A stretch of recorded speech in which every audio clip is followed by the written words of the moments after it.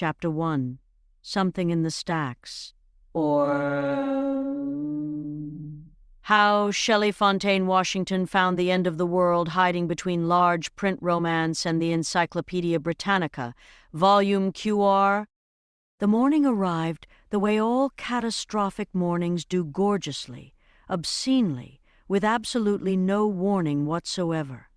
It came in hot and tangerine and trembling, the kind of February sunrise that hadn't consulted the calendar and decided it would be July if it damn well pleased, smearing itself across the Georgia sky like a child who'd gotten into the magic markers, the fat ones, the tropical ones, the ones that smell like artificial banana peel and synthetic ambition, dragging neon citrus and impossible magenta across every cloud in sight, as if God himself had cracked open a 1986 Chevy Cavalier's glove compartment and found, to his divine surprise, a full set of Crayolas and absolutely nothing else to do. Daylight saving time had ended 3 months ago, and the neighborhood still hadn't recovered. It never really did.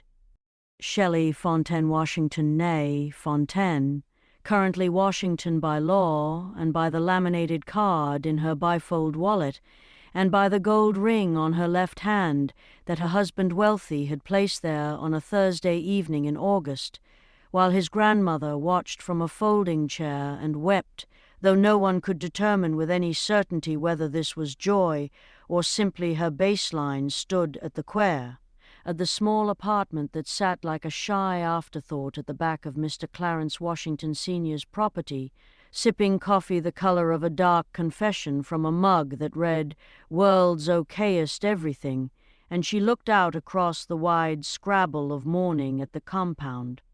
The compound. That was what everybody called it. What she called it now, even in the privacy of her own skull, even though she'd grown up inside it, and knew its every breathing corner, its every creek and secret and chrysanthemum bush gone feral along the eastern fence, its every blackberry bramble that had long since declared sovereignty over the back quarter-acre and could not be reasoned with. The Fontaine family compound sat directly across from the Washington property with the self-assurance of a nation-state, 8 or possibly 9 structures in varying states of architectural optimism spread across 2 acres of land that old Grandpa Claude Fontaine had purchased in 1959 for $11,000, and a handshake and what family legend described as an understanding, the precise nature of which had never been committed to paper and now existed only in the memory of one single surviving witness. Great-great-grandmother Ruth Fontaine, 101 years old, possibly 102, possibly immortal, sitting, as she sat every morning, in her particular chair, a wingback upholstered in tiger print, so aggressively orange it could be seen from the road, and had once caused a minor traffic incident involving a mail truck and a stop sign positioned directly in front of her second-floor window, looking out at the world with the expression of a woman who had seen entirely too much of it and was nonetheless required to keep watching. Shelley watched her watch the world.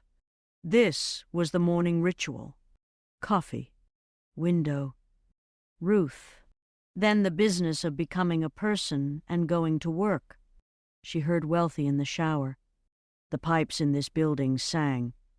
They sang specifically and mournfully, like a gospel quartet that had given up on the Lord but not yet on harmony, and the sound they made when Wealthy turned on the hot water was something between a cello and a man being mildly surprised, a low, sustained ooh-oom that vibrated through the walls and into Shelley's coffee mug and into her sternum and into the marrow of her.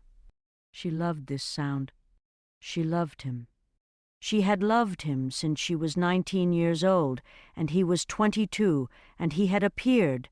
At a family cookout her cousin Darnell had thrown, appeared wearing an anchor print shirt. Of all things, navy blue with white anchors scattered across it like he was personally affiliated with the sea, which he was not, wealthy Washington having grown up landlocked and afraid of catfish, and he had introduced himself with a confidence so enormous it required its own square footage, and she had thought, this man is either the answer to everything or the source of a very specific and personalized chaos. And she had been right on both counts, and she had married him anyway, and she did not for one single second regret it. She did, however, sometimes regret the janitor situation. Here is what wealthy Washington had not told his wife before they got married, which is perhaps information that should have been disclosed, but wasn't, which is perhaps the kind of catch-22 that therapists build vacation homes on. How V. Washington, who held a master's degree in biochemistry from Georgia State University and had, at various points in his adult life, consulted for a nanotechnology firm in Alpharetta, published 2 papers in journals that Shelley had tried to read and could not, and developed what he described only as a proprietary process that he kept in a briefcase, a brown leather briefcase, battered and magnificent, with brass clasps and a combination lock set to a number he had not shared with Shelley and which she had not pushed on, because she respected privacy, because she was a librarian, because the organization of other people's secrets was essentially her profession. Wealthy Washington, brilliant, quiet, chemically curious wealthy Washington, had, at the age of 34, taken a job as a custodian at Robert E. Lee Memorial High School, which was the school where his wife worked as head librarian, and he had done this after Shelley had taken the job, and he had done it without telling her, and she had not found out until she was walking toward the supply closet on the 3rd floor, 6 weeks into the corps, with a stack of returned books under her arm, and had opened the door to find her husband inside, wearing the gray uniform and the laminated badge that said staff, drinking a Coca-Cola from a glass bottle, an actual glass bottle, the kind that cost $3.50 at the specialty grocery and that Wealthy sought out with religious devotion, and she had dropped all 7 books, and one of them had struck her directly on the bridge of her foot, and she had said a word that she was not going to map in a school building, and then she had stood there and stared at him, and he had looked back at her with an expression of perfect, unreadable calm, and then he had said, "We should probably talk." They had talked. The talking had not been brief. The talking had involved a period of approximately 45 minutes in the stairwell, conducted in the pressurized whisper of 2 people who have entirely too much to say and absolutely no room to say it in, and at the end of this talking they had arrived at the agreement, which was, Wealthy would stay. Shelley would say nothing. They would pretend, in all school-related contexts, to be strangers. They would do this because Shelley, who had the job she'd wanted since she was 8 years old and had catalogued her family's books in the living room with a system of her own devising and a label maker borrowed from her mother's home office, would absolutely, categorically, no question about it, be fired if the administration discovered that her husband was also an employee. Nepotism policy. HR policy. Some policy. The kind that lived in a 3-ring binder in Ms. Lopez's office and was never discussed but always enforced. Shelley had agreed. She had agreed, and she had gone home that evening, and she had sat on the couch in the Brown and Bajan Chartreuse living room they had moved in 3 months ago, and the previous tenants' color choices remained, half because they couldn't afford new paint, and half because Wealthy claimed, absolutely without irony, that Chartreuse had a grounding energy, and she had burned incense, the expensive kind, the kind that came in black packaging from the store on Peachtree that Table had introduced her to, sandalwood, and something else, something deep and resinous and ancient that filled the apartment like a prayer, and she had thought about it all for a very long time. Table. Her sister's name was Table.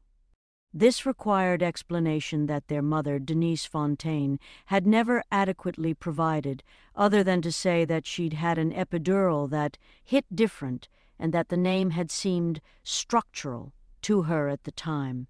And Table had long since made peace with it, had even flourished under it, had turned it into a personality, which was, "I am a woman named Table, and I will look you directly in the eye while I say it, and what exactly do you plan to do about that?"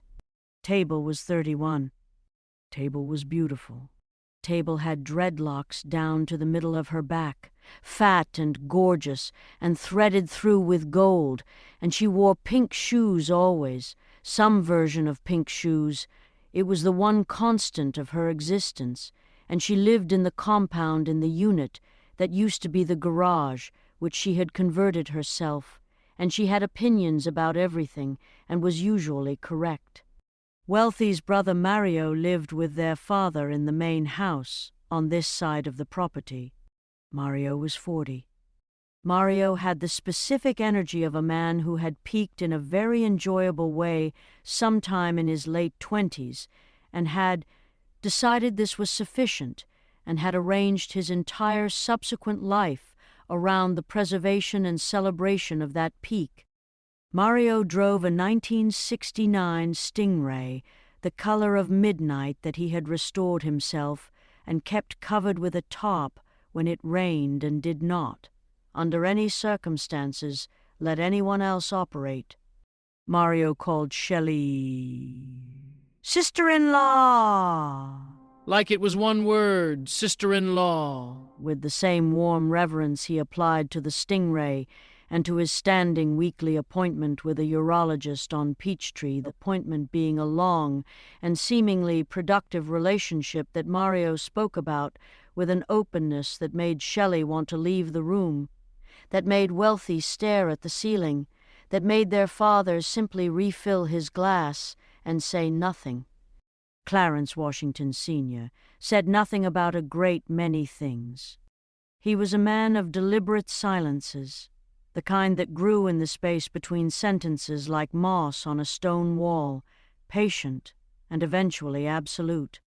He had a small garden at the side of the property where he grew things: tomatoes, collards, a single lemon tree that had never once produced a lemon but which he refused to remove, 3 rose bushes in colors that made Shelley think of old photographs, and one section he'd enclosed with chicken wire that contained, inexplicably, a miniature water feature with a ceramic trout in it. The trout had a small copper plaque below it that read, "Discovery." No one had asked about this. Some things in families are simply load-bearing mysteries. The shower stopped. The pipes wound down from their gospel to a kind of soft, bewildered silence. Shelley refilled her coffee. Across the way, in the Fontaine family compound, she could see lights coming on in windows. The compound woke up in layers, in order of urgency. First, her Aunt Celestine, who had to be at the hospital at 6 Celestine, was a surgical nurse who specialized in mastectomy recovery and approached every aspect of her life with the same precise, compassionate efficiency which made her wonderful in a crisis and occasionally exhausting at dinner than her cousin Darnell, who had to be somewhere, who was always going somewhere. Darnell had been in motion since 1993 and showed no signs of stopping. Then her mother, Denise, who ran the family's catering business from the unit at the back of the compound, and whose day began with the assembling of a mise-en place that took up 3 entire folding tables and smelled, by 7 a.m., of something so magnificently savory that it crossed property lines and made the neighbor's dogs sit perfectly still and stare. 2nd floor, corner window, Ruth. Immobile. Watching. Some mornings, Shelley waved. Some mornings, Ruth raised one finger in acknowledgement. This was as much as she gave, and it was, Shelley had come to understand, enormous. The teenager emerged from the compound's main door at exactly 7:15 Geordie Fontaine. 17 years old, Shelley's nephew by way of her brother Christopher, a boy of such staggering and specific intelligence that his teachers had long since stopped trying to keep up with him and had instead developed a system of nodding at whatever he said with expressions of deep contemplative agreement and then looking it up later. Geordie wore a backpack that weighed, by Shelley's estimate, approximately 40 pounds because it contained 3 textbooks, 2 notebooks, a Chromebook, a personal microscope. Geordie's parents had bought it as a birthday gift, and he had brought it to school every day since without explanation. A torch lighter, a book of Sappho that he'd found in Shelley's library and asked to borrow and had now had for 6 months, and a banana peel from yesterday's lunch that he kept forgetting to throw away, the slow decomposition of which was becoming what Geordie privately referred to as a longitudinal study. Shelley watched Geordie walk toward the road, toward the bus stop, head down, already reading something on his phone, navigating the uneven sidewalk with the unconscious confidence of a person whose mind is entirely elsewhere and whose body has been instructed to manage. She loved that kid. "You're going to be late." Wealthy appeared from the bedroom, dressed in civilian clothes jeans, a cream-colored Henley, boots because he drove himself to school separately and changed there, another part of the agreement, elaborate and exhausting and necessary. He was a tall man, brown-skinned and broad-shouldered, with close-cut hair and the kind of face that started at handsome and then kept going somewhere more interesting. A small scar above his left eyebrow from a freak accident involving a go-kart at his 9th birthday. But he had described to Shelley in such loving and complete detail that she felt she had been there, could feel the exhaust, could smell the rubber, could hear the 8-year-old shriek that young Wealthy had produced, a shriek that, according to Mario, who had also been there, had started several dogs barking across 3 consecutive yards. He carried the briefcase. He always carried the briefcase.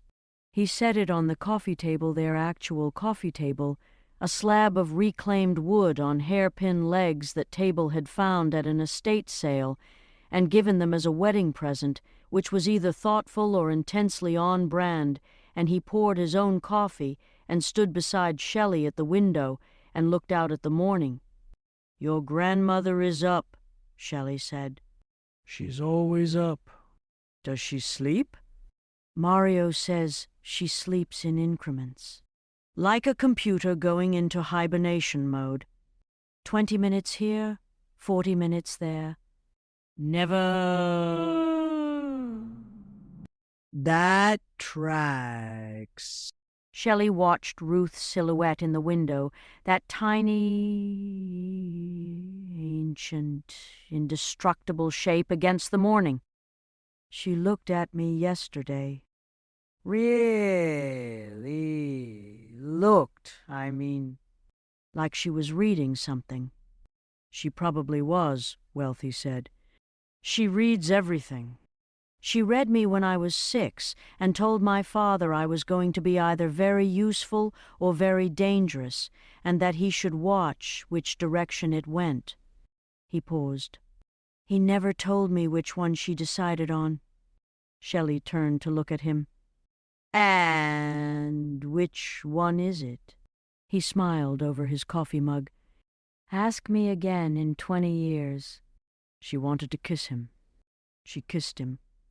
Coffee warm and sandalwood, and the specific smell of home that Shelley had spent all of her 20s looking for in various wrong places before finding it here, in this man, in this improbable apartment behind his father's house, in this life that was still new enough to feel like a surprise every morning, and that she was, in some profound and unreasonable way, terrified of losing.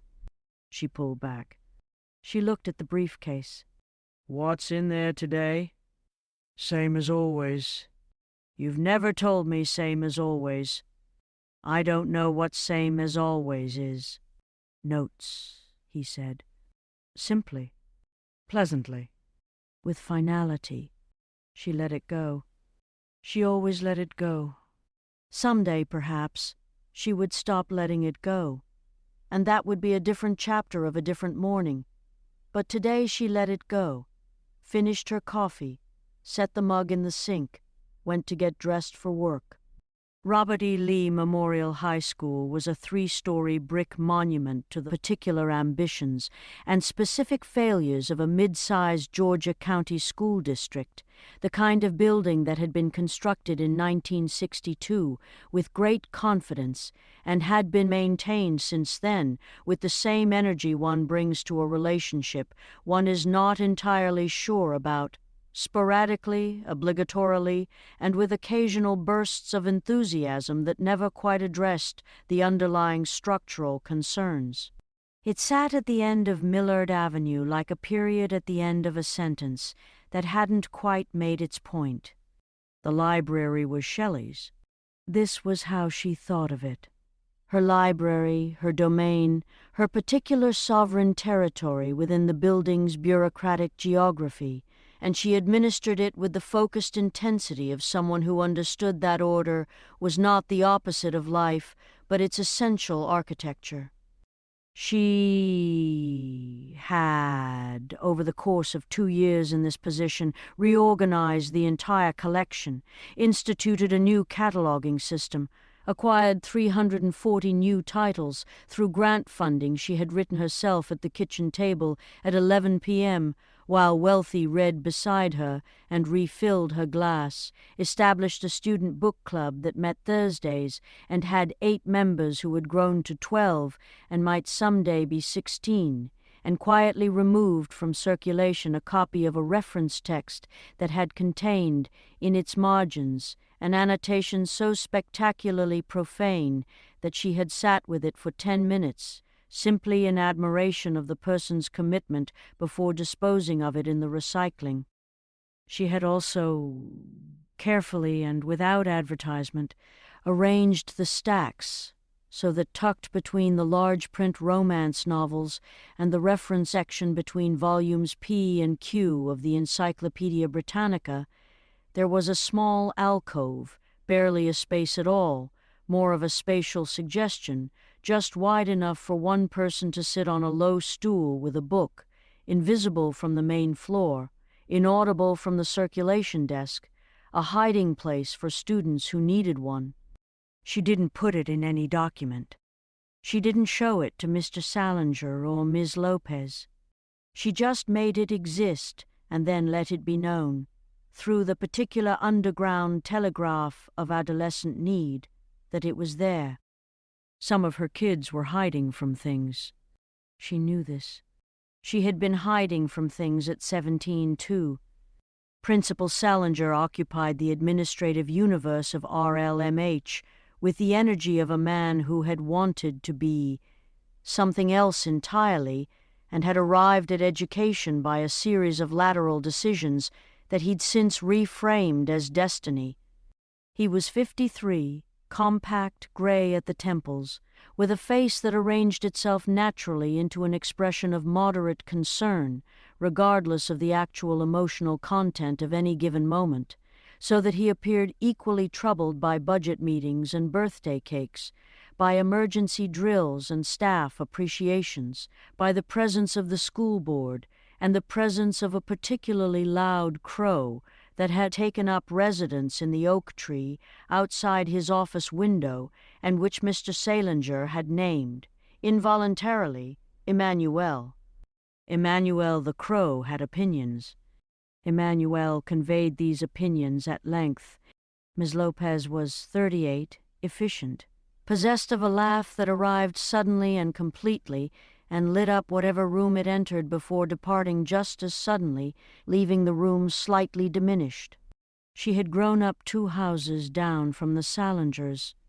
They had played in the same backyards, attended the same churches, or rather, Mr. Salinger had attended First Baptist, and Ms. Lopez had attended St. Catherine of Siena, and they had compared notes on their respective religious programming every Monday at the bus stop with the clinical interest of anthropologists in the field, shared the same bus routes, the same neighborhood summers, the same communal understanding of whose fence you could cut through and whose dog you could not approach, and where the best hiding places were in the event of a game of sardines, or simply the event of needing to not be findable for a while. They worked well together. They argued sometimes in the way that people who have known each other for decades argue, efficiently, without cruelty, with a shared reference library so vast and deep that the arguments often resolved themselves before they'd fully begun because one of them would make reference to something that had happened in 1994, and the other would say, "I was trying to forget that," and somehow the present dispute would simply dissolve. Their families still lived across from each other. Their families had opinions about this. Their families had opinions about everything. Shelley had managed, in 2 years, to negotiate the social complexity of working in a building with this specific administrative pair, whose families she tangentially knew because they were the kind of people whose families were always tangentially known in this part of the county, while also maintaining an entirely separate and secret relationship with her husband, who cleaned the bathrooms on alternating floors, and she had done this through the application of a discipline that she suspected would be genuinely interesting to a therapist, if she ever found the time or inclination to have one. She didn't currently have the time. She had the library. Tuesday, 3rd week of February. Shelley arrived at 7:45, as she always did, 40 minutes before the building officially opened. Because the library needed time, it needed a kind of quiet preparation that she'd never been able to explain to anyone. Not in terms that didn't sound eccentric, so she'd stopped trying. It needed to be walked through, settled into, allowed to recognize her and relax into the day. She unlocked the double doors, held one open, listened to the sound of the space, the specific hum of the HVAC, the distant crow, Emmanuel, persistent, grievance-rich, the settling of the building around her. She put her bag down at the circulation desk. She turned on the lights in sequence, which she did in a specific order. Main floor first, then the back reference section, then the computer stations, then the alcove lights along the far wall. She started the ancient Mr. Coffee on the small table behind the desk, not for herself. She'd had 2 cups already, but because the smell of coffee brewing was, she firmly believed, one of the essential architectural elements of a good library, as necessary as shelving and silence and the faint smell of old paper, which was not mold. She had been very clear with facilities about the distinction. It was lignin degradation, and it was historical, and it was not to be dealt with, and she hung her coat, and she arranged the return cart, and she pulled up her laptop. Normal.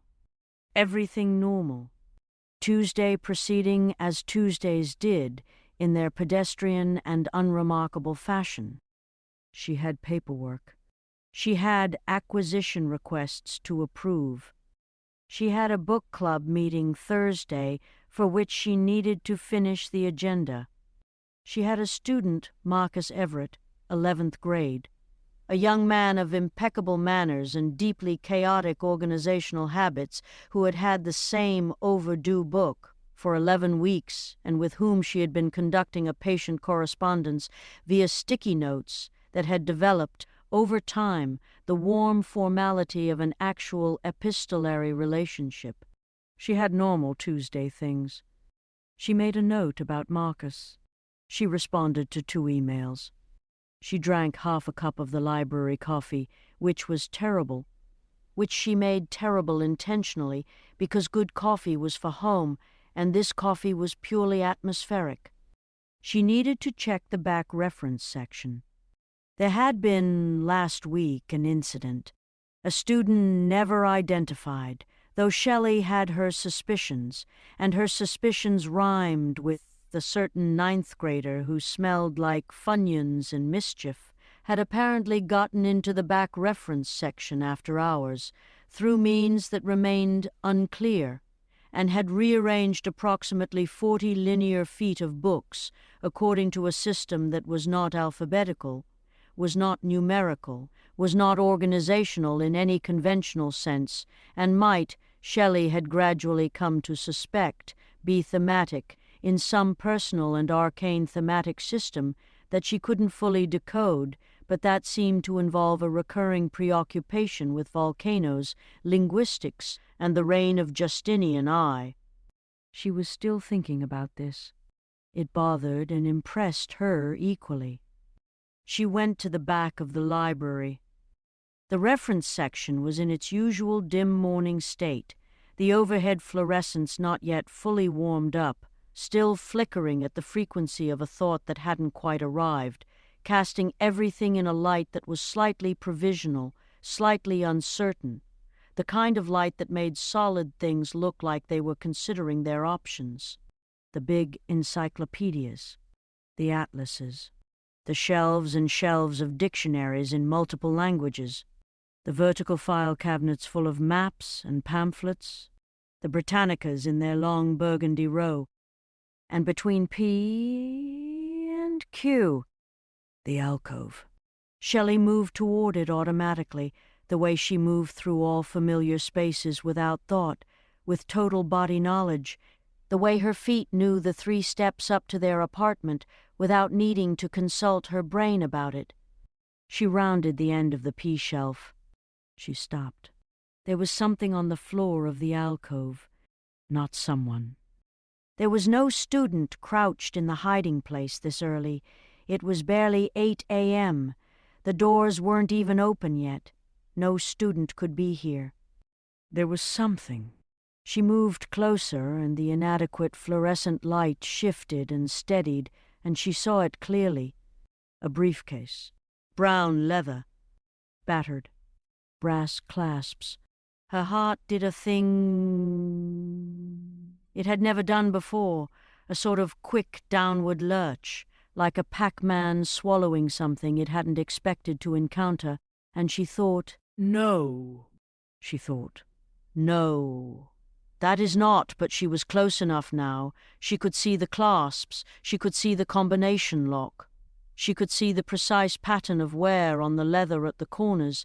She had studied this briefcase with her eyes over the breakfast table for months. She knew this briefcase. This was Wealthy's briefcase. Wealthy's briefcase was in her library, in the alcove, on the floor, open. The clasps were undone. The lid was raised, and from where she stood, hovering at the entrance to the small hidden space, Shelley could see that the briefcase did not contain notes.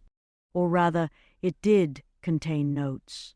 But the notes were part of something larger, something organized and deliberate and extensive, and around and beneath and alongside the notes were other things. Items she needed to process one by one because her brain was throttling the intake, managing it, the way it manages things that are too much all at once. A photograph. Black and white, glossy, the kind that said booking photo in every line of its composition, the flat institutional backdrop, the number board at the chest, the particular quality of light used by people who photograph other people in order to document that they have them, and the face in it was not a face she recognized, was a stranger's face, but the stranger's face wore an expression she found deeply, intimately unsettling without being able to explain why, the face of a person who knows exactly what is happening and is not afraid of any of it. A different photograph, color, 8 by 10, professional, the kind used by actors submitting to agencies, a headshot, and this one she recognized. a woman, middle-aged, light-skinned, with close-cropped natural hair and reading glasses on a chain.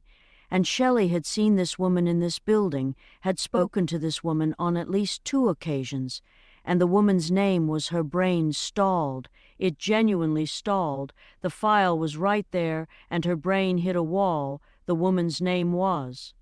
She knew this woman. That was the photograph. The other thing, the thing beside it, the thing her eyes had been trying to avoid cataloging since she'd arrived at the entrance of this space, was a sheet of paper, single-sided. Typewritten, not printed typewritten, the specific uneven pressure of an actual mechanical typewriter, the letters slightly different weights, slightly inconsistent, and at the top of the sheet were 2 words in capital letters that her brain took in completely and clearly, processed without hesitation, and then refused to believe for approximately 15 consecutive seconds. Cud words. Below the heading were 12 lines of what appeared to be, to Shelley's eye, to the eye of a woman who had spent 20 years organizing information, cross-referencing, notating, developing systems of association and retrieval, what appeared to be a substitution cipher, but not a simple one, not a first attempt one. This had the quality of something that had been iterated on, refined, the product of a specific and patient intelligence. Wealthy's intelligence. She was sure of it. She was so sure of it that she couldn't look at the paper anymore because looking at it was making the floor of the library feel less like a floor and more like a suggestion. There was more in the briefcase. There was a small glass vial in a foam-padded slot that she recognized as the kind used in laboratory settings.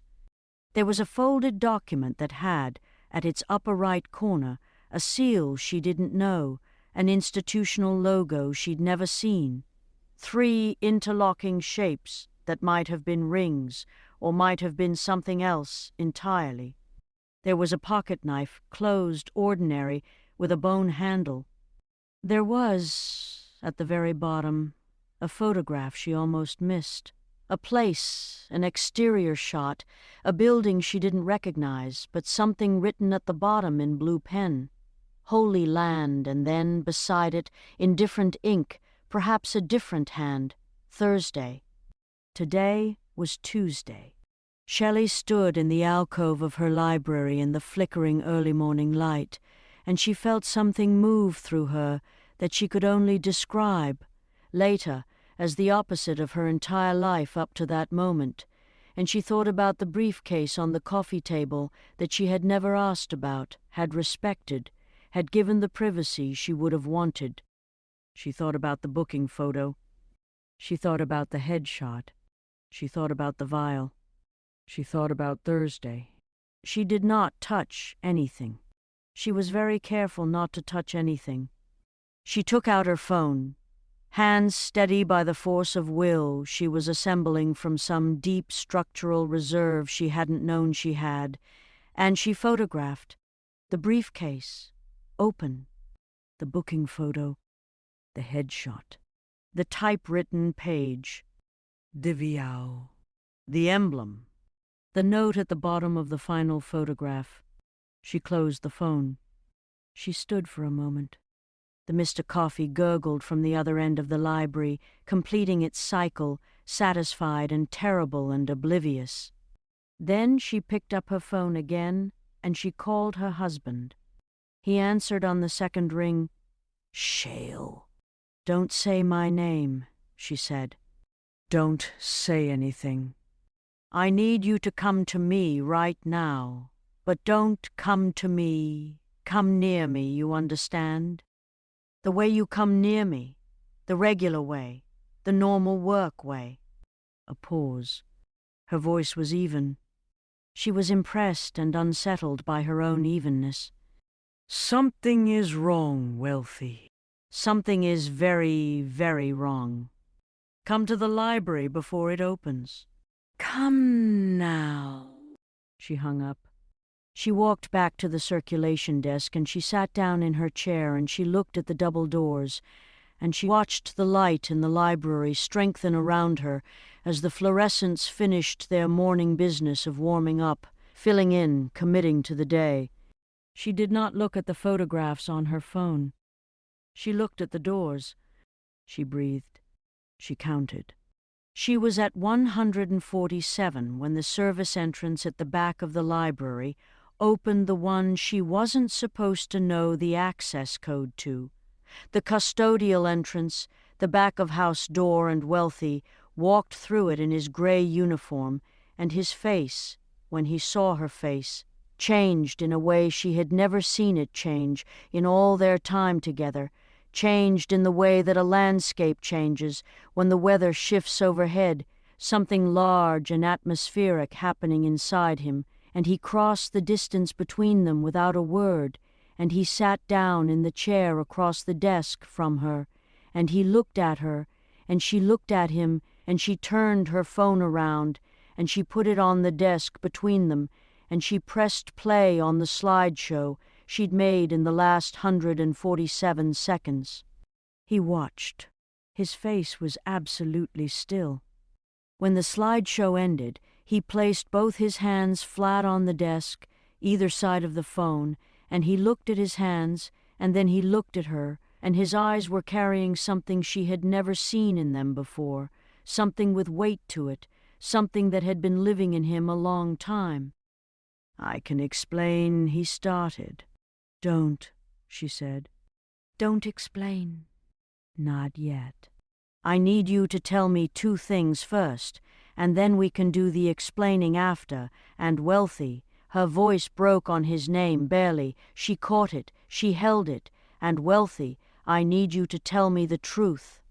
Not an approximation, not a direction. The truth. He nodded. One nod. Serious and complete. "First," she said, "the woman in the headshot. The woman I know from this building. Who is she to you?" He breathed. "She's my contact. She's been at this school for 6 months before I got here. She's shale. She's not what you think she is here. None of us are here for the reasons everyone thinks we're here." She absorbed this. It landed on her chest like a stone on still water, all those rings going out, the implications spreading. "Second," she said, "Thursday, the note, the Holy Land. Are we—" She paused. "Are we in danger?" The fluorescents hummed. Emmanuel the crow was audible even here, even through the walls, a sound like a small, outraged senator making a point that no one has asked for. Outside, in the halls of Robert E. Lee Memorial High School, the first students were beginning to arrive, the building coming alive around them, lockers opening and closing, sneakers on linoleum, voices layering in that particular adolescent cacophony that Shelley had learned to love, the way she loved difficult music. Wealthy looked at his wife. He looked at his wife, and he looked at the phone on the desk between them, and he looked at the hallway door, and he looked at his hands. "Yes," he said. "And no. It depends entirely on what we decide to do in the next." He checked his watch. School-issued, plastic, the kind the custodial staff wore. "In the next 14 hours. "What are the options?" she said. Exactly. "No softening," he told her. She listened without interruption. She was extraordinarily good at listening. It was the central skill of her entire professional and personal existence, and when he finished, the library was completely quiet, and the Mr. Coffee had gone cold, and the fluorescents were fully committed, unambiguous, flooding everything with their flat institutional light, and Shelley Fontaine-Washington, head librarian, wife, keeper of other people's secrets, and apparently now the secrets of her own husband, looked at the man she loved across the desk that had been their intermediary and their barrier since September. and she felt the decision assembling itself inside her, felt it take shape with the terrible and inescapable clarity of a thesis statement that you know, even as it forms, is going to demand everything you have to defend it. Two options, each with its own constellation of consequences, each with its own version of the life that came after. She needed to choose. They needed to choose, and they had until Thursday. End of Chapter 1. Chapter 2, Dirty Laundry, Dirty Deeds, and the particular horror of finding something in a supply closet that you cannot subsequently unfind. Also, Gran. There is a specific quality of dread that exists only in institutional buildings, in schools, in hospitals, in government offices, where the carpet is the color of a decision no one wanted to make, a dread that has nothing to do with the supernatural and everything to do with the accumulated psychic residue of 10,000 consecutive days of fluorescent lighting and policies in 3-ring binders and the faint smell of someone else's lunch. It is a dread that lives in the walls. It seeps from the grout between the floor tiles. It gathers in supply closets the way water gathers in low places, quietly, comprehensively, with the patience of something that knows it is not going anywhere. Shelley knew this dread. She had grown up with it, had felt it in every school she'd ever attended, had felt it transmute upon her entry into the profession, into something more complicated. A dread shot through with love, the way strong coffee is shot through with bitterness, the bitterness being not a flaw but the essential thing, the thing that makes it coffee and not simply hot, dark water. She loved her school. She loved her library.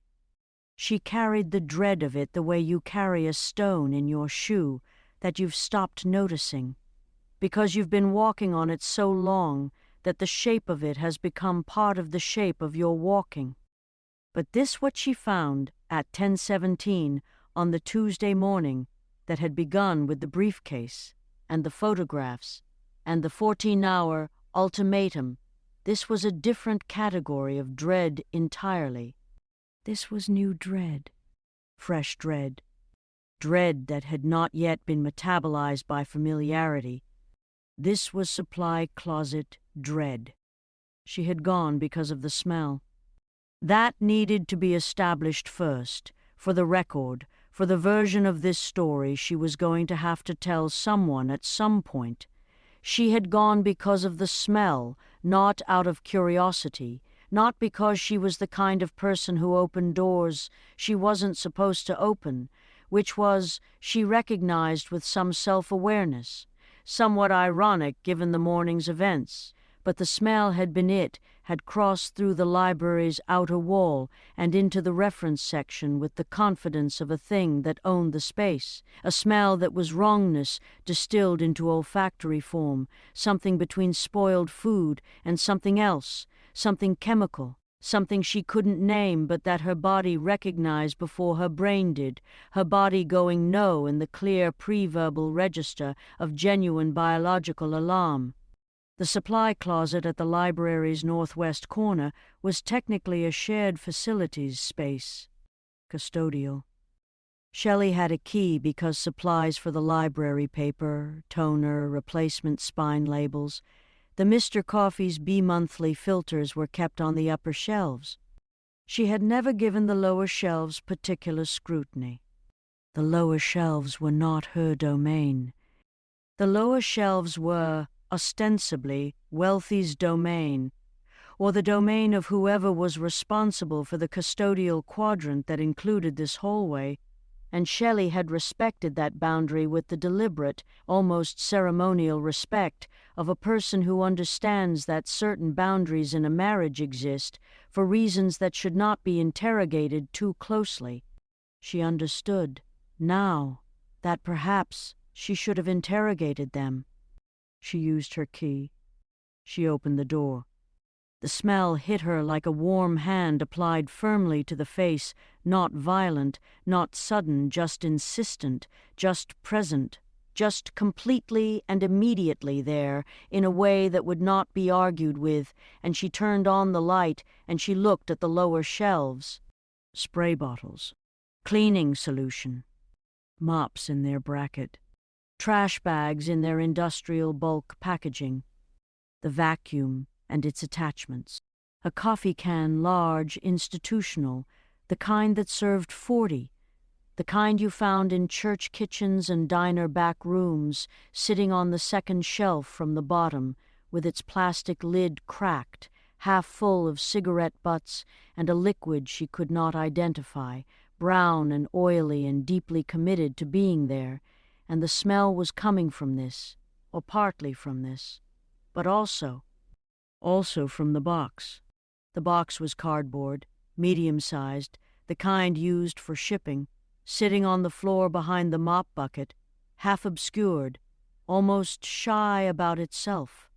It had been taped shut, and the tape had been cut or pulled, and the lid was open approximately 4 inches, and from those 4 inches came the smell in its fullest and most assertive form, and Shelley stood in the doorway and looked at the box and performed, in approximately 3 seconds, the entire internal debate of a person who knows, absolutely knows, that what they are about to do is going to fundamentally alter the shape of their day, and then she took 2 steps, and she crouched down, and she lifted the lid.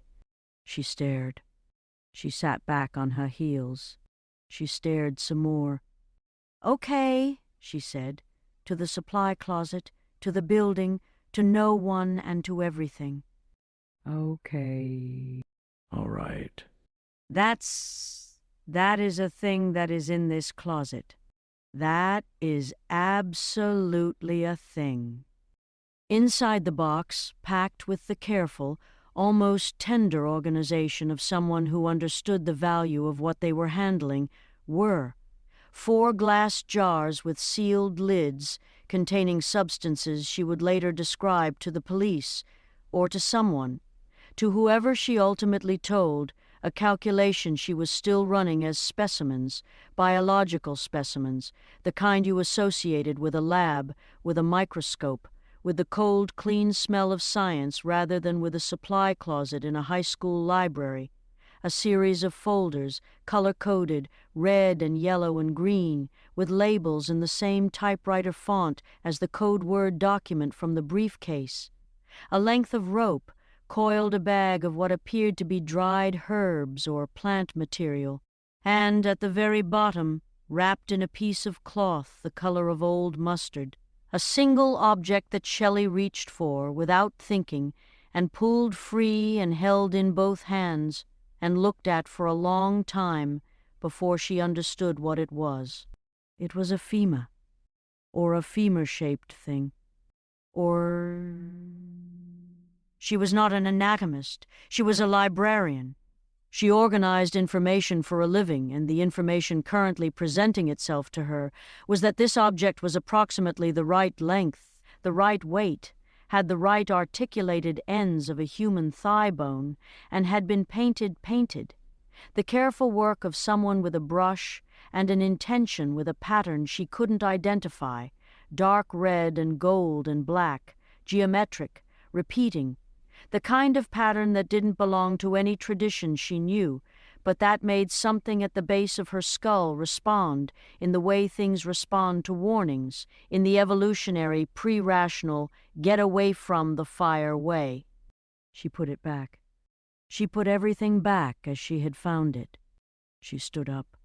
She pressed her back against the opposite wall of the supply closet, the cold cinder block wall, institutional gray, indifferent, solid, and she breathed, and she felt the breathing get difficult, and she recognized, with some clinical distance, that she was dissociating slightly, that the edges of the room were becoming slightly more theoretical than she preferred, that she was having the interior experience of a person whose brain has received too much information in too short a time and has begun to triage, to decide what gets processed now and what gets held in the lobby until further notice, and she recognized this because her Aunt Celestine had explained dissociation to her.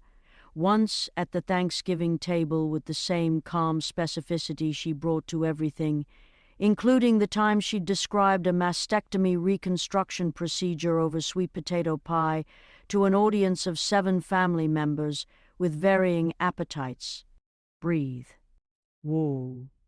Cold. Real, she thought, briefly and absurdly, of Mr. Rogers. She thought, what would Mr. Rogers do? She thought. Mr. Rogers would take off his cardigan and his shoes, and he would put on other, more comfortable shoes, and he would address the femur with warmth and without judgment, and he would tell it that it was special just for being itself, and this thought was so profoundly unhinged that it broke the dissociation like a finger snap, and Shelley laughed, a short, terrible, involuntary sound, the laugh of a person who has made the survival decision to treat something absurd as a door back to functionality, and then she walked out of the supply closet, and she locked the door behind her, and she went to find Emmanuel OKS. Emmanuel. OKK was the junior AP English teacher, which meant he taught the advanced placement curriculum to 11th graders who were either going to be doctors or philosophers or documentary filmmakers or some terrifying combination of all three, and he did this with a contained and rather beautiful intensity that Shelley had respected from the moment she'd met him. He was 41, Nigerian by family origin, Irish by the accident of growing up in County Clare until the age of 12, when his father, who was a urologist with a practice in Limerick, a sentence that sounded, Shelley had always thought, like the setup to a joke that hadn't worked out its own punchline, had accepted a position at Emory and moved the family to Atlanta, where Emmanuel had spent the remainder of his adolescence negotiating the specific and demanding identity mathematics of being a tall, dark-skinned, freckled teenager who spoke with a faint Irish lilt and could quote Wilson Phillips and David Bowie in the same breath without breaking rhythm. He was also, Shelley had come to understand over 2 years of library adjacency, the kind of person who paid attention, really paid attention, the kind that was almost a physical act, the kind that made you feel like what you were saying was being not just heard, but held, examined, turned carefully in the light to see what it was made of. He was in the library every Tuesday and Thursday, bringing his AP classes for research periods, and in the interstices of these visits, when the students were distributed among the stacks and the computer terminals, he and Shelley had developed the particular working friendship of 2 serious people who had found, to their mutual mild surprise, that each other was interesting.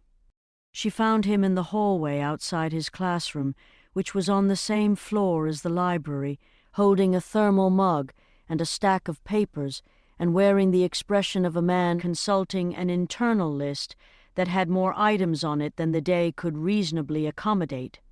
Emmanuel. He looked up. She watched him read her face. She watched him find something in it that adjusted his internal register from Tuesday morning to something else entirely. "Tell me," he said, "immediately, without preamble." That was a thing about Emmanuel. He never wasted the run-up. She looked at the hallway around them. Students moved past, like weather, like a system with its own prevailing direction, lockers opening and closing with the percussive regularity of a rhythm track that had been running since September and showed no signs of resolving. "Not here. Can you? Periods not for..." He held the door of his classroom open. "Come in."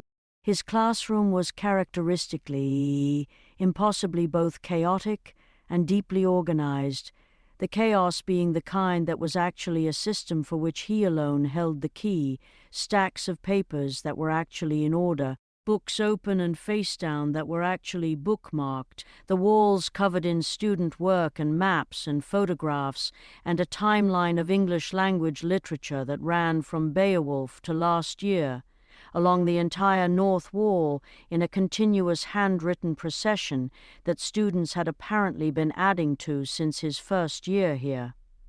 On his desk, a box of peppermint candies, open because Emmanuel had quit smoking 8 years ago, and the peppermints were the last remnant of the negotiation. A framed photograph of the cliffs of Moho, a rubber band ball, a postcard that read, in large printed letters, Harriet Tubman did not come this far to be treated with this level of nonsense, which was, he had once told Shelley, both a personal motto and a useful preemptive corrective for certain of his more ambitious students. He set down his mug and his papers. He looked at her. She told him about the supply closet. Not everything. Not the briefcase. Not wealthy. Not the photographs. She told him about the smell and the box and what was in it and the femur and its painting, and she told it in the flat, controlled register she'd been using for everything since 8 a.m. that morning, the register that was serving, she recognized as a kind of pressure suit, keeping the internal atmosphere from doing anything dramatic. Emmanuel listened. His face moved through its responses in a way that she found, even in the current circumstances, steadying. Concern, then focused interest, then something she could only describe as recognition, and it was the recognition that gave her pause. "You know something about this," she said. He was quiet for a moment. He reached for a peppermint candy.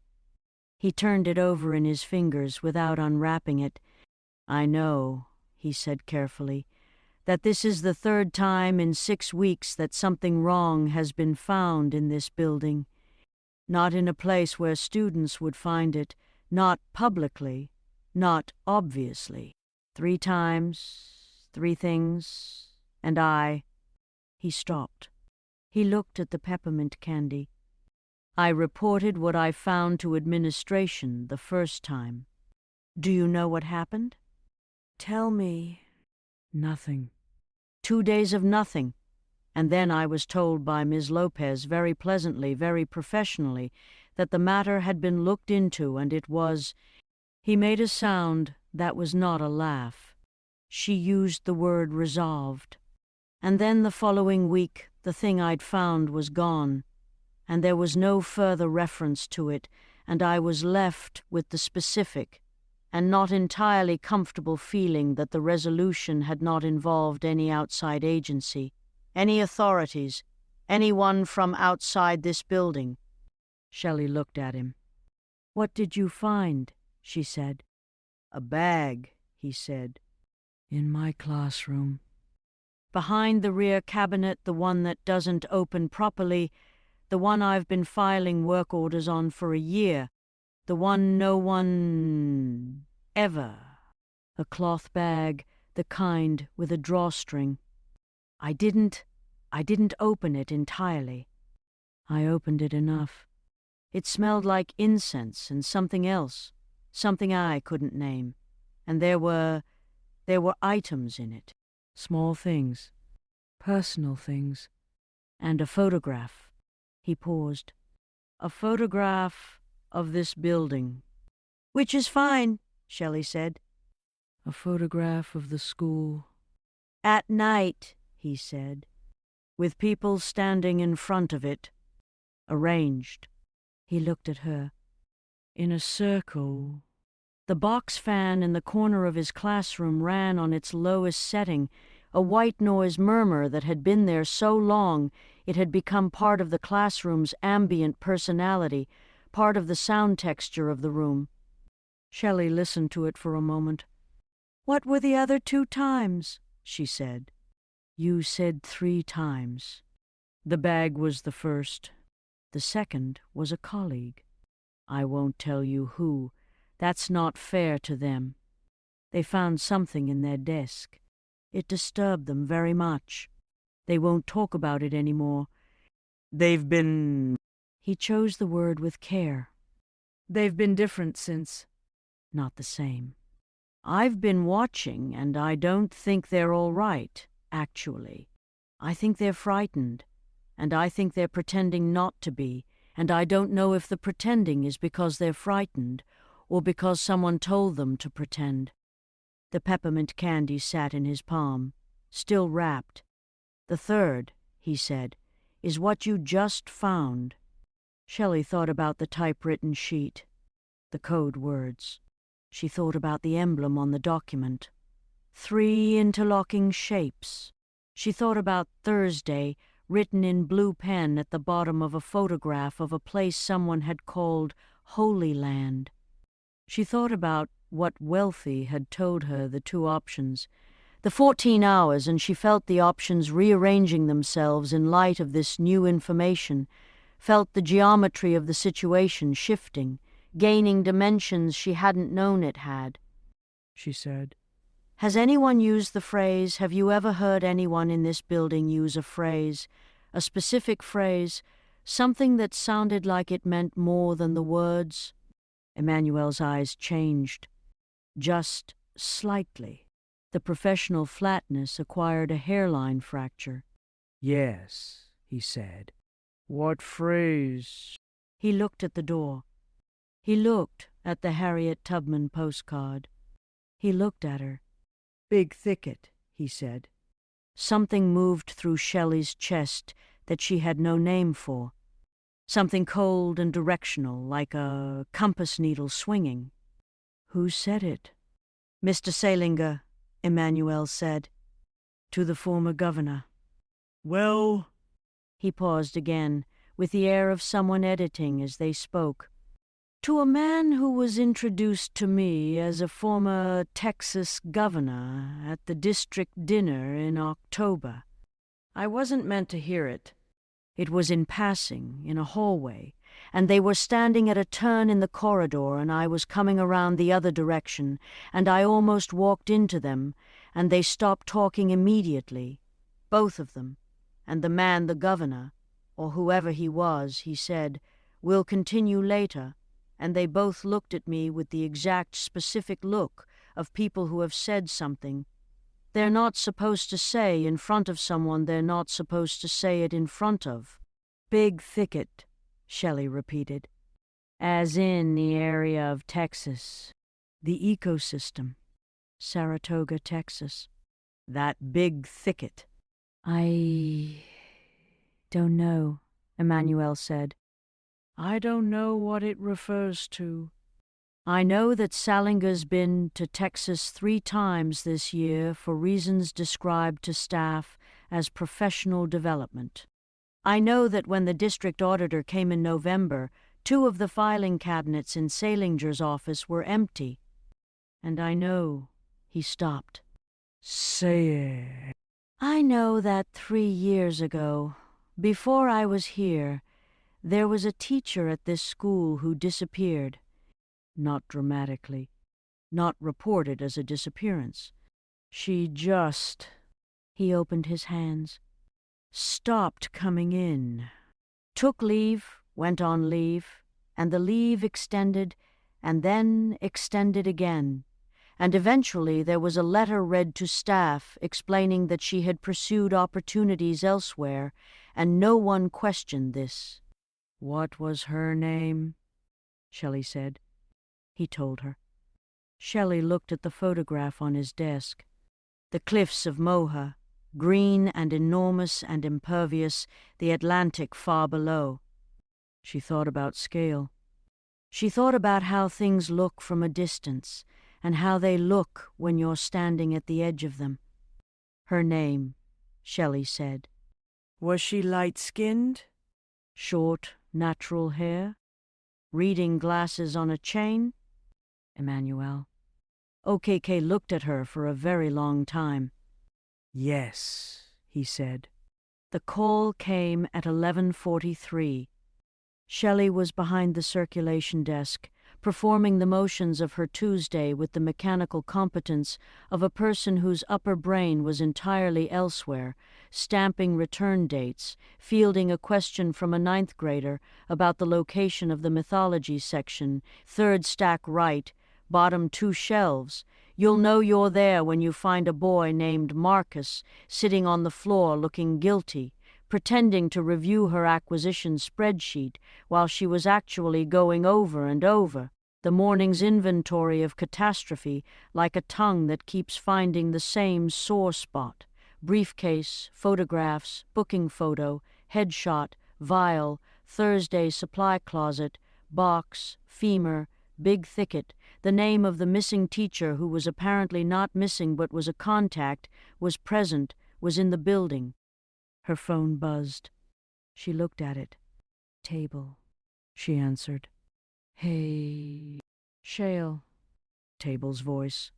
But Table's voice doing something it did very rarely, doing something Shelley had heard maybe 3 times in her life, removing all its usual armature, the wit, the irony, the particular table-toned confidence that navigated the world like it was a territory that had been surveyed and found manageable and presenting itself unprotected, which meant something had happened. Table. What? Gran, Table said. You need to come. Great-great-grandmother Ruth Fontaine was 101 years old, or 102, the question of the exact number being one that Ruth herself had declined to resolve, citing, on the one occasion she'd been directly asked, that time tells time, not me, and she had survived.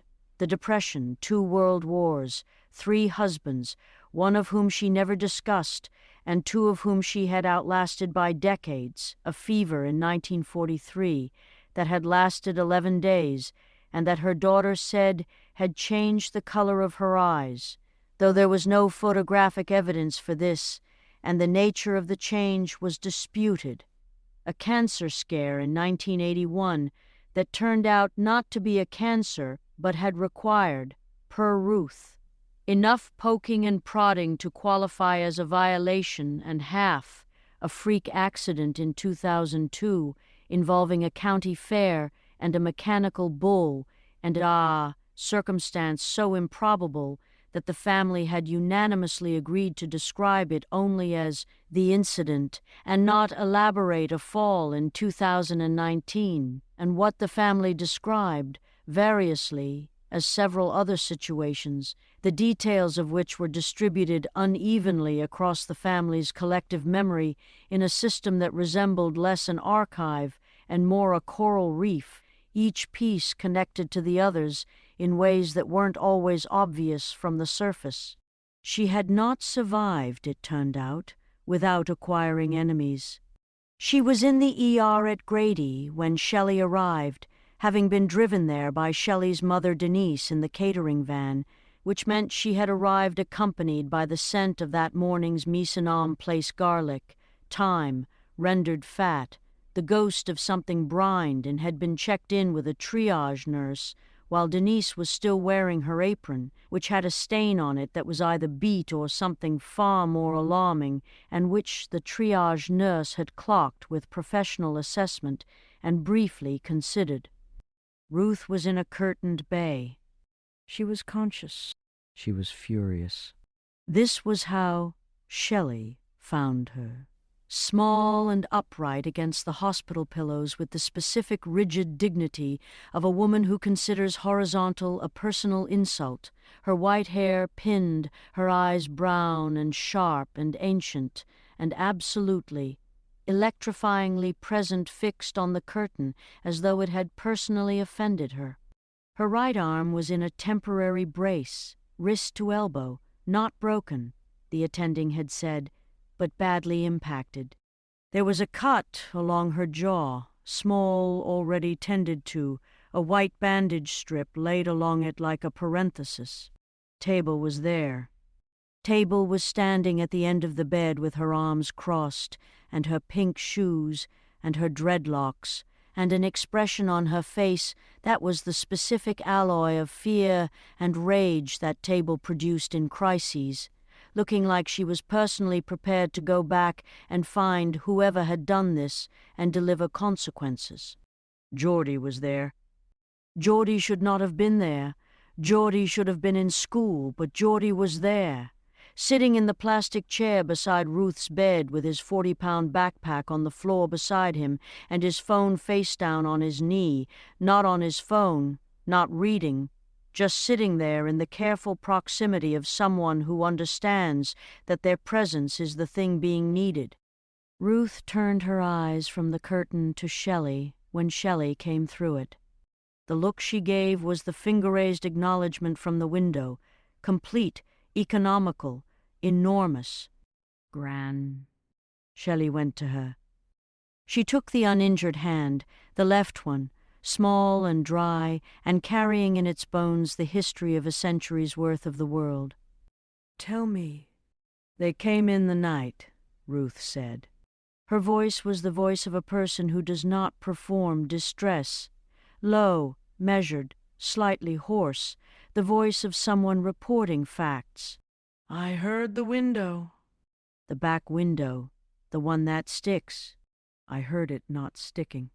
"That is the thing that woke me, you understand, not the window opening, but the sound of the thing that had always stuck not sticking anymore, because that meant someone had been at it before, someone who had worked on it, who knew which way it opened."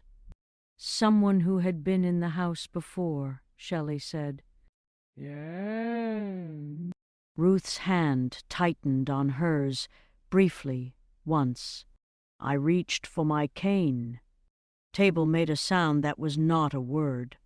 "They used it against me," Ruth said, with no more emotional inflection than if she were describing a change in weather. "They got it before I had the grip. They—" A pause. The pause of someone deciding how much precision is appropriate. "They struck my arm with it." The wrist. They were not trying to kill me. They were trying to move me, to get me away from the chair. "The window chair," Geordie said quietly. He said it like he already understood the significance, which Shelley suspected he did, because Geordie processed information at a speed that made normal cognition look like dial-up. "Yes," said Ruth. "They wanted to look in the same direction I look every morning." She fixed Shelley with eyes that had been watching the world since 1924 and had developed, over that tenure, a quality of attention that made the rest of the world's attention feel approximate. "They wanted to see what I see." "What do you see, Gran?" Shelley said. "What do you see from that window every morning that someone would—" "I see the car," Ruth said. "I have been seeing the car for 3 weeks. It parks on the far side of the road, at the edge of the Hendersons' property, where the street lamp does not reach. It comes before light. It leaves after. And it does not belong to anyone on that street, and no one who parks like that has good reason to park like that." "What car?" Table said. "Gran, why didn't you?" "I was deciding what it meant," Ruth said, with the calm authority of a woman who had been making exactly this kind of decision for 101 years. "I do not speak before I know. You all should try this sometime. It is very efficient." She looked at Shelley. "I know what it means now." "Tell me," Shelley said. Ruth looked at the curtain. She looked at Geordie. She looked at the hospital ceiling with the expression of a woman consulting something internal, something vast and private. "It means," she said, "that whatever your husband has gotten himself into, yes, child, I know, I have been watching you carry it since September.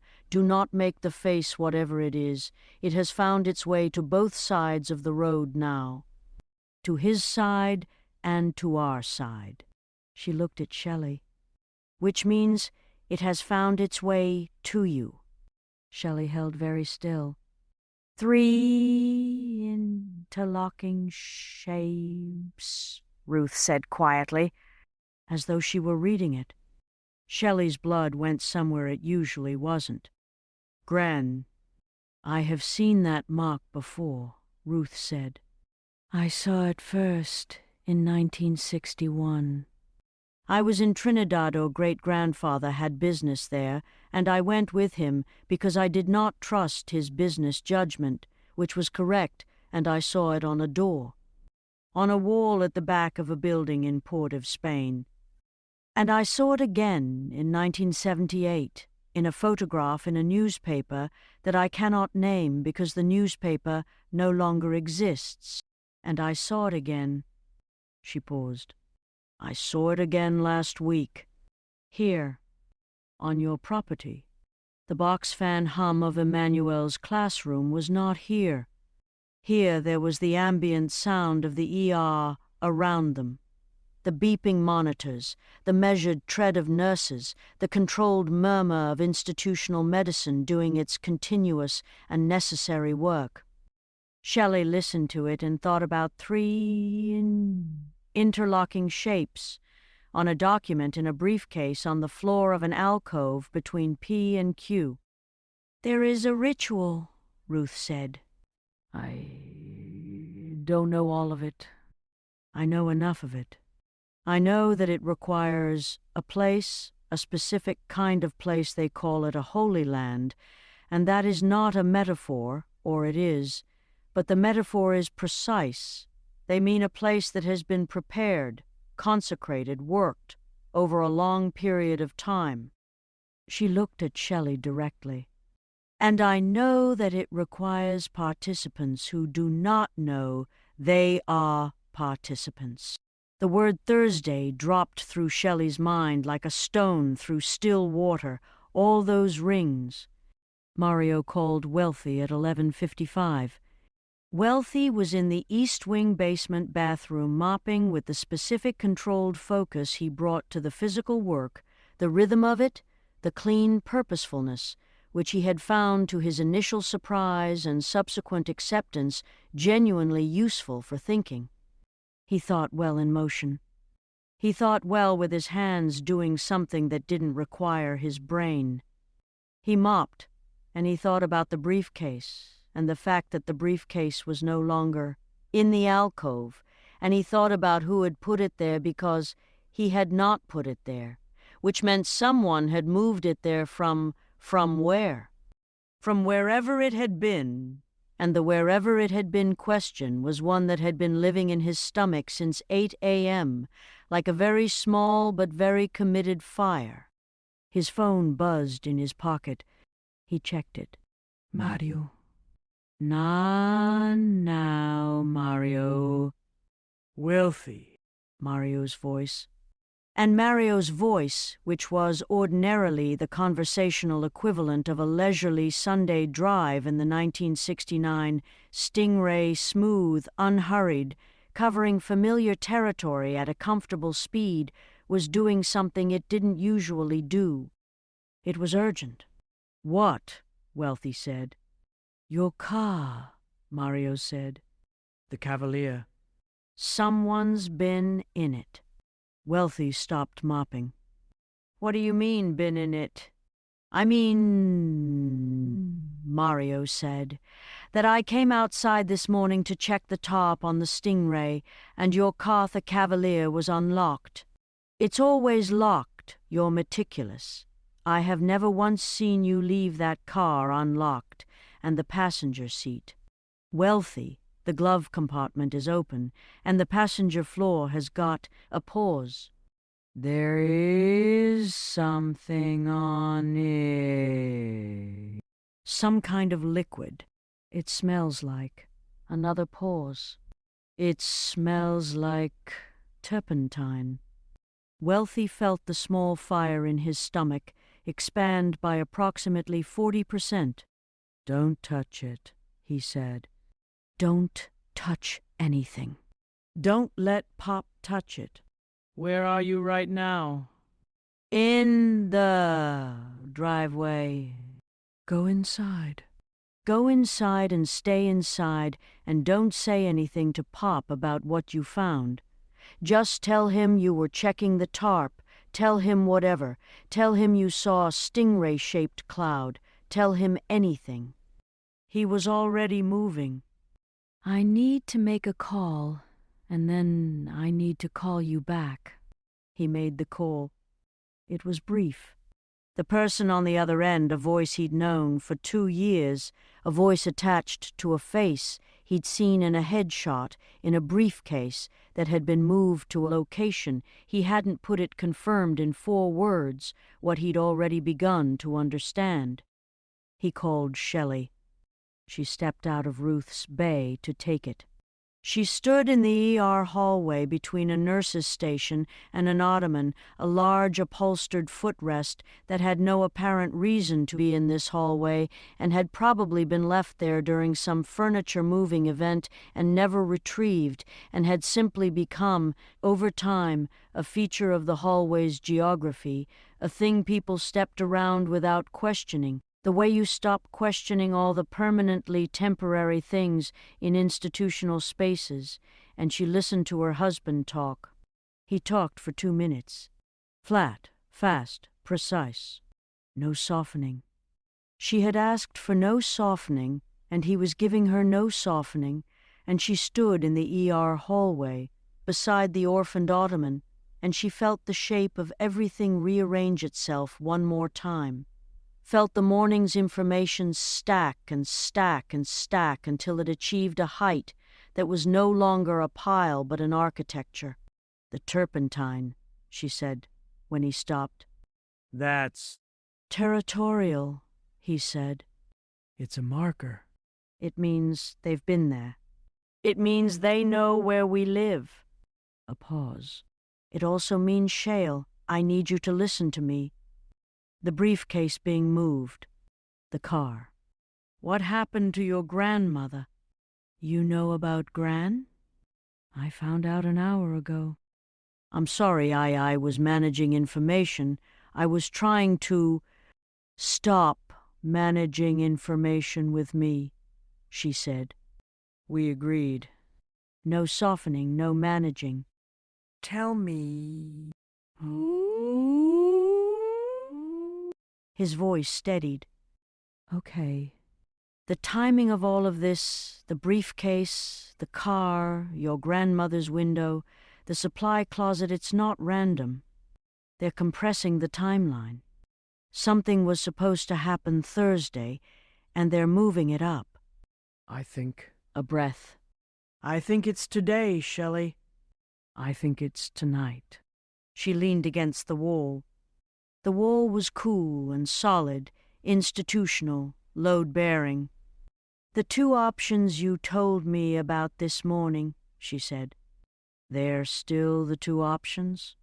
Yes. Tell me again. Say them again, out loud. Say them clearly. He said them clearly. She listened to them the way she listened to everything. Completely, without interruption. Weighing each word against its neighbors, the way she read a page. Option 1, they stepped back. They gave him 3 days to communicate what he'd found through the established channel, the channel that ran, she now understood, not to any local authority, not to the police, not to the school board, but to a federal contact 2 levels removed from anything with a name she recognized. They stepped back and they let the channel work and they trusted the channel, and in exchange they sat on everything she had found and they went about their lives and they waited. The risk of option 1, the timeline was no longer Thursday. If Wealthy was right, if the compression was real, they would be waiting without any protection while the thing accelerated around them. Option 2, they went lateral. They went outside the channel. There was a name, There was a specific name that Wealthy said with the weight of someone invoking something important. A person, a contact he'd cultivated independently, outside the official architecture, the kind of contact you made when you'd been doing what he'd been doing long enough to know that the official architecture had cracks in it, had always had cracks, and that the cracks were not incidental. The risk of option 2. It broke the arrangement. It exposed him. It exposed the work. It potentially exposed Shelley's position at the school, the job she had built, the library she had made her own particular sovereign territory, the hiding place between P and Q. Either way, the window was closing. "We need to decide," Wealthy said. By tonight. "Before whatever they're moving toward moves." Shelley stared at the orphaned ottoman. She thought about Ruth's hand in hers, dry and small and carrying a century. She thought about the mark Ruth had recognized 3 interlocking shapes, 1961, Trinidad, and she thought about what it meant that a 100-year-old woman in a tiger print wingback had been watching a car in the dark every morning and recording what she saw and saying nothing until she knew what it meant. Time tells time. She thought about Geordie's 40-pound backpack and the personal microscope inside it. She thought about Emmanuel's peppermint candy and the Harriet Tubman postcard and the bag he'd found behind the cabinet with the broken door. She thought about the femur in its painted cloth and the jaws and the color-coded folders and the rope. She thought about Holy Land and Thursday and the sound of a window that had always stuck and suddenly didn't. She thought about everything Ruth had said. She made a decision. It was not option 1. It was not option 2. It was option 3, which did not exist yet, which she was constructing as she stood in the hallway, which was the option that only became available when you had a librarian's training and a grandmother who had been watching things from a second-floor window for 100 years, and a 17-year-old with a personal microscope and a man named Emmanuel O'Key who had found a bag behind a broken cabinet and had been paying attention ever since. "Come to the hospital," she said. Both options are wrong. "I have a third one." A pause. Shelley. "Wealthy." Her voice had a quality she hadn't heard in it before, hadn't known she had. Something with a spine to it. Something that had been built from all the morning's materials, from the fear and the coffee and the code words, and the painted femur and her grandmother's wrist, and the smell of turpentine on the floor mat of a 1986 Chevy Cavalier. "Trust me. Come to the hospital." She hung up. She went back inside the curtained bay where Ruth sat, still upright, still furious, still watching. And Geordie sat beside her with his backpack and his microscope and his 6 months of borrowed Sappho, and Table stood at the foot of the bed in her pink shoes with her arms crossed and her dreadlocks threaded with gold, and Denise stood beside the curtain in her stained apron holding an unopened peppermint candy that a nurse had given her because she'd looked like she needed something to do with her hands, and Shelley looked at all of them, her family, in a hospital bay, improbable and intact and here, and she said, "I need everyone to listen. I'm going to tell you something, and I need you to not react yet. I need you to hear all of it first, and then we're going to figure this out." A breath. All of us. Together. Ruth raised one finger, which was, Shelley had come to understand, enormous. Later, much later, past midnight, past the point where Tuesday had technically become Wednesday, and Wednesday had the fresh, unglamorous smell of used air and cold hospital coffee. Shelley would try to remember the exact sequence of what happened in the parking lot, and would find that memory had done the thing it always does with the moments of highest intensity: compressed them, simplified them, removed the middle and kept the edges. What she remembered: Wealthy arriving, the look on his face when she told him about option 3, the way that look moved through disbelief and passed it into something that was nearly but not quite relief, relief crossed with fear, the combination of a person who realizes that the thing they've been carrying alone is being lifted from one side by someone else. What she remembered: the car, not the Cavalier. A car she didn't recognize.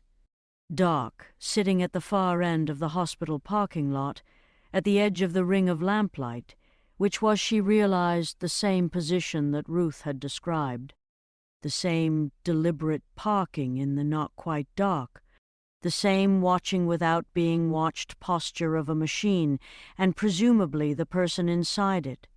What she remembered: understanding, before Wealthy did, that the car's engine was running, that the exhaust was visible in the cold night air, that it had been sitting there, idling for however long they'd been in the bay with Ruth, and that as they came out of the hospital's sliding doors, the car began slowly, with the specific patience of something that has been waiting a while and has decided the waiting is over, to move.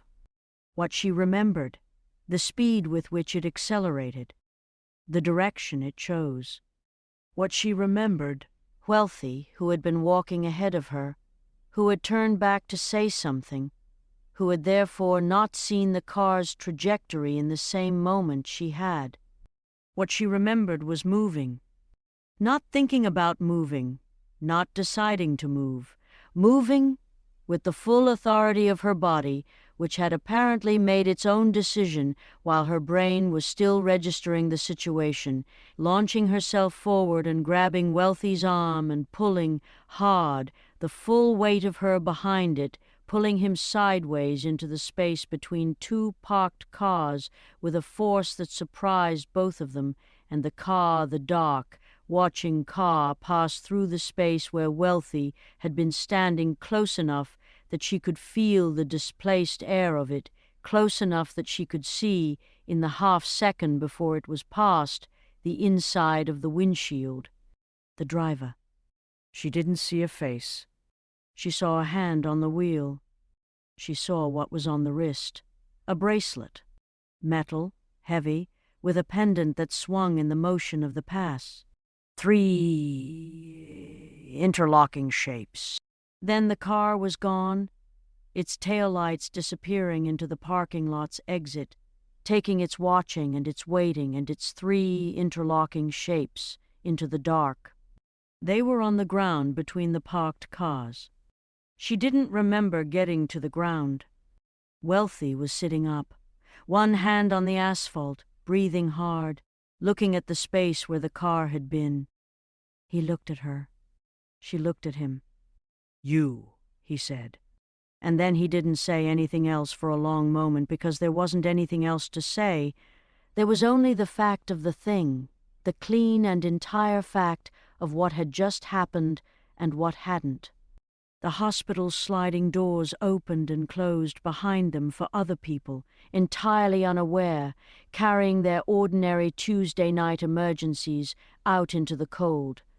Shelley sat on the asphalt of the parking lot of Grady Hospital in her librarian cardigan and her flat shoes, and she held her husband's hand, and she felt her heart doing the thing it needed to do, fast and declarative and very much alive, and she thought, option 3. They had until morning to build it. Time, as a very old woman in a tiger print wingback had noted, tells time. They were going to start listening. End of Chapter 2. Chapter 3, in which Shell Fontaine-Washington finds a note that changes the temperature of everything. A family member does the unforgivable, and Ruth Fontaine, 101 years old, sits down at the upright piano and plays something that nobody knew, She knew. There is a particular species of exhaustion that has nothing to do with sleep. It is not the exhaustion of the body, which is straightforward and honest, which presents its invoice clearly. You have moved too much, carried too much, stood too long, gone too far, and accepts payment in the form of 8 hours horizontal and a reasonable breakfast. It is not even the exhaustion of the mind, which is more complicated but still negotiable, still responsive to the standard remedies. Distance, silence, a good book, the specific therapy of sitting in a room where no one needs anything from you for a finite and agreed-upon period of time. This was the exhaustion of the situation, which is a different animal entirely, a large and unhurried animal, something cretaceous and unconcerned, something that had been sitting on shell Fontaine-Washington's chest since some time between the briefcase and the femur, and had made itself comfortable there and was showing no signs of relocating. It had been there through the hospital and the parking lot and the dark car and the 3 interlocking shapes swinging from a wrist. It had been there through the drive home, through the 4 hours of what passed for sleep, through the alarm and the coffee and the chartreuse walls of a morning that had not yet decided what kind of morning it intended to be. Shell was 31 years old. She was a librarian. She had a master's degree, a husband with a briefcase full of federal-adjacent mysteries, a grandmother who had been beaten with her own cane, a supply closet full of painted bones, and an option 3 that she was still building in the scaffolding of her mind, adding pieces, testing load-bearing walls, checking whether the thing would hold. She was, by any reasonable assessment, running on fumes and something harder than fumes, something that didn't have a clean name, something that sat in the chest cavity adjacent to where the fear lived and refused to be the fear, refused to lie down next to it, something that was maybe its opposite and maybe its twin. She drove to school. She drove the Cavalier, because the Cavalier was all they had, because the turpentine smell had been cleaned from the passenger floor by Wealthy at midnight with paper towels and white vinegar and a focused silence, the smell of the vinegar cutting through the smell of the turpentine in a kind of chemical argument that the vinegar eventually won, and the car was drivable, was fine, was just a 1986 Chevy Cavalier in the particular shade of burgundy going to rust that 1986 Chevy Cavaliers achieved when they had survived long enough to have opinions about it. She drove past the school twice before she pulled in. Old habit, new reason. She didn't see the dark car.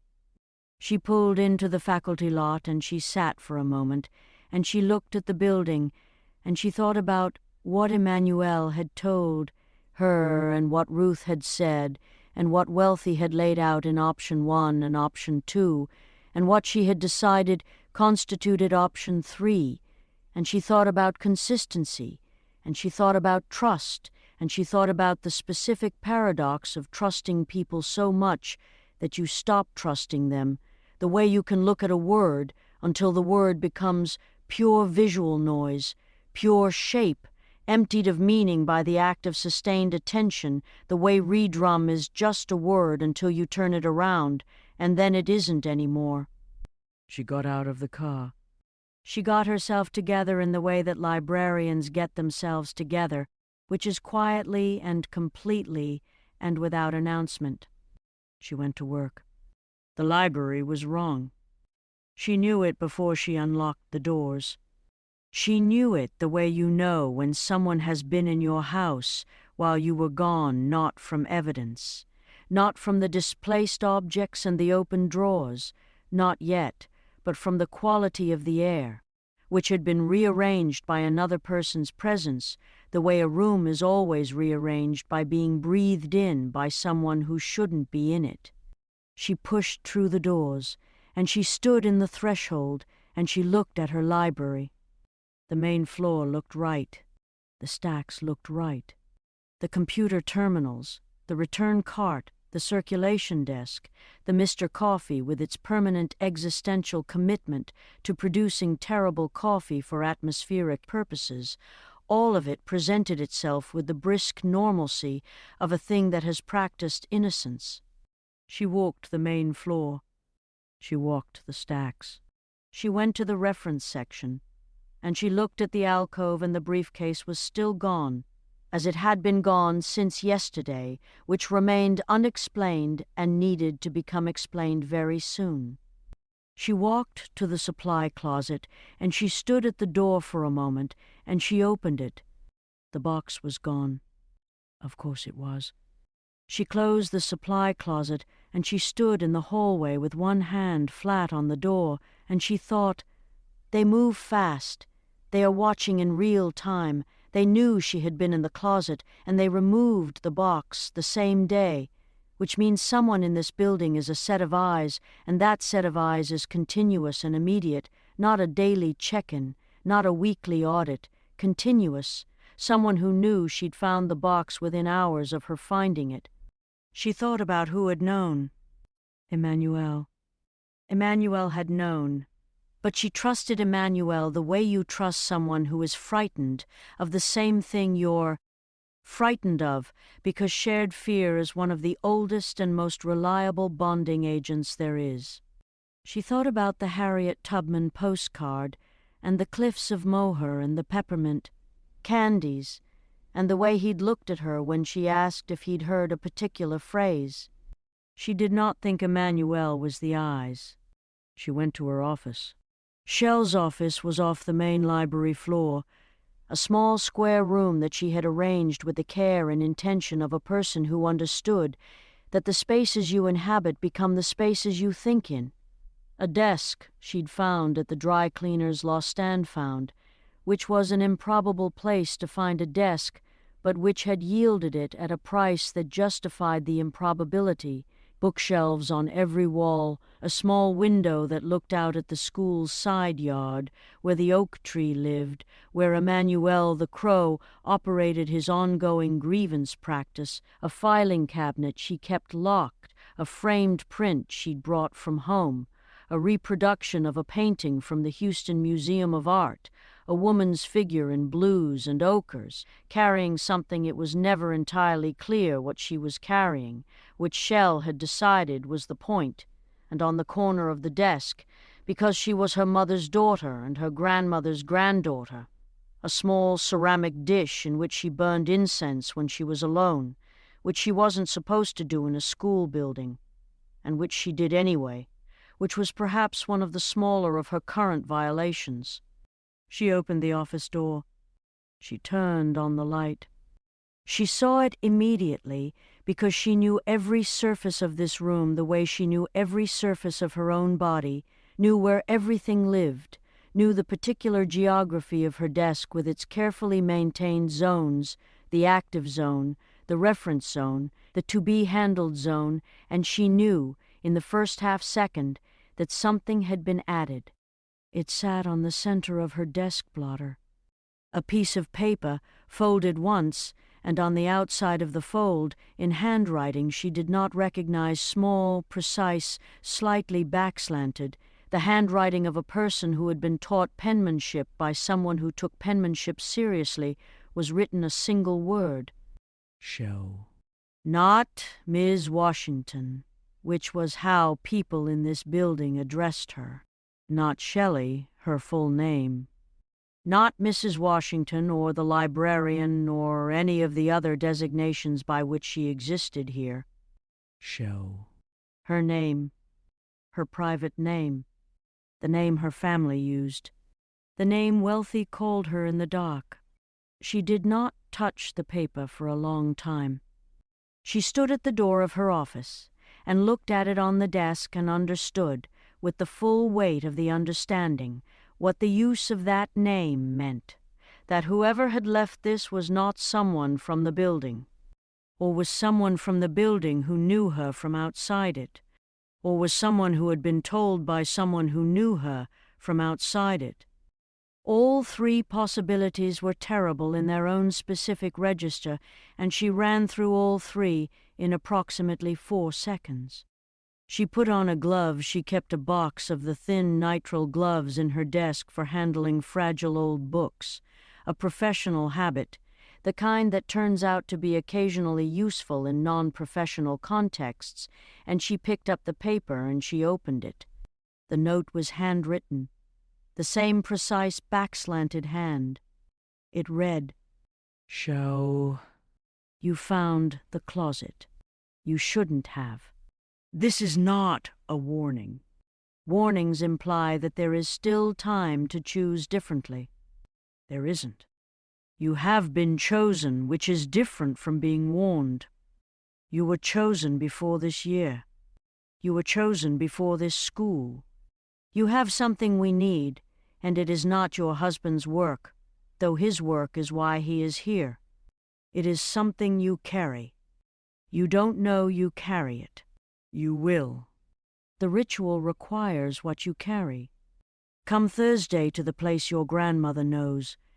Come alone. Do not bring the briefcase. Do not bring the man. Bring what you carry. You will know what that is when you arrive. If you tell anyone about this note, the girl will be hurt. You know which girl. She read it twice. She read it 3 times. She stood at her desk in her office with the note in her gloved hand, and she thought about which girl, and her brain supplied the answer before she'd finished forming the question, supplied it with a specificity that sat in her stomach like a swallowed coal. Geordie. No, not Geordie. Geordie was not a girl. Geordie was her nephew, and she would not let anything happen to Geordie, but the note said the girl. And Shell thought about the library's Thursday book club. 8 members, 12 members, working towards 16. She thought about the specific faces of her kids. She thought about one face in particular. A 9th grader, 14 years old, small and furious and brilliant in the way that manifested not as performance, but as a kind of constant restlessness, a hunger that had no specific object.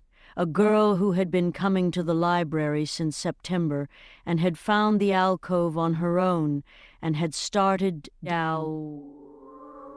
so regularly that Shell had begun leaving books she thought the girl would like in that specific spot, and the girl had taken them, every one, and returned them with small handwritten notes on post-its attached to the inside covers, observations and arguments, and occasionally a single word that illuminated something about the book that Shell had not seen on her own. And Shell had been keeping these post-its in her desk drawer, the to-be-handled zone, because they constituted something she intended to eventually address, some potential she intended to eventually do something about. The girl's name was Amara. Amara, who was 14 and hungry and hiding in the alcove between P and Q. Shell put the note in her desk drawer. She removed the glove. She sat down in her chair behind the desk, and she looked at the print on the wall. The woman carrying the unidentifiable thing in the blues and ochres, and she thought about what she was going to do and what she was not going to do, and these 2 categories overlapped in a way that made the thinking complicated. She was not going to tell Wealthy about the note. Not yet. Not until she had thought about it enough to know why she wasn't telling him, and whether that reason was legitimate or whether it was fear wearing the costume of strategy. She thought about the woman in the note, the woman she'd identified from the headshot, the woman who was Wealthy's contact, the woman who had apparently been at this school for 6 months before Wealthy had arrived, which meant she had been here before Shell had known any of this was happening. She thought about this person operating inside the building, moving through it with whatever cover she had, and she thought about the way the box had been removed from the supply closet within hours, and she thought about continuous, and she thought about eyes. She reached into her desk drawer, the one below the note, and she pulled out the small framed picture she kept there, face down, that she had put face down 2 months ago for reasons she'd told herself were practical and had known even then were not. The picture was a snapshot. Her and Table, taken at the county fair 2 summers ago, the year before Shell had met Wealthy, the year Table had won a giant stuffed velvet pontoon at the ring toss and carried it around all evening with the specific satisfaction of a woman who had set a goal and achieved it, both of them in the sun with their faces, doing the thing faces do when someone has aimed a phone at them and said smile on a day when the smiling is already happening anyway. Table in her pink shoes. Shell in the Roman sandals she'd bought the previous spring and worn every warm day since. The ones with the straps that crisscrossed up the ankle that Ruth had said made her look like she was on her way to something important in ancient history. She looked at her sister's face in the photograph. She thought about trust and consistency and the particular thing that happens when you love someone so completely and for so long that your trust in them becomes atmospheric, becomes the medium you move through rather than a thing you consciously do, becomes so large and assumed that it stops resembling trust and starts resembling simply not considering it, and how this is she thought about this carefully, the way she thought about difficult arguments in books, the way she followed a logic structure to its load-bearing conclusion, how this is precisely the thing that makes it possible to be betrayed by the people who love you most. She knew this was coming. She hadn't known she knew it until this moment. The knowing was the kind that had been building in the periphery, that she'd been not looking at the way you don't look directly at the sun, not because you've decided not to, but because the looking is too bright, the looking is too much, the looking requires the acknowledgement that the thing you're not looking at is actually there. She put the photograph face down again. She went to open the library. The first indication that the family had been activated, Shell used this word internally, activated, because it was the word that fit, the word that described what happened to the Fontaine family in a genuine emergency, the way they moved from their various individual orbits into a collective formation, not organized from above, but self-organizing. Like starlings in murmurating was a text from her mother at 7:49 a.m. Coming to bring lunch. Don't argue. Bringing Geordie. Geordie should have been in school. Geordie was not in school because Denise had decided with the quiet authority that Denise deployed when she had decided something and did not intend to have it debated that Geordie would be better served on this particular day by proximity to family than by his calculus class, and she had called the school, and she had used a tone of voice with the attendance secretary that Denise reserved for situations requiring the complete and instantaneous cooperation of strangers, and Geordie had been collected and was now in the catering van with his 40-pound backpack and his microscope and the banana peel situation, eating raisin bran from a Ziploc bag and reading something on his phone that was either for school or for himself, which with Geordie were often the same thing. The second indication was Mario, who appeared in the faculty parking lot at 8:15 in the 1969 Stingray, gleaming and uncovered, despite the fact that it had rained the previous evening, which told Shell something about Mario's current state of mind, because Mario covering the Stingray was as reflexive and non-negotiable as blinking, which meant that Mario had left the house in a state that precluded reflex, which meant Mario was operating outside his normal parameters. She watched him from the library window. Mario Washington, 40 years old, broad like his brother, but differently distributed. The kind of man who had once been described by a woman at a party as looking like Mr. T had done some renovation work on the concept of David Bowie, which Mario had taken as the compliment it was intended to be, and had repeated proudly ever since. He was wearing a feather boa. It was a deep purple feather boa, which he wore with the same unconscious authority with which other men wore scarves, because Mario had long since crossed the threshold at which other people's opinions about his appearance had any purchase on his behavior, and this was, Shell had always thought, one of his most genuinely admirable qualities. He was also wearing canvas shoes, which on Mario's feet always looked like a MacGyver situation, like a man improvising footwear from available materials, because Mario's feet were large and his shoes were always somehow insufficient to the task, always a half-size too small or a half-size too wide, a chronic shoe incompatibility that he accepted with the resignation of a man who had long ago made his peace with the fact that the world of footwear had not been designed with him in mind. He stood in the parking lot, and he looked at the building. Shell went down. "You shouldn't be here," she said, "at the service door." I know. Mario stepped inside. He smelled like cedar and the specific cologne he'd worn since 1997, that had been discontinued and that he'd been stockpiling ever since, which Table had described as both deeply romantic and logistically concerning. He looked at his sister-in-law, and his face did what his face always did. It found the truth of the situation faster than most people could find it with a flashlight and a map, because Mario, for all his surface comedy, Shell had come to understand a profoundly observant person who had simply decided to use this capacity selectively and largely for good. "He told me the broad strokes," Mario said. Last night. "After the parking lot thing. He called me." How much? "Enough to know it's serious. Not enough to know what the serious is made of." He looked around the service corridor. I'm not going to stay.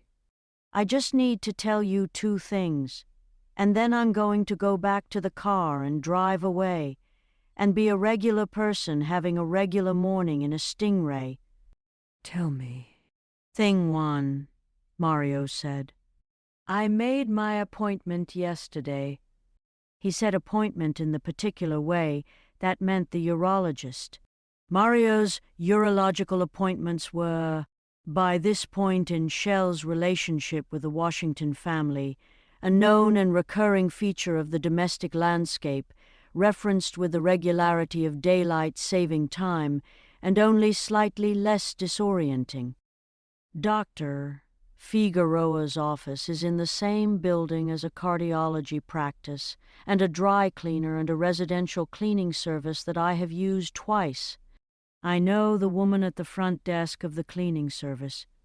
Name's Pilla. I've been Pilla, and I have been. This is not the point. The point is that Pilla told me yesterday that they had a cancellation of a large job, a big house. They were supposed to go in and do a full residential clean, the whole thing, every room, and the job canceled 2 days ago. Okay, Shell said. "And the address," Mario said, "is the Salinger house." Shell felt the compass needle swing again. That same cold directional movement in her chest. "Thing 2, Mario said. His voice changed, dropped a register, lost its lightness in the deliberate way of someone setting down something they've been carrying. "Last night, after Wealthy called me, I went back outside to check on the car again, and I saw someone leaving the property, walking from the back of Pop's yard toward the road. It was dark, and they were moving fast, but He stopped. "You recognized them," Shell said. Yeah. Tell me. Mario looked at the feather boa, then at Shell, then at the floor. in the sequence of a man performing a brief internal negotiation between loyalty and necessity won, as it usually does, because it fights dirty. He told her the name. Shell stood very still. The name landed in her the way the note had landed on her desk, precisely, personally, in the register of "We know who you are." Except this was worse than the note. This was categorically and entirely worse than the note, because the note had come from outside, and this came from inside, from the compound, from blood, from the side of the road that was supposed to be the safe side. She thought about the window Ruth had described. The window that had always stuck and suddenly didn't. Someone had worked on that window before the night it was used. Someone who had been in the house. Someone who knew the layout, knew the back of the property, knew which window and which direction it opened, and how long it had been sticking and what needed to be done to it to make it not stick anymore. "Does Wealthy know?" she said. "Not yet. I wanted to tell you first." She thought about that. She thought about why he'd wanted to tell her first, and she recognized what he'd done and what it cost him, and she stored it in the place where she kept things that mattered. "Don't tell him yet," she said. "I need to think about this." "Shelle?" I know. "I know what I'm asking. Give me until noon." Mario looked at her for a long moment with his brother's eyes, which were the same shape, same depth, same quality of attention, though deployed differently, deployed with a warmth that his brothers sometimes hid under competence. He nodded. "Noon," he said. He left. The Stingray's engine turned over with the deep rolling authority of a 1969 machine that had been loved back to its best self, and Mario drove out of the faculty lot, and Shell stood at the service door and listened to the sound of it fade down Millard Avenue. She went back to the library. Denise arrived at 11:30. Denise Fontaine arrived places the way weather systems arrived, comprehensively, with advance notice only to those who knew how to read the signs. Preceded by scent today, she carried in the smell of garlic and lemon and something roasted that made the library smell like somewhere people were fed and cared for, and accompanied by an organizational infrastructure that she assembled around herself with the speed and confidence of a general establishing a command post. She carried a thermal bag with food in it, cornbread, chicken in sauce, roasted sweet potato that she had cut into exact and uniform cubes with the focused attention of a person for whom imprecision is a moral position rather than a practical one. Her purse, which was enormous and black and functioned as a portable office, a pharmacy, and an archive, her phone, which she operated with 2 thumbs at speeds that her children found both impressive and somewhat ominous, and Geordie. Geordie carried his backpack and his 41-day-old banana peel and was eating a peppermint, candy, and reading something on his phone with 1 thumb while walking with the other hand out, navigating around furniture and people with the spatial awareness of a person whose body has learned to function as an autonomous unit while his mind is elsewhere. "Baby," Denise said, and pulled Shell into a hug of the particular Denise variety, complete, unhurried, the kind that communicated with great physical clarity that whatever was happening, she was here, and her being here was load-bearing, was structural, and would not be withdrawn. Shell allowed herself 15 seconds of this, and then pulled back, because if she stayed in it longer, she would do something she could not afford to do in the library during school hours, something that started with the specific pressure behind the eyes. "Where's table?" Shell said. Denise's expression moved through something that Shell logged and filed for later. "She'll be here," Denise said. in the tone of voice that meant she'll be here, and we are not going to discuss the details of why she isn't here yet in this particular moment. Mama? She's getting her hair done, Denise said firmly. This was transparently untrue, but Denise deployed it with full commitment, and Shell let it pass, because the alternative was a conversation she did not have the structural integrity for right now. Sit down and eat something. Geordie, don't touch anything in here. I'm not touching anything, Geordie said, without looking up from his phone. You're looking at everything like you might touch it. That's just my face, Geordie said. He sat down at one of the library tables and he pulled the microscope out of the backpack it emerged, like a creature surfacing from deep water, heavy and precise and ridiculous in the context of a school library visit with his grandmother, and he set it on the table and he looked at Shell with the clear, dark eyes that had been, from his first year of life, weapons of gentle devastation. Aunt Shell, he said, can I look at something under this? What? Something. He reached into the very bottom of his backpack, past the banana peel and the Sappho and 3 textbooks, and something wrapped in a napkin that she chose not to identify, and he produced a small glass vial in a foam-padded case. Shell stopped breathing for exactly 3 seconds. Where did you get that? She said. It was in Gran's chair, Geordie said. The tiger print chair. Caught in the back seam when I was helping them move her stuff to the hospital. I thought. He looked at the vial with the focused composure of a boy who has been processing alarming information through the lens of curiosity since approximately age 4. I thought maybe it was medicine. Like something she takes. But it doesn't look like medicine. Shell looked at the vial. The vial looked back at her with the placid indifference of a small glass object that is nevertheless somehow the most consequential thing in the room.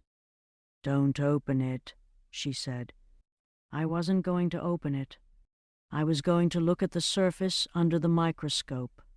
There's a residue on the outside, like someone handled it without gloves or held it a long time, and there's... He squinted at it through the case. There's something on the glass. It looks like a symbol. It was. She could see it from where she was standing.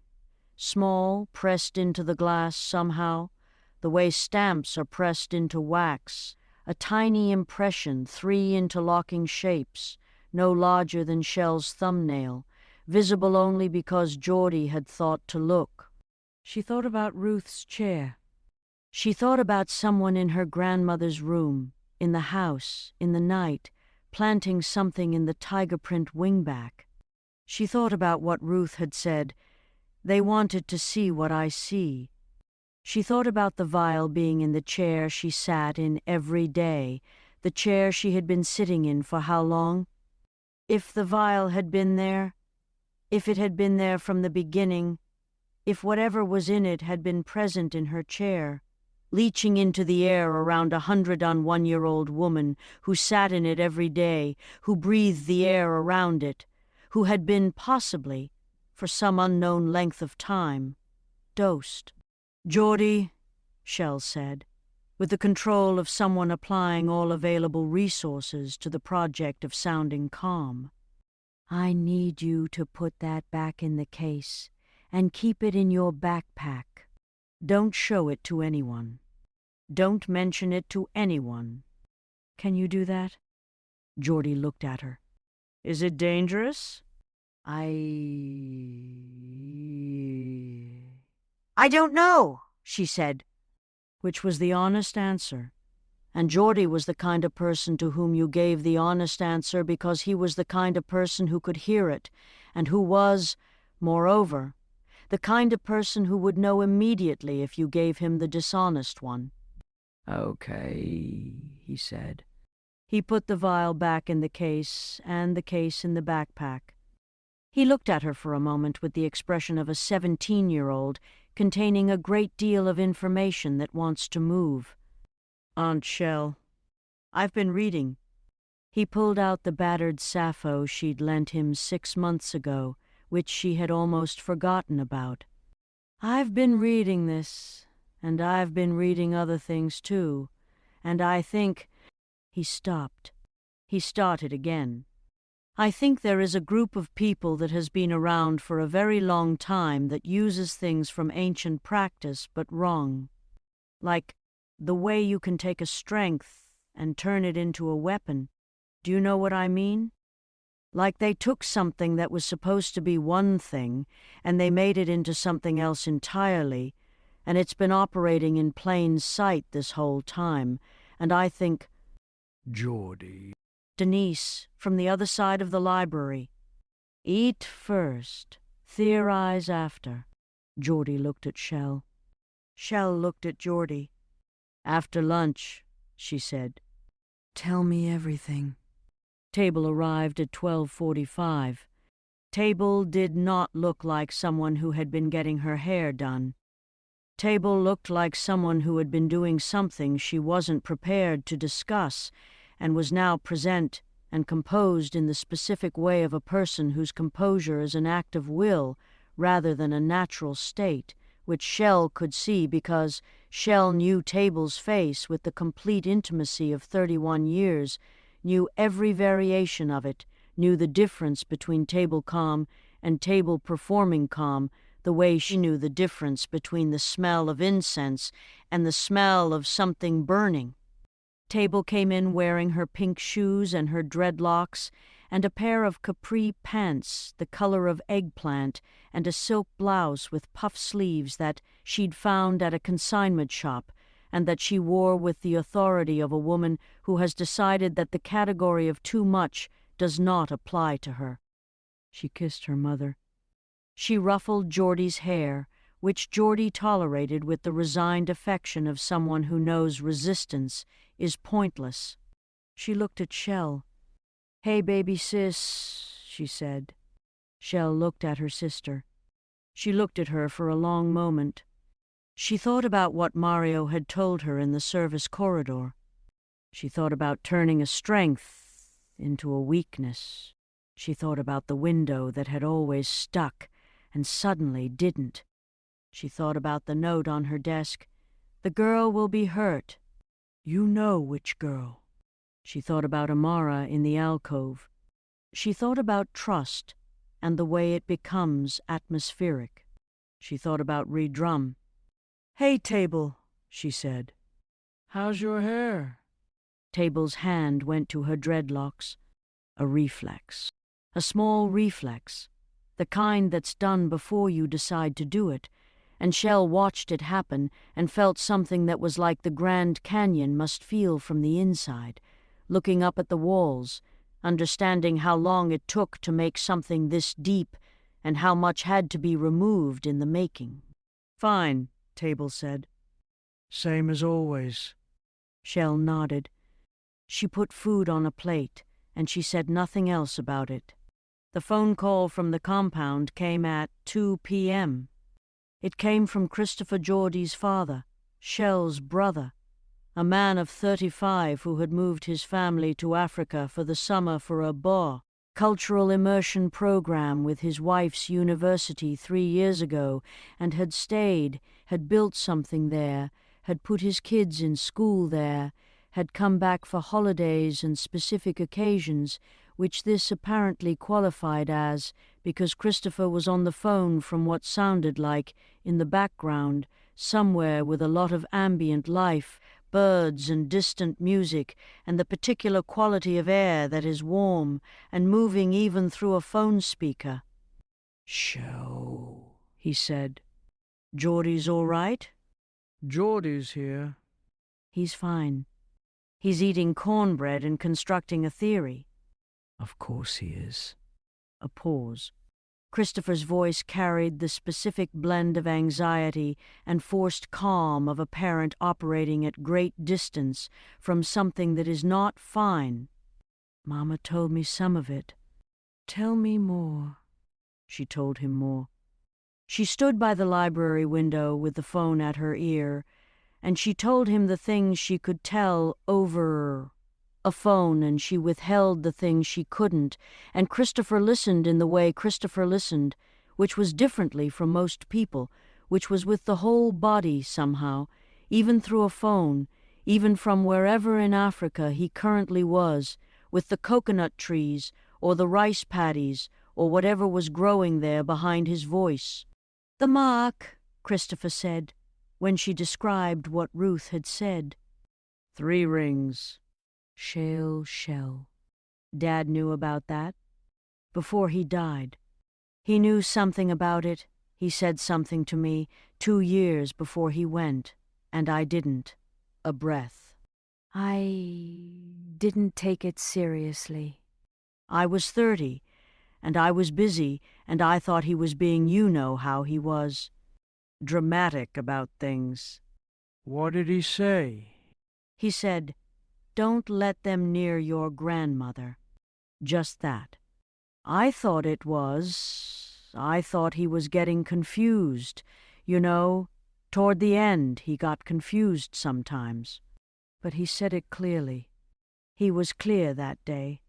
He said it, and then he said, "She remembers what they did, and they know she remembers, and remembering is dangerous for her." Shell turned from the window. Outside, in the oak tree, Emmanuel the Crow was making his case for something. He was making it at length and with conviction, the way you argue when you've been right about something for a long time, and no one will acknowledge it. "Christopher," she said, "I need you to send me everything you remember him saying. Everything. Write it out, send it to me, not to Mama, directly to me. Can you do that today?" Yeah, he said. Yeah, I can do that. Shell. A pause. Is wealthy, is he? "He's in it," she said. "Not the way I thought. Different from what I thought. But he's in it. And he's not. He's on the right side of it, I believe that." She realized as she said it that she meant it. That she had decided this, somewhere in the previous 14 hours, without formally deciding it, that Wealthy was on the right side of whatever this was. That the briefcase and the gray uniform and the elaborate, exhausting, necessary agreement had been, in their own bewildering way, a form of protection. That whatever he had been doing here, he had been doing it towards something and not against anything that was hers. She had not yet fully worked out what she was going to do with the note. But she knew what she was not going to do. She was not going to Thursday. She was not going alone anywhere. And she was not going to let anyone near Amara, who was 14 years old and hiding in the alcove between P and Q and writing brilliant post-its on borrowed books, and who did not deserve to be a leverage point in anyone's cosmology. The second note was not on her desk. It was in her desk, in the locked drawer, the locked filing cabinet. No, in the drawer that locked, that she had locked, that she had the only key to, that she had put the first note in. And when she went to retrieve the first note at 3 p.m. to photograph it and send the photograph to Wealthy, she found not one note but 2. The second sitting on top of the first, same backslanted hand, same precise penmanship, same quality of paper but shorter this time, 5 words. "We're inside your locked things." She sat down. She sat down in her chair behind the desk with the 5-word note in her gloved hand, and she felt a feeling move through her that was not fear, exactly, though fear was present, was absolutely present, was present the way the bass note is present in music, structural and constant beneath everything else. What she felt over and above the fear was something she had no word for until she found it. Fury. clean, precise, directional fury. The kind that did not make you irrational but made you. She thought of Ruth, sitting in her tiger print chair with her carved wood cane across her knees, watching the dark car every morning for 3 weeks, saying nothing until she knew what it meant, the kind of fury that sharpened you to a point.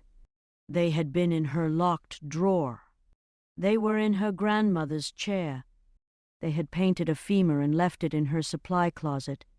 They had made a note that used her private name and threatened a 14-year-old girl who came to her library to find a hiding place.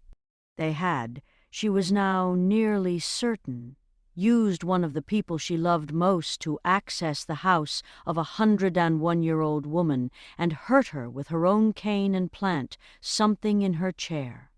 Shell Fontaine-Washington thought about all of this. She thought about the option she was building, the one that was not 1 and not 2, and she thought about what it needed, what materials it required, and she thought about the people she had access to, a husband with a federal-adjacent contact and a briefcase and a master's in biochemistry and 2 years of intelligence that he had been carrying alone, a brother-in-law who drove a 1969 Stingray and had a urologist and had told her a name she was not ready to act on, but was storing a 17-year-old with a microscope and a brain that had been processing this at its own remarkable speed, a mother who could organize a strike force with the same focused efficiency with which she organized a Messian place, a teacher down the hall who had been paying attention for 6 weeks and had kept his fear quiet and his eyes open, a grandmother who had survived everything the 20th century had thought to send in her direction and had been watching a car in the dark every morning and saying nothing until she knew, and a sister who had done something unforgivable and who Shell was not going to confront yet, was not going to confront until she understood the full geometry of why, because Shell had been a librarian long enough to know that you don't make decisions about information until you understand where it lives in the larger collection, until you understand what it connects to and what it illuminates, until you understand that the thing on the shelf is never only the thing on the shelf. She put both notes in her bag. She picked up her phone. She sent a text to 6 people. Washington property. Tonight. 8 p.m. Come to the shack. The shack. This required explanation. At the far back of the Washington property, behind the garden with the never-productive lemon tree and the ceramic trout and the copper plaque that said Discovery, beyond the area where the blackberry bushes had declared sovereignty and could not be negotiated with, accessible only through a gap in the fence that you had to know about, down a slope that was not quite steep enough to be described as a hill, but that was, in wet weather, a source of operational difficulty at the back of all of this, was a structure that predated Clarence Washington Sr.'s ownership of the property, and that predated, possibly, the neighborhood itself. It was small. It was crude in the way that things built for pure function without any resource for aesthetics are crude. Boards rough cut and weathered to silver, a corrugated metal roof that sang in the rain with the enthusiastic inaccuracy of an ensemble that has not quite rehearsed enough, 2 windows that had at some point had glass in them and now had salvaged plexiglass held in place by a patience that was, structurally speaking, aspirational. Inside. A plank floor, a potbelly stove that still worked, 2 benches along the walls, and, mounted on the far wall, an object that no one had been able to explain to Shell's satisfaction. An upright piano, old, its lacquer gone to a rich dark patina, its keys yellowed at the ivories but complete. Every one, and in tune, impossibly in tune. The kind of in tune that suggested either regular maintenance by a ghost or some acoustic property of the space that Shell did not have the physics to account for. Clarence Sr. had called it the shack. His father had called it the shack. Whether the shack had a name before the Washingtons had it, no one knew. Wealthy had brought Shell to it 2 months after they'd moved in, had taken her through the Blackberry Gap on a Sunday afternoon and opened the door and turned on the battery-powered lantern he kept on one of the benches and shown it to her without comment, the way you show someone something that is important to you and requires them to find their own relation to it without your guidance. She had loved it immediately. She had loved it in the specific way that she loved the alcove in the library, as a space that existed outside the main narrative, that was not part of the official architecture, that offered, by virtue of its smallness and its obscurity and its distance from everything else, the thing that smallness and obscurity always offer to people who need it. A hiding place. She texted the address to Emmanuel. At 7:15 p.m., as the light was doing its last purple and gold business with the Georgia sky and the evening was settling in with the slow proprietary comfort of something that knew it was expected, Ruth Fontaine was helped out of a car, her daughter Celestine's car, a sensible Camry that Celestine drove the way she did everything, with precision and without drama, and she walked, with her wrist in its brace, and her cane in her left hand, and her spine achieving a posture that made everyone around her feel they were not quite standing up straight enough, through the gap in the fence and down the not-quite hill and to the door of the shack. She had not been asked to come. Shell's text had gone to 6 people, and Ruth was not one of them. Ruth having no cell phone, having declined a cell phone at every subsequent offering since their introduction, on the grounds that she had been managing her communications for 101 years without one, and the intervention seemed late. She had known anyway. She had asked Celestine to drive her here, and Celestine had, because when Ruth asked to be driven somewhere, you drove her there. This was not a rule that had been written down. It was a rule that existed in the cellular memory of the family, like the knowledge of how to breathe. Shell looked at her grandmother in the doorway of the shack and felt the thing again, the full-body recognition of the thing being still alive, being here, being mobile and present and entirely, electrifyingly itself, and she stepped forward and took her arm and walked her to the bench against the left wall. Everyone else was already there. Wealthy, who had arrived from the school still in his gray uniform and had not changed, who had looked at Shell when she came in with an expression that asked 27 questions simultaneously and to which she had responded with a single look that said yes to most of them, hold the others. Mario, who had exchanged the feather boa for a mohair sweater in a burnt orange that was either very fashionable or the specific color of a decision made in poor lighting, and who had brought, for reasons best known to Mario, a full thermos of coffee and a bag of peppermint candies. Denise, organized, apron-free, hands folded.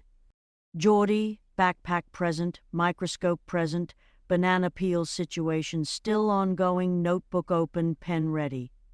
Emmanuel, who had come in his own car, who had exchanged the AP English teacher's professional posture for something more human, who was sitting on the bench with his knees apart and his elbows on his knees and his thermal mug in both hands, looking at the floor with the expression of a man who has been waiting a long time for this particular room to exist and cannot quite believe it does. Table was not there. No one mentioned it.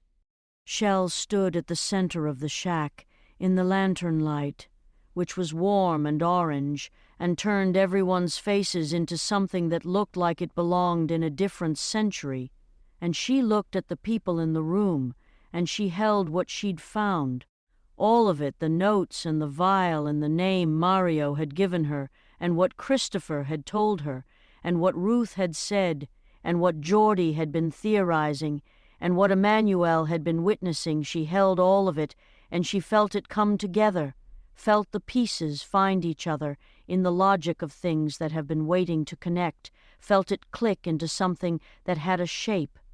She said, "I'm going to tell you everything. From the beginning." All of it. "And then we're going to figure out what we're going to do together. And whatever we decide in this room tonight, we decide as a unit, and we execute as a unit.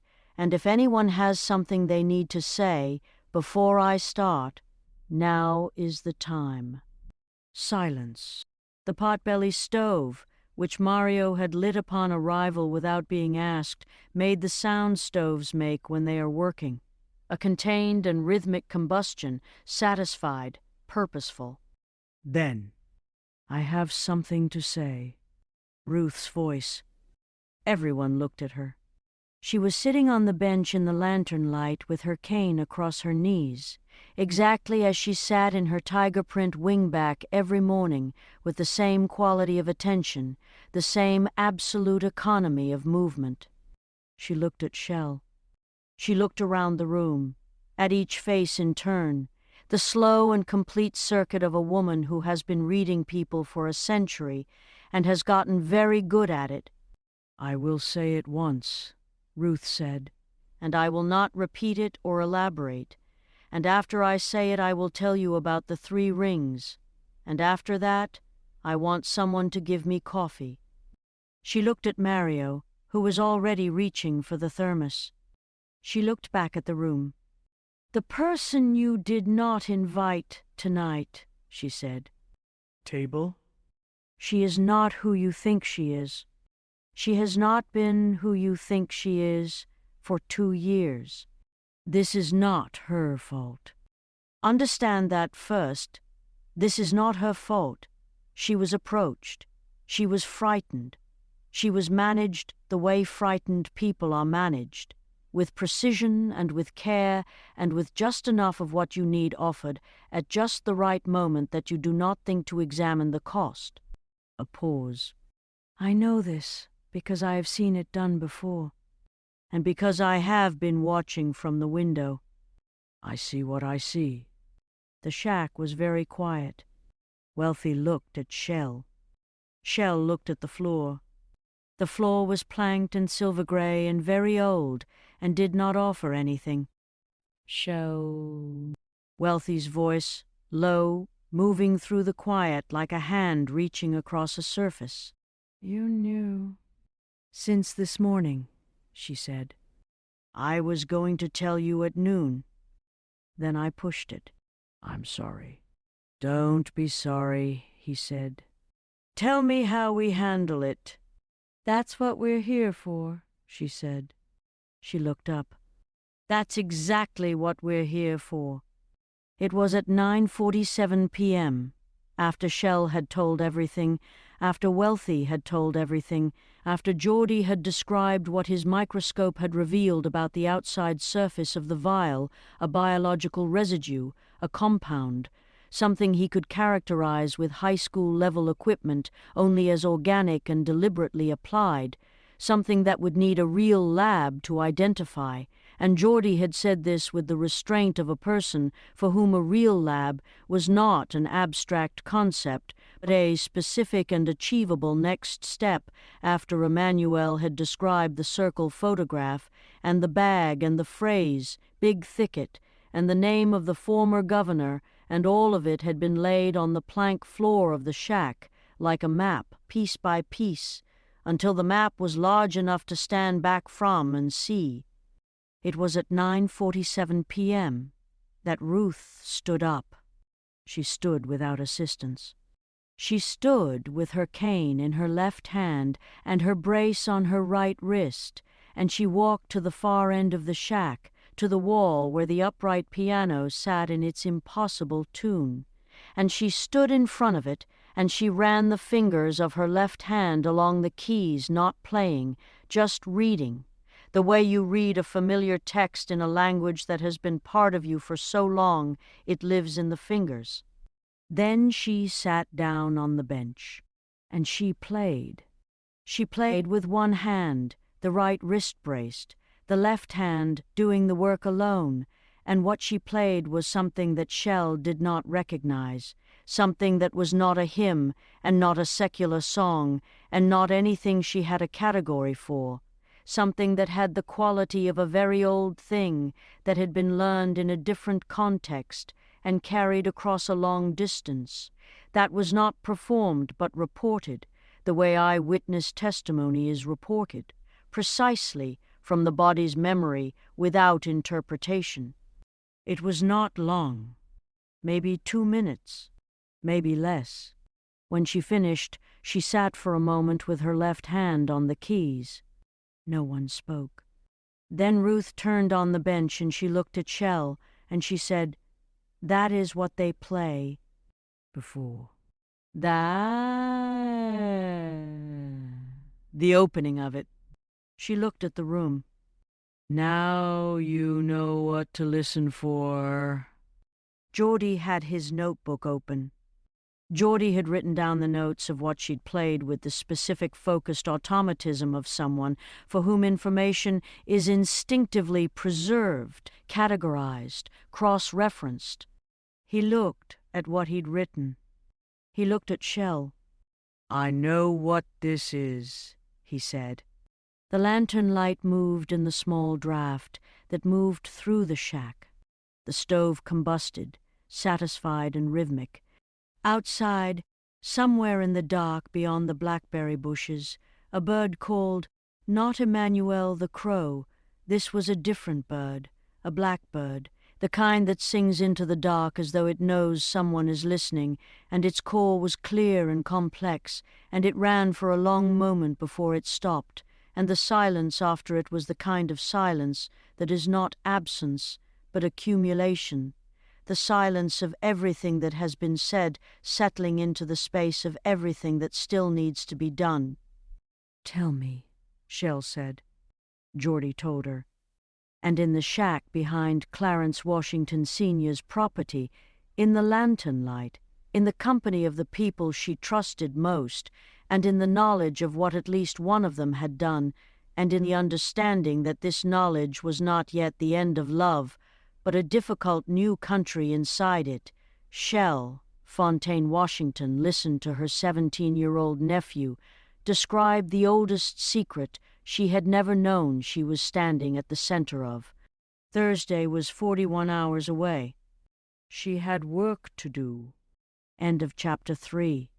Chapter 3, in which Shell Fontaine-Washington finds a note that changes the temperature of everything. A family member does the unforgivable, and Ruth Fontaine, 101 years old, sits down at the upright piano and plays something that nobody knew she knew. Chapter 4, in which Thursday arrives wearing the wrong face. Geordie does something extraordinary with a microscope and a torch lighter, and the question of which Washington brother has the larger relevant advantage is settled definitively in a cornfield. Thursday arrived the way bad things arrive, when they have been anticipated, not with drama, not with the Gothic flourish that the preceding days had seemed to promise no thunder, no atmospheric disturbance, no omen legible to anyone but Ruth, who had been reading omens since before most of the people in the shack had been born, and who had, by her own account, long since stopped being surprised by what they said, but quietly, ordinarily, with the banal self-assurance of a date on a calendar that does not know and does not care what has been assigned to it. 6:47 a.m. The alarm on Shell's phone produced its sound, a sound she had selected at some optimistic moment in her past for its gentleness, a soft ascending tone that she had decided was kind, that she now, in the fourth consecutive morning of insufficient sleep and surfeit of existential complication, experienced as a tiny electronic voice saying, "Good morning. The situation continues, and she lay in the dark of the apartment and stared at the ceiling and performed the daily calculation of where she was and what day it was, and what the day contained, a calculation that had previously taken approximately 4 seconds and now took the better part of a minute because the variables had multiplied. Wealthy was already up. She could hear him in the kitchen, the particular sounds of a man who makes coffee the way other people perform surgery, with focus, with ritual, with the understanding that the outcome matters and that sloppiness has consequences. The specific knock of the portafilter against the counter, the grind, the pressurized exhale of the machine, which was the one extravagance of their kitchen, and which Wealthy had sourced from a place in the rice village in Houston, that he'd driven to specifically, 4 hours round trip, on a Saturday in October, returning with the machine wrapped in a blanket in the back seat of the Cavalier, like a passenger requiring particular care. The rice village. Shell lay on her back and thought about Houston, the way you think about places that exist in memory as a specific emotional weather. Warm and large and sprawling, the Katy Freeway stretching in both directions like an argument that had gotten out of hand, the Montrose neighborhood with its particular permission, Westheimer in the evening, with all its gorgeous contradiction, the Houston Museum of Art, where she had stood in front of the painting that now hung in her office, and felt, for the first time in a way she could articulate, what it meant to be carried, to be a woman carrying something unnameable in blues and ochres, to be both the carrier and the carried thing. She got up. She got up and she went to the kitchen, and Wealthy handed her coffee without speaking, which was the language they had been speaking since the shack, since the everything of the last 3 days, a language that was not silence exactly, but its own dialect, full of content, full of the particular meaning density of two people who have said so much in such a short time that the spoken words have temporarily exhausted themselves and the wordless ones must take over. She drank the coffee. She looked at her husband in the kitchen light. He looked back at her. Between them, on the coffee table, the reclaimed wood on hairpin legs, Table's wedding gift, which Shell could not look at without feeling the complicated new geography of knowing what she knew about her sister, which was that she was going to have to be both map and compass in that territory, and she was not ready to do that yet. Not quite yet. Between them on the coffee table was the briefcase. Open. Everything in it visible. Everything in it accounted for, catalogued, explained, no longer a locked country but a known one, which was better and also worse, because known countries have borders you can see, and borders you can see are borders that can be crossed. Today, Shell said. Not a question. Today, Wealthy said. They had a plan. The plan was option 3, which had been built in the shack over 3 hours on Tuesday night and refined on Wednesday through a series of phone calls and texts and one in-person meeting in the supply closet, now empty of its box, empty of its specimens, clean as institutional surfaces are never quite clean, with the particular over-scrubbed quality of a space that has been aggressively normalized between Shell and Emmanuel, who had contributed to option 3, the one element that neither Shell nor Wealthy had, the name of a reporter. A specific reporter. A woman who covered education policy for a news organization that had, in the past 2 years, published 4 stories on unusual administrative activity in Georgia school districts, stories that were careful and sourced, and had a quality of knowing more than they printed that Shell recognized as the signature of someone with a source inside the thing they were reporting on. Her name was Ray. She was based in Dallas, but she traveled. She had, Emmanuel told Shell, been at the district dinner in October. She had been introduced as a representative from a foundation, an educational foundation, something with a name that sounded like optimism, and she had moved through the evening with the quiet observational focus of someone who was cataloguing everything and responding to nothing, and who was, Emmanuel had realized in retrospect, not a representative of anything at all. She was already on it. She had been on it. This was, potentially, very good news. This was also, potentially, the thing that made today very dangerous, because if the group, the society with 3 interlocking rings, the one that had painted a femur and planted a vial in a tiger print chair and written notes on a typewriter and used a name they should not have known if they knew a reporter was involved, the compression of the timeline made a new and urgent kind of sense. They were not moving because of Shell and Wealthy. They were moving because of Ray. The school had the particular texture of a place that does not know it is being watched. Shell had come to understand, over the course of the week, that there is a specific tragedy in the ignorance of buildings in the way they continue their business, their locker slamming and their hallway traffic and their loudspeaker announcements and their 11:47 lunch rushes, with total indifference to what might be happening within them, what might be using their corridors and their supply closets and their administrative offices as the stage set for something that has nothing to do with education and everything to do with something older and more interested in power than any school board had a right to be. The loudspeaker crackled at 8:02, and Mr. Salinger's voice came through it with his customary measured warmth, the voice of a man who had learned to perform reassurance so consistently that Shell suspected he no longer knew where the performance ended and the genuine article began, if one had ever existed, reminding students of the upcoming St. Patrick's Day parade route changes that would affect afternoon dismissal, and reminding staff of the faculty meeting at 3:15, and wishing everyone a productive Thursday in the way that Thursdays were wished productive by people who did not know what their Thursdays contained. Shell sat at the circulation desk and listened to his voice and thought, Manchurian candidate. She thought it the way you think a word, when the word suddenly fits something you've been trying to name. When the label finds the jar and you realize you've been looking at the jar for weeks and not knowing what it held. She thought about the faculty meeting at 3:15.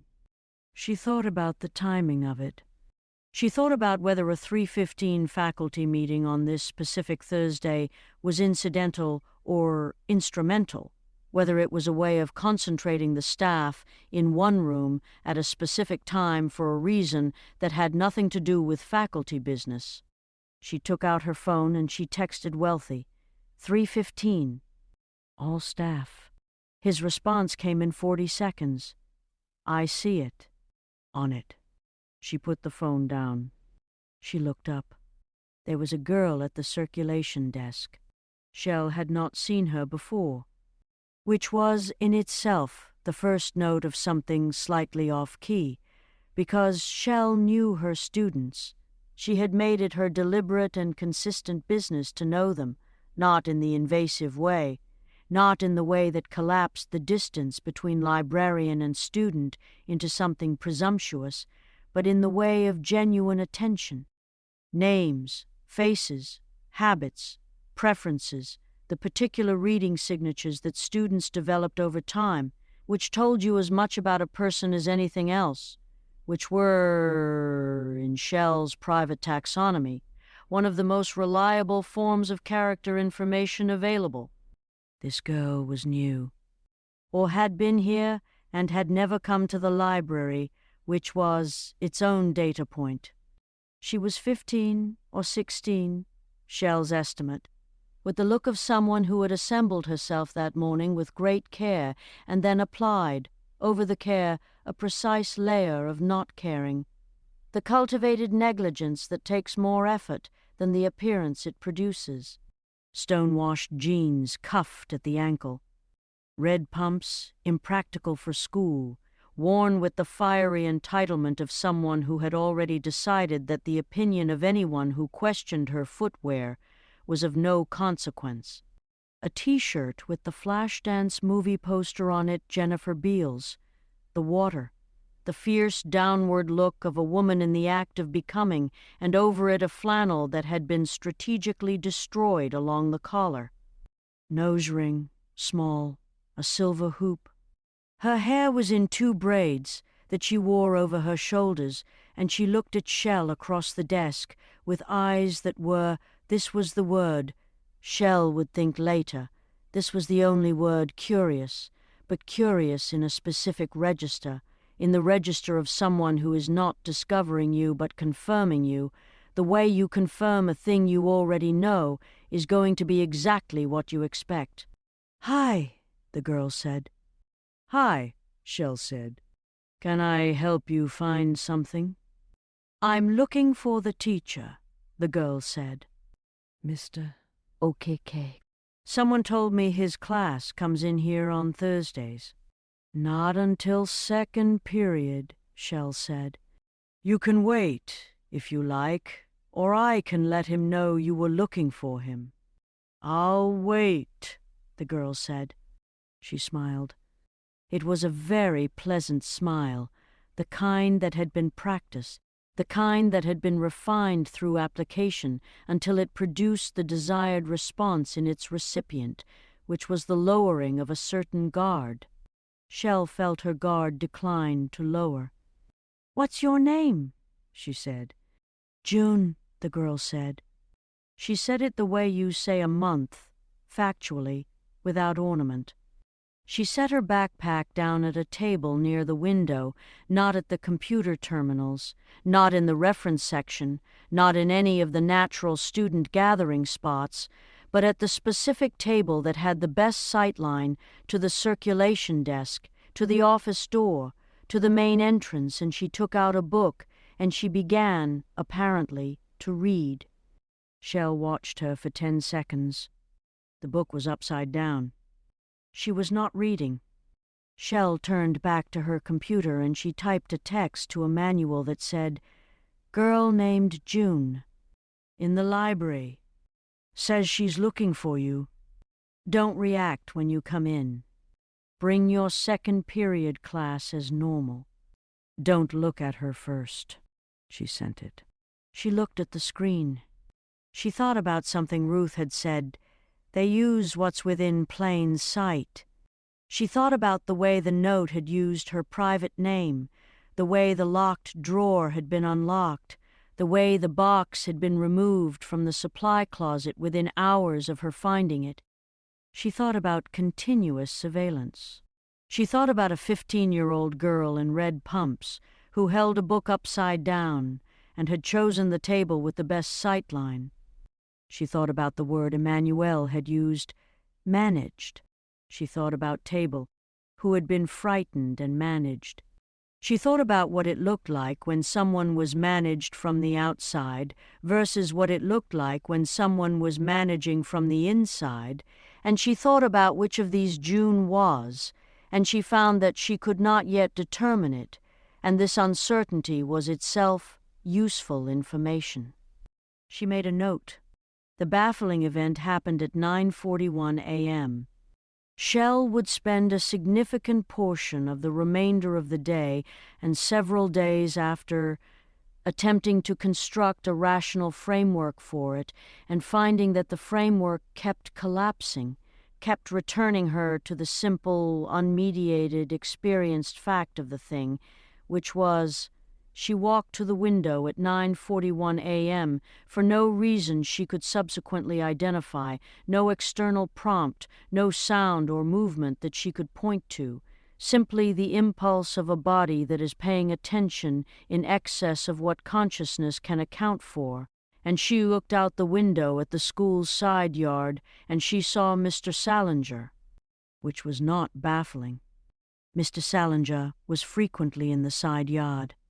The side yard contained the path between the main building and the auxiliary building, and Mr. Salinger walked it several times a day with the purposeful stride of a man administering a territory. What was baffling was what he was doing. He was standing under the oak tree, Emmanuel the crow's oak tree, the crow being present and audible and expressing, as always, its comprehensive position on the state of things, and he was on the phone, which also was not baffling. He was on the phone, and he was on the phone, and he was holding something in his other hand, a piece of paper, which he was reading from and then speaking into the phone, and then reading from again, with the posture of someone receiving dictation in reverse, of someone reading up from a text rather than transcribing it down, a man consulting a script. None of this was baffling. What was baffling was the other person. Standing at Salinger's 10 o'clock, partially obscured by the oak's trunk, was a person Shell had never seen before and had no context for and could not fit into any category available to her. This person was wearing, and she was close enough to the window to see this clearly. The window was clean. The light was good, an 18-wheeler trucker's hat and a feather boa in electric blue and Doc Martens boots and a horse saddle, an actual leather horse saddle, slung over one arm the way you'd carry a briefcase or a tote, and they were holding what appeared to be a Lamborghini key fob, which they kept turning over and over in their free hand, and they were completely still, looking at Salinger with an expression she could not read at this distance, but that communicated, through the specific quality of its stillness, something that was not patience, but its expensive cousin, the stillness of a person who has all the time they need, because they have arranged the world such that time bends in their direction. Then they looked up. They looked directly at Shell's window. They looked at Shell. They held her gaze for approximately 5 seconds. Then they turned and they walked with the saddle, with the key fob, with the blue feather boa moving in the morning air. With an absolute casual magnificence they walked around the corner of the building and disappeared. Shell stood at the window for a long moment. Emmanuel the crow screamed something into the morning that was either very important or completely incomprehensible, the two conditions being, in Shell's current experience, largely interchangeable. She went to her desk, and she wrote down what she had seen, in the flat, descriptive language of a librarian cataloging something. The hat, the boa, the saddle, the key fob, the stillness, the 5 seconds, the direction of departure. She wrote it, and then she looked at what she'd written, and she thought, "This is not something I can put in a text message." She called Welfie. "Someone was with Salinger," she said when he picked up. "Outside." "I need you to check the south parking lot for a Lamborghini with a damaged fender." A pause. What? "Just check it. 2 minutes." She held. She heard him moving, heard the ambient sounds of the building around him, the particular soundscape of the back-of-house school, the boiler room's distant conversation with itself, the ventilation system's constitutional through the ductwork. "South lot," he said. "There is a Lamborghini. Black. No damaged fender. Check the front." Another minute. "Front lot," he said. "There is a Lamborghini. Gold. And A pause. The kind that has something specific in it. "The fender's damaged," passenger side. "And there's a parking pass. School district." "Take a picture of the plate," she said. She hung up. She texted the plate to a number she'd been given in the shack, a number belonging to a person she'd never met, a contact of Wealthy's federal adjacent contact, 2 levels removed from anything with a name she could produce in polite conversation. She waited. The response came in 8 minutes, and it was 4 words. Do not approach. Cole now. The bone-chilling thing happened to Mario. This needed to be established in the proper sequence because Mario had not been supposed to be anywhere near the school on Thursday. The plan having been explicit on this point, Mario was to remain at the Washington property, was to maintain what Wealthy had called the integrity of the domestic perimeter, a phrase Mario had initially received with the eyebrow raise it deserved, and then, with some adjustment, accepted as reasonable, which was its own indicator of how seriously he was taking the situation, because Mario Washington did not accept the reasonable easily or cheaply. But Mario had gone to his urological appointment. This was not planned. This was, and Mario would defend this later, with the full force of a man who has considered his priorities and is not ashamed of them non-negotiable. Dr. Figueroa's office was on Peachtree. He went every 6 weeks. He had never missed an appointment. The appointment was at 9 a.m., and it was 9:15 when he came out of the elevator onto the 3rd floor of the building that housed Dr. Figueroa's practice and the cardiology suite and the dry cleaner that was also a residential cleaning service, and the woman named Pillar, with whom Mario had developed, over the course of several cleaning service transactions, a relationship that was warmer than the transactional and had not yet achieved a further designation, but was, Mario felt, moving in a direction. Pillar was at the counter of the cleaning service when Mario came off the elevator. She was on the phone. Her face, when she saw him, performed a rapid sequence recognition, then warmth, then something that was not warmth, something that overrode warmth completely, something that got him to her counter in 3 steps and had him leaning over it, saying what, quietly, in the tone of a man who reads faces, like their weather systems, and is reading a storm. She covered the phone. She said, "There's a man in the back. He's been here for an hour. He says he's waiting for me to close so he can use the equipment." She looked at the phone in her hand. I'm on with dispatch. Mario, he has... The backroom door opened.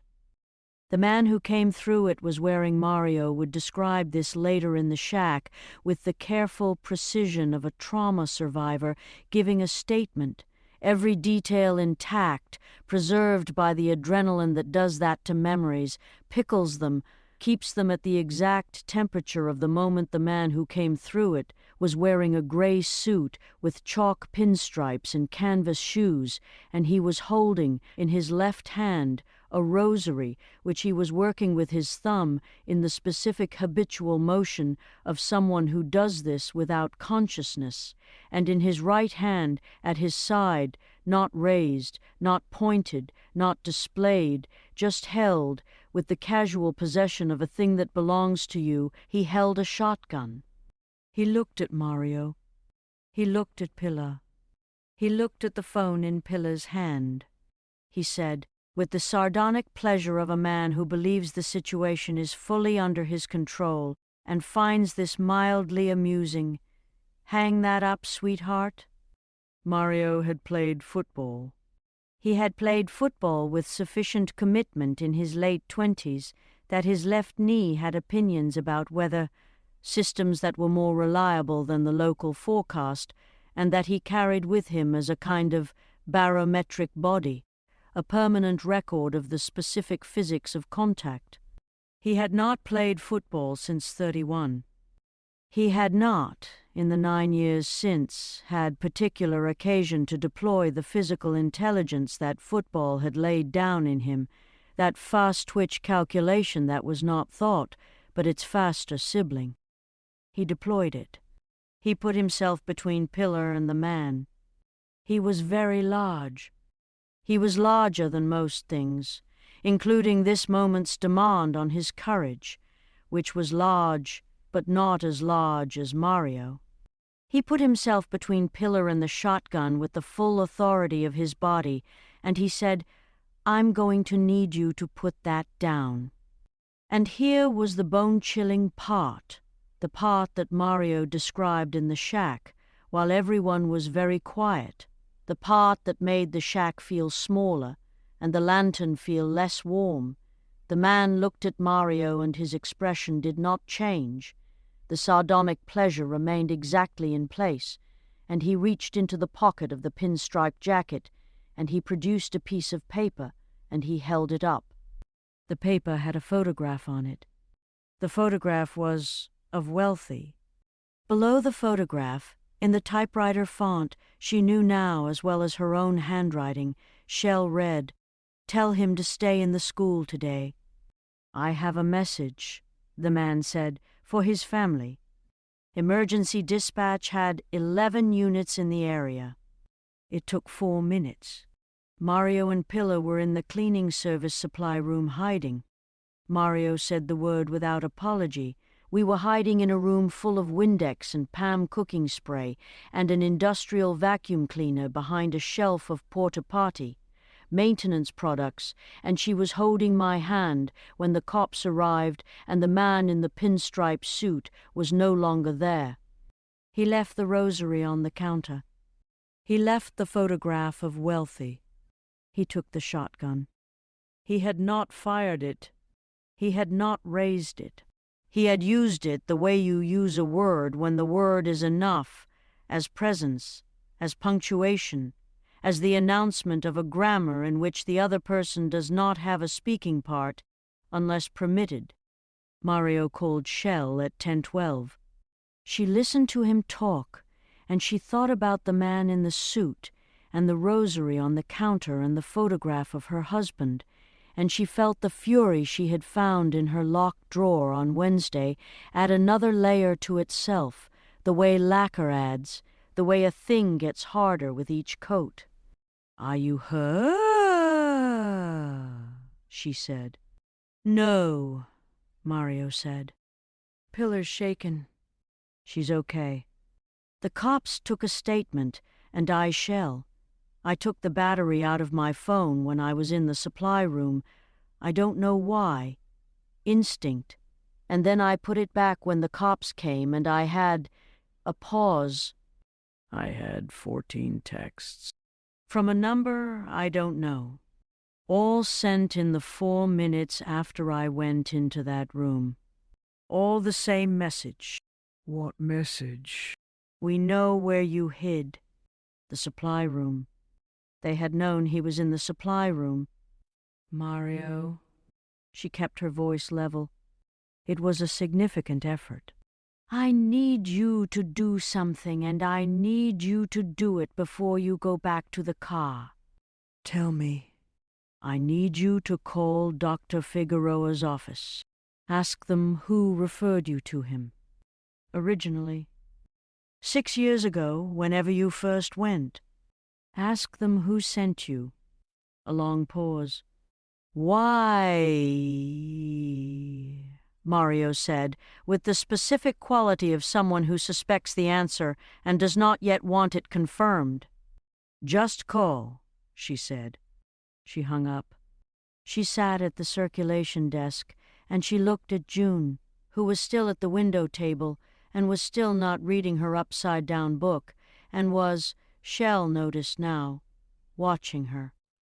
June was watching her the way Shell had been watching the window, with the comprehensive, unhurried attention of someone cataloging a situation. Shell looked back. After a moment, June smiled again. The practice smile. The refined one. The one that had been calibrated for the lowering of gods. Shell thought, "You are 15 years old." She thought it with something that was not quite pity and not quite fear, but occupied the space between them, the space that belongs to the recognition of something moving in a direction that has not yet arrived, but is clearly on its way, that is already taking shape in the distance, that you can see coming the way you can see whether coming over a flat landscape when you're standing in an open field with nowhere to run. She thought, "I see you." She did not smile back. The wonderful thing happened to Geordie. This was unexpected in the way that wonderful things are always unexpected, which is completely and without adequate preparation, arriving in the middle of everything else with the same total indifference to context that joy always deploys, that joy has always deployed, that joy will always deploy because joy does not consult the calendar and has no interest in whether this is a convenient moment. Geordie had spent Wednesday night in the shack after everyone else had left. Denise had agreed to this with the specific resignation of a woman who knows her grandson well enough to know when arguing will be both unproductive and factually incorrect. With his microscope and the vial in its case, and his notebook and his torch lighter and a bag of chia seeds he'd been eating, as a snack for reasons he'd explained to Wealthy in sufficient biochemical detail that Wealthy had simply nodded and stopped asking. He had looked at the vial. He had looked at the vial for 6 hours, from 9 p.m. to 3 a.m., working through his methodology with the patience of a person for whom the object of investigation is the most interesting thing in any given room, which for Geordie it always was. He had not opened the vial. He had examined the exterior surface under increasing magnification, had documented the symbol in three-dimensional detail that revealed, and this was where the 6 hours had started to feel like 6 minutes, that the symbol was not pressed into the glass but grown into it, was part of the glass structure itself, which meant it had been incorporated during the manufacturing of the vessel, which meant someone had made this vessel specifically, had made it for this, had made it with the symbol already intended, which meant organization, which meant time, which meant resources and planning at a scale that redefined what Shell had been thinking of as the size of the thing. He had written 12 pages of notes. He had, at one point, experienced what he described in the notes, with the clinical affect he brought to everything, as a significant moment of trepidation followed by a decision to continue, which Shell, reading it later, translated as, "He was scared and he kept going anyway," which was the definition of a kind of courage that most adults she knew hadn't managed. At 2:17 a.m., he had made, under the magnification of his personal microscope in the lantern light of the shack, a discovery that he had spent the remaining 43 minutes before sleep documenting with such care and precision that when he handed Shell the notebook on Thursday morning at 8 a.m., he had been in the library when she arrived, the backpack on the floor, the banana peel finally, definitively, disposed of in the dumpster outside. When he handed her the notebook, she read it 3 times before she looked up and said, "Geordie, do you understand what this means?" "Yay," said. He said it simply, without drama, in the register of a person who has arrived at a conclusion through legitimate process and is at peace with it. "That's true," he said. This is... She stopped. She looked at the 12 pages. She looked at the diagrams, precise and annotated in the handwriting of someone who had been writing things down for the permanent record since he was old enough to hold a pen. She looked at the symbol documentation, 3 views, cross-referenced with a notation system he had apparently invented for the purpose.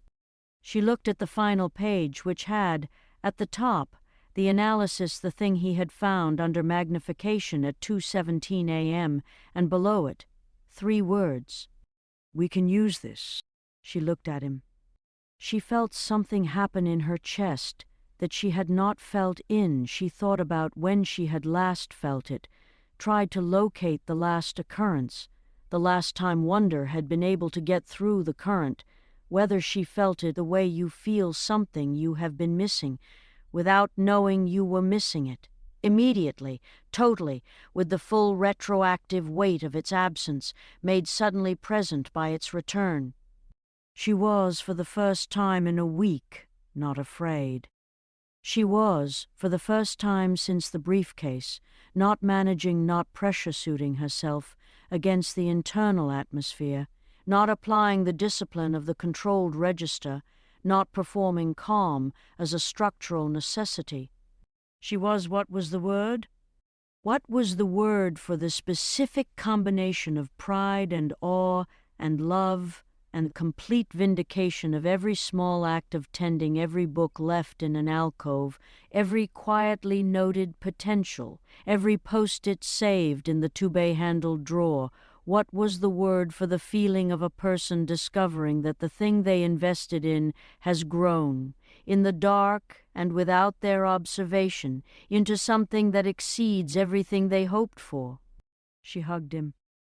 Geordie tolerated this with the resigned warmth of a 17-year-old boy being hugged by his aunt in a school library, which was, in the hierarchy of dignity-compromising events, not ideal but ultimately fine.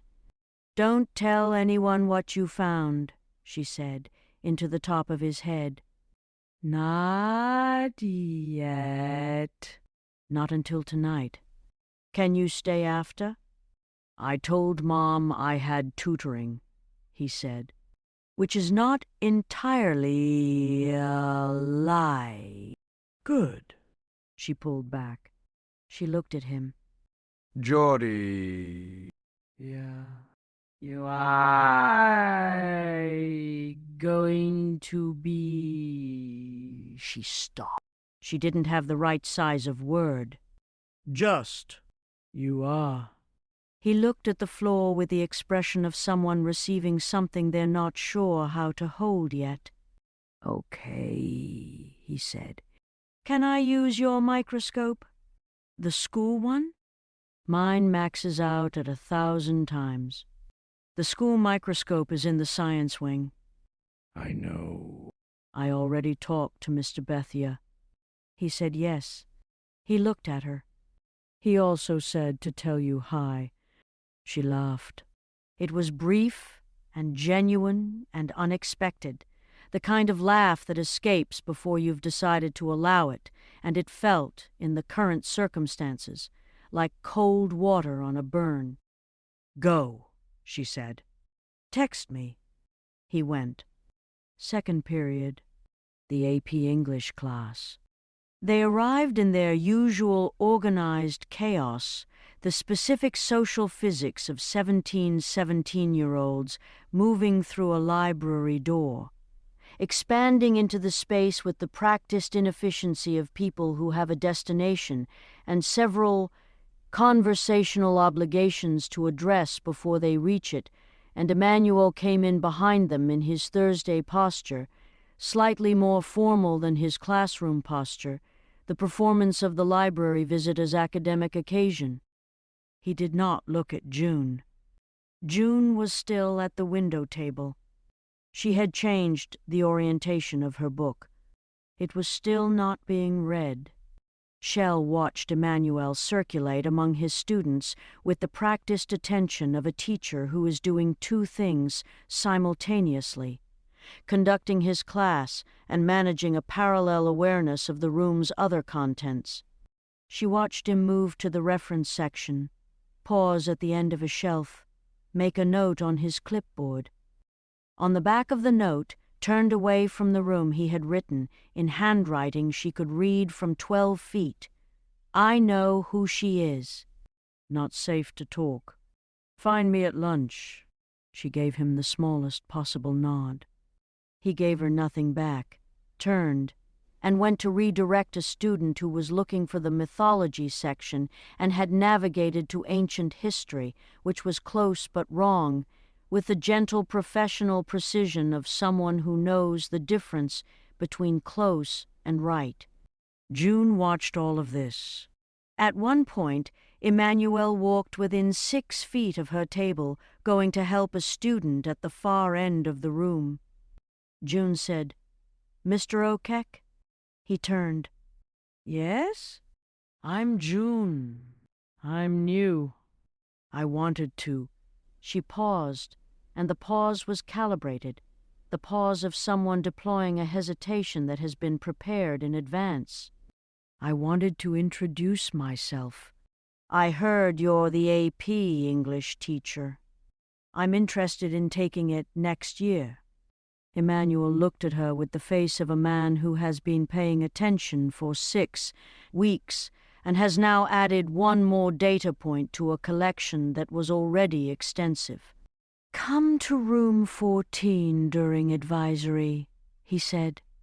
"I can talk you through the prerequisites." Purr. The practiced smile. "Thank you so much." Emmanuel turned away. Shell looked at June. June looked at Shell. Curiosity was still the word for the look. Curiosity and something beneath it, something that was doing the actual work, while the curiosity was presented as the face of the operation, something that was not curious at all, that was not discovering or exploring or wondering, that was checking. She was checking on the status of something. She was auditing. At 12:32 p.m., Wealthy texted Shell from the East Corridor. "You need to see something. Bring your phone. Sub-basement." Now. Shell had not known the school had a sub-basement. This was the first thing she thought on her way down.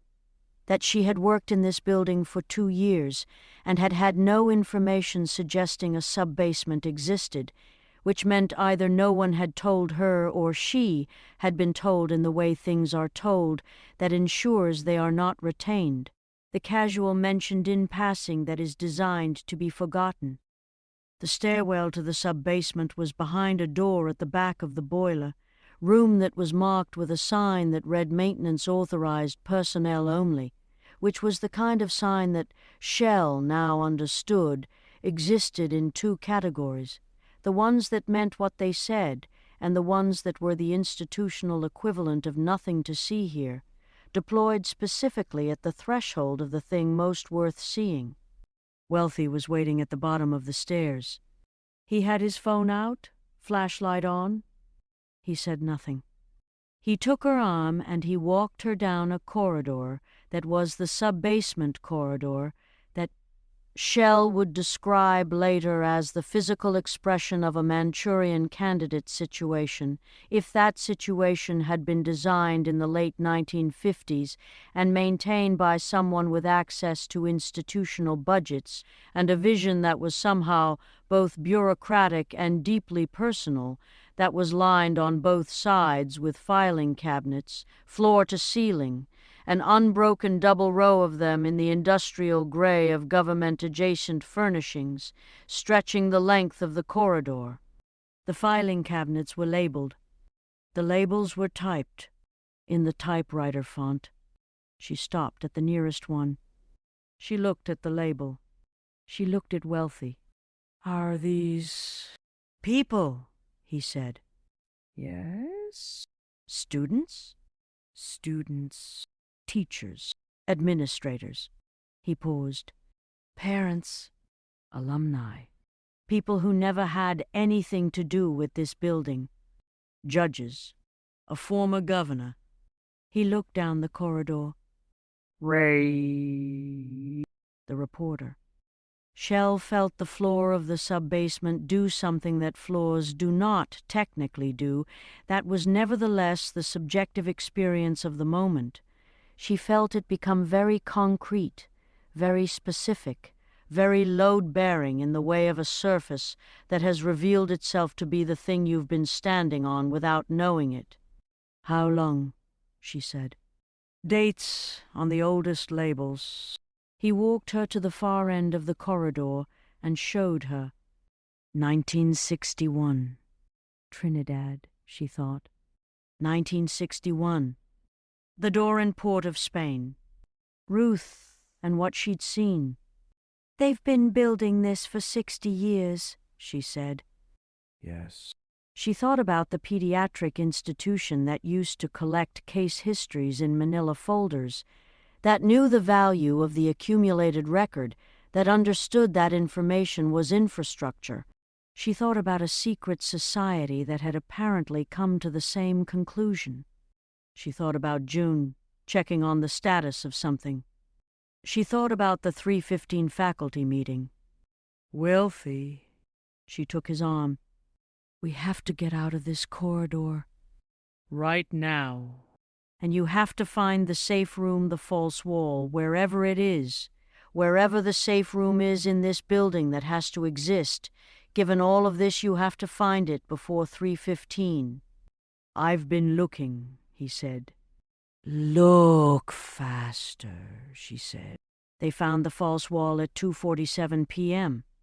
It was behind the secondary boiler, accessed by a mechanism so elegantly mundane, a specific sequence applied to a specific set of valves that looked like standard equipment and were also, when operated in the correct order, a locking mechanism that it made Shell think of the kind of hide in plain sight that is not hiding at all, but relying, with supreme confidence, on the inability of the unprepared observer to see what is directly in front of them. Wealthy knew the sequence. He had known it, had worked it out, over 2 months of custodial access to the boiler room, in the way he worked things out. Patiently, incrementally, with the long game of someone for whom the answer is less important than the complete understanding of the question. The room behind the wall was small. It was carpeted in dark red, which was the detail arrived with the quality of something that wanted to be a joke, but wasn't dark red carpet on the stairs, dark red carpet on the floor, the kind of red that was either very old or had been chosen specifically. That was the color of ceremony, of threshold, of the rooms you enter only when what you're doing is serious enough to require that you acknowledge you are entering them. There was a table. Low wood, carved. She could see the carving from the door, elaborate and deliberate, the 3-ring symbol repeated in the table's surface in a pattern that was beautiful and deeply nauseating. There were chairs. There were candles, unlit but present, in holders that where she recognized the material. She had held the painted bone. She knew the weight of it, the same substance. There were documents on the table in their color-coded folders, red and yellow and green. And there was a chair at the head of the table that was different from the others. Larger, leather, with armrests that had, at their ends, worn patches in the leather where hands had rested repeatedly over a long period. The chair at the head of the table had a jacket draped over its back. A gray jacket, wool blend, conservative. From a dry cleaner she recognized the plastic bag, still half on, the cleaner's name printed on it. The one 2 blocks from where she and Table had grown up, the one she had taken things to since she was 12 years old. She looked at the jacket. She looked at the inside breast pocket of the jacket, which was visible from where she stood. Inside the pocket was something small and rectangular. A business card. A single business card, lodged in the pocket the way people put things they reference frequently, things they want at hand without having to search for them. She could not read it from the door. She went in. She picked it up. She read it. She put it back. She walked out of the room and she leaned against the corridor wall and she breathed. Wealthy followed her. He looked at her face. What's on the card? She told him whose name was on it. And it was not Salinger's name. Salinger's jacket, Salinger's chair, Salinger's seat at the head of a table in a secret room in the sub-basement of his school, but not Salinger's card, not Salinger's name, not Salinger's organization. The card belonged to someone else.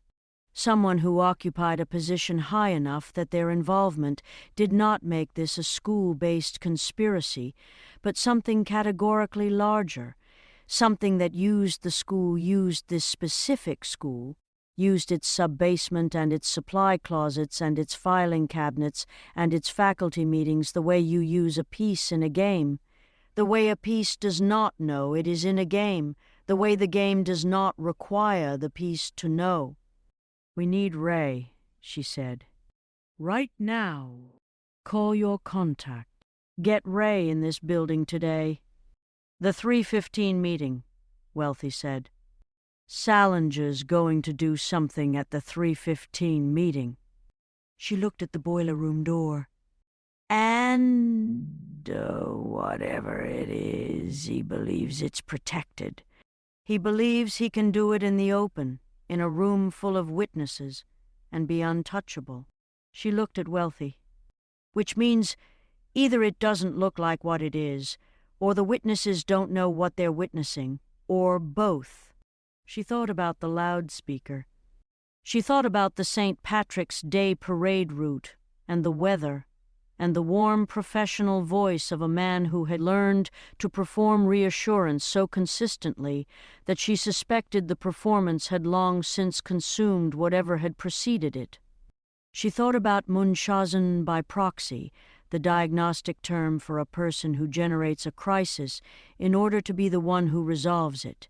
Who creates the need for the reassurance in order to be its source? Who is both the cause and the cure, and the only one who knows this?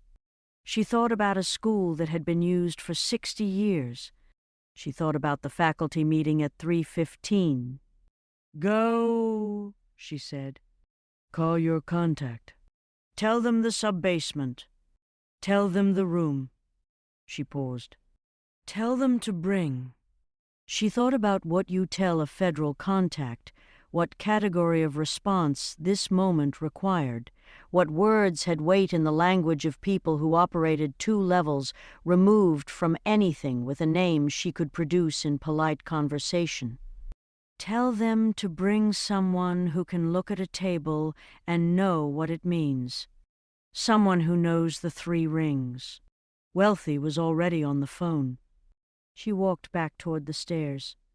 She walked through the boiler room and up the stairwell and through the maintenance door and into the corridor, and she moved through the building that had been doing its business, all day lockers and loudspeakers and the 11:47 lunch rush and the ambient sound of institutional life proceeding with complete indifference to what was happening inside it, and she thought about 60 years of filing cabinets in the dark.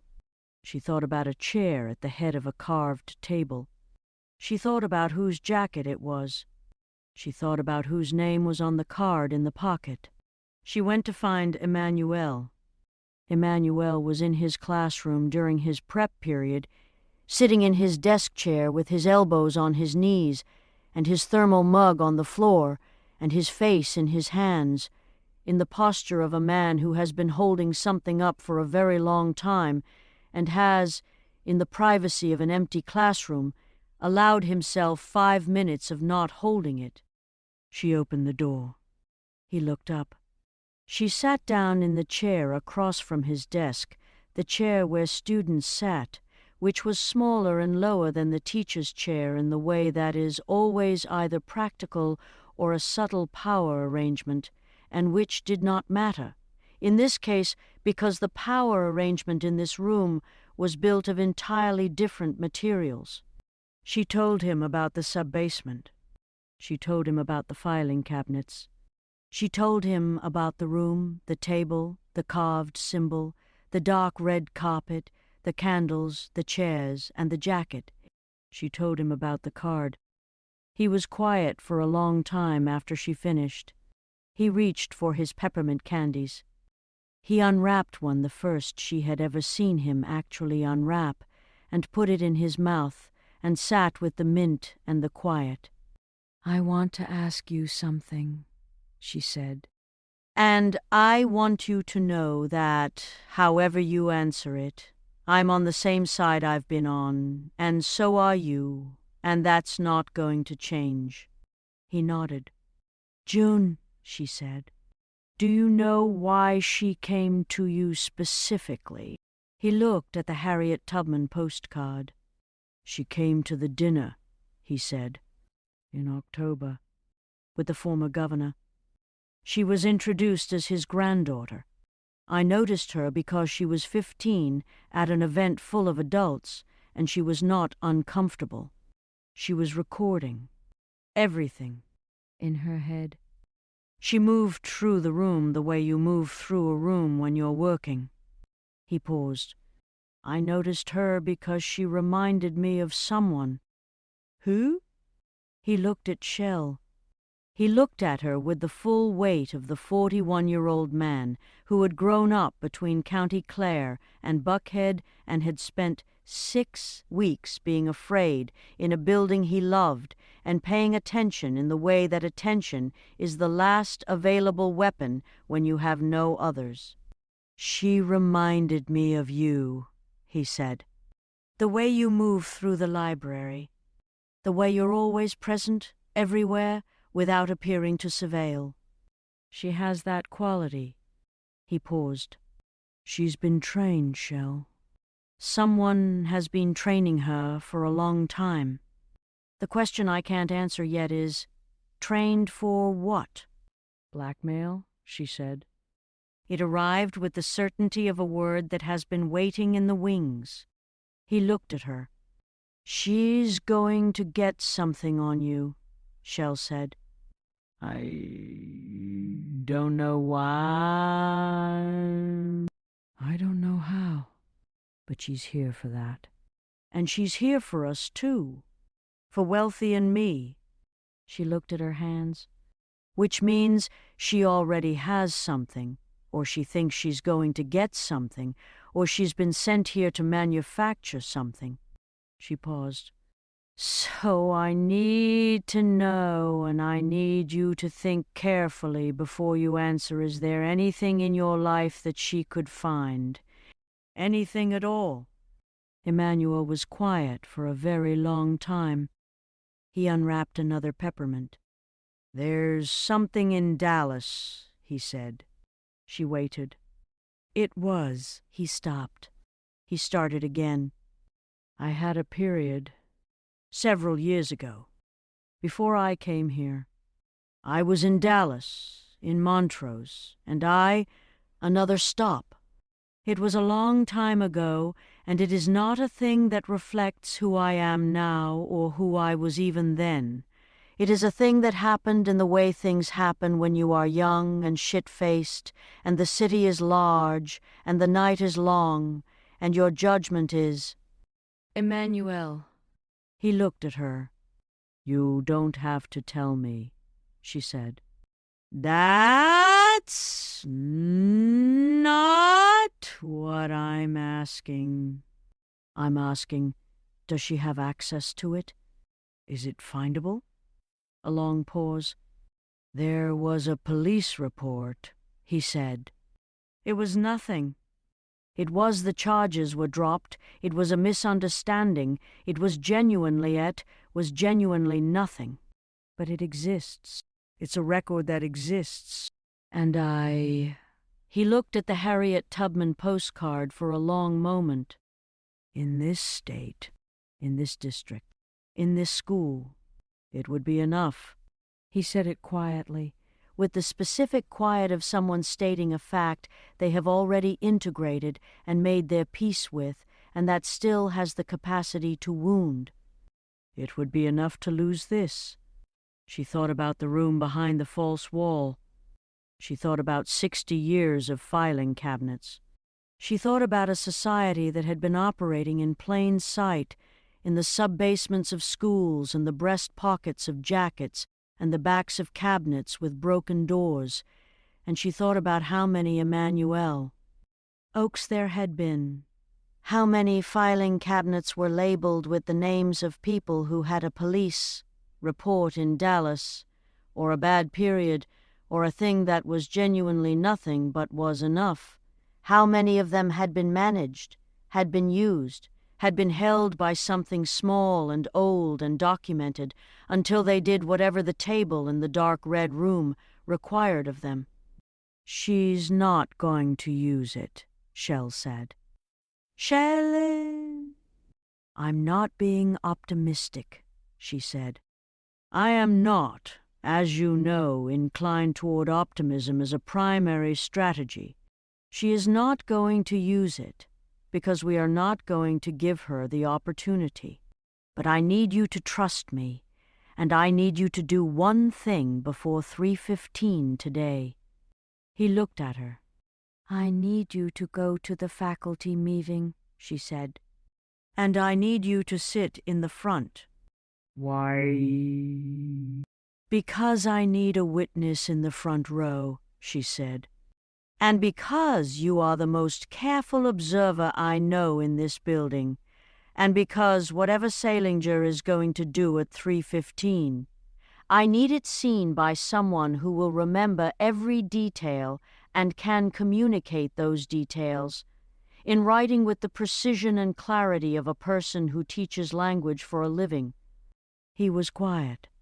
Then, what are you going to be doing at 3:15? I'm going to be in the sub-basement, she said. With my husband. And hopefully Ray. She stood up. And if none of that works out, I'm going to be doing something I will not tell you about in advance because I need you to have plausible deniability. He looked at her with the expression of a man in whom the conflict between caution and conviction had been running for 6 weeks and was now, definitively, resolving in conviction's favor. Go, he said. She went.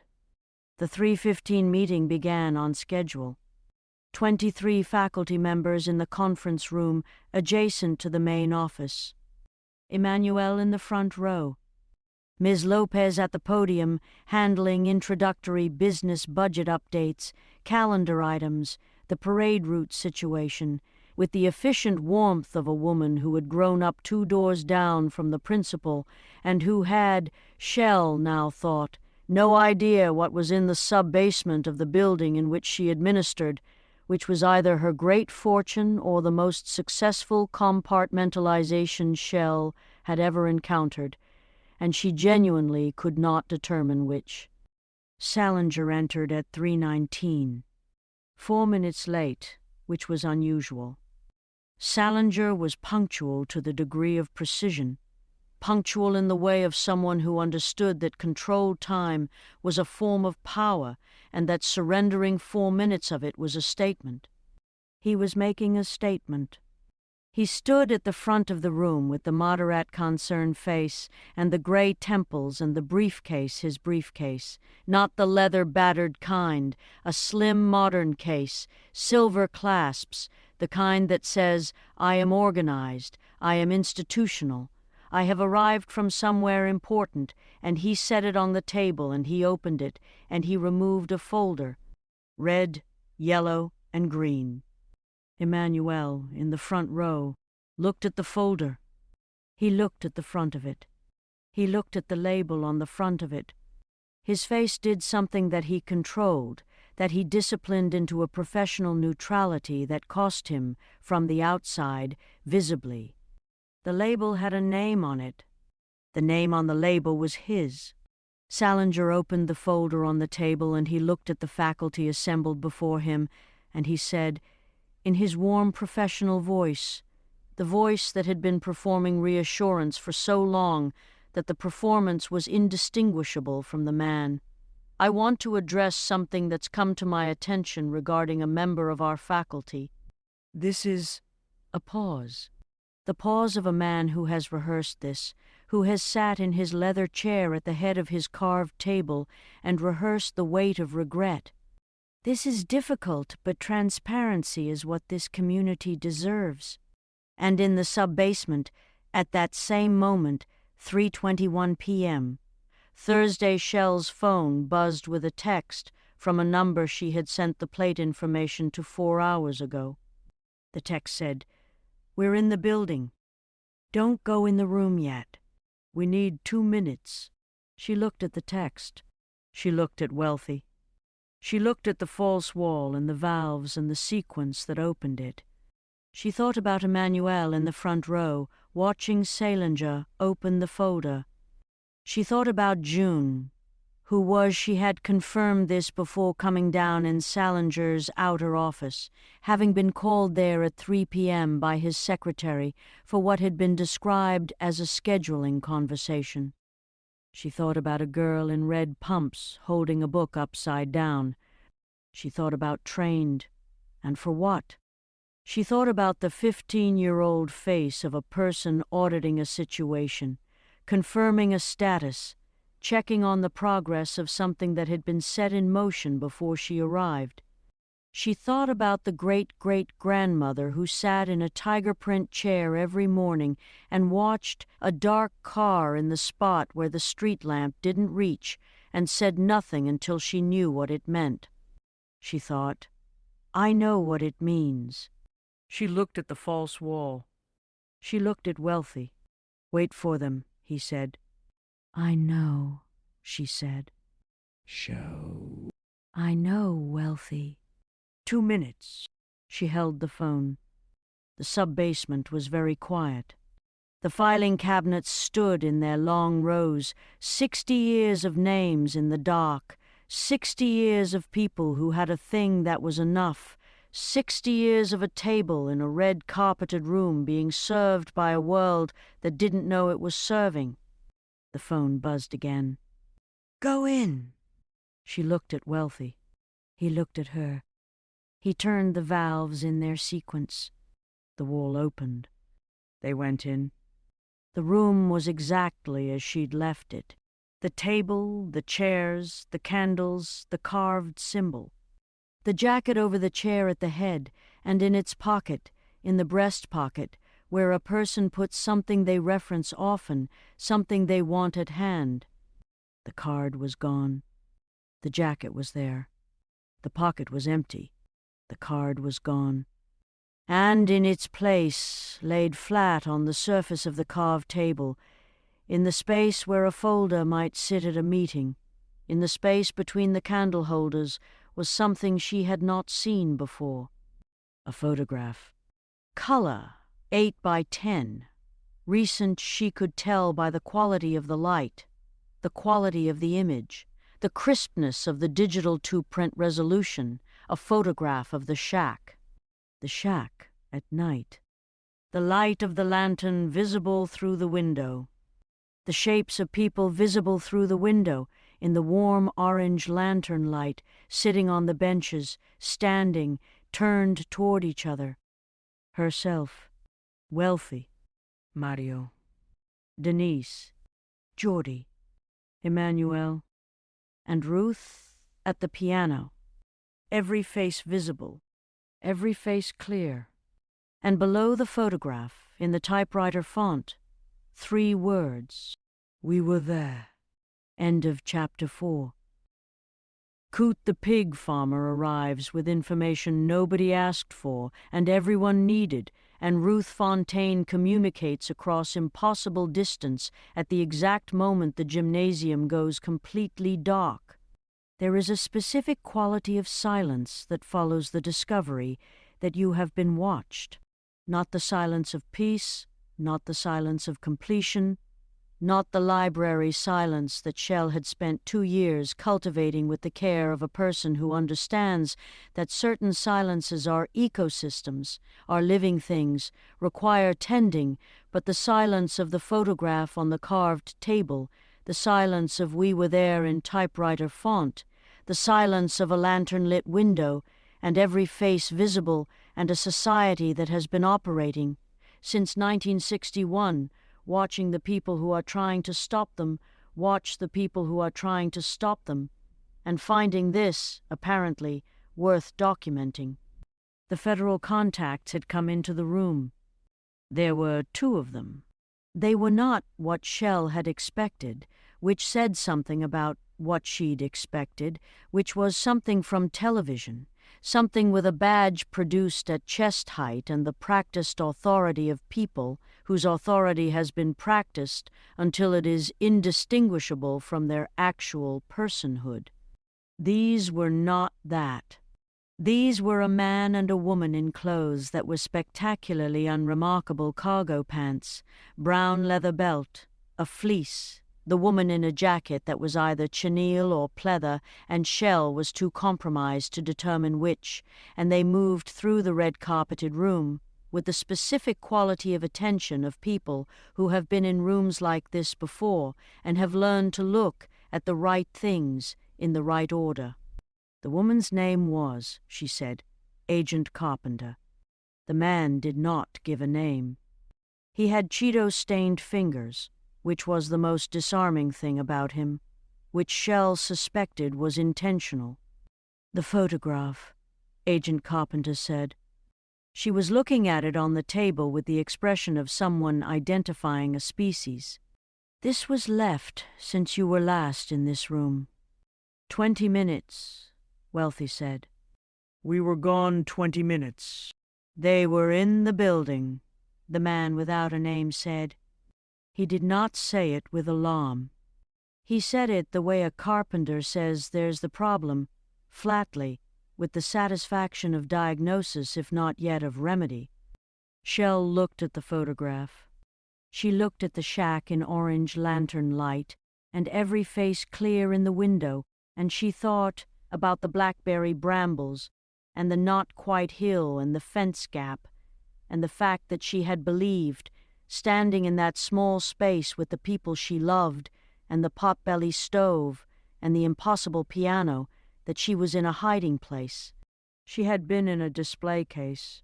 The meeting upstairs, she said. Agent Carpenter looked at her watch. 3:26. What's happening at 3:15? Faculty meeting. Salinger was going to... She stopped. She took out her phone. She texted Emmanuel, status. The response took 40 seconds, which was 40 seconds too long, and was also, she told herself, within the range of a person sitting in a front-row chair attempting to receive and record information while appearing to be simply sitting in a front-row chair. The response, when it came, was 4 words. He stopped. He saw someone. Then, 10 seconds later, coming in from the back, Shell, who is Coot. Coot.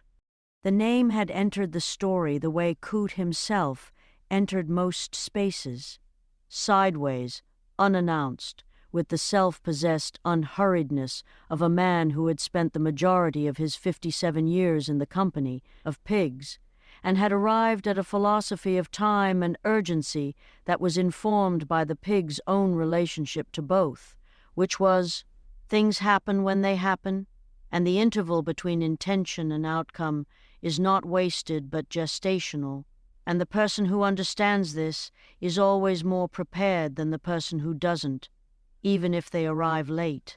His full name was Beaumont Arsenault Delacroix, which he had carried without incident through a childhood in deep South Louisiana Cajun country, the kind of Cajun country that had not been aestheticized for television, that was not the Cajun country of cooking shows and tourism brochures, but the actual article, the one with the drainage ditches and the Spanish moss and the particular quality of summer heat that sat on you like a second person who had their own ideas about where the afternoon was going, and into an adulthood that had taken him, through a sequence of events involving a woman named Darlene, a truck with a brake pad situation, and a handshake that had led to a land deal that had led to 40 acres of Georgia clay and the pigs, always the pigs, into the county adjacent to the one where Robert E. Lee Memorial High School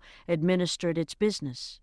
He was known as Coot, had been known as Coot since age 7, the origin of which was either a water bird or an insult that had been so thoroughly absorbed that it had become a name, and the name had become a person, and the person had never seen any particular reason to clarify the origin, because Coot was who he was, and the label fit. He was 6'2", and carried the weight of a man who had been doing physical work outdoors for 3 decades, and whose body had responded to this by becoming architectural, by achieving a kind of structural integrity that was not vanity but function.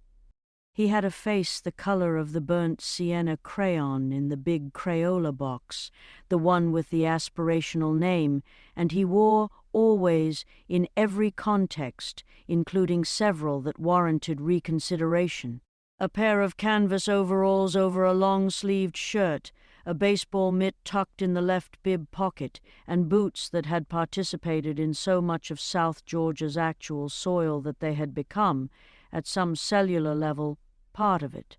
He also knew things. This was the part that was not obvious until it was, until you had spoken to him for long enough, until the overalls and the mitt and the boots had established themselves as the complete picture of him in your mind, and then he said something that recalibrated the whole image, that made you understand that you had been looking at the surface of a thing and thinking it was the thing. Coot knew about the 3 rings. He had known about the 3 rings for 11 years, since the morning he had found, at the edge of his south pasture, where his property line met the service road that ran behind 3 other properties, including a parcel that had changed hands twice in 8 years, with the specific rapidity of land that is being used for something other than its stated purpose. He had found a symbol carved into a fence post. 3 interlocking shapes, precise and deliberate, the work of a tool, a specific cutting tool, something between a machete and a chisel, applied with an intention that was not vandalism, because vandalism is careless, and this was not careless, this was the opposite of careless. He had recognized it. He had recognized it because his grandmother, his father's mother, a woman of extraordinary and specific memory who had been born in Trinidad and raised partly in Louisiana, and had carried both places in her body her entire life in the way that people carry their originating geographies, as a posture, as a timbre, as a particular readiness. His grandmother had drawn that symbol for him when he was 9 years old, on the back of a paper bag with a magic marker, and had told him, "If you ever see this boy, you come find me and you tell me where." His grandmother had been dead for 20 years. So instead, Coot had done the next best thing, which was, he had started writing things down in a diary. A physical diary, the kind with a lock, though the lock was more symbolic than functional, a brown leather diary he'd bought at a smoke shop in a town 40 minutes south, and which he'd been filling for 11 years, with what he saw and what he connected, and what he was pretty sure about, and what he was extremely sure about, but couldn't prove. He had 47 pages about the school. He had been watching the school since the filing cabinet situation, which he had learned about not through any official channel but through Pilla, who cleaned for people across the county and who had, in the course of her professional life, developed an information network that surpassed most journalism and all municipal governance, and who had told him, over a plate of franks and beans at the hole-in-the-wall on the Katy Freeway equivalent of this part of Georgia, that something was wrong in the sub-basement of Robert E. Lee Memorial, that she didn't know exactly what, but that a woman named Pilla always knew when a space had been used for something other than its stated purpose, and this space had. He had been watching the school. He had, from a distance, through the fence line and the tree line and the specific patient stillness of a man who has spent 30 years watching animals in the absence of their awareness of being watched, been watching the school when the society arrived on the previous Thursday, the Thursday he hadn't been able to get to anyone in time, and he had seen what happened. He had seen the handshake. Shell read Emmanuel's text 3 times, coming in from the back. "Shell, who is Coot?" She showed it to Wealthy. Wealthy looked at it, and then looked at Agent Carpenter and said, "There's someone coming through the back entrance of the building." "Big man." "Overalls. Hesse's not a threat. Can you? I'll meet him, the man without a name said, and went. Coote arrived in the sub-basement 7 minutes later with his baseball mitt and his boots and his 47-page diary and an audio recorder, a small one. The kind journalists used, digital, that he had purchased at a big box store and that had, he said, approximately 40 hours of recorded material on it, though he acknowledged that some of the recordings were of pig sounds that he had not intended to capture and that these could be edited around. He looked at the room. He looked at the carved table and the dark red carpet and the chairs. He looked at the photograph of the shack on the table. He said, "It was the HM of a person who has been expecting something and has found it exactly as expected and finds this neither surprising nor reassuring." He looked at Shell. He looked at her with the specific quality of a person encountering someone they have seen before in a context that precluded introduction. "You're the librarian," he said. Yes, she said. "I've been watching you for 2 weeks," he said. "Not in a disturbing way." "In the way that when something is happening in a place, I watch the people in it to understand what they know." "What do I know?" she said. "More than you did," he said. "Not yet enough." He set the diary and the recorder on the table, and he looked at Agent Carpenter. "I called your office 3 months ago. Someone named Melissa said she'd pass it on." Agent Carpenter's expression moved through something she'd disciplined quickly. "I didn't receive it." "I know," Coote said. "Melissa's in the filing cabinet. 2nd row, 4th from the left. M section." He said this without drama, without inflection, with the flat delivery of someone communicating a fact that they have long since finished being shocked by. 3rd shelf. The labels typed in the same font as everything else.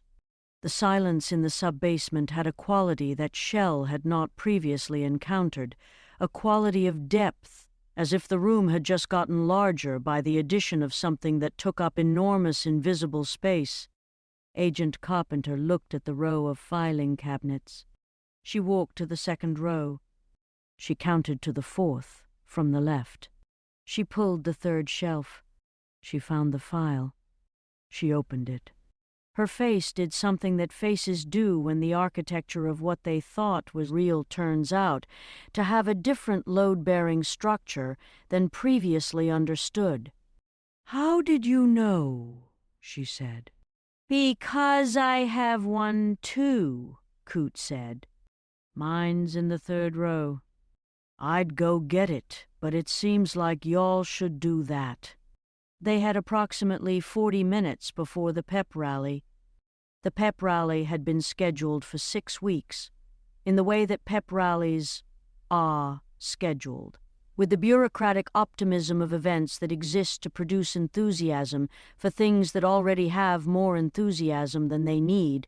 In this case, the basketball team's regional qualifying run, which had generated in the student body a fervor that was part genuine athletic investment and part the collective joy of being young and inside a building for too long and offered a legitimate excuse to scream. The gymnasium, the full student body, the throng, which was the only word a throng of students, in the specific density of 400 adolescents concentrated into a space designed for 350, a throng that produced its own climate, its own physics, its own acoustic situation, the gymnasium on pep rally day being transformed from an institutional space into something between a weather event and a liturgy, the cheerleaders and the trombone section and the security guard named Beaumont, who was not Coote Beaumont, but a different Beaumont, who took his pep rally security assignment with the gravitas of an Olympic champion, defending a title and who positioned himself front and center at the gymnasium door like a human traffic pylon. The pep rally was at 4:30. It was now 3:47. "Tell me about the handshake," Shell said to Coot. They were in the corridor outside the sub-basement now, the five of them: Shell, Wealthy, Coot, Agent Carpenter, the unnamed man standing in the institutional hallway in the way of people who are having a conversation that requires more space than any available room can accommodate. Coot reached into his overalls pocket and produced his diary. He found the page he knew exactly where it was. The pages were numbered and annotated and cross-referenced in a system that made Shell feel a kinship she didn't have time to express, and he turned it toward her. The entry was dated 6 days ago. She read it. She read it, and she felt the reading land in her the way certain readings land. Not into the mind, but into the body, into the place below the sternum where the serious things go, the place that does not process information but registers it, receives it at the frequency of what is actually true. She handed the diary to Wealthy. He read it. His face did the landscape in weather thing, the thing that only happened when what he was receiving exceeded the capacity of the container, and he looked up at Coot, and he said, "Who?" "The assistant principal," Coot said. Ms. Lopez. In the parking lot. 6 days ago. 7:12 a.m. He took the diary back.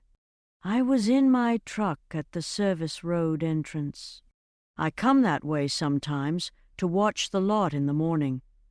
She was getting out of her car and Salinger was already in the lot, which is unusual. He comes in at 7:30, 7:40. I have 43 documented arrival times, and he came to her car and they spoke for about 30 seconds, which was also unusual. They don't usually in the lot. They don't usually." And then he shook her hand. "People shake hands," Shell said. She said it knowing it was not the thing to say, but needing to hear Coot say what came after. She jerked. Coot said, "Just slightly." "The way you jerk when something unexpected happens to your skin." Reflex. It was less than a second, and she covered it well. She was. He looked at Shell. "She's a composed person, Ms. Lopez." She covered it well. And then Salinger smiled, and I don't mean he smiled like a person smiles. I mean he produced a smile, assembled it. "You understand me?" And he walked away. And she stood by her car for about 45 seconds, looking at her hand. Shell thought about the pinprick. She thought about what you could deliver in a pinprick, which was, she thought about Geordie, who had been reading biochemistry papers at 9 years old, who had a microscope and a torchlighter and 12 pages of notes. She thought about what Wealthy's background could tell her about what you could deliver in a pinprick. And then she thought, "I don't want to know what you can deliver in a pinprick." And then she thought, "I have to know." She shook his hand. She said, "And then what?" Coot looked at her steadily with the burnt sienna face and the patient pig farmer's eyes. "She went into the building," he said. "She was at her desk by 7:30. She ran a meeting at 8. She was at the faculty meeting today." A pause. "And this morning when I was in the lot, I watched her walk from her car to the door, and she didn't look right." He said it simply, the way a man who has watched living things for 30 years describes the thing he sees when a living thing is not right.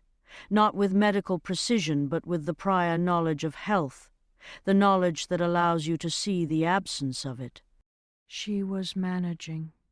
Whatever it is, she was managing it. But the managing was, it's taking a lot out of her. Shell thought about consistency. She thought about a woman who had grown up 2 doors from the Salingers, who had shared a bus stop and a knowledge of whose fence you could cut through and whose dog you couldn't approach, who had built a professional life alongside a man who was apparently operating a decades-old secret society out of his school's sub-basement, and who may or may not have known, who may have been managed the way Table was managed, who may have been in the filing cabinet the whole time there was a file on Ms. Lopez, too. Shell was sure of it. She would find it later in the M section. She would find it, and it would tell her something about the leverage that had been applied and the length of time it had been applied for. And who had shaken her principal's hand in the parking lot 6 days ago and jerked slightly and covered it well.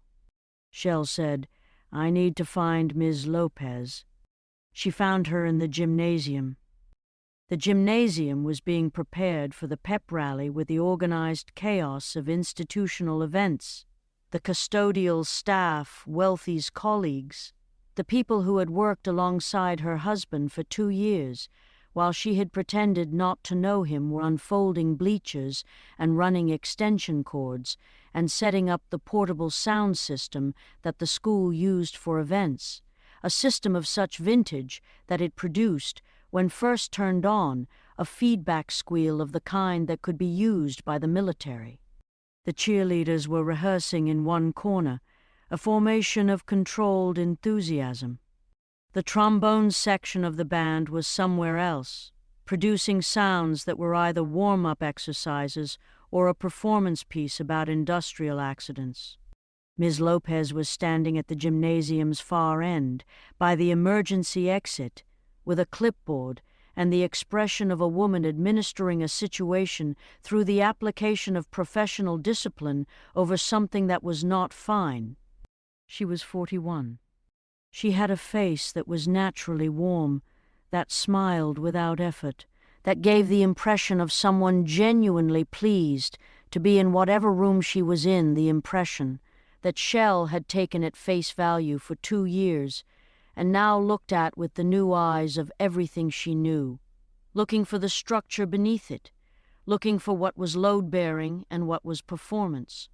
Today the warmth was present but effortful. Today it was the kind of warmth that has been turned on rather than the kind that simply is. She looked, Shell thought, the way a person looks when they have a toothache they are refusing to acknowledge. Shell walked to her. "Ms. Lopez," she turned. The clipboard, the professional smile. "Show." "Are you doing a display for the—" "Can I talk to you for a minute?" Shell said. "Privately." Something moved through Ms. Lopez's face. It was fast, and she caught it fast, but Shell saw it. A flicker of something between relief and fear, which was the combination of someone who has been hoping someone would ask and who is terrified of what asking means. She followed Shell to the equipment room off the gymnasium, which smelled of floor wax and the specific accumulated effort of 40 years of athletic endeavor, and she closed the door behind them, and she looked at Shell with the face beneath the face, the one that didn't have the warmth on it because there was no one out here to perform for. "How long have you been feeling sick?" Shell said. Ms. Lopez looked at her. "How long?" Shell said. 6 days, she said. It came out almost instantly, with the relief of a thing that has been held too long in a confined space. 6 days. At first I thought it was a cold coming on, or the caffeine. I've been on the nicotine gum since January, and sometimes that. She stopped. She looked at her right hand. He shook my hand. "I know," Shell said. She stopped again. She looked at her hand with the expression of someone trying to read a text that keeps going out of focus. "I felt something." Just for a second, just a pinprick. And he looked at me, and I thought I was imagining it. I thought— She looked up. He winked at me, Shell. He's never in 20 years of knowing this man, professionally and personally, he has never winked at me. And it was, she searched for the word. It was a heavy smile, the kind that knows something. Like he was, she stopped. Like he was saying goodbye, Shell said. The gymnasium beyond the equipment room door was building in sound, the 400 bodies arriving and finding their places in the bleachers with the escalating noise of young people who have been confined all day and are about to be told that noise is permitted. Ms. Lopez looked at Shell with the eyes of a woman who has been doing two things simultaneously for 6 days, managing the symptoms of whatever she had been given and managing the knowledge of who had given it to her. And who is, in this moment, in this equipment room that smells like floor wax and old effort, finally setting one of those things down. I need a doctor, she said. It was not a question. It was a fact she had been not saying for 6 days. Yes, Shell said. But first, I need you to tell me something. And I need you to understand that whatever you tell me, whatever you knew or didn't know, whatever happened between Salinger and you and this school and the thing in the basement, I need you to understand that I am not here to... She stopped. She thought about what she was here for. She thought about the honest answer. I'm here to keep you alive, she said. That's what I'm here for right now. Can you tell me what he gave you? Ms. Lopez looked at her for a long moment. Then she opened her jacket. Inside the jacket, in the breast pocket, and the parallel to the card in Salinger's jacket was not lost on Shell, was in fact the kind of symmetry that made her want to find the nearest dry erase board and start drawing connections with a magic marker until the diagram was large enough to contain everything she knew was a small vial. Same foam-padded case as the one Geordie had found in Ruth's chair. Same glass, same weight, same 3-ring symbol pressed into the surface. She had not been dosed by the handshake. She had been given a dose to administer. He told me, Ms. Lopez said, in the voice of someone who has spent 6 days building the structure that allows this sentence to be said, that it was for the pep rally, that it was, he called it, a community enhancement. That's the phrase he used. Community enhancement. He said it needed to go in the gymnasium's water supply before the pep rally. He said it was said it was harmless, a supplement. Something that would make the students more receptive. Her voice did not break, but it did something adjacent to breaking, something that was the structural equivalent of a crack running through load-bearing material. I told him I wouldn't do it, and he said, she stopped. What did he say? He said that I didn't have to do anything.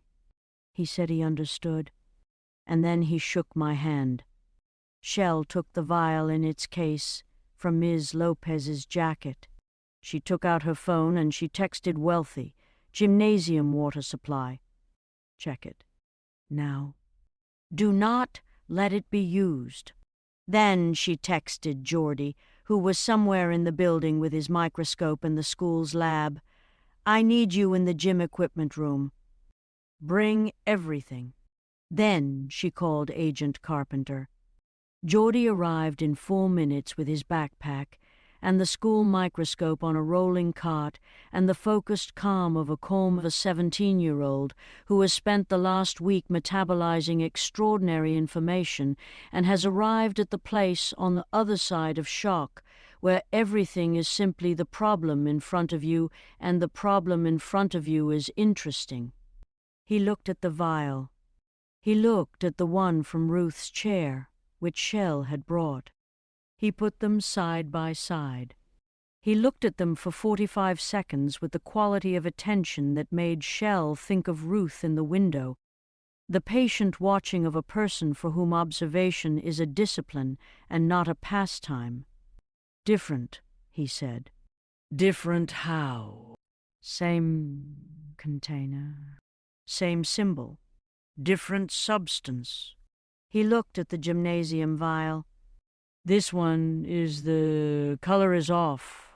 The one from Grand's chair is amber. This one is. He held it to the light. Almost clear, with a yellow tinge, like a vaccine, almost, like a vaccine vehicle, like something that's been designed to carry something else. Shell thought about vaccines. She thought about what you could put in a vaccine vehicle. She thought about a gymnasium full of 400 students and a water supply. "Can you test it?" she said. Right now. "Can you test it with what you have?" "I can tell you what it isn't," Geordie said. "I can't tell you what it is without a real lab. But I can tell you if it's organic, if it has a biological component, if it's something that was grown versus something that was synthesized." He was already setting up. The microscope on its cot in the equipment room, between the folded gym mats and the basketball storage rack. "Give me 10 minutes. "You have 6, she said. "The pep rally starts in 20. He started. Shell turned to Ms. Lopez, who was sitting on a rolled gym mat with her jacket in her hands and her face doing the complex calculus of a person who is very sick and is trying to decide how sick they are prepared to admit to being. "I need to get you to the ER, Shell said. "I can't leave," Ms. Lopez said. "The pep rally is being handled," Shell said. "And you have been managing symptoms for 6 days, and I need a doctor to look at you right now, today." "What did he give me?" Ms. Lopez said. It was not quite a question. It had the quality of a question that already suspects its answer and is asking in order to hear someone else say it out loud, to make it a fact that exists outside the asker's head. Shell thought about what she knew and what she could say, and what the difference was between the two. "I don't know yet," she said, which was true. "But we're going to find out." At 4:17 p.m., 13 minutes before the pep rally was scheduled to begin, Shell received a text from Coot. It said, "Front of the building. Come now. Bring whoever can come. He's here." She looked at the text. He's here. She showed it to Wealthy, who had come back from the gymnasium water supply clean, untouched. Wealthy was certain, which was either reassuring or the setup for something worse, and who read the text with his face doing the weather landscape thing. "I'll go," he said. "We both go," she said. "Geordie." "Geordie is fine. He has Agent Carpenter. He has the microscope. He knows what he's doing." She looked at her husband. "We go." They went through the building with the controlled urgency of people who are moving fast without appearing to, which was a skill Shell had not known she possessed before this week, and which she had apparently developed through the application of necessity, which is how most skills worth having are developed. Front of the building. The front of Robert E. Lee Memorial High School on a pep rally afternoon was, under normal circumstances, a specific kind of organized pandemonium. The car line, the buses, the students who had arranged rides, the students who had not arranged rides, and were managing this with the improvisation of the chronically under-resourced. Today, in addition to all of this, there were 2 additional vehicles that did not belong to the car line or the bus route or any of the normal categories. A Chevy Cavalier not theirs, a different one. This one green, this one from approximately 1989. which made it 3 years newer than theirs, and gave it a certain authority by comparison, and behind it, inexplicably, a truck. Coot's truck. And beside the truck, standing in the afternoon light with the patience of someone who has been waiting and has no complaints about waiting, was a man. He was wearing a suit. This was the first thing. The thing that arrived before everything else. Before the face or the posture or the context. The suit was the deep crimson of a flag, of a significant declaration, of blood that has had time to become permanent. A crimson suit with a pocket square in the primary yellow of a taxicab or a primary school classroom, and on his lapel a small pin that Shell, from this distance, could not quite read, but that caught the afternoon light in the specific way of metal with a complicated surface. He was about 60. He had a face that had been handsome for a long time, and had not entirely relinquished this, that had retained it in the architecture of the bone structure, even as the surface had acquired the topography of a life that had contained weather. He wore no expression that she could name. He had the face of a man who had decided at some point that expressions were a form of disclosure he was not prepared to make. Coot was standing next to him with the baseball mitt and the diary. "This," Coot said, when Shell and Wealthy had crossed the parking lot to them, "is the man I've been trying to get to your people for 3 months." The man in the crimson suit looked at Shell. He looked at her with the quality of attention she was beginning to associate with people who knew more than they were about to say, which was a quality she was getting very tired of as a conversational mode. "Miss Washington," he said. He had a voice like mahogany wood, like something expensive and dark and finished to a high gloss. "My name is not important yet. What is important is what I know about the society, about the school, and about what is going to happen in that gymnasium tonight." Shell looked at him. She thought about the Manchurian Candidate. She thought about trust and the way it became atmospheric. She thought about the photograph of the shack, and we were there, and the card in the pocket, and the handshake in the parking lot. She thought about being tired. "Start talking," she said. "You have 12 minutes before the pep rally, and whatever you have to say needs to be said before the pep rally starts." The man in the crimson suit reached into his jacket and produced a file folder. Red, yellow, and green. He held it out. She did not take it. "What is that?" she said. "This," he said, "is Salinger's file. Extraordinarily. Not the one in the basement. That one is what he wanted people to find if they found anything. This is the one that has been maintained by the Society's own record keepers. The one that shows what he has done and what he has been instructed to do and what he is going to do tonight." "Where did you get it?" Wealthy said. The man in the crimson suit smiled.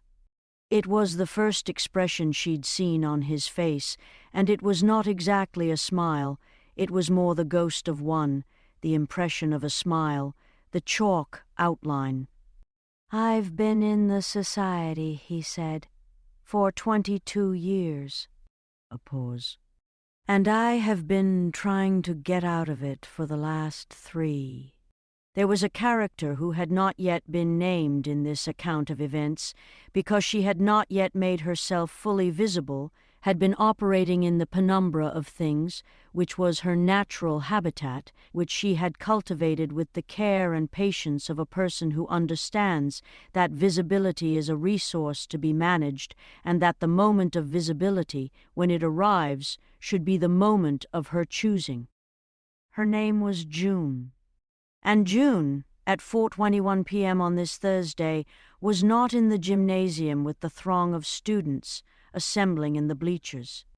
She was in Mr. Salinger's outer office, which she had accessed with a key that had been given to her by a person whose name, Shell, did not yet know, and she was at the filing cabinet in the outer office, the ordinary one, the one with budget documents and scheduling records and the detritus of administrative bureaucracy, and she had a file open on the secretary's desk.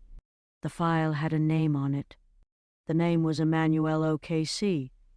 And beside it, the file she had come here for second, the one she'd saved for after, the one that was, in her assessment, the more useful of the two. Shell Washington. She read them both. She read them with the methodical attention of a person who has been trained to read files, which she had been, which was what she was doing here, which was what she had been sent here to do. She had a small audio recorder same model as Coots, which was a coincidence of the kind that would only seem significant later, and she was recording herself reading key passages aloud, quietly, in the voice of someone dictating. She did not hear the door open behind her. She heard, instead, a voice. "I was wondering when you'd get here," the voice said. She turned. Geordie was standing in the doorway of the outer office with his backpack and his burnt-out torch lighter and his expression of a person who has been where he is standing for longer than the person he is looking at would prefer. She looked at him. He looked at her. "You left this," he said, and held out a book. It took her a moment. The book was the Sappho, his borrowed Sappho that he'd had for 6 months. Except it wasn't. She looked at the cover, the same battered cover, the same cracked spine, but the title was different. Slightly, the lettering was different. And when she looked more carefully, she understood that this was not the Sappho at all, but something that had been made to look like it, a dummy, a prop, and inside the front cover, where a nameplate would go, was a small square of paper with a symbol on it. 3 interlocking rings. Geordie watched her look at it. "She gave you that," he said. It was not a question. "The woman who trained you. She told you it was a message from the society, that it was an invitation, that carrying it would protect you in the building." He looked at her with 17 years of serious eyes. "It's not an invitation. It's a tracker. It has a chip in it.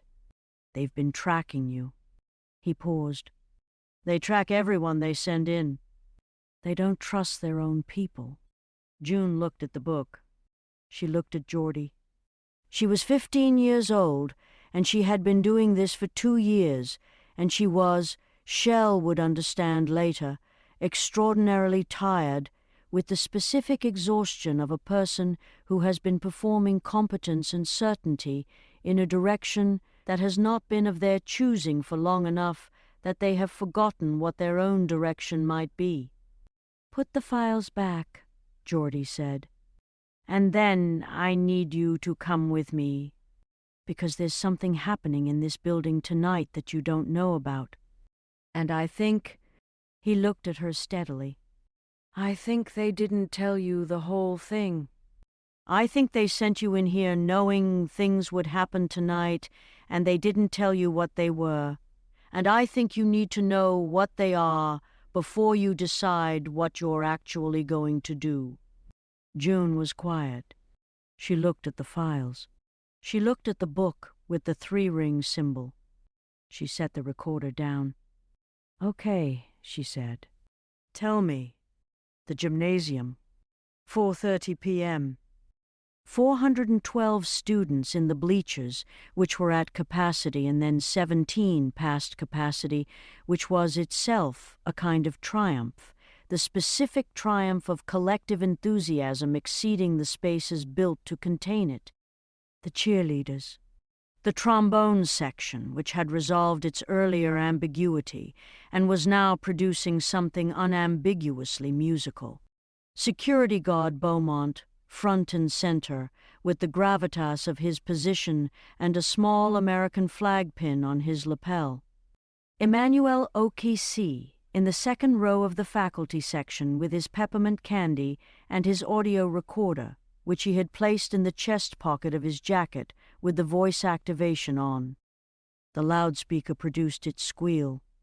The students responded to it with the particular delight of 400 people sharing a sensory experience, an animal noise from 400 throats, a pandemonium that was joyful and loud and entirely, gloriously alive.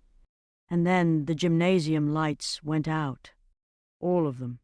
In one instant, comprehensively, not a flicker, not a brownout, not the gradual failure of failing equipment, but a single, decisive, building-wide cessation of light, as if something had decided, all at once, that darkness was the appropriate condition for what came next. For approximately 3 seconds, the gymnasium was the darkness of 400 people who have not yet decided how to respond to the dark. Then sound from somewhere above them. From the gymnasium's ceiling rigging, from the speakers that were usually used for the basketball games, a sound that was Emmanuel would describe it in his written account, which he completed that evening while his hands were still not entirely steady, as the exact sound from the piano in the shack, the one Ruth played backwards and at a frequency that sat below hearing but above the body's ability to ignore it, that seemed less like listening and more like being read. 3 seconds of it.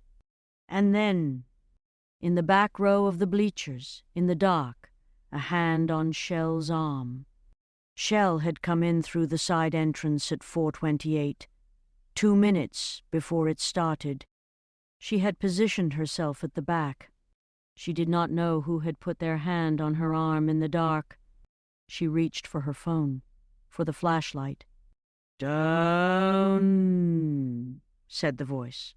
Ruth's voice. Ruth was not in the gymnasium. Ruth was. Shell knew where Ruth was. Ruth was at home in the compound in her tiger print chair because they had sent her home.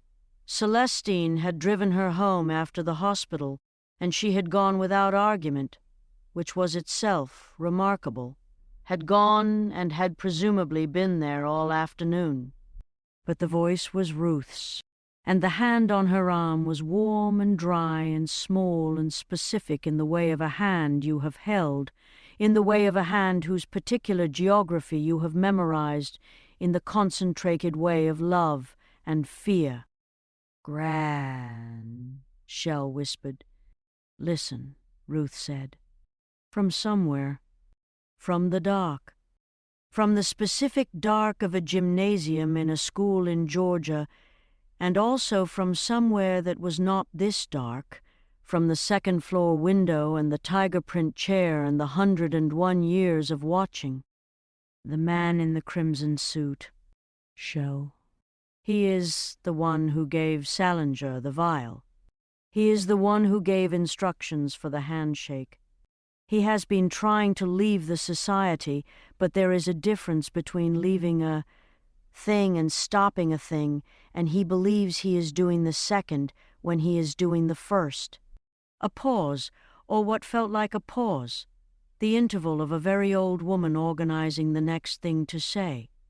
The real danger tonight is not in the water, and it is not in the gymnasium. The real danger is in the thing that Salinger has already done.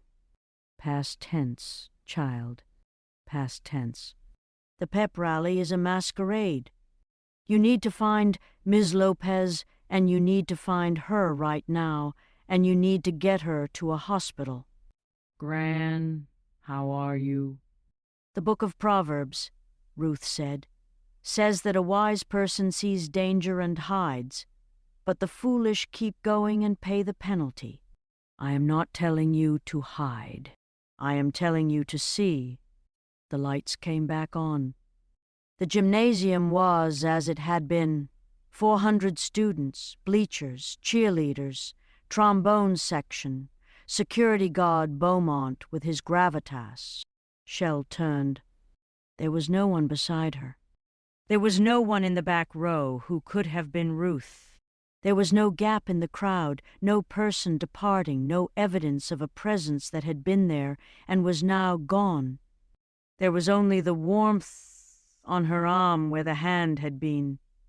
She looked at the front of the gymnasium. Salinger was walking onto the floor. Crimson tie, gray suit, the moderate concerned face arranged in the warm professional mode, moving through the throng of students with the practiced ease of a man who has been performing authority in front of young people for long enough that the performance and the person have merged into a single indistinguishable entity. He went to the microphone. He tapped it. The tap produced its sound. A single reverberant pulse from the gymnasium speakers, a note that was almost the note from the piano, that was adjacent to it, that sat in the same tonal neighborhood and said hello from that address. He smiled at 400 students. Shell took out her phone. She texted Wealthy, Lopez.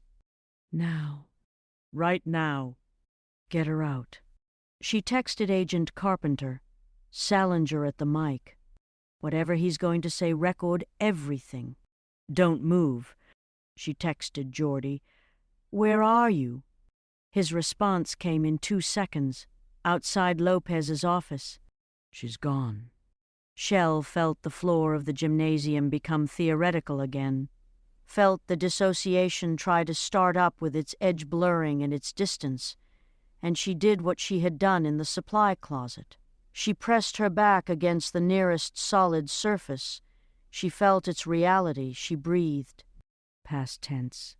Ruth had said past tense. Salinger had already done the thing. She thought about 6 days.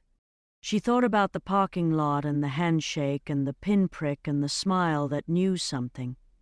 She thought about a woman who had covered a small jerk in her arm and gone to her desk and run a meeting and been managing symptoms for 6 days with the composed discipline of someone who has been managing things their entire professional life and is not going to stop now.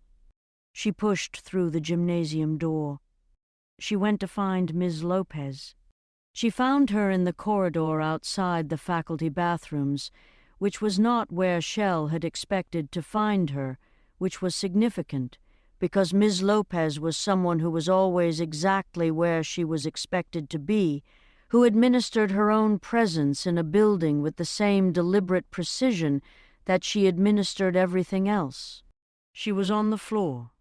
She was conscious.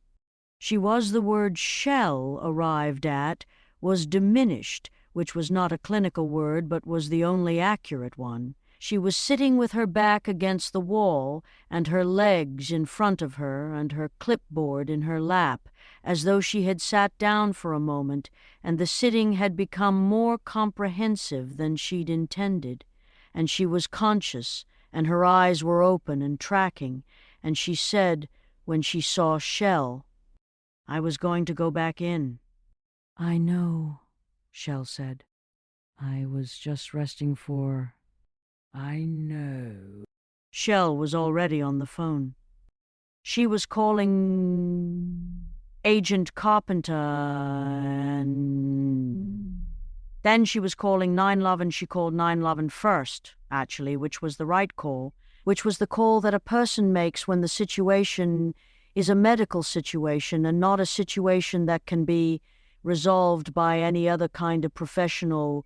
And she sat down on the floor next to Ms. Lopez, and she put her arm around her, and she felt the specific weight of a person who has been managing something too large for too long, leaning into her, felt the weight transfer, felt herself receive it.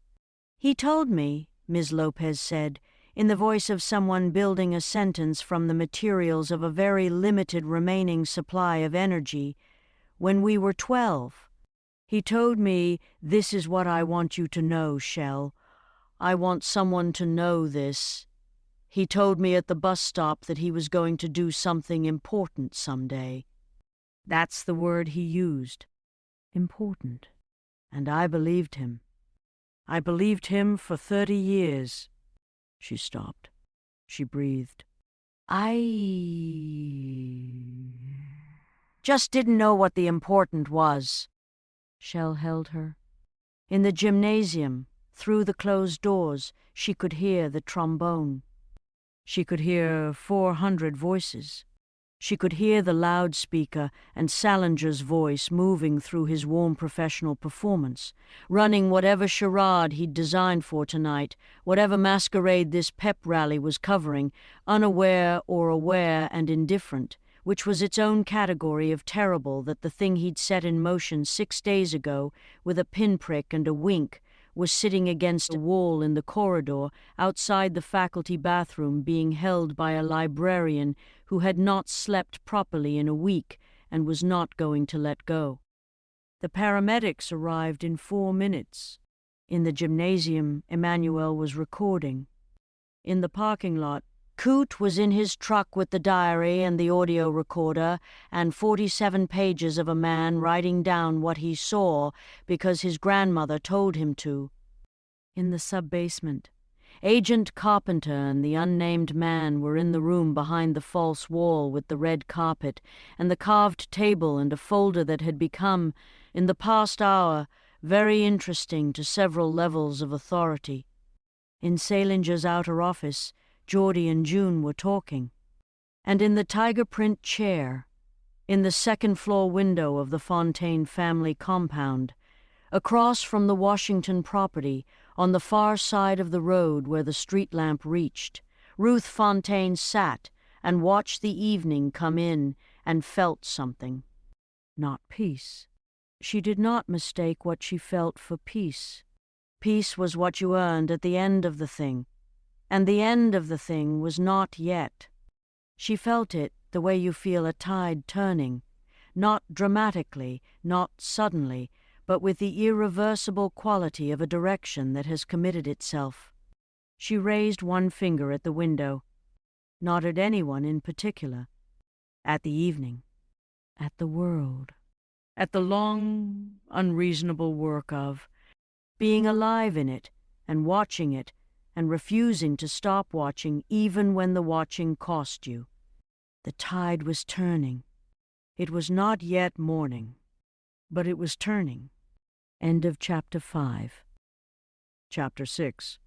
There is a person in every institution, in every school, hospital, government building, any place where the official architecture of authority arranges itself in its particular hierarchical geometry of titles and offices and laminated badges. There is always a person who exists outside that architecture while serving it, who moves through the building's daily life in the way that water moves through a landscape, not following the roads, but finding the natural grade, going where the ground goes, present in all the places the roads don't reach, knowing the terrain the way only water and the very observant know terrain, which is from the inside out. In Robert E. Lee Memorial High School, this person was Banatipasahara Tanita. She went by Banny.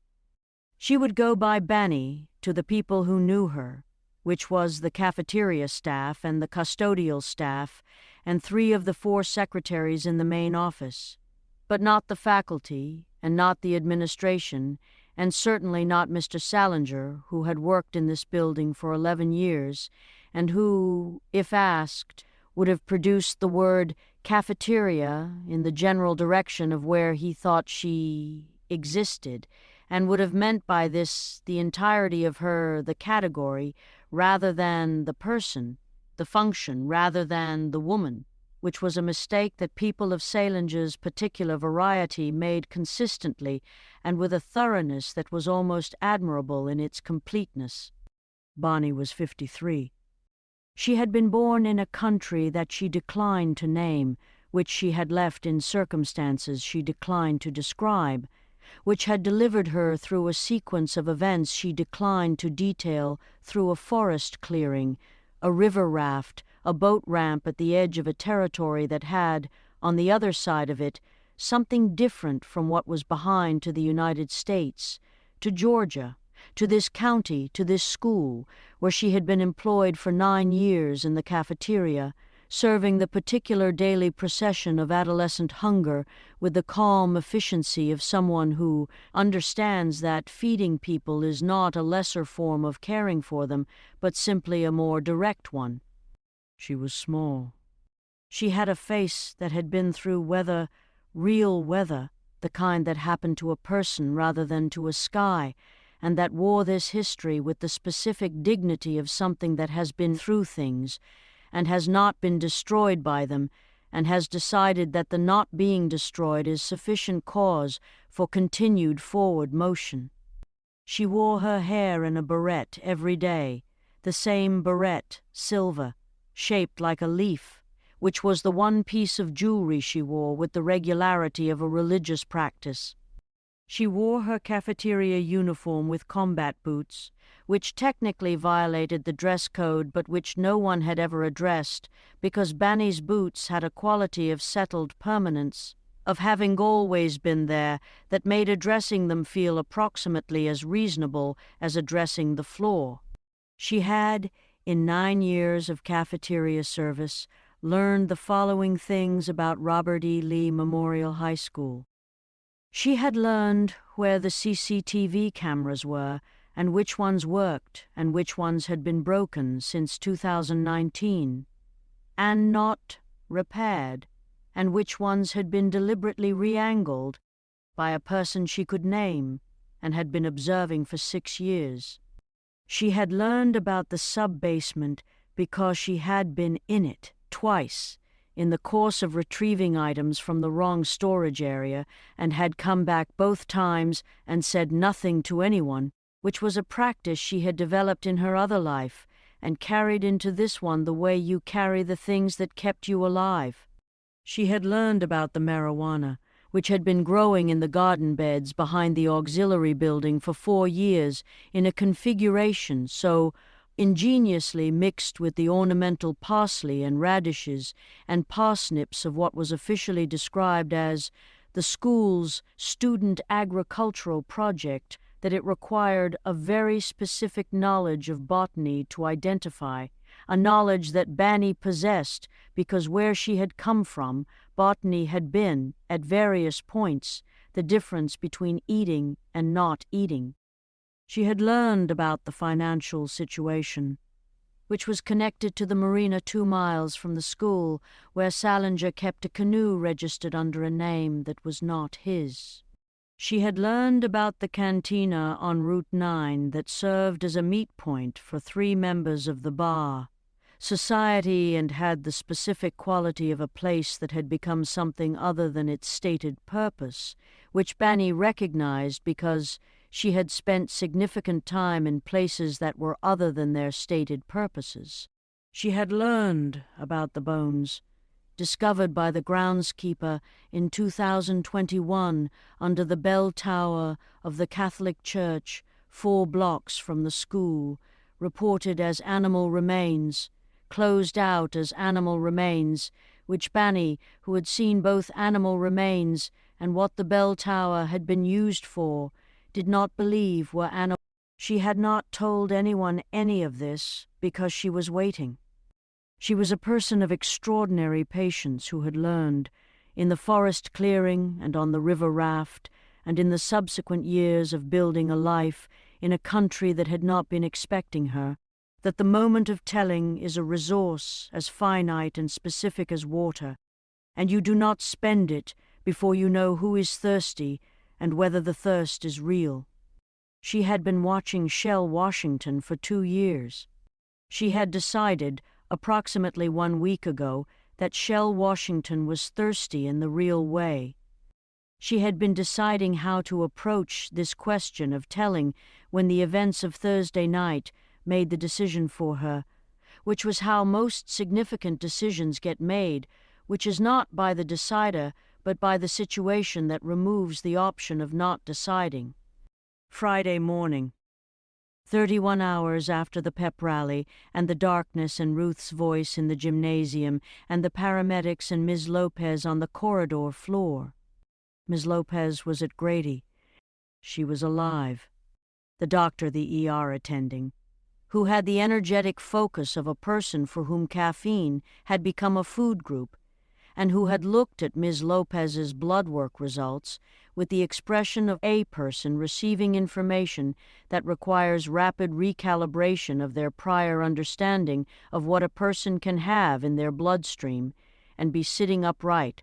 The doctor had said that whatever she had been dosed with was something he had not encountered in clinical practice, but that her body had been processing it, had been fighting it with remarkable efficiency for 6 days, and that she was, in the specific language he chose, remarkably robust for the circumstances. Shell had thought. She grew up 2 doors from Salinger, and she has been managing what he is for 30 years, and her body apparently learned something from this that her immune system incorporated as policy. Ms. Lopez was alive.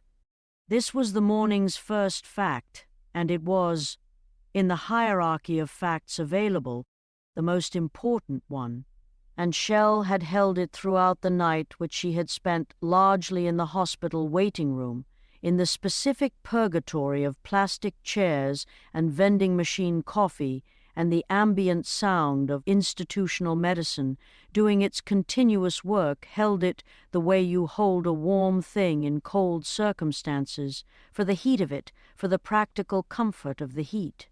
Mr. Salinger had been arrested at 6:47 p.m. This had happened in the gymnasium, while 400 students were discovering that the pep rally's second half had been, without explanation or apology, cancelled, and that they were being released 30 minutes early, which produced the specific collective euphoria of young people getting something they didn't expect, which was one of the few forms of joy that didn't require any context to be completely, immediately real. Salinger had been at the microphone when Agent Carpenter had appeared at the gymnasium's side door with 2 people who were not Agent Carpenter and who had the quality of people who had come to do a specific thing and were going to do it regardless of the audience. He had seen them, and his face had performed, for the last time in Shell's observation, the moderate concern expression deployed now in the specific condition of being the person the concern was about, and then he had said something into the microphone that Shell, from the back of the gymnasium, had not been able to hear. Emmanuel had heard it. Emmanuel had been in the second row with his audio recorder running. He had said, very quietly, into the microphone, "The Garden of Eden belongs to whoever tends it."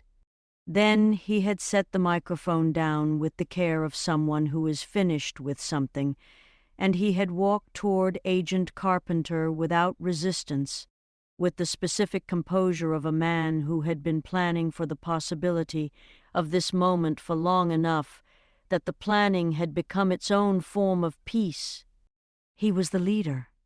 This was the thing that the man in the crimson suit had confirmed, in the parking lot, with his mahogany voice and his chalk-outlined smile and the red-yellow-green folder. Salinger was not a functionary, was not a middle tier, was not a local node in a larger network. He was the head of the southeastern chapter of something that had chapters in 14 cities, and had been organized around a set of practices that the man in the crimson suit described, with the careful language of a person who had spent 22 years inside a thing, and was now attempting to translate it for people who had not, as a ritualized system of authority maintenance through selective biological intervention, information architecture, and the cultivation of loyalty through managed dependency. Shell had listened to this description and then had said, "They drug people and blackmail them and make sure they can't leave." The man in the crimson suit had said, "Yes." His name, which he had finally produced at approximately 5:15 in the parking lot in the falling dark, was Franklin Abernathy. He went by Frank. He was 61. He had been a professor of biochemistry at Georgia State when the society had approached him in 2002 with the specific approach of a group that had done its research, that knew what you had, that knew what you needed, and that arrived at the precise intersection of those two things with an offer constructed from exactly the materials most likely to be accepted. He had said yes.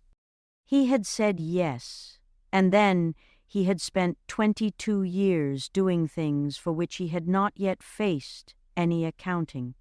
And he had been trying to leave for 3 years, and the leaving had been complicated by the files in the basement, and by what the files in the basement contained about him, and by the specific nature of a catch-22 in which the only people who could protect you from the thing you'd done were the people who had arranged for you to do it. Coot had known Frank for 11 years. Coot had not known what Frank was. Coot had known Frank as the biochemist who had a house on the edge of the farm country and who occasionally appeared at the fence line to look at the pigs with the expression of a man who was thinking about something that had nothing to do with pigs, and with whom Coot had developed, over 11 years of fence-line conversations, what precisely the specific limited friendship of two people who share geography and a certain quality of watchfulness, and have never discussed what, precisely, they are watching for. Coot had brought Frank to the school. Frank had brought the folder. The folder was now in the possession of people whose names Shell did not know and whose organizational affiliation was described to her only as federal and above the level where it becomes difficult to explain simply, which she accepted because she was too tired to require a more detailed taxonomy. These were the facts of Friday morning. Shell sat with them in the hospital waiting room and drank the vending machine coffee and watched the light outside the window go from the dark of not yet morning to the gray of almost morning to the particular pink and gold of a Georgia February that had decided to be generous today, and she thought about what happened next. What happened next was Banata Pasaharatanita. She appeared in the hospital waiting room at 6:48 a.m., which was 11 minutes before the cafeteria at Robert E. Lee Memorial opened for the breakfast service that she was technically supposed to be administering, which she was not administering, which she had arranged coverage for by calling a colleague whose name was Maria and explaining the situation in a language that was not English, but that Maria, who was from the same not-named country and had arrived by a similar not-described route, understood completely. She was carrying a container, the kind with a lid, the kind used for transporting soup, specifically beet soup, which she had made at 5 a.m. in her apartment kitchen in the specific early morning efficiency of a person who has been waking at 5 a.m. their entire adult life and who uses the early hours as others use the afternoon, for the serious work, for the things that matter. She sat down next to Shell. She set the soup on the seat between them. She said, in English, that was precise and slightly formal, the English of someone who had learned it as an adult from dictionaries and deliberate practice rather than immersion. You should eat. Shell looked at her. She had seen Banny every day for 2 years in the way you see the people who feed you, with the peripheral recognition of the function they serve and the specific invisibility conferred by the regularity of their presence. She had known her name had known it in the way that you know the name of someone you encounter daily, as a label attached to a function, not yet as the architecture of a person. She looked at her now. She looked at her the way she had learned to look at things this week, with the full attention of someone who has spent the preceding 7 days discovering that the peripheral vision of her life had been systematically populated with things she had not examined closely enough. You know something, Shell said. Bonnie reached into the pocket of her coat. She was wearing a coat over her cafeteria uniform. The coat, a deep olive green that had the quality of something that had been used for serious purposes, that had been a working coat in a prior life, and had retained the posture of this, and she produced a barrette. Not the silver leaf, a different one.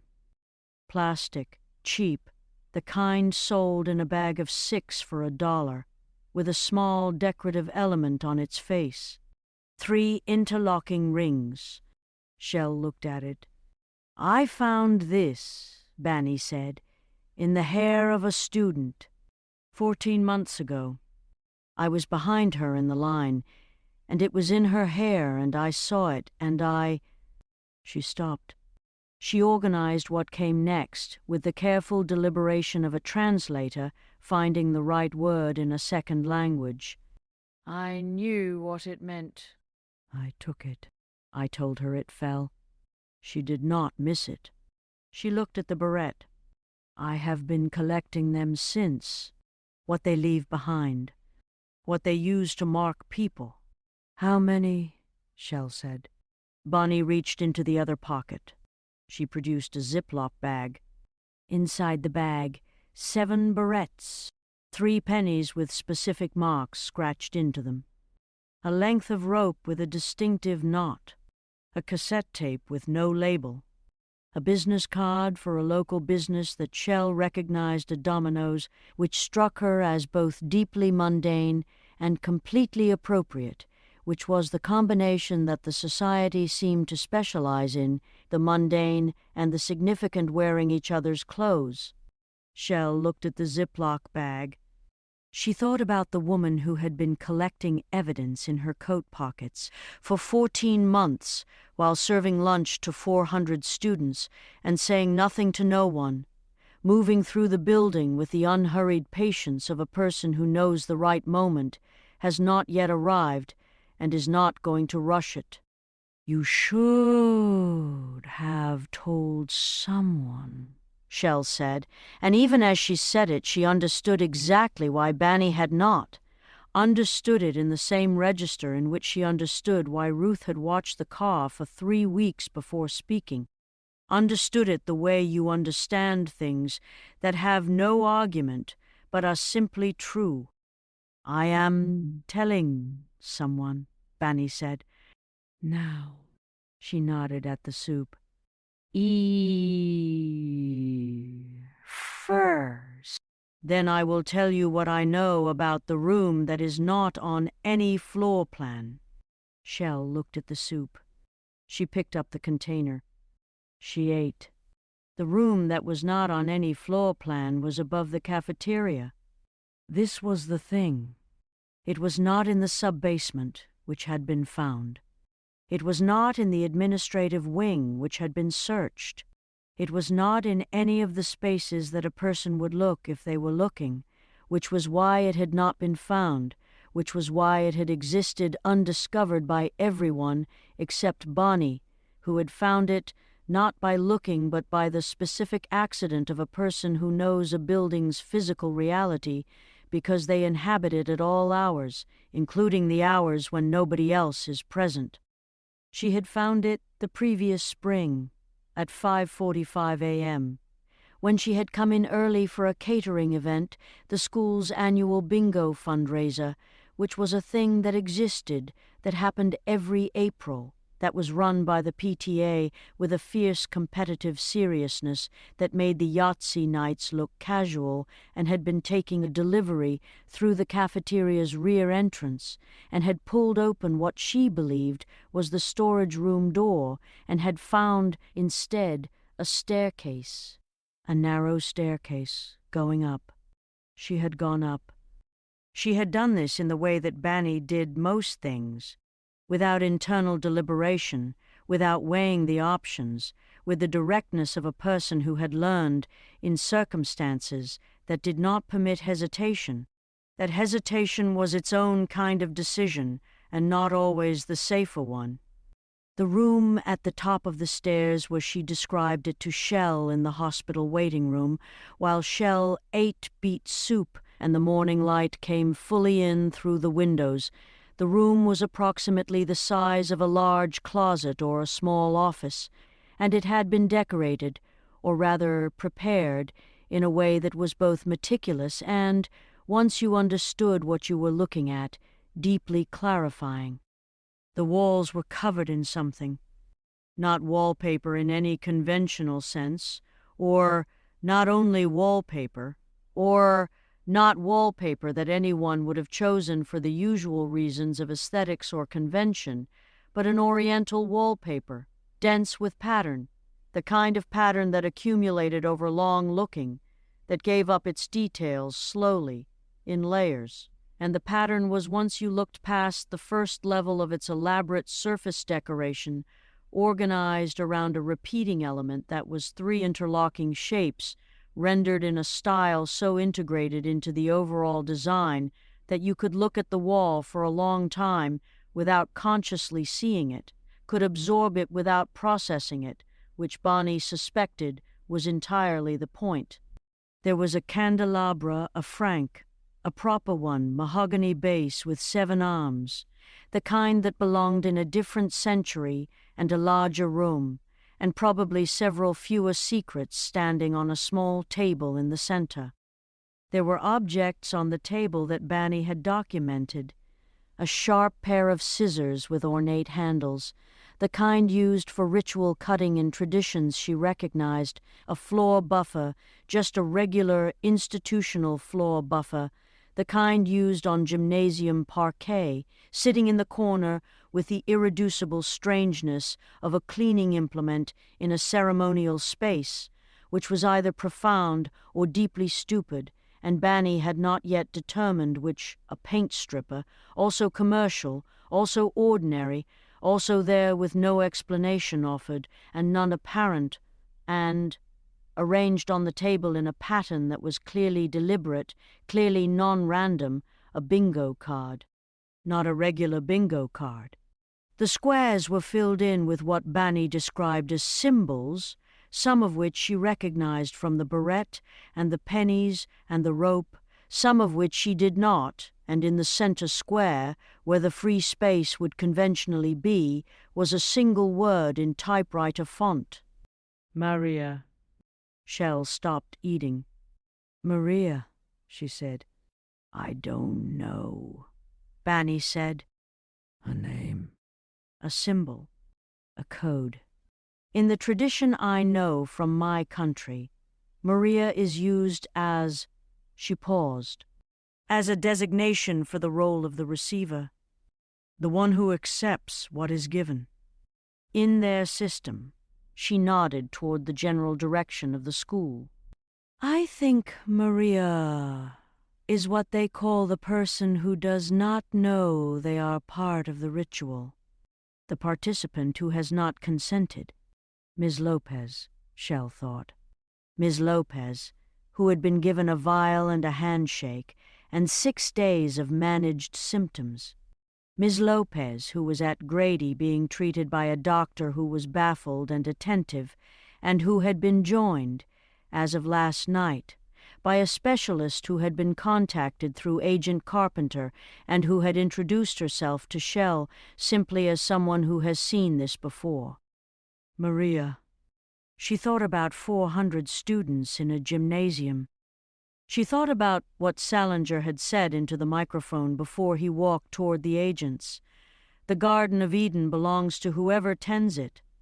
She thought about the vial in Ms. Lopez's jacket, the one she hadn't administered, the one Geordie had analyzed, the vaccine vehicle, and she thought about what Geordie had found in the final 15 minutes of his analysis, what he had texted her as she was running toward the corridor where Ms. Lopez was on the floor. It's a carrier. Empty. Whatever it was supposed to carry was never put in it. Whoever gave this to Lopez gave her an empty vial. Shell. Why would they give her an empty vial? She had not had an answer then. She had one now. They wanted her to believe she had the means, Shell said, to the waiting room, to the soup, to the morning light. Banny looked at her. Explain. They gave her an empty vial, and told her it was for the water supply. They told her it was a community enhancement. She refused to administer it, but she believed she had it, believed she was the one holding it. And then Salinger shook her hand, and she felt the pinprick, and she connected it to the vial in her pocket, and she believed— Shell stopped. She believed she had been punished for refusing. She spent 6 days believing she had been punished for not doing the thing they asked. "But the vial was empty," Banny said. "But the vial was empty," Shell said. "Which means the pinprick, what it delivered, wasn't a punishment. It was the actual substance, delivered directly, regardless of what she chose. The vial was theater. The handshake was the real thing." She looked at Banny. They told her she had a choice. They gave her the illusion of a choice. And then they did the thing anyway. She thought about that for a moment. She thought about a society that had been operating since 1961, that had developed over 60 years of practice, a complete and functional theatrical system for the management of people who believed they retained agency. She thought about what Ruth had said at the shack. They use what's within plain sight. She thought about bingo cards. "There's more," Banny said. "I know," Shell said. "The room above the cafeteria," Banny said. "There is a door in it." "In the ceiling. There is a specific kind of wrongness that belongs to doors in ceilings. It is distinct from the wrongness of doors in walls, which are everywhere, which are the standard infrastructure of passage from one space to another, which carry their own quiet authority but are not inherently alarming. A door in a ceiling is something else. A door in a ceiling announces itself as a rupture in the expected order of things, as an opening in the wrong dimension, as the statement of a space that exists where spaces are not conventionally supposed to exist, with a darkness behind it that is not the darkness of an ordinary attic, because ordinary attics do not have reasons to install doors that open on a pitch black that does not resolve into anything even when you have been standing below it for several minutes, letting your eyes adjust. Bonnie had stood below it. Her eyes had not adjusted. The dark had remained absolute. She had not gone through it. She had, instead, documented everything in the room and gone back down the stairs and locked the door and gone home and cooked beet soup and continued coming to work every day and continued serving lunch and continued watching and collecting things in her coat pockets and waiting for the right moment. "You need to show me," Shell said. "Yes," Banny said. "I have been waiting for someone to say that." They went to the school at 8:15. Not into the school was closed. Friday, in the aftermath of the previous evening, the district, having made the rapid administrative decision that a day of closure for unspecified facility assessment was preferable to a day of open operation while federal agents were in the sub-basement and the principal was in custody and the assistant principal was in the ICU, a decision that Shell found deeply reasonable and that had been communicated to families via the automated phone system at 7 a.m. in a message that used the words precautionary and assessment and community in a configuration designed to convey both reassurance and the complete absence of specific information. They went to the service entrance. Bonnie had a key. Of course, she had a key. Bonnie had, it emerged over the walk from the hospital to the school, keys to most of the building's functional spaces, because 9 years of cafeteria work had acquired access to storage and delivery areas that had, over time been expanded by the kind of practical necessity that results in a cafeteria worker having a keyring of impressive comprehensiveness, which no one in administration had thought to audit because no one in administration had thought about the cafeteria worker's keyring at all, which was, Shell reflected, the single most consistent theme of the entire situation. They went in. The cafeteria in the morning, before service, had the quality of a set before the performance. Tables folded and stacked along one wall, the serving line bare, the industrial kitchen visible through the pass-through in the particular, stainless steel precision of a space that was about food preparation and not about food, that was functional before it was anything else. It smelled of the floor buffer, the commercial floor wax that Banny applied every Tuesday and Friday, the specific clean chemical smell of institutional hygiene, and of something else, something older that lived under the floor wax, the accumulated ghost of 30 years of school lunches, which was not unpleasant, but was specific, was the smell of this room in the way that places develop smells that are nobody's intention, and everybody's inheritance. Here, Banny said, at the back of the kitchen. The storage room door. Ordinary, institutional, grey metal with a standard handle. She opened it. The staircase was exactly as she'd described. Narrow, steep, going up in the way of a staircase that was not designed for regular human traffic, but for access, for the occasional necessity of reaching something above, with the functional stinginess of dimensions calculated to pass a person but not comfortably. Shell went up. The room was everything Banny had said, and also more than Banny had said, because the things Banny had described, the wallpaper and the candelabra and the table and the scissors and the floor buffer and the bingo card, had been described with the accurate precision of a person with a very good memory, but the description had not communicated the room's texture, which was not a function of its contents, but of its accumulated use, the quality of a space that has been inhabited repeatedly for a purpose, that has absorbed the intention behind the purpose the way fabric absorbs smell, that carries in its air something that was not quite visible and not quite audible, but was present in the way that Ruth's voice had been present in the dark gymnasium, comprehensively, with authority, from somewhere that did not have a conventional address. Shell stood in the center of the room. She looked at the wallpaper. She looked at it long enough to see past the first level, long enough to see the 3 rings in the pattern, rendering upon rendering, interlocking and interlocking throughout the repeating design, present in the decorative surface the way the word redrum is present in murder, requiring only the right angle of attention to become legible. She looked at the candelabra. Frank. Standing on the table with the scissors and the floor buffer and the paint stripper and the bingo card, all of which had a quality of having been exactly placed and not casually set down, which was the quality of things that belonged to a system. She looked at the bingo card. Maria. Free space. Center square.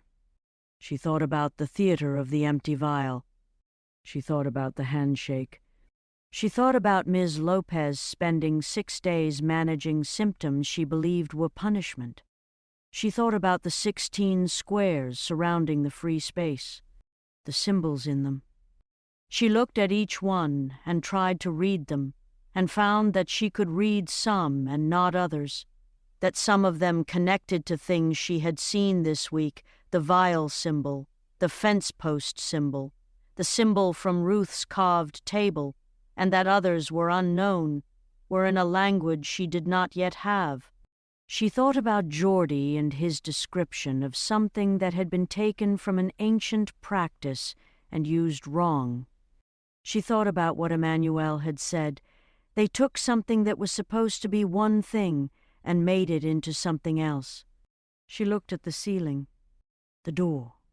It was there, exactly as Banny had said, A door in the ceiling, set flush with the surface, the kind of installation that required specific intention, that could not be explained by any conventional architectural purpose. It had a handle, a recessed one, the kind you found in trapdoors, a ring of metal set into the wood. It had the quality of something that waited, something with patience. "What's above here?" Shell said. "I don't know," Banny said. "I don't know this part of the building. I know the kitchen. I know the service corridor. I know the cafeteria. I don't know what is above the ceiling of this room." Shell thought about the building's floor plan, which she had in her office, which she had looked at many times over 2 years, which had not included a room above the cafeteria because the floor plan was official, was the plan submitted to the district, was the plan that showed what the building was officially supposed to contain.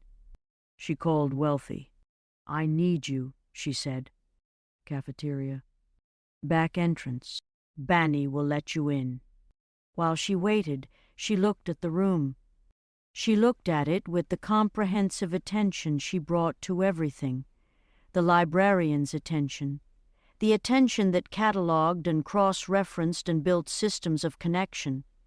And she looked at the bingo card in particular, at the symbols she could not read, and she thought, "There is someone who can read these."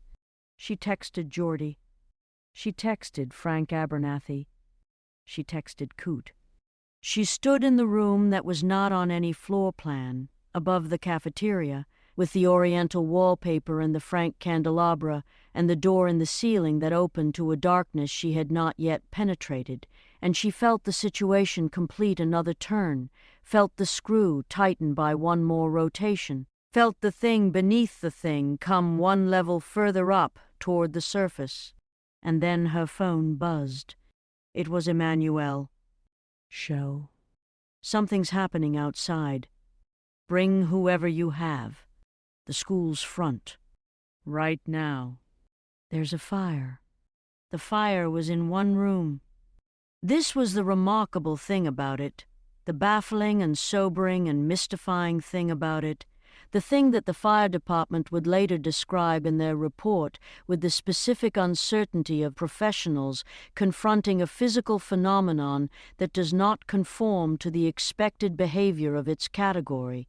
The fire was contained entirely to one room of Robert E. Lee Memorial High School and showed no signs of having intended to spread, no char pattern suggesting progression, no evidence of the normal physics of combustion in a building of interconnected spaces, as if the fire had been asked very clearly to stay in its lane and had done so. The room it chose was Salinger's office.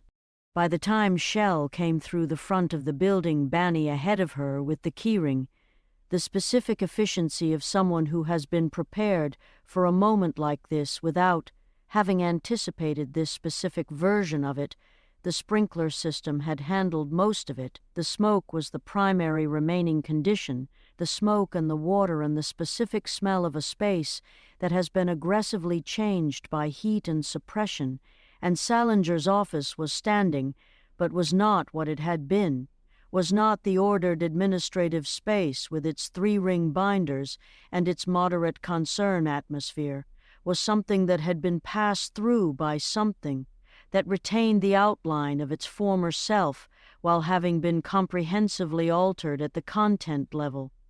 The filing cabinets had been opened. Not broken opened, with a key, and then left open, and several of the files in the top drawer of the nearest cabinet had been not destroyed because the sprinklers had prevented destruction, but removed and left on the floor in the water and the smoke in a configuration that was. Shell looked at it and felt the familiar orientation toward pattern that was her primary cognitive mode, that was deliberate. The files were not scattered. They were arranged in a shape. 3 interlocking rings, rendered in paper and water damage, an enormous version of the symbol she had been looking at for a week. laid out in Salinger's office on the wet floor in the files that had survived the fire. She stood in the doorway and looked at it. "They burned it themselves," Wealthy said from behind her. "Yes," she said. "To destroy what was in it." "No." She looked at the files on the floor, the ones that had been taken out and left, the ones that had been arranged. "To leave this. To show us they can get in and out without our seeing. To show us they can be in his office while he's in a federal holding facility and arrange his files and start a fire and leave before anyone arrives."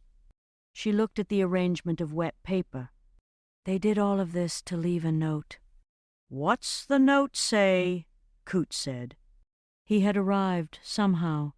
Already Coote moved with the unhurried efficiency of a large man who has arrived at the philosophical conclusion that rushing is a form of disorder, and that disorder is a form of vulnerability, and he was behind Wealthy with his overalls and his baseball mitt and his boots and the diary, and he looked at the floor arrangement, and he looked at Shell, and he said, "What's the note say?" She looked at the files. The files were in 3 groups. She could see, from the water damage patterns, that each group had been selected specifically, that these were not random files but chosen ones. She stepped carefully into the office and crouched by the nearest group and looked at the labels. Her name, Wealthy's name, Geordie's name. "It says," Shell said, from the floor of the wet office, in the smoke and the sprinkler water and the altered air of a room that had been visited by something, "We know which ones matter to us." Coote drove them. This was how they came to be, at 9:47 a.m. on a Friday in February, in Coote's truck, the Green Cavalier.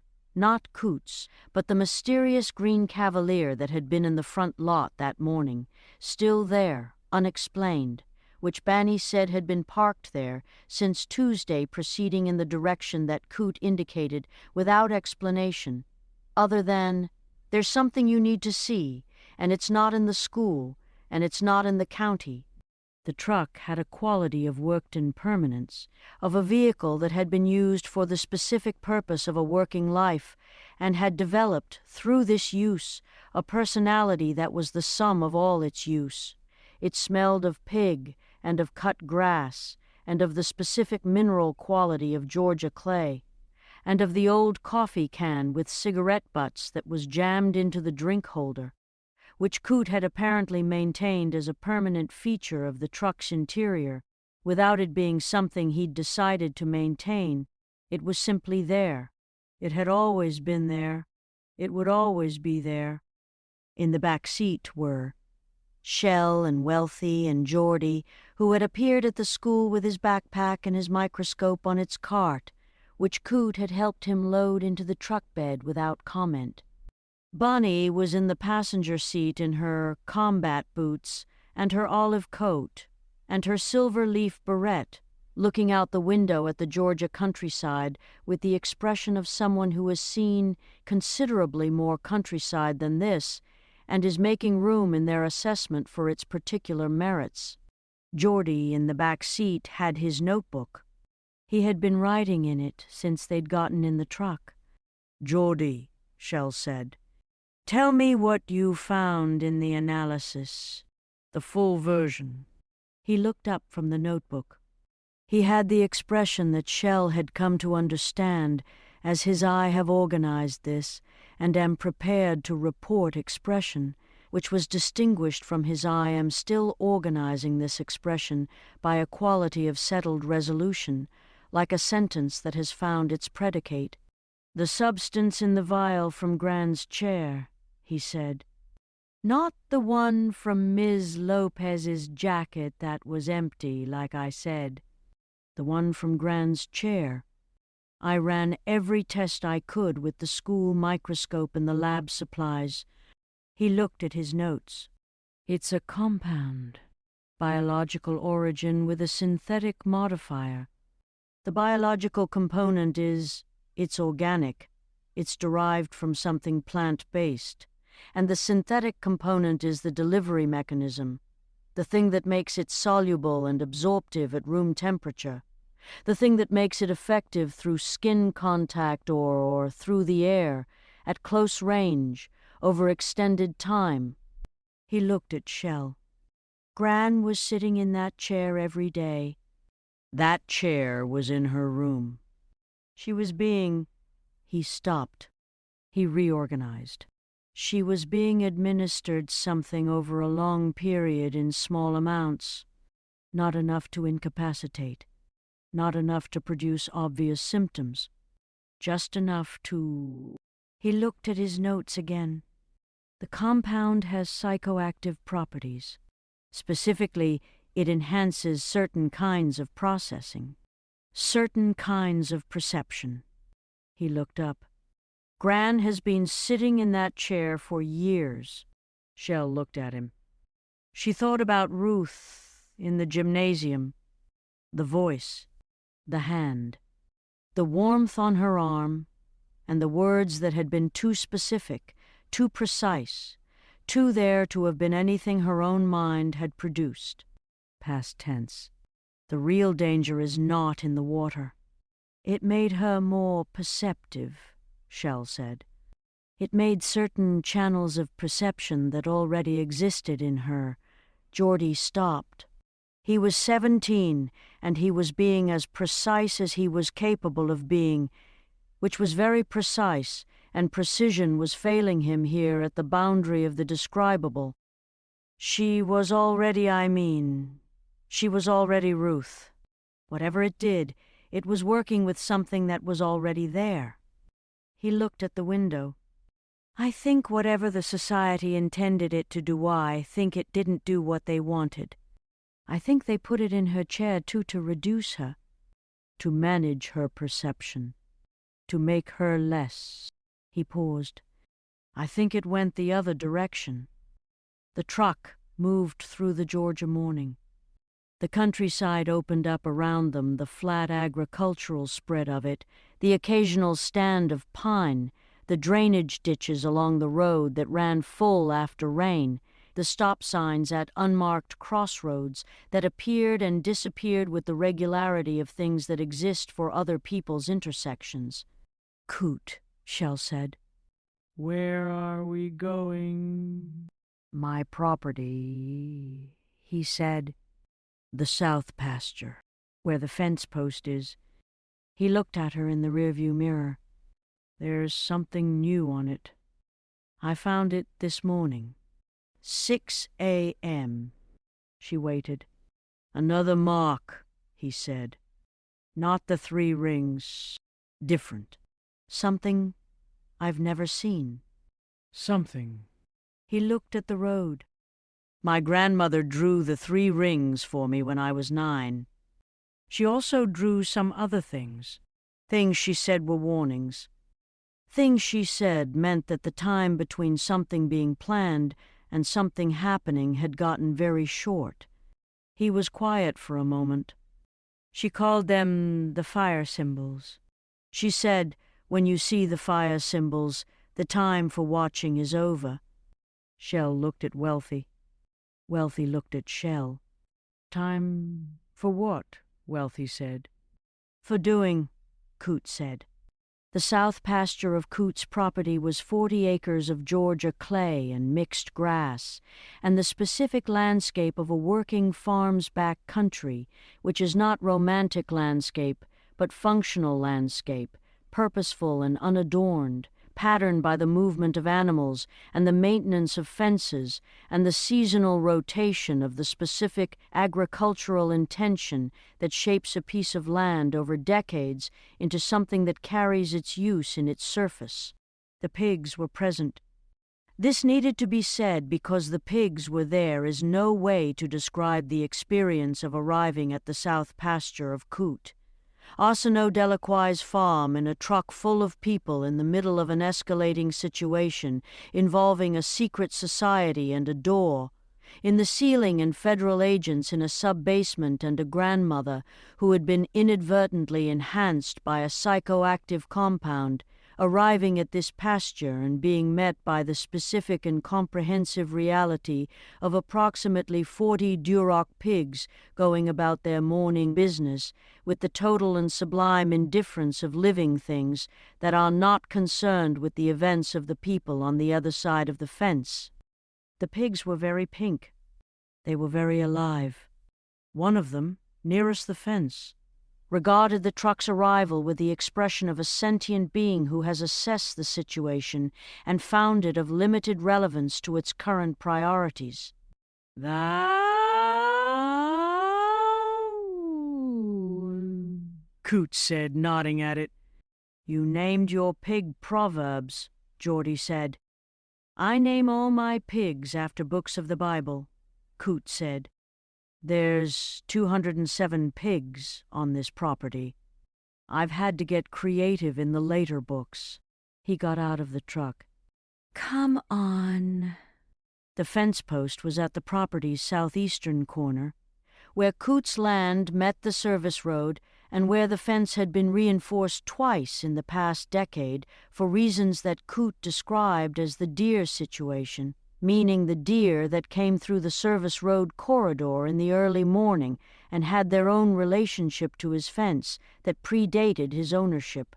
The original mark was there, the 3 rings, carved into the wood with the specific tool, precise and deliberate, 11 years old now and weathered into the grain of the post with the permanence of something that had been absorbed. Below it, fresh, cut within the past 24 hours, the wood still pale at the cuts, still carrying the cold, clean smell of new damage, was the new symbol. Shell looked at it. She looked at it for a long time. It was a triangle, equilateral, precise, pointing up. And inside the triangle, smaller, pointing down, another triangle. And inside that, smaller still, so small you had to lean close, a 3rd triangle. 3 triangles nested inside each other, each pointing in alternating directions, the whole of it a kind of visual recursion, a symbol that seemed to go inward infinitely if you looked at it long enough. "That," Frank Abernathy said from behind her. She turned. Frank had come separately. She hadn't registered when he'd arrived. He had simply appeared in the south pasture in his crimson suit, which was remarkable attire for a farm, and which Frank wore as though farms had always accommodated people in crimson suits, and he saw no reason to revise this. Frank had come and was looking at the symbol with the face of someone reading something he has been dreading. "You know it," Shell said. "Yes. What does it mean?" He looked at her. He looked at Wealthy. He looked at Coot and at Geordie and at Banny, who had come to stand at the fence with her hands in her olive coat pockets and her boots in the red Georgia clay, and her silver leaf barrette in her hair like a small declaration of the ordinary in the context of the extraordinary. "It means," Frank said, "that the chapter is changing leadership. That Salinger's arrest triggered an automatic succession protocol, and that the incoming leader is—" He stopped. He produced the chalk outline smile. "Considerably more difficult than Salinger."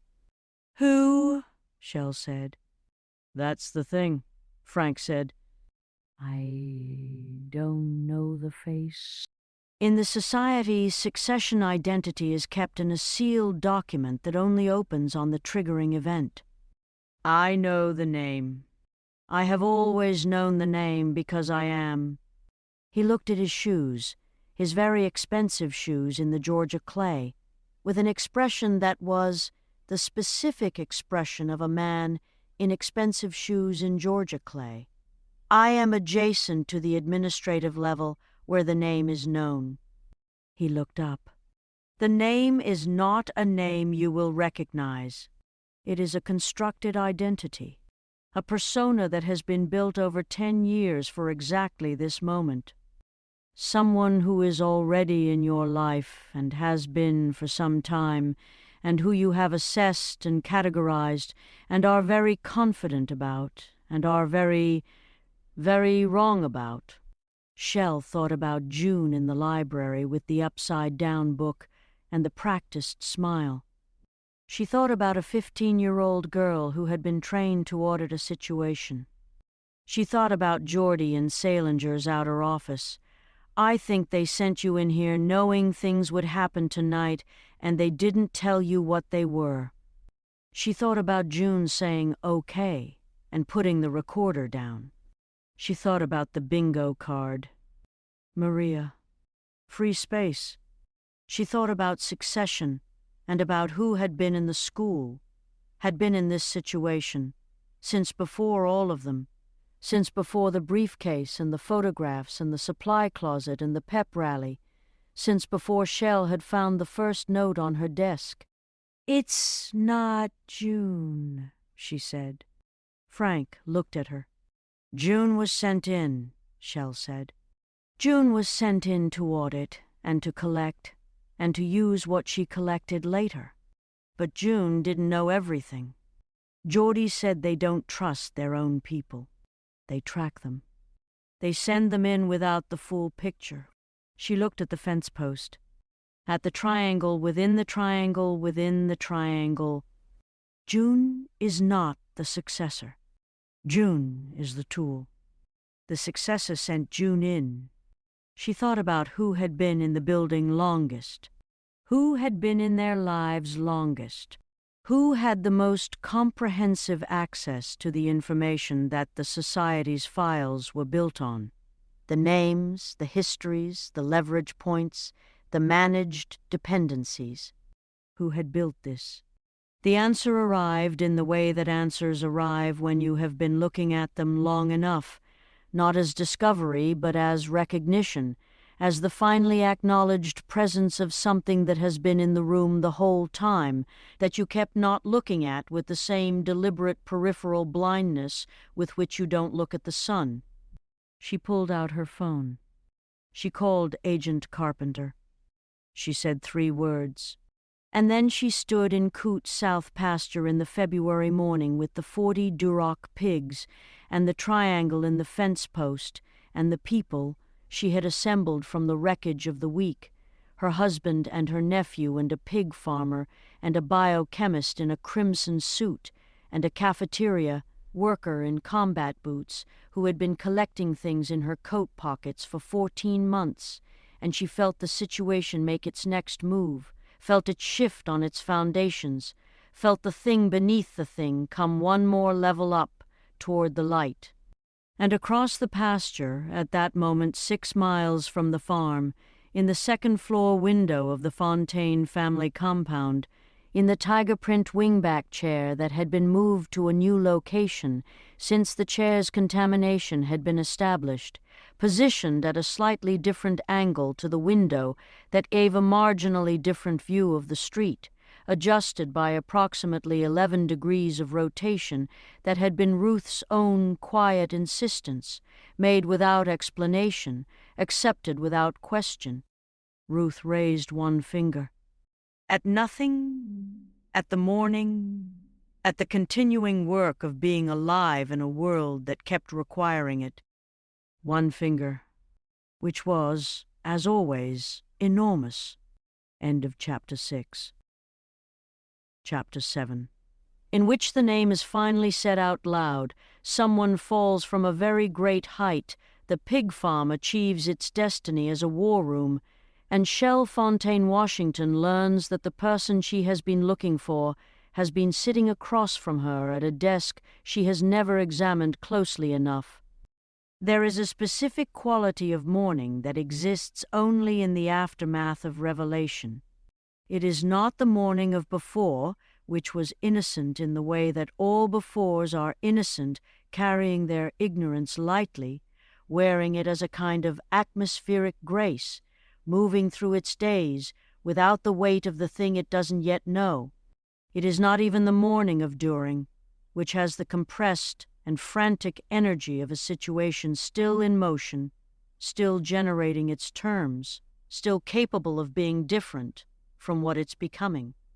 This is the morning of after the fire in Salinger's office, after the South pasture and the triangle within the triangle within the triangle, and Frank Abernathy in his crimson suit in the Georgia clay, after Shell had taken out her phone and called Agent Carpenter and said 3 words she had said in the flat, controlled pressure suit register that she had been living in since the briefcase in the alcove, said them without emphasis or drama, the way you say a thing you have finally located after looking for it in every wrong place, with the relief and the cold fury of a person who has found the thing and knows now what finding it costs.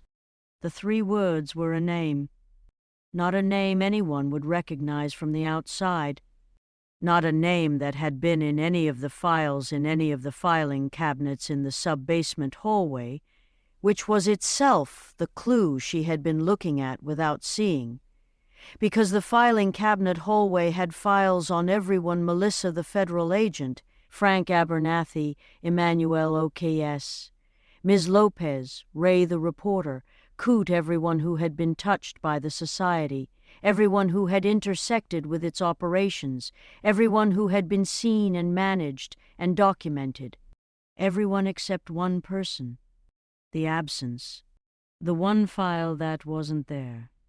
The name not on any label in any row of 60 years of institutional documentation. The person who maintained the archive doesn't put themselves in it. The name was Duna Ostrowski. Dr. Duna Ostrowski, to use her full designation, though she used this title the way the very dangerous use power, selectively, with precision, at the moments when its deployment would produce the maximum desired response, and not at other moments, and at other moments she was simply Duna, who ran the district's Office of Educational Excellence from a suite of offices in the county administration building that were painted in the specific shade of institutional optimism that budget-constrained office renovation produces when you give a paint vendor a mandate and a ceiling of $12 per square foot. She was 58.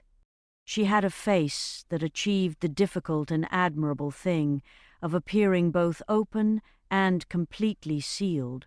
Warm eyes, a ready smile, the look of someone who has been told they have good energy by enough people that they've incorporated this feedback into the architecture of their presentation, who has deployed warmth so consistently and for so long that it has become like Salinger's moderate concern, indistinguishable from genuine warmth, which was the point, which had always been the point. She wore, always, a purity ring. Right hand, 4th finger, silver band, simple, the kind that in another context would be a statement of faith, and in this context was. Shell would understand later something else entirely, a marker, a signal, a symbol legible to people who knew the system and invisible to people who didn't, which was every person Duna Ostrowski had ever encountered in a professional context. She had been in this county for 17 years. She had been in this district for 14. She had, in that time, administered the Office of Educational Excellence with the specific excellence of a person who understood that educational administration was an information system above all else, that the school district was the most comprehensive voluntary surveillance architecture that any institution had ever produced, parents submitting their children, teachers submitting their careers, administrators submitting their ambitions, all of it flowing upward in the form of data and reports and documentation, all of it arriving, eventually, in offices like hers, and she had used this understanding with the patience and the vision of someone who had been planning for a very long time. She had built the filing cabinet system. She had designed the bingo card. She had written the code word document on the typewriter, not a typewriter from any era, but a contemporary one, a deliberate affectation, a signal to herself that she was operating in a tradition, that she was a continuation of something, that 1961 and the door in Port of Spain and the mark on the fence post were her inheritance and her ongoing project and not her predecessor's completed work. She had given Salinger his instructions. She had given Frank Abernathy his formula.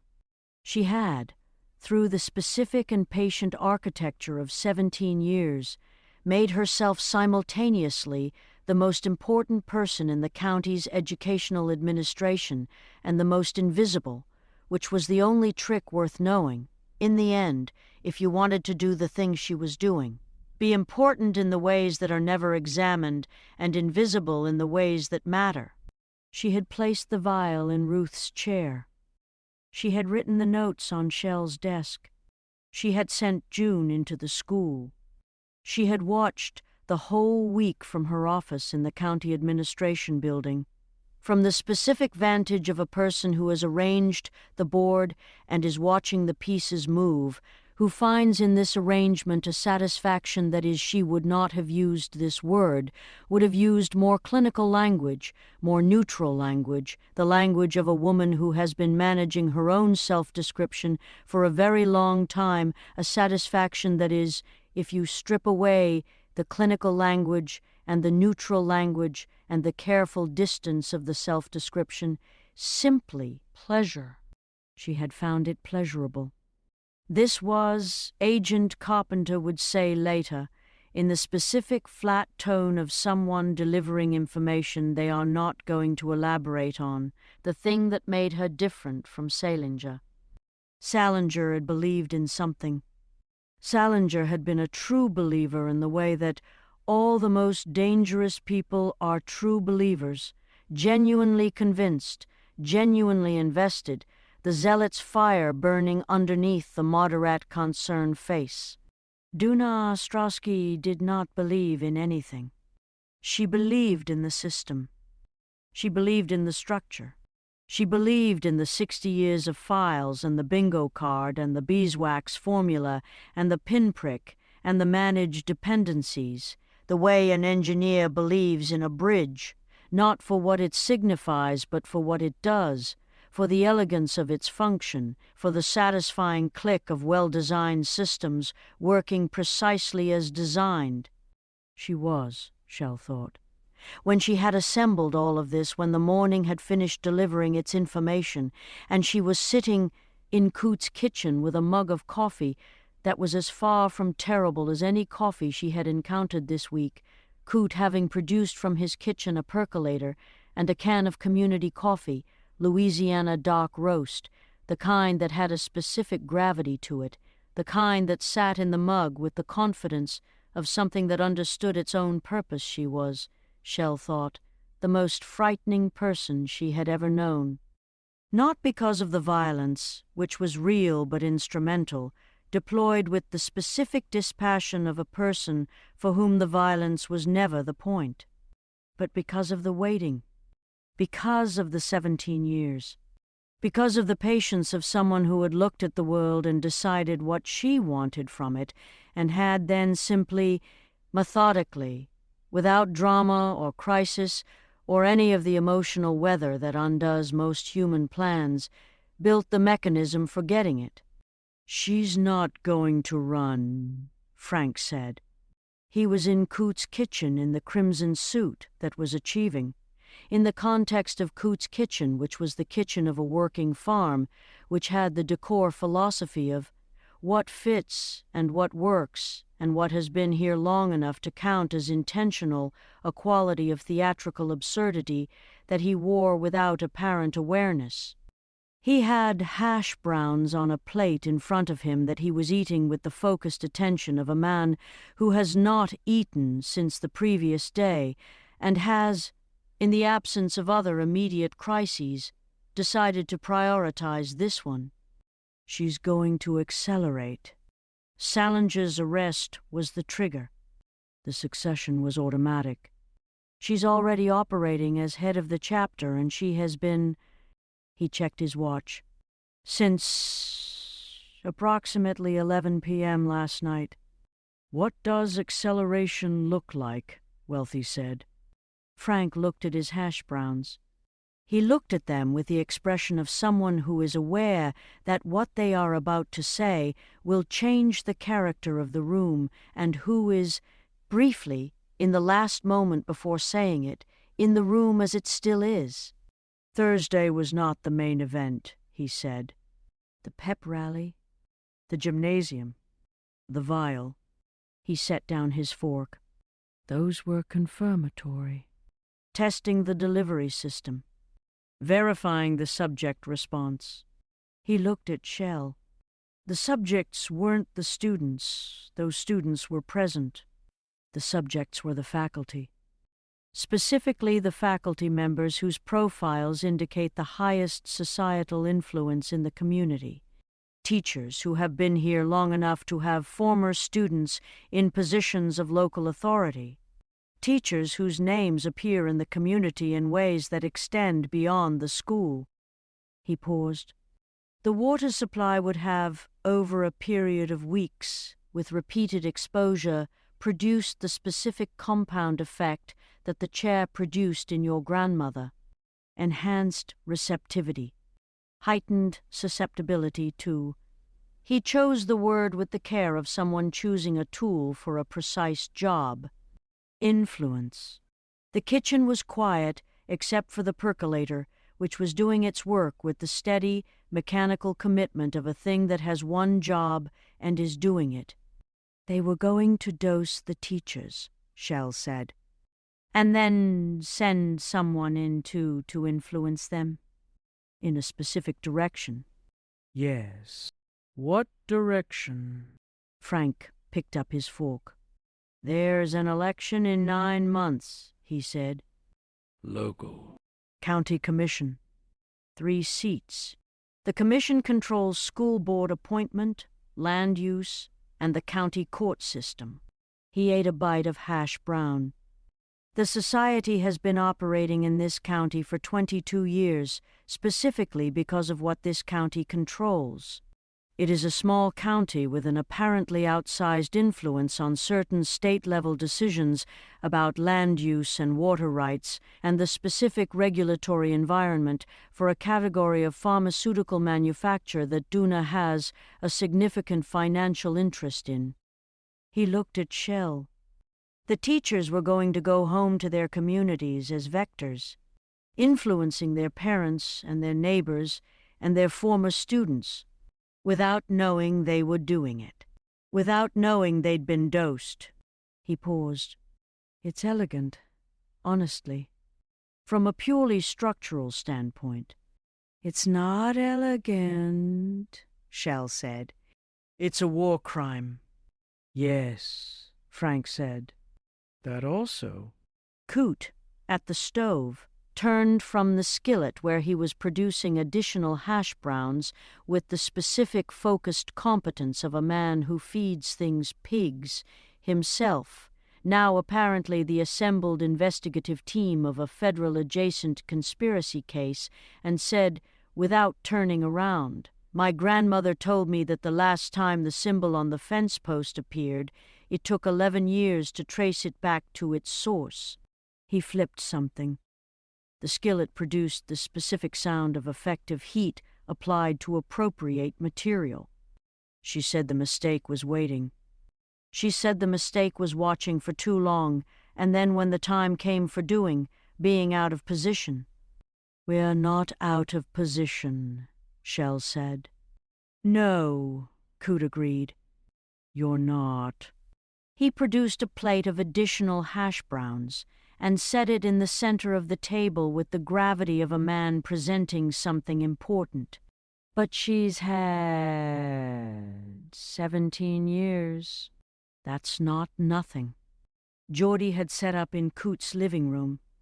The living room of Coot Beaumont Arsenault Delacroix's farmhouse was, there is no delicate way to say this, a room that had been decorated by a person who had prioritized function over aesthetics for 57 years and had, in the past too, made one concession to the aesthetic, which was a lava lamp.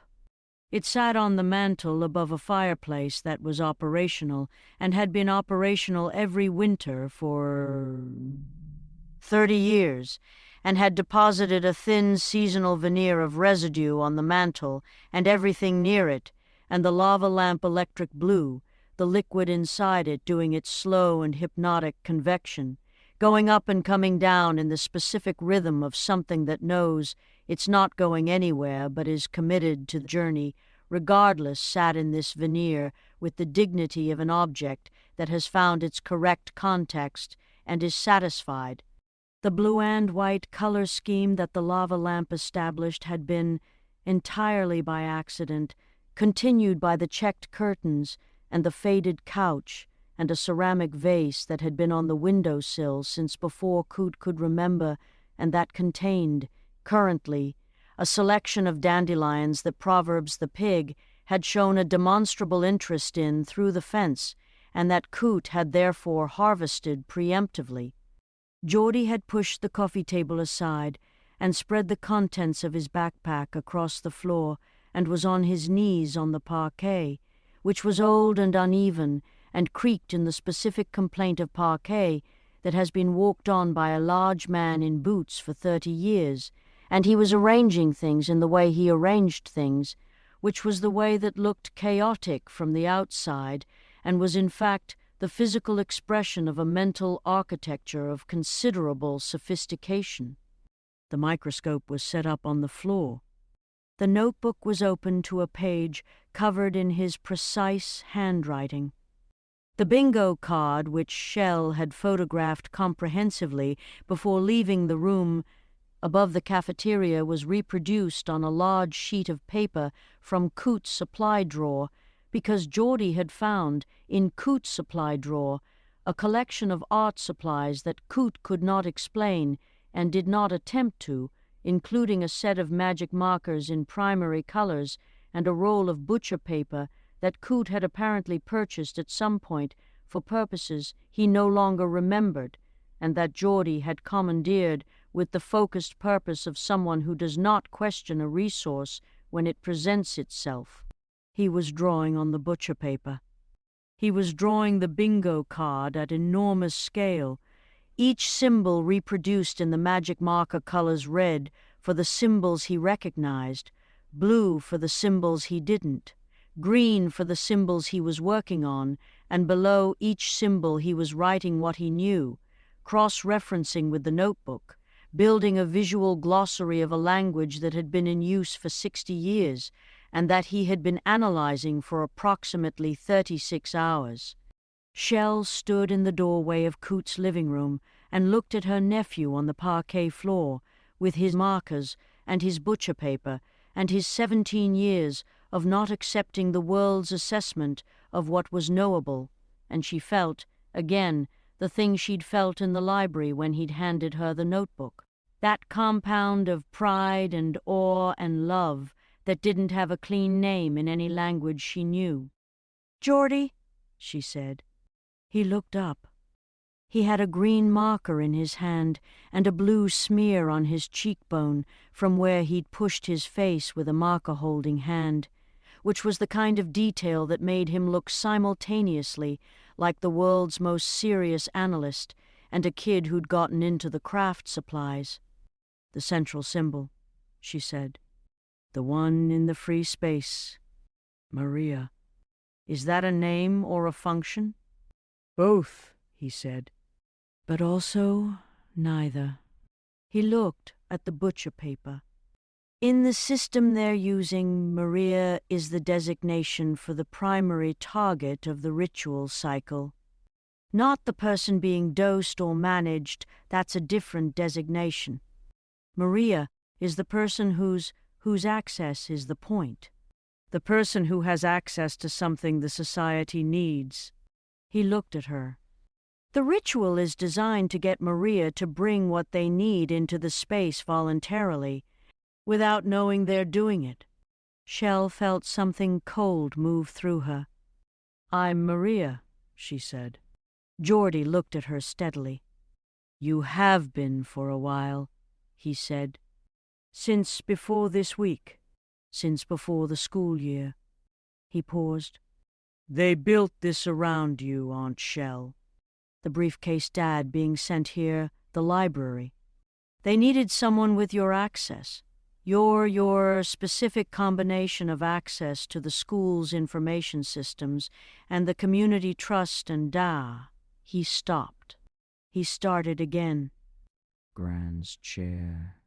They weren't dosing Gran to manage her. They were dosing Gran because Gran is near you. Because what the compound does to extended exposure in a person with Gran's specific neural architecture. He pushed his glasses up with the back of a marker-free hand. They were trying to make Gran into a receiver, a psychic relay. They were trying to establish a channel between you and Gran that they could intercept. He looked at the lava lamp, briefly, in the way of someone allowing themselves one moment of the absurd before returning to the terrible. It didn't work the way they planned because Gran is Gran, and apparently whatever they built the compound to do, her brain had other ideas. Shell sat down on the floor of Coot's living room. She sat down because the alternative was something that she could not do in front of Geordie, who was 17, and who needed her to be the person she was being. She sat with her back against the couch, and she looked at the lava lamp going up and coming down in its slow electric blue conviction, and she breathed. They had built this around her. Not around wealthy had been brought in as a mechanism, as the delivery system for the briefcase and the federal work that was the cover for the actual operation, which was about her. Not about the biochemistry or the nanotechnology or the federal adjacent investigation into the society's pharmaceutical interests. About her. About what she carried. You have something we need, and it is not your husband's work. She thought about the note. She thought about you carry something, and you don't know you carry it. "Geordie," she said from the floor. "What do I carry?" He was quiet for a moment. The parquet creaked under him as he shifted. "I don't know yet," he said. "But I have a theory." He looked at the bingo card on the butcher paper. "The symbols I've been able to translate, they keep referencing a lineage, a hereditary quality, something passed down." He looked at her. "Something in your family's line." She looked at him. She thought about Ruth. She thought about Ruth's voice in the dark gymnasium. She thought about the hand on her arm and the warmth of it, and the words that had been too specific to have been anything but real. She thought about what Geordie had said about the compound going the wrong direction in Ruth, that whatever they'd built it to suppress had been enhanced instead, that whatever channel they'd tried to intercept had gone in the other direction, out from Ruth rather than in. She thought about a 101-year-old woman who had survived everything the 20th century had sent in her direction, and who had been sitting in a window watching a dark car every morning with a compound in her chair that was supposed to diminish her, and had instead done something else entirely. "I need to call Gran," she said. The call to Ruth was mediated by Celestine because Ruth did not have a phone, and because Celestine, who had been at the compound since Thursday night running what she described as medical observation in the same tone she'd use for a post-surgical wound check, had established herself as the compound's operational communications hub with the efficiency of a woman who had organized complex systems under difficult conditions for 30 years and found this particular situation merely an extension of her existing professional practice. "She's been at the window since dawn," Celestine said, in the low voice of someone reporting from a situation. "She had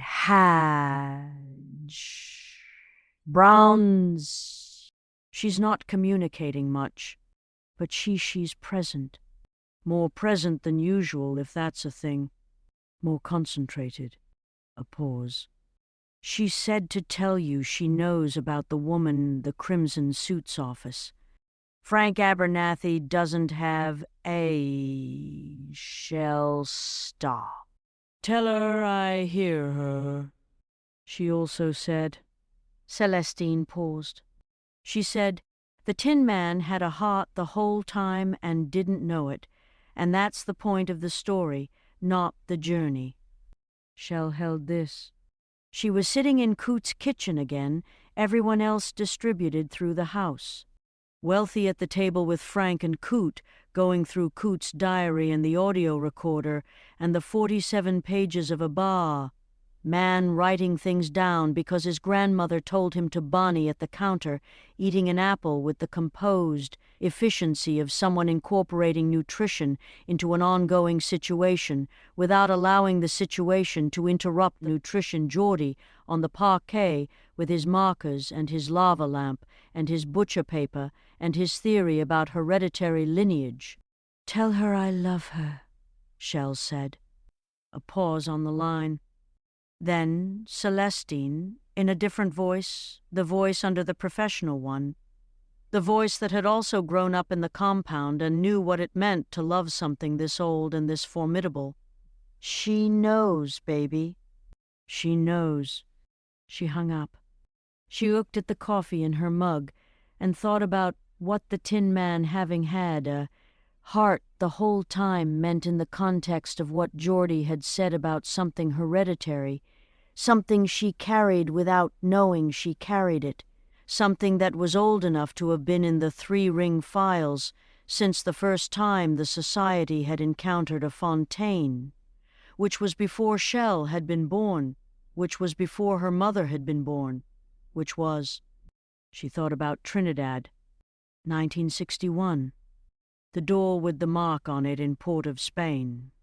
She thought about Ruth in Trinidad in 1961 saying, I don't trust your grandfather's business judgment, which was correct, which had been correct about more than just the business. She was there, Shell said to the kitchen. Bunny looked at her. Ruth was there when the society was establishing its Trinidad operation, Shell said. She saw something she wasn't supposed to see, and they've been watching her family since, tracking the lineage. She looked at Banny. Which means there's a file. Not in the schools, sub-basement. Something older. Somewhere else. In the church, Banny said immediately. The Catholic church 4 blocks from the school. The one with the bell tower. The bones, Shell said. The bones the groundskeeper had found in 2021, reported as animal remains, closed out as animal remains. There is a room under the church, Banny said. I have not been in it. I have been in the church. I clean it, 3 mornings a week. It is one of my accounts, and I have seen the door in the floor of the vestry that the priest says is a storage room for old records. She looked at Shell with the eyes of someone who has been cleaning a building for a long time and has developed very precise opinions about which explanations are true and which are the kind offered by people who want an explanation to be accepted. It is not a storage room for old records.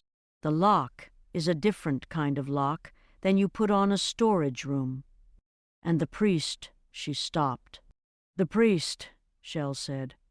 The priest has been at that church for 11 years, Banny said. The same 11 years that the mark appeared on Coote's fence post. He arrived the same month. Shell stood up from the kitchen table with the specific energy of a person who has finished receiving information and is now entering the phase of doing something about it. She went to the door of the living room and she said, Geordie. Church. Can you get us in? Geordie looked up from the butcher paper. He had, in his expression, the quality of someone who has been waiting for a specific sentence to be said and has now heard it. I need 5 minutes to finish this symbol, he said. You have 4, she said. Noted, he said, and went back to the marker. The church Romei-Geselle. This needed an explanation, and the explanation was that the Catholic Church 4 blocks from Robert E. Lee Memorial High School held its quarterly rummage sale on the second Friday of every month, which meant that by 10:15 a.m. the church's fellowship hall had achieved a state that could only be described as a controlled pandemonium of donated objects arranged on folding tables in the specific democratic disorder of things that have been given away, things that were someone's once and are now between ownerships, in the specific liminal state of the rummage sale where everything carries its history but is available for a new one. There were a complete set of ruby slippers, child's size 4, one missing a buckle, a beer stein of considerable vintage and character, 3 lava lamps in various states of operational integrity, a collection of Yahtzee boxes held together with a rubber band, a fondue set of the kind that had been purchased in the 1970s with great enthusiasm and used twice, several items of bridesmaid attire in the specific shades of bridesmaid attire that always look exactly right in the context of one specific wedding and exactly wrong in every subsequent context, a candelabra that was not as grand as Coots' Cafeteria Frank, but was making a committed effort, and, on the back table in the corner, the thing that Banny was interested in and had communicated to Shell in the truck on the way over, a box of old records,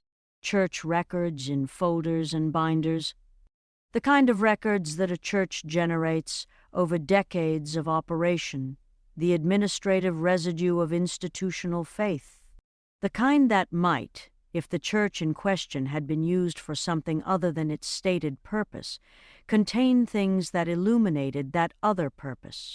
We can't just take them, Shell said, in the truck outside the church. We can buy them, Banny said. It is a rumage. This was, Shell reflected, the most technically correct and also most improbable solution to a problem that she had encountered in a week of improbable solutions. Coot produced a $20 bill from his overalls with the unhurried competence of a man who has always had a 20 when a 20 was needed. Inside the fellowship hall, amid the rummage sale and its devoted browsing public, the specific demographic of the quarterly church rummage sale being, universally, a combination of the genuinely needy, the committed bargain hunters, the people who come every quarter as a form of social participation, and the one person per sale who has arrived for something specific and is hoping no one notices. Shell moved toward the back table with the focused negligence of someone who is not interested in the back table and is therefore definitely interested in the back table. The records were, at first inspection, exactly what they appeared to be. Decades of church administration, baptismal records and meeting minutes and financial reports, and the accumulated documentary output of a faith community conducting its business over time, all of it in the specific careful handwriting of people who understood that the written record was the institutional memory and treated it accordingly. She found the anomaly in the third binder. It was not dramatic. Anomalies in records rarely they present themselves as the thing that is slightly different from the things around it, the thing that is in the same format but not quite, that uses the same language but not quite, that sits in the sequence where it belongs chronologically but carries in its content something that the content around it does not carry. It was a record of a meeting, dated 1963, listed as a facilities committee meeting, which was the kind of meeting that appears in church records so regularly that it becomes invisible. That becomes part of the documentary texture of an institution's life, the way background noise becomes part of the acoustic texture of a room. The Facilities Committee meeting of March 14, 1963, had 7 attendees. 6 of the names meant nothing to Shell. The 7th was a name she recognized. A name she had seen in a document this week in the specific typewriter font that she now associated with the Society's institutional voice, on a file label in the sub-basement hallway, in the row she had not gotten to, in the section she had not had time to reach. The 7th attendee of the Facilities Committee meeting of March 14, 1963, was listed as a representative of an organization whose name Shell did not recognize. But below the name, in a different hand, in pencil, faint but legible to a person accustomed to the reading of documents under difficult conditions below the name, someone had written a word. 1 word. 7 letters. In pencil so faint it was almost not there. Fontaine. Shell stood at the back table of the church rummage sale with the binder open in her hands and the specific acoustic texture of the fellowship hall around her, the browsing and the negotiating, and the cheerful, low-grade pandemonium of donated objects finding new homes, and she felt the situation complete another turn, felt the screw tighten again, felt the full weight of what it meant that her family's name was in a 1963 church record, in the handwriting of someone who had been paying attention to them 63 years ago, before she had been born, before her mother had been born, before anything she had thought of as the beginning of the story was the beginning of the story.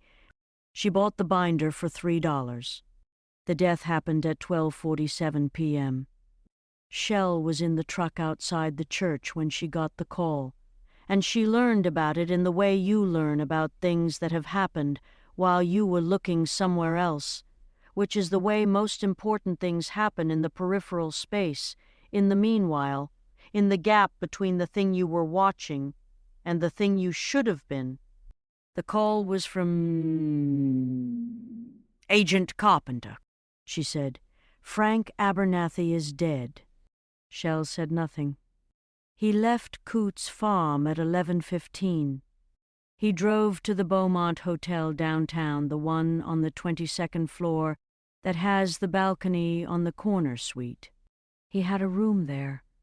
He'd been staying there since Tuesday. A pause. Hotel security found him at 12:40. He was on the balcony. Another pause. He had been on the balcony for some time. They think he went out there and She stopped. The professional flatness of the delivery encountered something and got through it. He had been holding on to the railing. From below, there are scuff marks on the outside of the balcony rail. Like someone who... She didn't finish this sentence. Shell finished it in her head with the specific image of a man who had spent 22 years doing things for which he had not faced any accounting, who had spent 3 years trying to leave a thing that didn't let you leave, who had this morning sat in a farm kitchen eating hash browns in a crimson suit and had said the word elegant about a system that was going to be used on 400 children, who had then eaten more hash browns and then driven to a hotel and gone up to the 22nd floor and gone out on the balcony and held on to the railing for a while before he didn't anymore. She thought about the bittersweet of a morning that was also a last morning. She thought about someone who had been hobnobbing with the very powerful and the very nefarious for 22 years, finally, on a hotel balcony in February, reaching a kind of accounting. She thought about choices and what they accumulated to. Was he... She stopped. She reorganized. Was he pushed? "We don't know yet," Agent Carpenter said. The room was clean. No signs of forced entry. No evidence of another person on the balcony. A pause. There was a glass of Cabernet Beaujolais on the balcony table, half full, and a piece of paper. What did the paper say? The paper had a name on it, Agent Carpenter said. One name.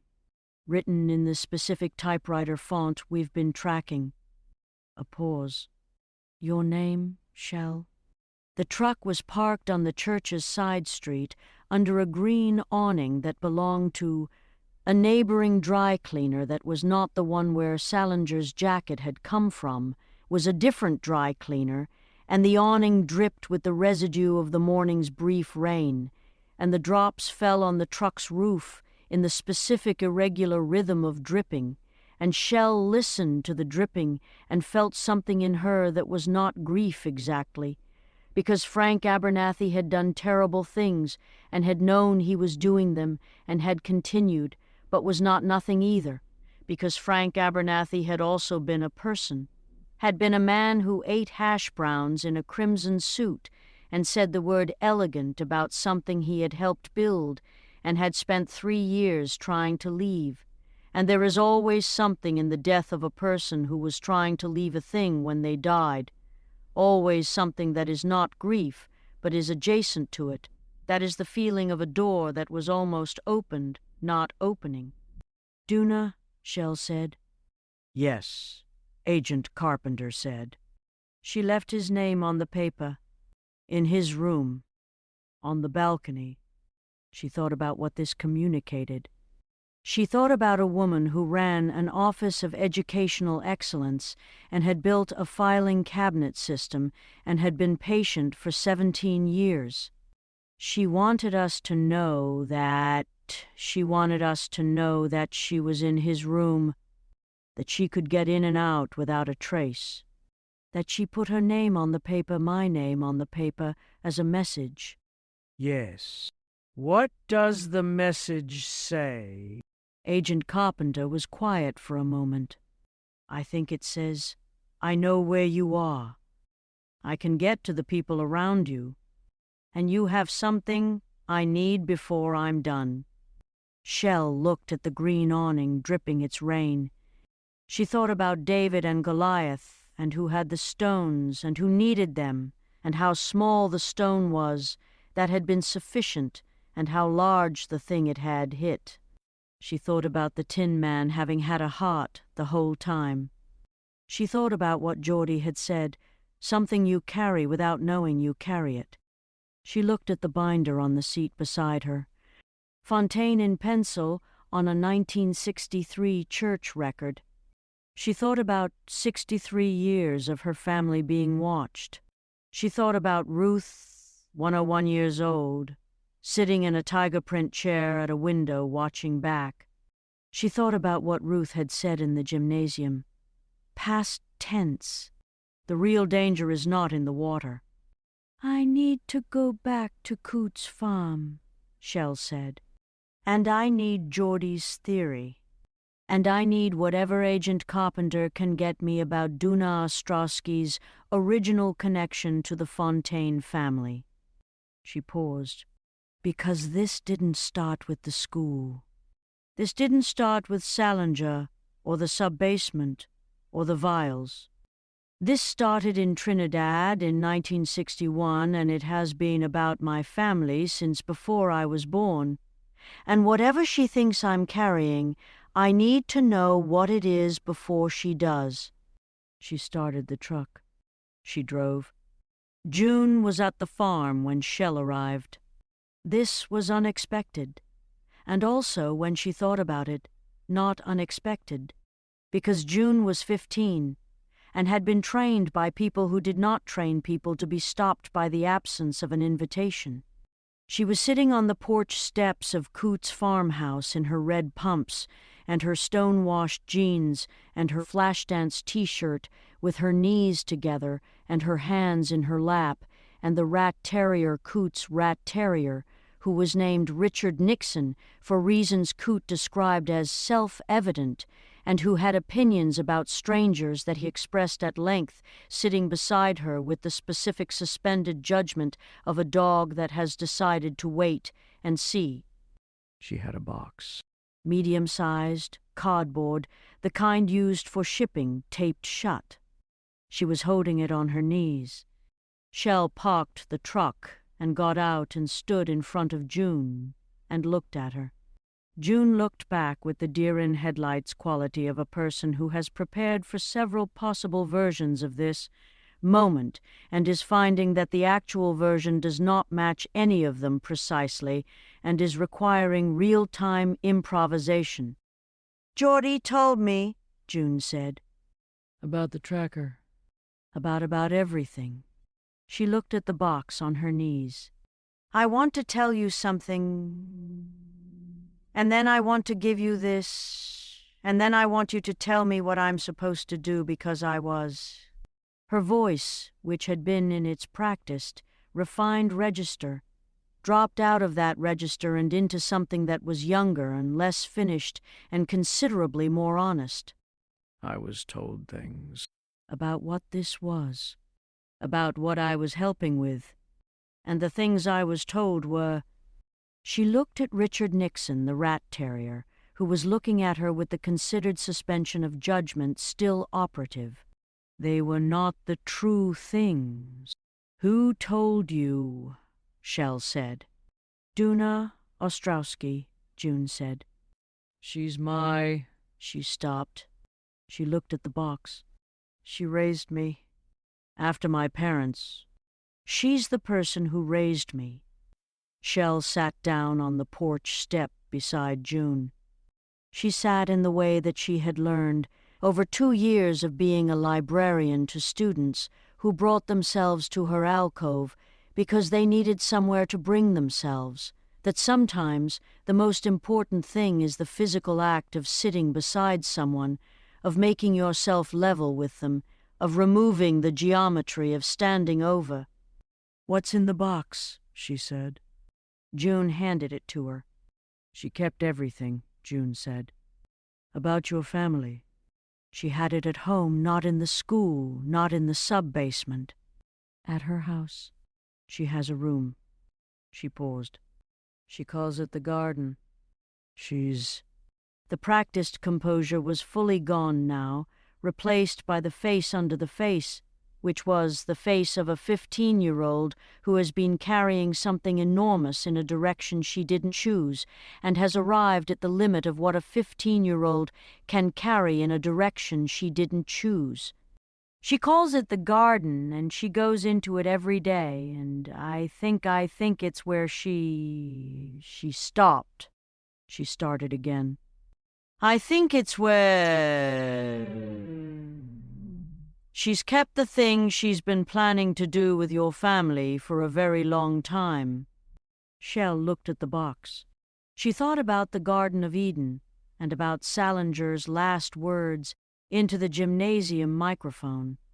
The Garden of Eden belongs to whoever tends it.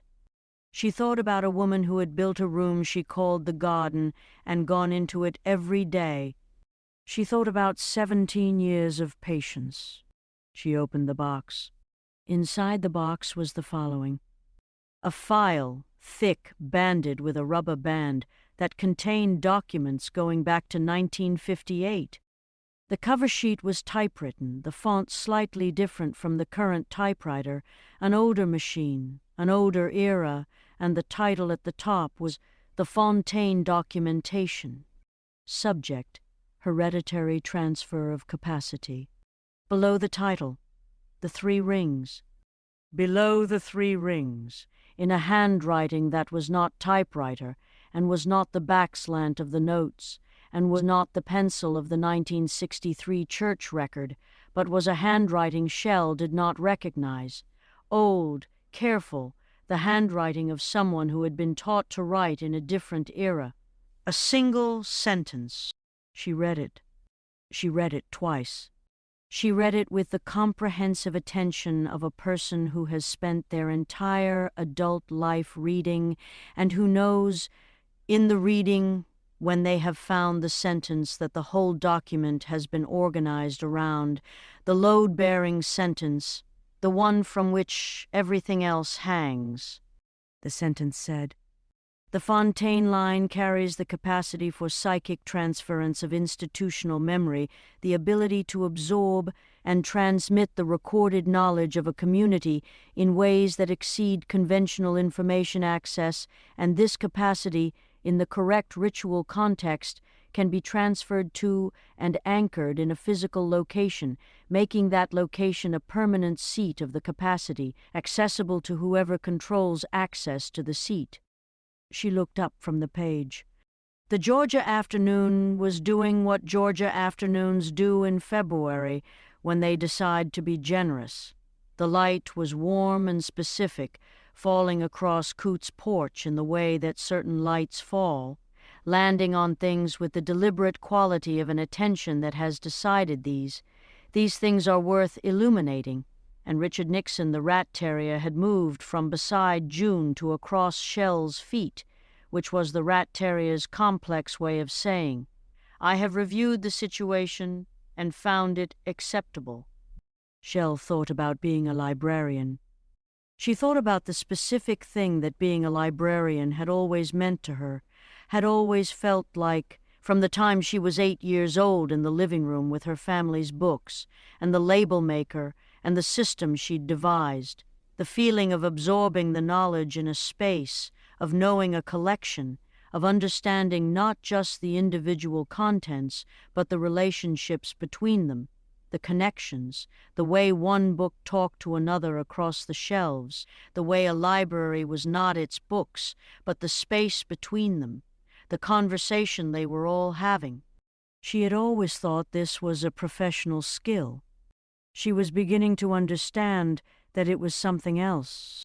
She thought about walking into the library at 7:45 a.m. and knowing before the lights were on whether someone had been in it.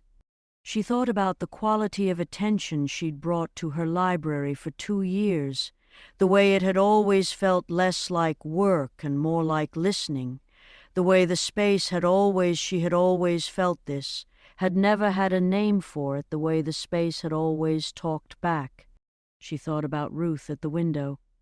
She thought about what 101 years of the capacity meant in a woman who had been sitting in it for a century, absorbing the world's information with the specific total patience of the very long-lived.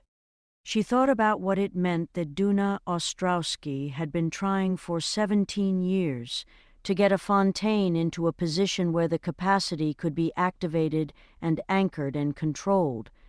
She thought about what it meant that the library, her library, the space she'd built and tended and made into a hiding place and a home, was the location. She thought about 2 years of her own careful, loving, total attention to a space. She looked at June. "She needed me to build the seat," Shell said. "She needed me to spend years making the library into the kind of space that the capacity could anchor to. She needed me to tend the garden." She looked at the file. She was going to use the Thursday ritual to activate it, to make the library the permanent seat of my family's capacity. And then she was going to what? Control the library? Control me? "Control whoever has access," June said quietly. She says she used to say that a library is the most powerful institution in any community because it's the only one everyone trusts, the only one nobody questions. She looked at her red pumps. She said that a librarian who carries the capacity would be, she said it was a throne. She called it a throne. Shell thought about that for a long moment. She thought about the library as a throne. She thought about what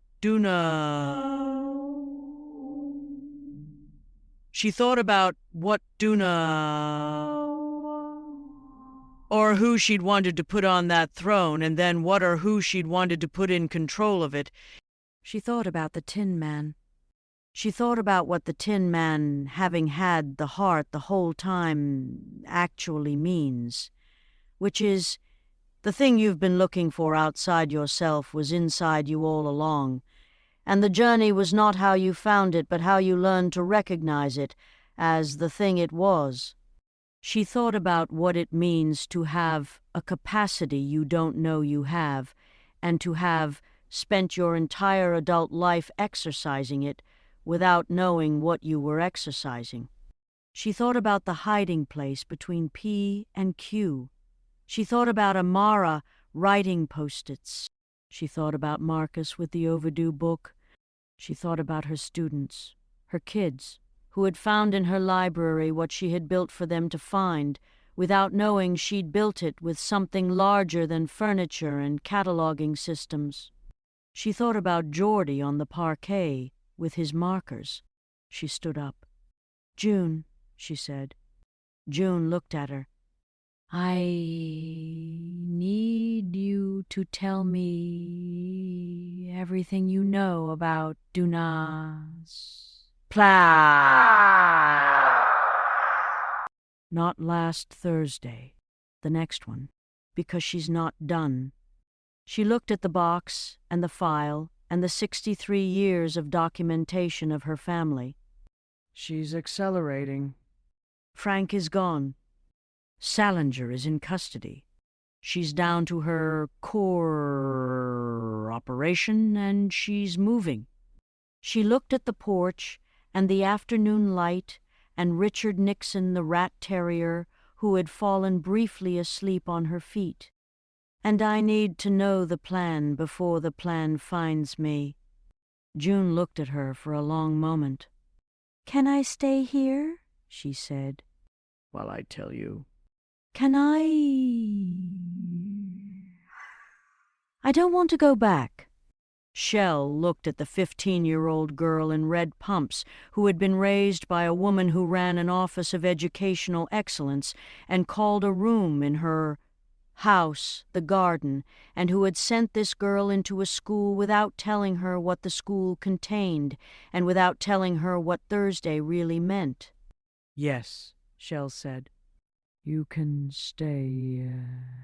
What June knew. The plan required the library, specifically the alcove between P and Q, which was June said this with the expression of someone delivering information that she knows will land hard and is not trying to cushion, which was not incidentally the hiding place, which had not been created by Shell for the students, which had been there in the building's original architecture, in a configuration that predated the current library, that predated Shell's tenure, that predated Salinger's administration, which had been built into the space in 1963, in the same year as the Facilities Committee meeting of the Catholic Church, in the same year as the initiation of the Fontaine documentation's active phase. The alcove had been built for this. The alcove was the seat. The plan required Shell to be in the alcove at the time of the ritual.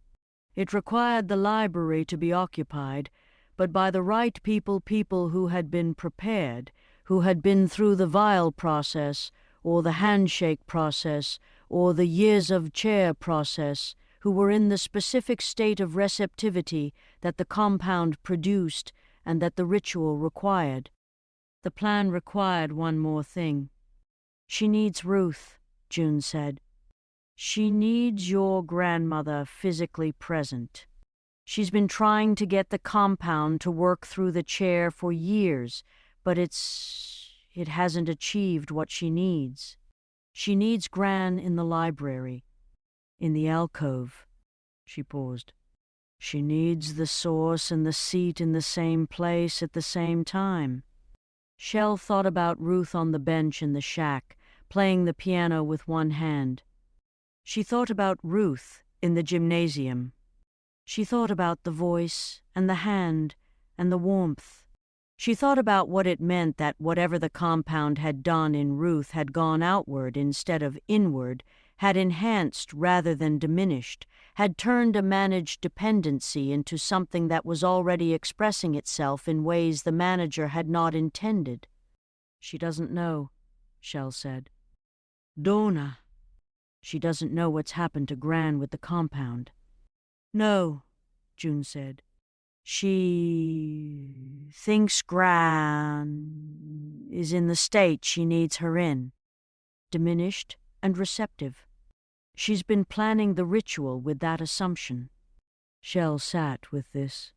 She sat with the very specific and very useful information that the person who had spent 17 years building toward a moment did not have accurate intelligence about the current state of her primary subject. She thought about David and Goliath. She thought about stones. She thought about what Ruth had said in the gymnasium.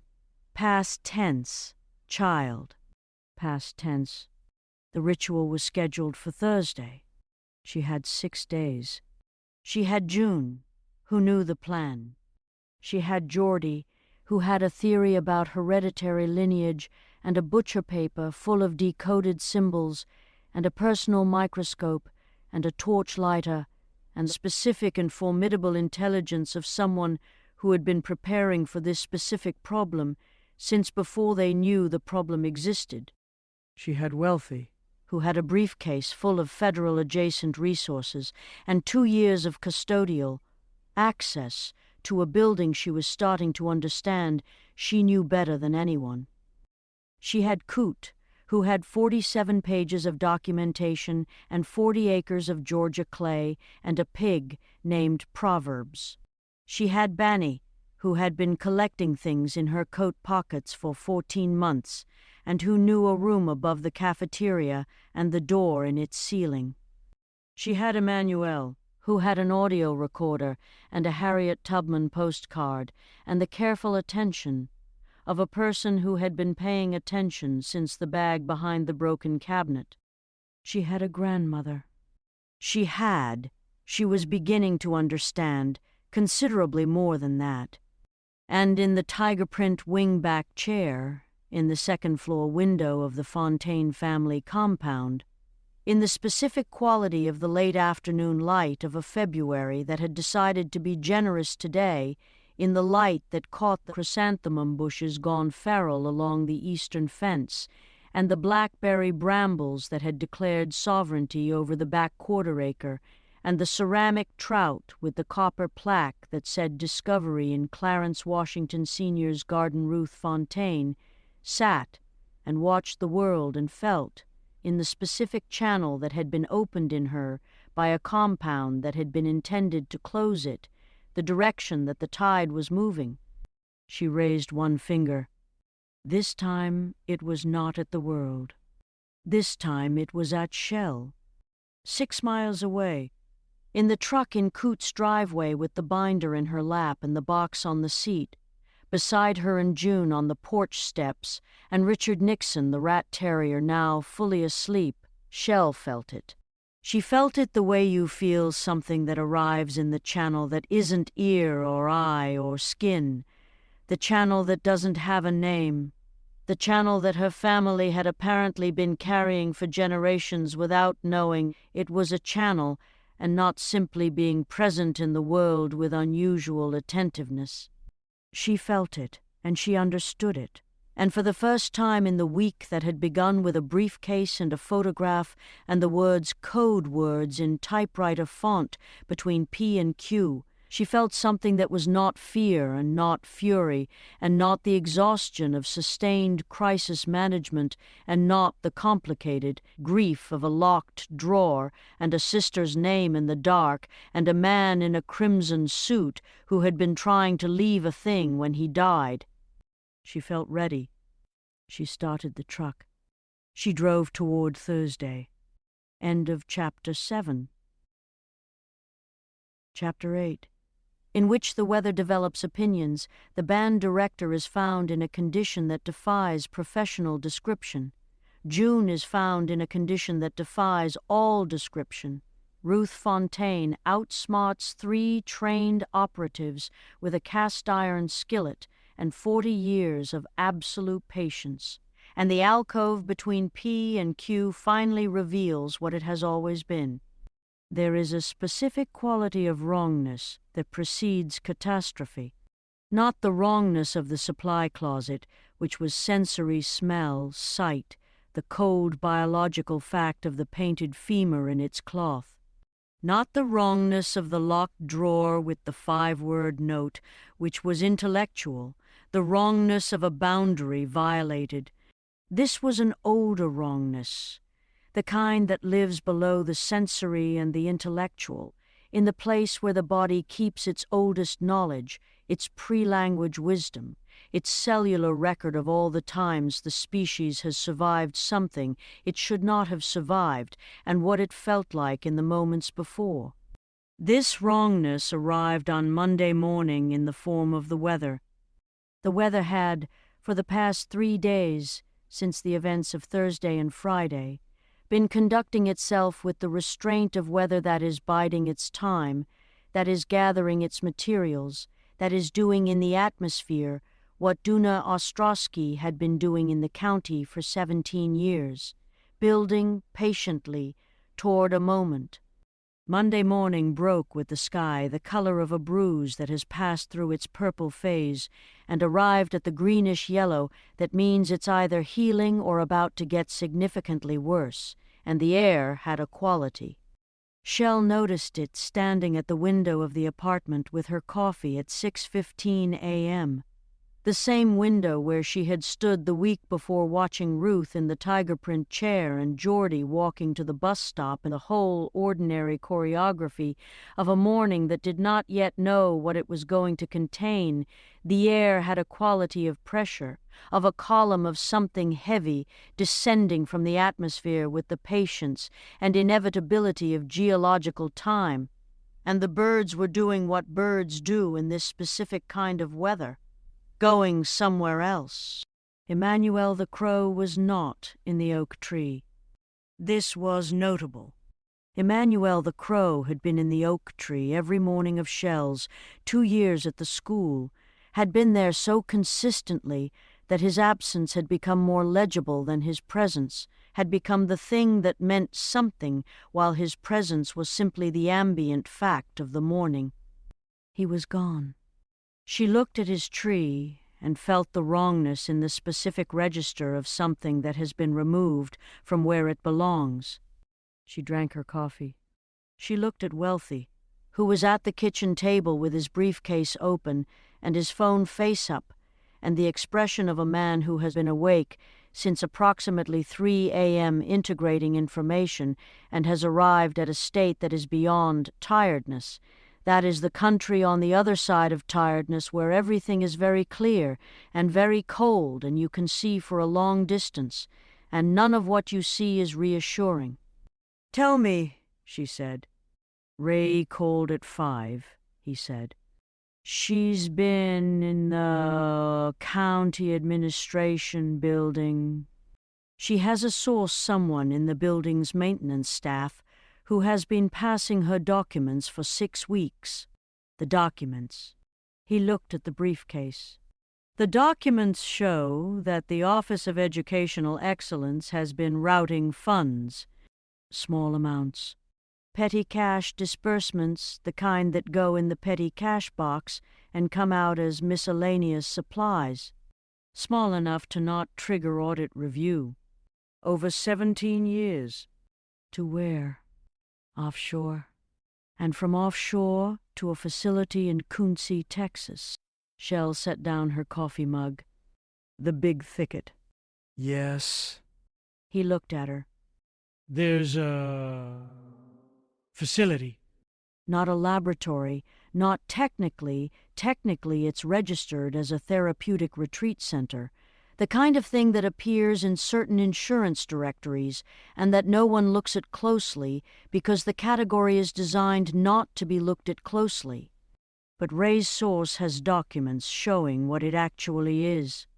He paused. So... It's a containment facility. She thought about Frank Abernathy's phrase, captive humans. She thought about how he'd said it with the flat delivery of a term of art, a clinical designation, the language of a system that had named its own components. "How many?" she said.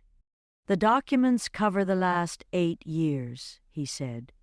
The number in the documents is 23. The apartment was quiet. The pressure outside continued its descent. People, she said.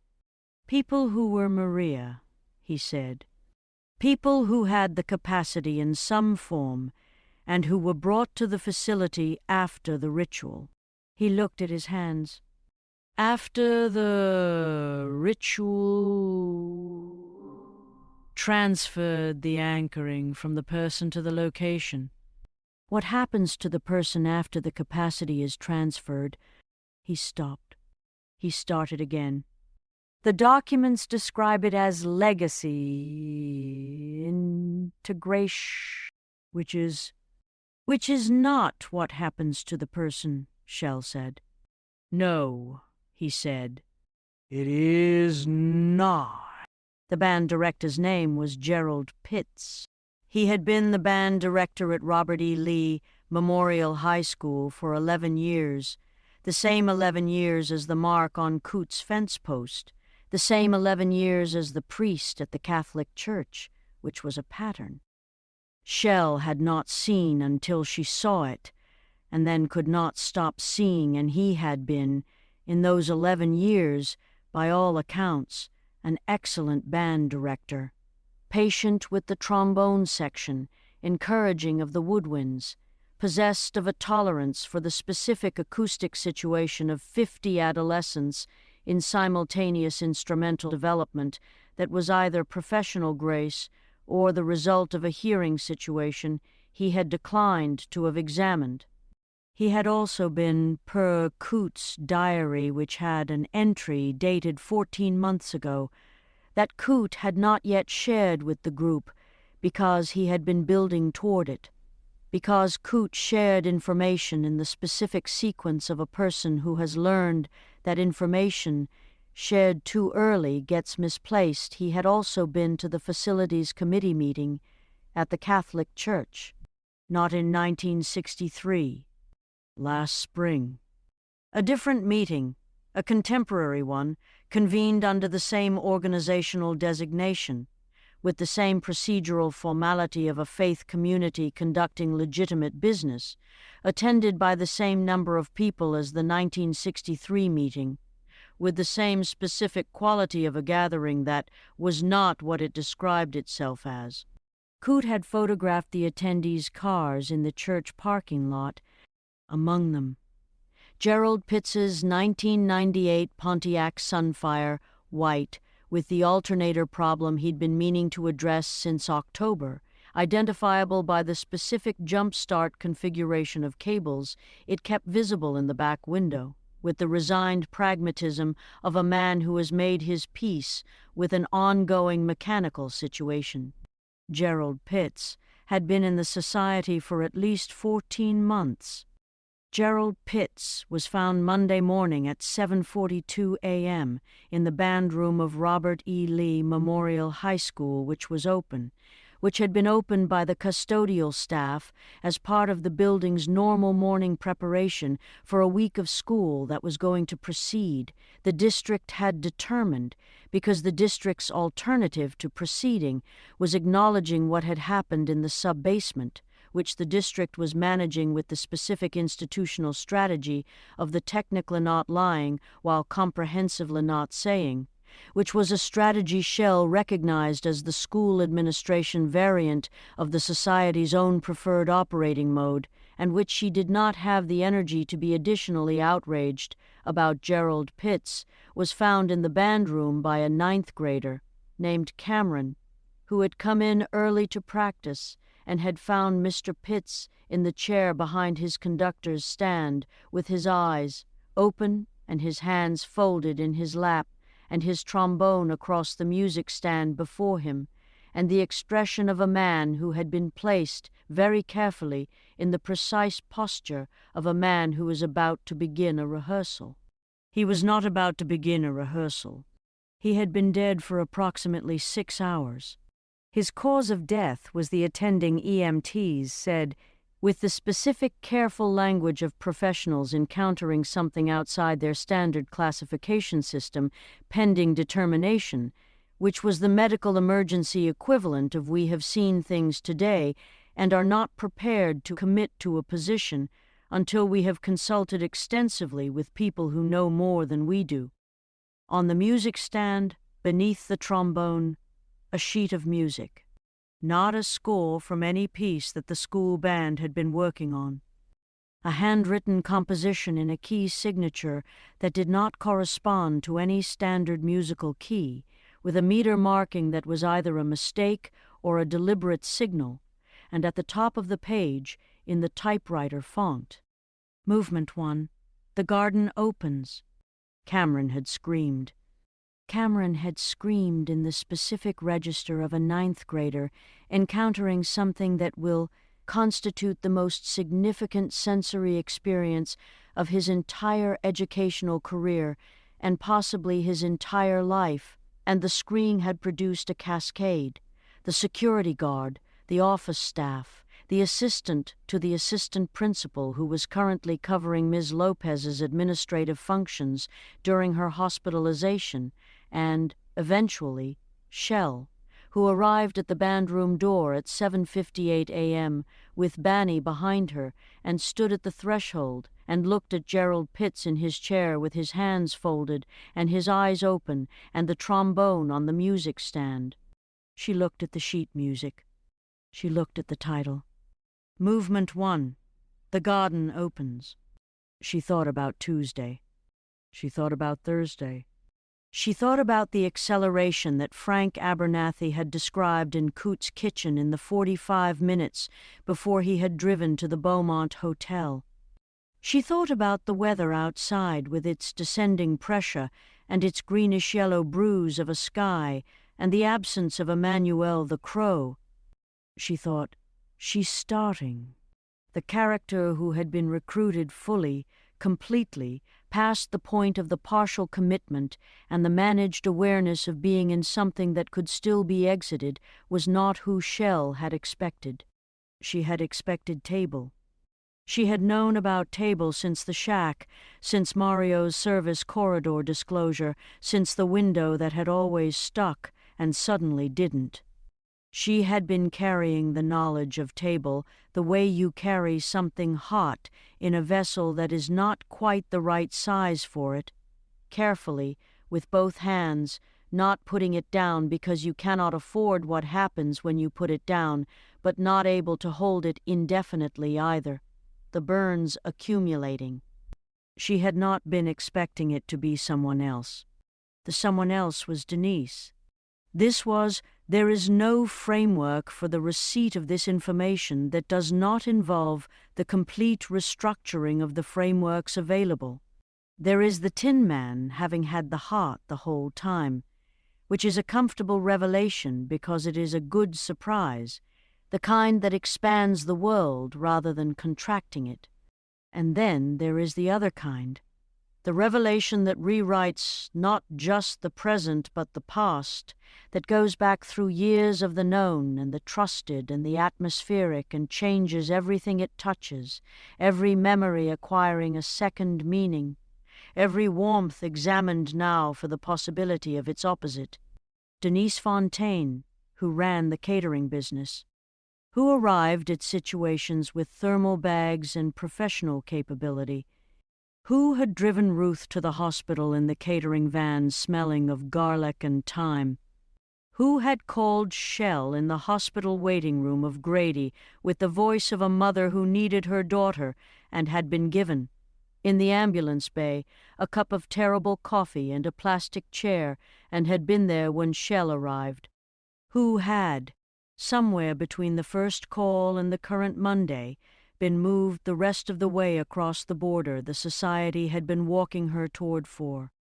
Shell would calculate this later, sitting on the floor of the shack with Geordie's butcher paper and Coote's diary and the terrible recognition of how long the approach had been underway for at least 4 years. 4 years of catered events, 4 years of food brought to meetings, brought to gatherings, brought to the specific gatherings that happened in back rooms and in rooms above cafeterias and in the facilities committee meetings of Catholic churches. 4 years of a woman with a professional reason to be anywhere, and the logistical infrastructure to be there without question, and the family access that made her both a target and a resource. Denise had not known she was crossing a border. That was the thing. That was what made the society's approach to Denise different from their approach to Table, which had been managed through fear. Table had been frightened, and that fear had been calibrated and applied. Denise had not been frightened. Denise had been elevated. She had been made to feel, over 4 years of careful cultivation, that she was part of something important, something with history and purpose and the specific gravity of organizations that have been doing meaningful work for a long time. She had been shown things selectively, in the sequence designed to produce the response they wanted, each thing building on the one before in the pedagogical architecture of a curriculum designed to produce a very specific graduate, and she had arrived at the inner circle with the genuine conviction of a person who has been brought along a path and now stands somewhere that seems, from where she's standing, like a destination she has chosen. Shell found out because of the marigolds. There were marigolds in front of the school. This had not been there before Friday. Over the weekend, while the school was closed and federal agents were in the sub-basement, and Coots' farm was a war room, and Shell was reading 63 years of Fontaine documentation, someone had planted marigolds in the beds along the school's front walk. 8 beds, evenly spaced, bright orange and yellow against the winter gray of a February morning, vibrant and completely wrong for the season and the circumstances, the specific wrongness of fresh flowers that have been placed rather than grown, that communicate intention rather than growth. The marigolds were arranged in a pattern. Shell saw this because Shell had spent 2 years cataloging patterns, because pattern recognition was the central skill of her profession and had become the central skill of her survival, and she saw it from the parking lot while getting out of the Cavalier. The beds of marigolds in their specific spacing, their specific geometry, formed the 3 rings. She took a photograph. She sent it to Geordie. His response: "That's the activation marker. That means the ritual site is confirmed and the timeline is locked. Shell, someone who has access to the school's grounds, did that over the weekend." She looked at the marigolds. She thought about who had access to the school's grounds over the weekend. She thought about the catering van. She thought about the smell of garlic and thyme.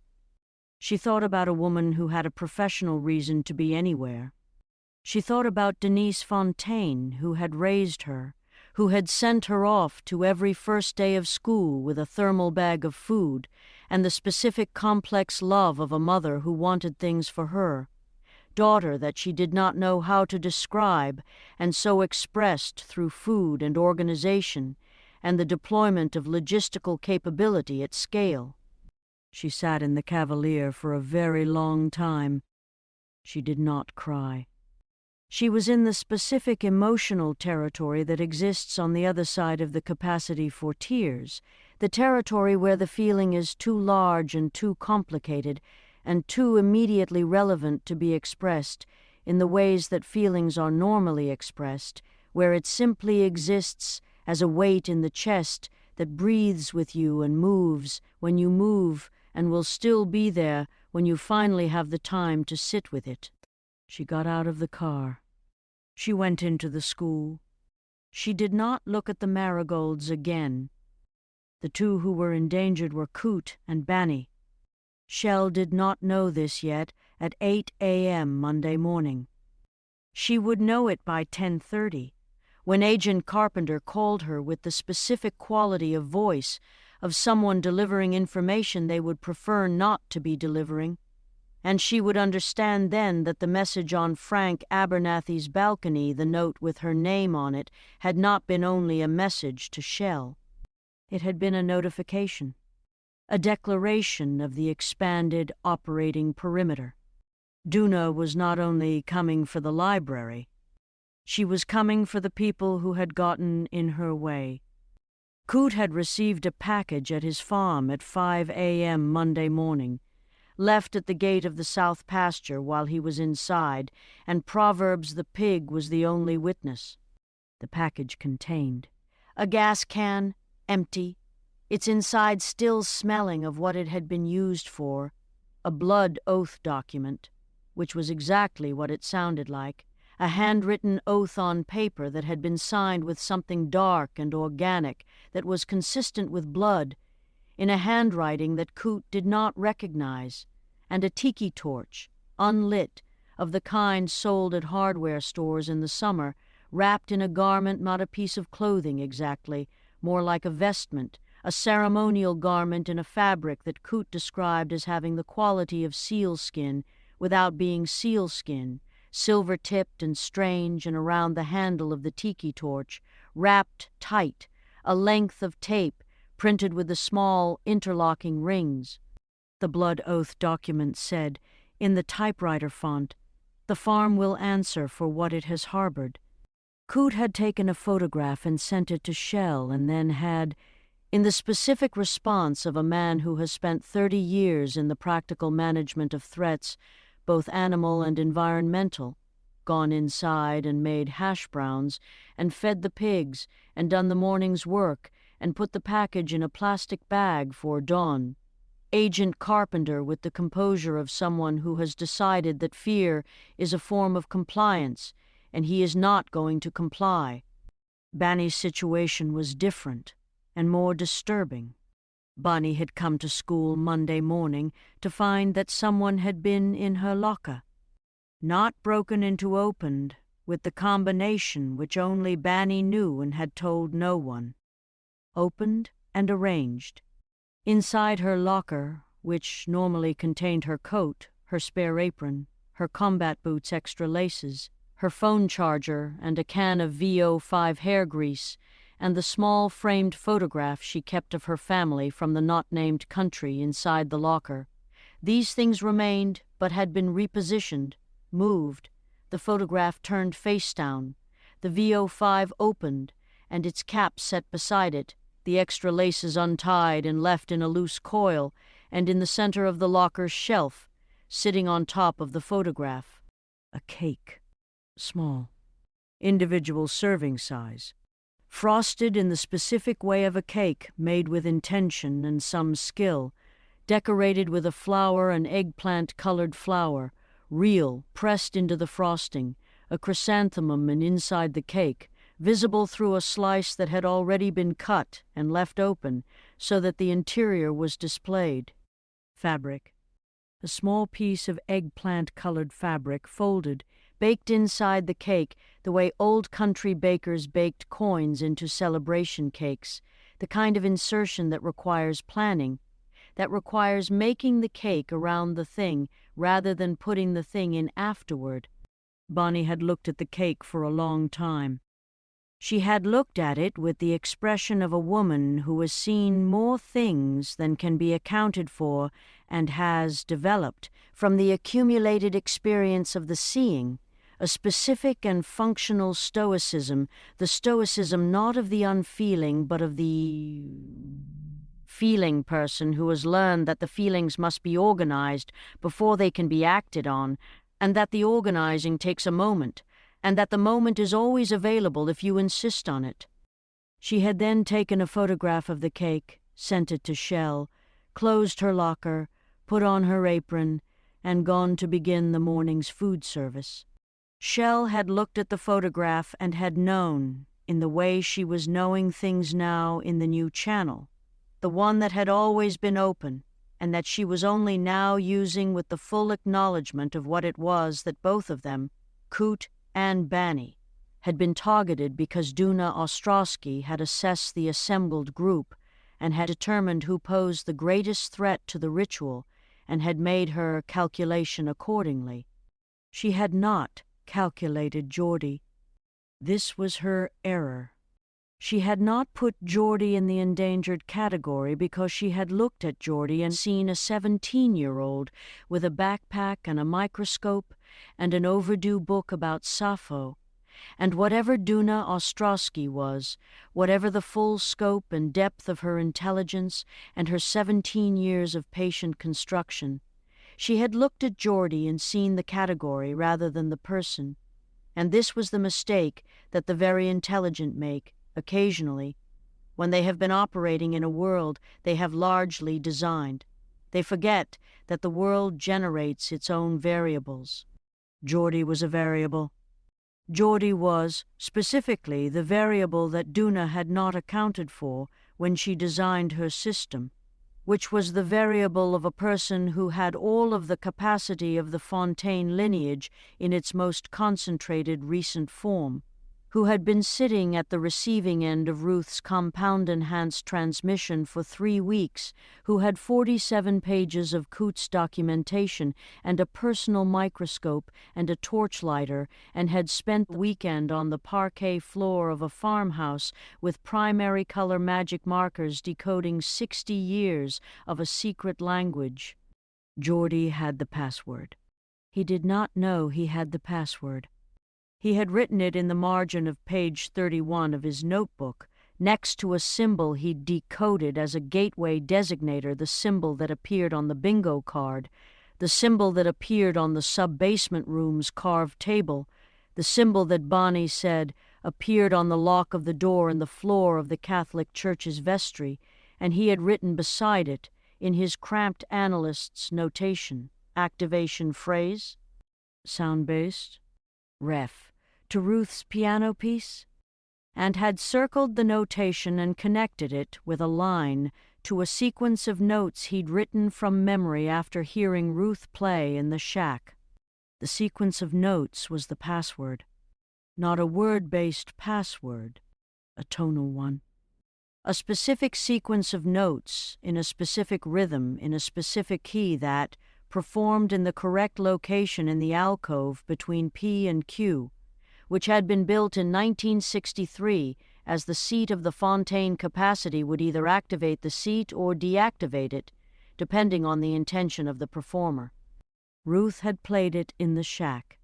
Ruth had played it in the direction of Shell. Geordie had written it down.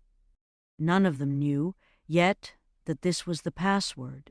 Coot would recognize it on Wednesday afternoon when Geordie played it on the farmhouse's upright piano that Coot also had, inexplicably, in the living room beside the lava lamp when Geordie played it and Coot's face did the thing that faces do when they recognize something they have heard before in a different context, heard it in the voice of his grandmother, heard it in the way she had talked about the 3 rings, heard it as the note she had always ended on when she was describing the society's reach, the sound she made to close the story, the signal that the thing she was telling him was the most important part. When all of this happened on Wednesday afternoon, Coot would go very still and would say, "Play that again." And Geordie would play it again. And Coot would say, "My grandmother called that the key that doesn't lock. It opens. She said that if you ever found yourself inside a thing that was closing, that was the sound to make." But this was Wednesday. This was Monday. And Monday had not yet finished its inventory. June was found Tuesday morning. The call came at 6:44 a.m., which was early for a call that was not emergency dispatch, which was exactly what it was. Emergency dispatch, a number Shell did not have in her contacts and recognized immediately as the category of number it was, the category being something has been found and we need you to come. She had been expecting the call for the right reasons, and not quite for the right reasons. She had been expecting it because June had been missing since Saturday, had not returned to Coots Farm, had not contacted Geordie, had not been reachable through any of the numbers Geordie had for her, had simply ceased to be findable in the way of a person who has been taken rather than a person who has gone and the not finding had been its own slow accumulation of dread, its own weight added to the week's existing inventory. She had been expecting a call that June was found. She had not let herself fully expect the specific quality of this call, which was the quality of found meaning something permanent.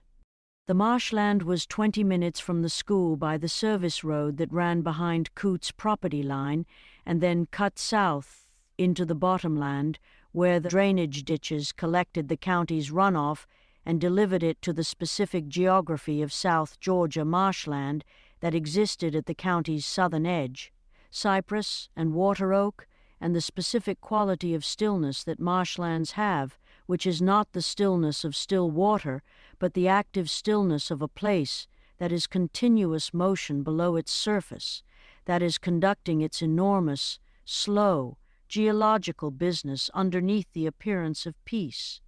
An aluminum boat small, the kind used for fishing in shallow water, battered and operational. The kind you found at boat ramps and borrowed and returned, or didn't. It was a culture of boats in this part of the world, a culture of small water and small vessels, and the specific easy relationship with water that people develop when they've grown up beside it. An aluminum boat had been found by a man named Levi, who ran catfish traps in the marsh from a flat-bottomed boat, and who went out every Tuesday at 5 a.m., with his Coleman lantern and his can of night crawlers and his 40 years of knowing exactly where the catfish were, and who had found the aluminum boat grounded on a hummock at the marsh's northern edge, which was wrong because there were no boat ramps at the northern edge, and no reason for a boat to be there, and the specific wrongness of an object in the wrong place, in a landscape you have known for 40 years, is as loud as a siren if you know how to read it. He had gone to look. He had found June. Shell arrived with Wealthy at 7:15. The fog was still on the marsh, the low cotton-white fog of early morning water, and the light was the tentative light of a sun that was not yet confident about the day, and the palm trees at the marsh's edge stood in the fog with the specific quality of things that are still when everything around them is moving slowly, slowly, the fog moving, the water moving, the cypress dripping. She stayed at the tape. She did not go to June. She looked at what could be seen from the tape, which was enough, which was more than enough, which was a 15-year-old girl in red pumps in the marshland, and the posture of her, the posture that was not sleep and was not natural, and was the posture of someone who had been placed, carefully, with intention, in the way that Gerald Pitts had been placed in his conductor's chair. She had been posed. The pose was. Shell looked at it, and then looked at the fog, and then looked at the aluminum boat, and then looked at Wealthy. The pose was specific. It was a configuration she recognized. It took her a moment to place the recognition, and then she placed it. It was the position in Coote's diary that he described as the offering posture, the position that appeared in the pre-1963 documentation of the Society's ritual practice, the position that meant the person had been designated as a sacrifice, as the payment for a transition, as the she thought about Maria on the bingo card, as the thing that was given in exchange for what was taken. They had made June the payment. June, who had said, "Can I stay?" who had put the recorder down, who had been raised by Duna Ostrowski and sent in without the full picture, and had, upon receiving the full picture, handed over a cardboard box on a porch step and asked what she was supposed to do. June, who had been 15 years old. Shell stood at the tape in the fog and felt the fury do the thing that fury does when it passes the point of heat and becomes cold and clean and very, very specific, becomes the kind of thing that does not dissipate but concentrates, that does not burn through and exhaust itself, but simply continues, steady and absolute and completely committed. She was going to end this. Not because of the briefcase or the photographs or the painted femur or the sub-basement or the pinprick or the marigolds or Coots' threatening package or Banny's cake or Gerald Pitts in his conductor's chair with his trombone and his placement. Because of June, who had been 15 years old and had asked what she was supposed to do and had not been told, had never been told, had only ever been used. What's the message? She said to Agent Carpenter, who was at her elbow with the composure of someone who has been at crime scenes before and has not become indifferent to them, which is the specific accomplishment of people who do this work. There are 3, Agent Carpenter said. 1 on the boat. 1 on the ground. 1. She paused. 1 that requires a specific knowledge base to read. The first 2 are explicit. The third is in the Society's symbol language. The first 2, Shell said. The boat says, "The garden does not negotiate." Agent Carpenter's voice was flat and consistent. "The ground, there's something written in the mud around her." It reads, "The seat will be filled on Thursday, or what is owed will be collected." Shell thought about 23 people in a facility in Quincy, Texas, designated as Legacy Integration. The third, she said. Agent Carpenter handed her a photograph. The symbol on the aluminum boat's hull, small, painted in something the color of rust that Shell was not going to identify as anything specific because she was not going to have that thought right now, not here, not in this fog with the cypress dripping. She looked at it. She took out her phone and she texted Geordie. Symbol. What does it say? She sent the photograph. 30 seconds. His response. It says, "The key that opens is in the hands of the boy who was not seen." She looked at the photograph. She thought about Duna Ostrowski, who had not put Geordie in the endangered category. Who had looked at Geordie and seen the category rather than the person? Who had left a message in a symbol language she believed only her people could read, intended for Shell, and had inadvertently told Geordie exactly what his role was. She texted him back, "I know. Wednesday afternoon. Coots piano." She looked at the fog. She looked at the aluminum boat.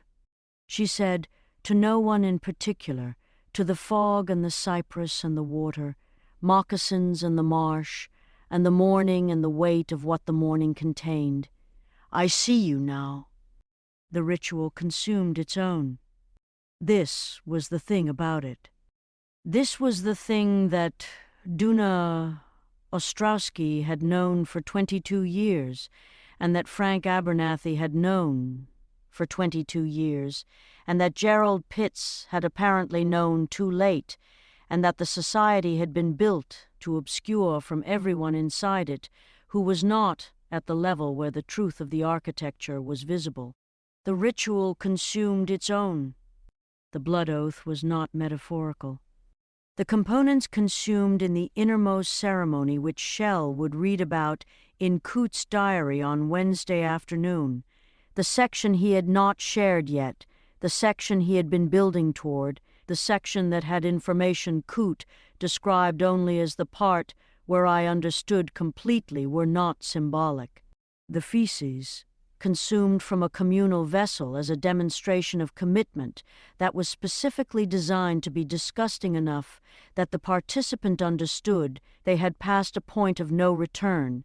There is no social redemption available to a person who has done this and who knows others know they've done it, which was the point, which was the mechanism, which was how a society holds people once the initial managed dependency is no longer sufficient. The urine, administered through the specific theater of a ceremony with tiki torches and action figures arranged in a triangle and a canvas, painted in silver, depicting a symbol that Geordie would identify as the Sodom configuration, which was the society's designation for the final preparation of the ritual space.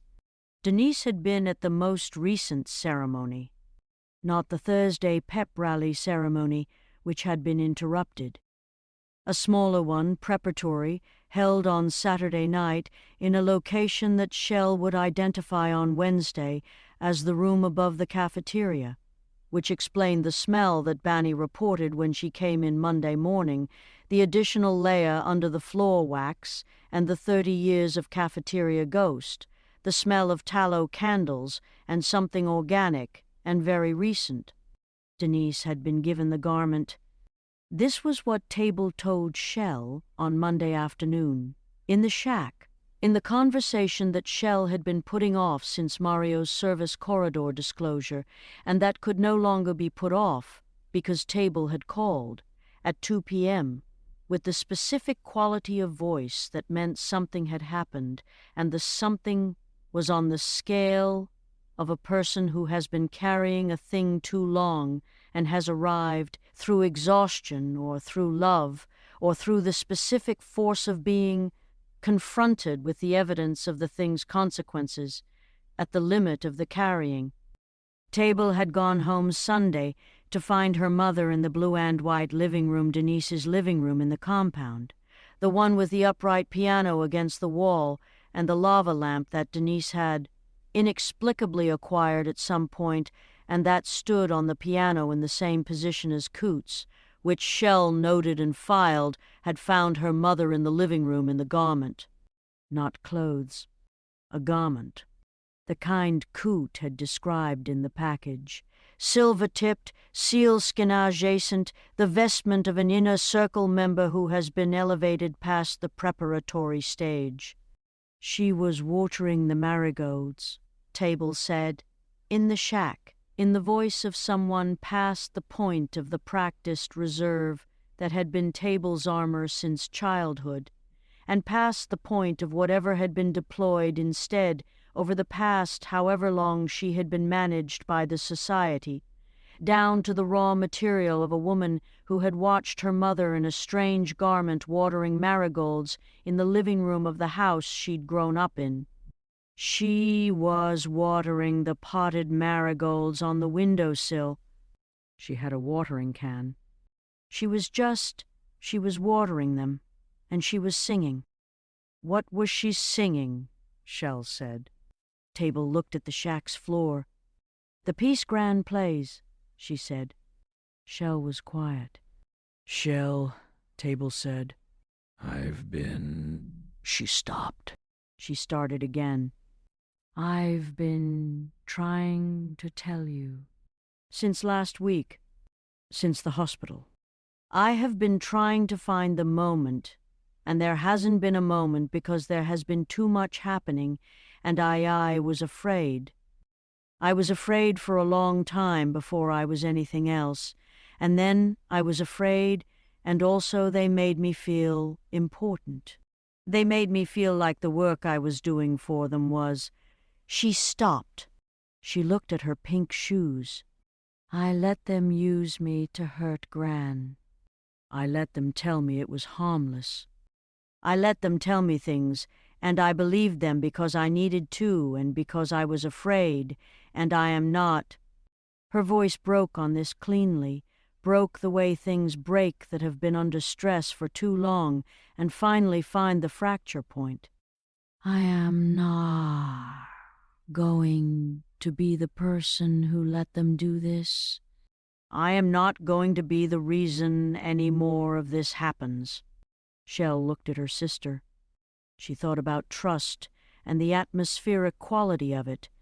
She thought about the complicated country inside the knowledge of what someone you love has done. She thought about the difference between the person who did the thing and the thing that was done, and how sometimes you can love the person with the full force of all your history and capacity while being unable to look at the thing without fury, and how you have to hold both, how the holding of both is the work. I know, Shell said. She reached across the bench and she took Table's hand.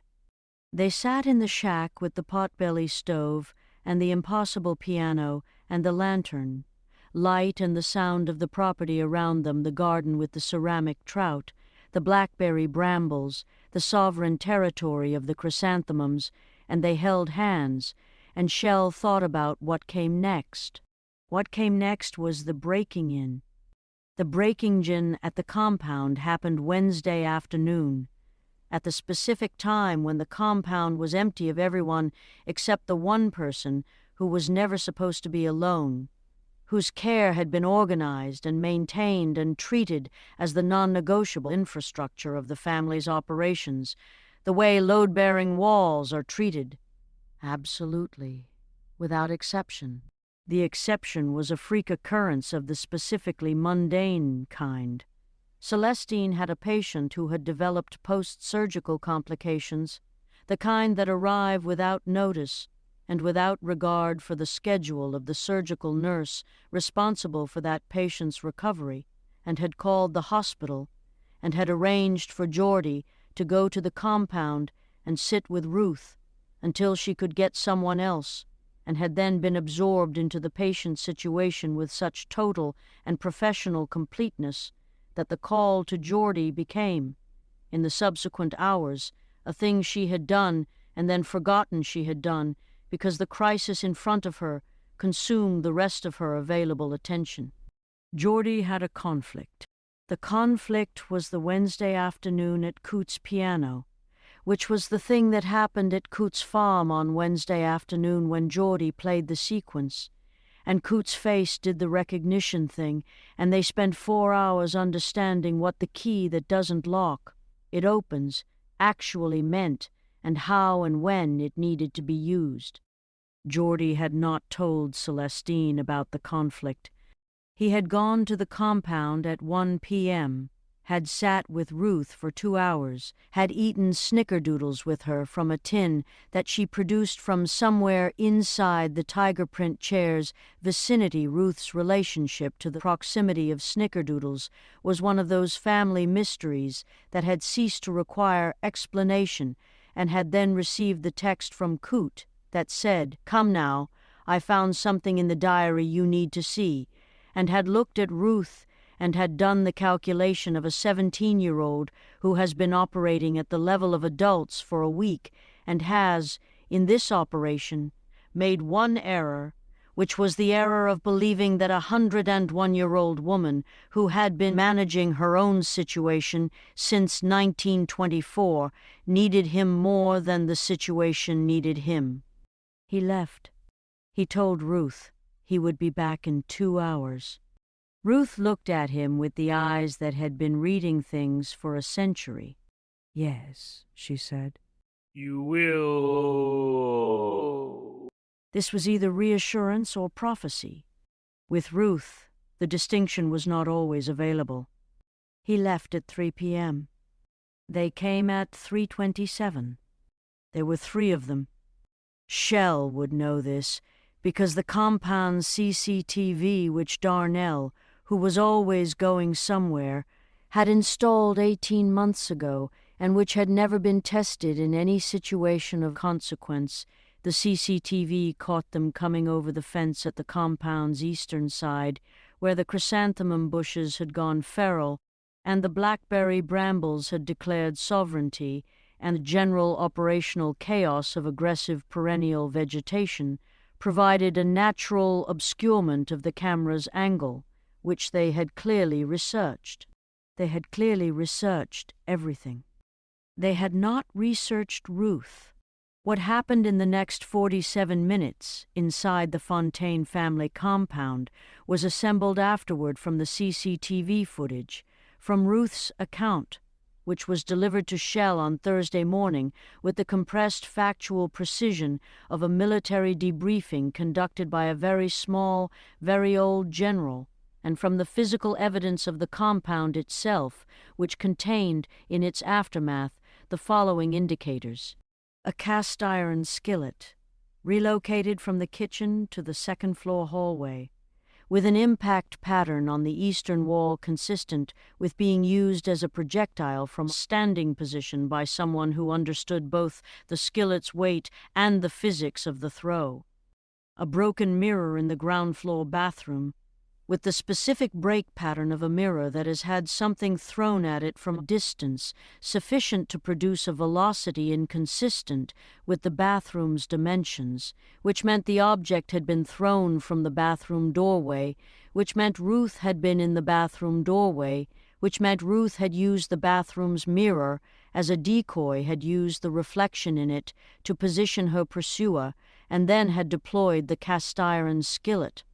A can of WD-40 on the second-floor landing, open, with the tube removed and the nozzle pressed into the carpet, which was how Ruth had created a surface condition on the stairs that the CCTV footage showed one of the three operatives encountering with considerable consequence, going down the stairs in a way that was not how stairs are designed to be descended. An upright piano, the compound's piano, the blue and white living room piano that Denise had played on Sunday mornings since Shell was 3 years old, and that sat against the board wall of the living room as a fixed feature of the domestic landscape, pushed approximately 18 inches from its original position, which represented, given the piano's weight, a significant and deliberate application of force by a person who weighed, at most, 93 pounds and was 101 years old. The piano had been pushed against the door of the false wall in the Fontaine family compound's living room, which no one had known was a false wall, which Ruth had known was a false wall since 1962, which the false wall had been since before 1962, since before Ruth and Claude Fontaine had purchased the compound property in 1959 for $11,000 in a handshake and an understanding. The understanding, Shell would learn on Thursday morning, was that the room behind the false wall existed as a safe room, had been built as a safe room, had been built by people who understood that the society's interest in the Fontaine lineage was ongoing and would produce moments that required a place to go. The room was small, 8 by 10. Furnished with the specific functionality of a space built for emergency occupancy, a pallet on the floor, a water container, a shelf with non-perishable food items of which the most recent this was the detail that Shell would sit with the longest, turning it over in the way you turn things over when they have a quality that is both terrible and beautiful. The most recent addition was a tin of snickerdoodles. Ruth had been stalking the room. Ruth had been stalking the room for an indeterminate period in the patient and systematic way of a person who has known for a long time that the room might be needed and has been quietly preparing it without telling anyone, without creating any alarm, without she had been doing this alongside the ordinary life of the compound, alongside the watering and the window watching and the morning ritual of the tiger print chair, had been building, in the margins of her 101 years, a refuge. She was in the room when the three operatives came into the compound. She had been in the room for 14 minutes when they found it. They had found it, this was the bone-chilling part, the part that Shell read in the CCTV footage with the cold, specific dread of understanding how close it had been. They had found it because one of them knew about the false wall, had been briefed on it, which meant Duna's intelligence about the compound was more comprehensive than Shell had understood, which meant someone had told her about the wall. Denise, Shell thought. And then she put the thought away in the place where she was keeping it, in the place with all the other things that needed to be returned to later when there was later. They had found the wall. They had found it was a wall. They had found the piano against it, and had moved the piano. One of them had moved it, which required significant effort and produced the piano's second relocation, pushing it back past its original position to the south wall, and had found the door in the false wall, and had opened the door, and had found the room empty, because Ruth was not in the room. Ruth had known, the CCTV footage confirmed, that the room would be found. She had gone into the room and then, while they were on the upper floor chasing the WD-40 situation and the mirror decoy and the Castiran skillet trajectory, she had come back out of the room and had gone through the kitchen and through the service entrance at the back of the compound and through the blackberry brambles, through them, not around them, through them, with 101-year-old body and a cane, and the absolute unhurried commitment of someone who has a destination and intends to reach it, and had emerged on the far side of the fence at the back of the Washington property. She had walked to the shack. She had let herself in. She had sat down at the piano. She had waited. Geordie found her at 5:47 p.m. He had come back from Coote's farm with the understanding of the password in his hands, the knowledge of what the key was and where it needed to be played, and what it would do, and he had gone to the compound to find Celestine there, and Celestine's face, doing everything that Celestine's face did not normally do, all the things the professional composure existed to prevent, and he had understood immediately that Ruth was not in the compound. He had known where she was. He went to the shack. He opened the door, and he found his great-great-grandmother at the upright piano. In the lantern light, she had turned on herself, the battery lantern on its shelf, the one Wealthy kept there, and she was playing. Not the password sequence. Something else. Something slower, something that had the quality of a piece that had been composed by a specific kind of loneliness, the loneliness of someone who has been watching something approach for a very long time and is watching it arrive. He sat down beside her on the piano bench. She continued playing. "Gran," he said. "I know," she said.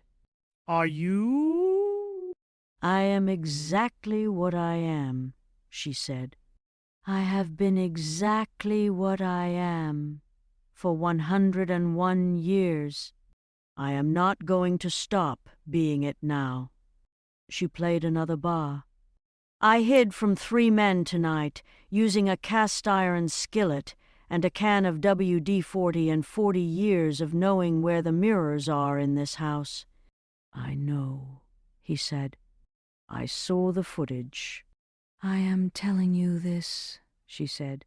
"Not because you need to know it, but because someday you will tell it to your children, and I want you to have the exact words." She stopped playing. She looked at her hands on the keys. "The piano in your aunt's school, the alcove. You know what to play." Yes, he said. You know when? "Thursday," he said. Yes. She looked at him. The eyes that had been reading things since 1924, that had absorbed a compound intended to diminish them and had taken it and gone the other direction, that had looked out of a window at the world every morning with the patience of something that understands the difference between watching and seeing. Your aunt carries something she has spent her entire life exercising without knowing what it was.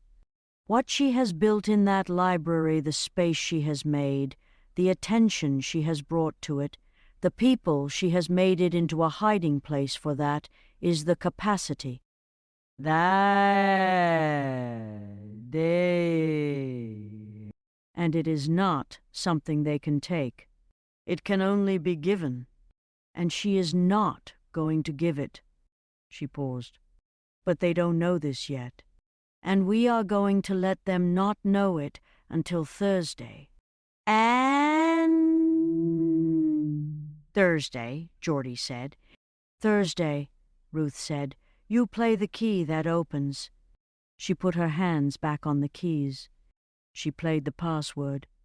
In the shack, in the lantern light, with the potbelly stove, and the February dark outside, and the Georgia night conducting its enormous, slow, patient business around them, the sequence moved through the small space with the quality of a thing that has been waiting to be played in this specific room, by these specific hands, at this specific time, and that has, in its waiting, become more than a sequence of notes, has become the closing of a circle, the last piece of a thing that has been being assembled since 1924, or 1961, or 1963, or 2 years ago in a library that a woman built into a hiding place without knowing why hiding places mattered to her with such particular and aching force.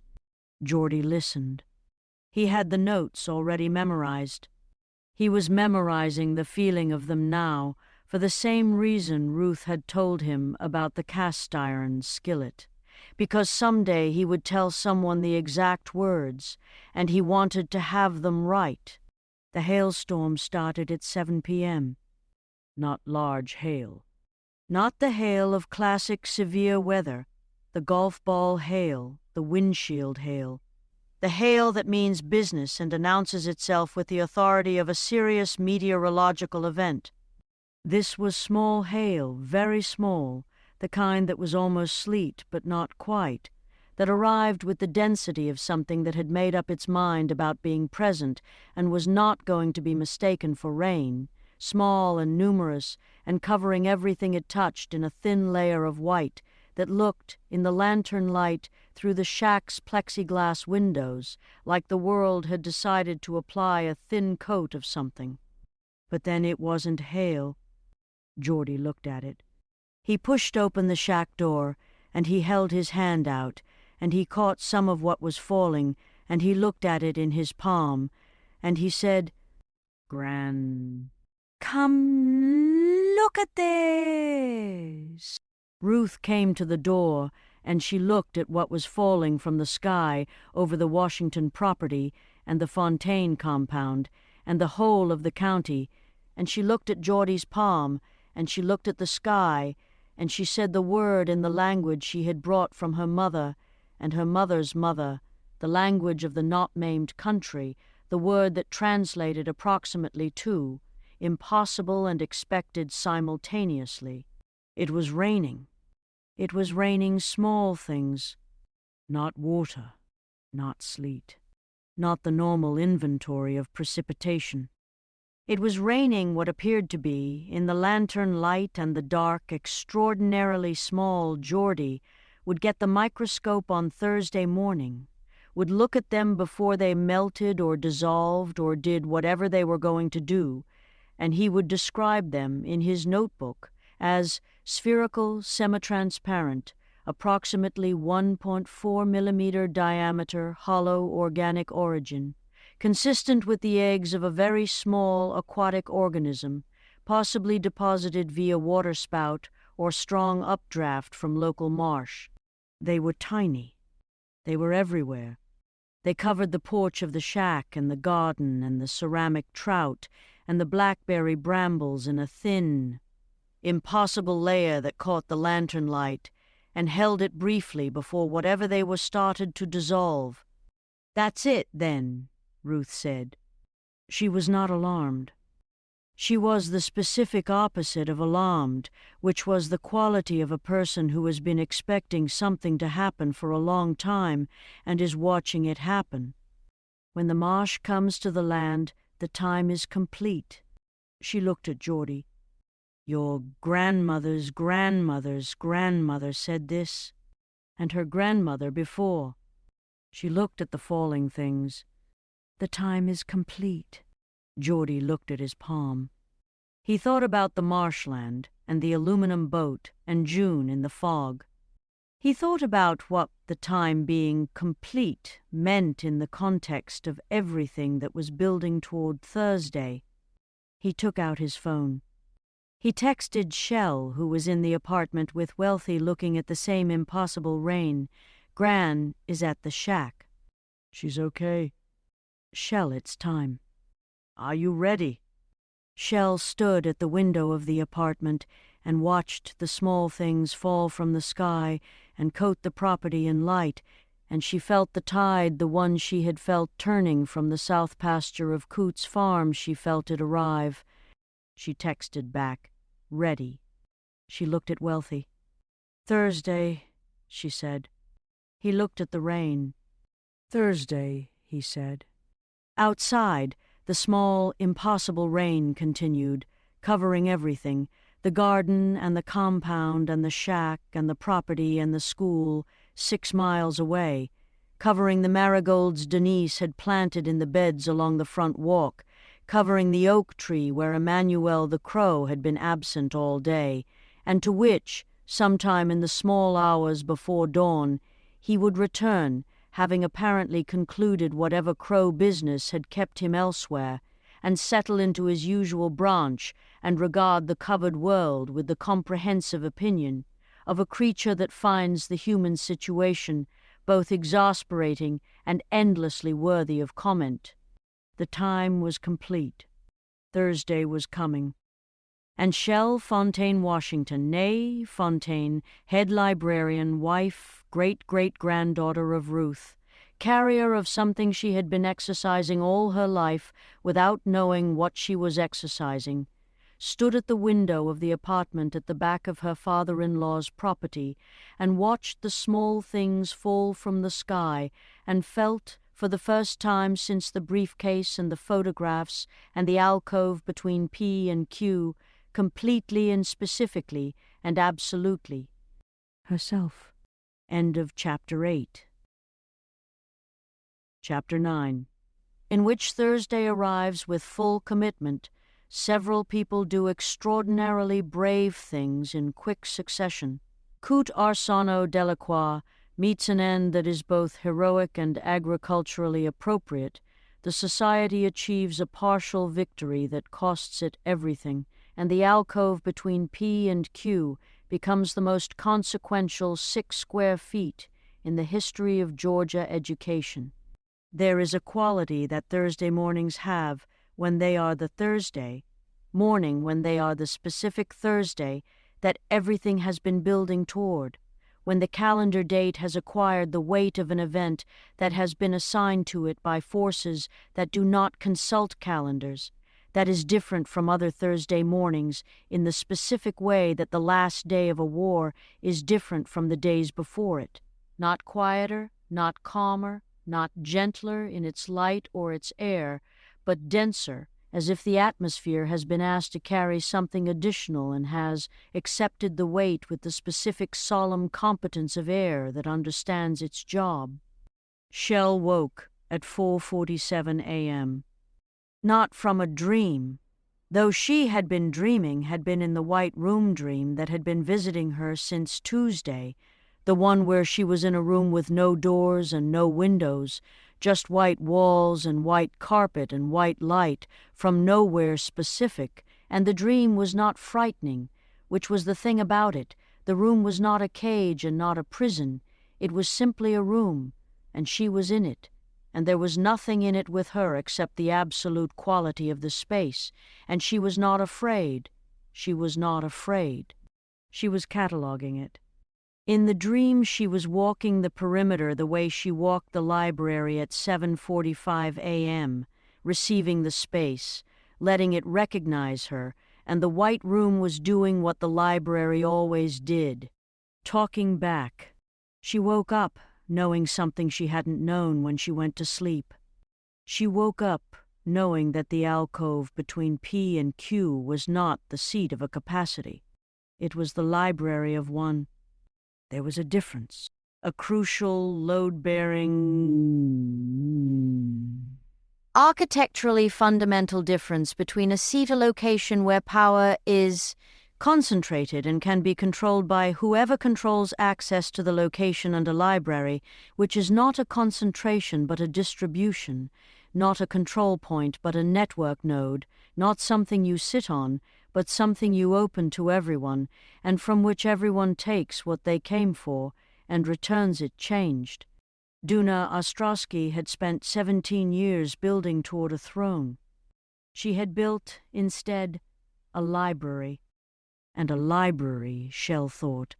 In the 4:47 a.m. dark of the apartment with the chartreuse walls and the reclaimed wood coffee table and the sleeping weight of wealthy beside her, a library cannot be owned. A library can only be used. The newspaper clipping was in the box. She had not read everything in the box June had brought to Coutts' porch, had not had time, had been managing the week's inventory with the triage of someone who has too much information and finite processing capacity and has been making the constant decision of what now and what later. Tuesday morning she had gone back to the box, had gone through it with the systematic attention of a librarian processing a new acquisition, and on Tuesday afternoon she had found it.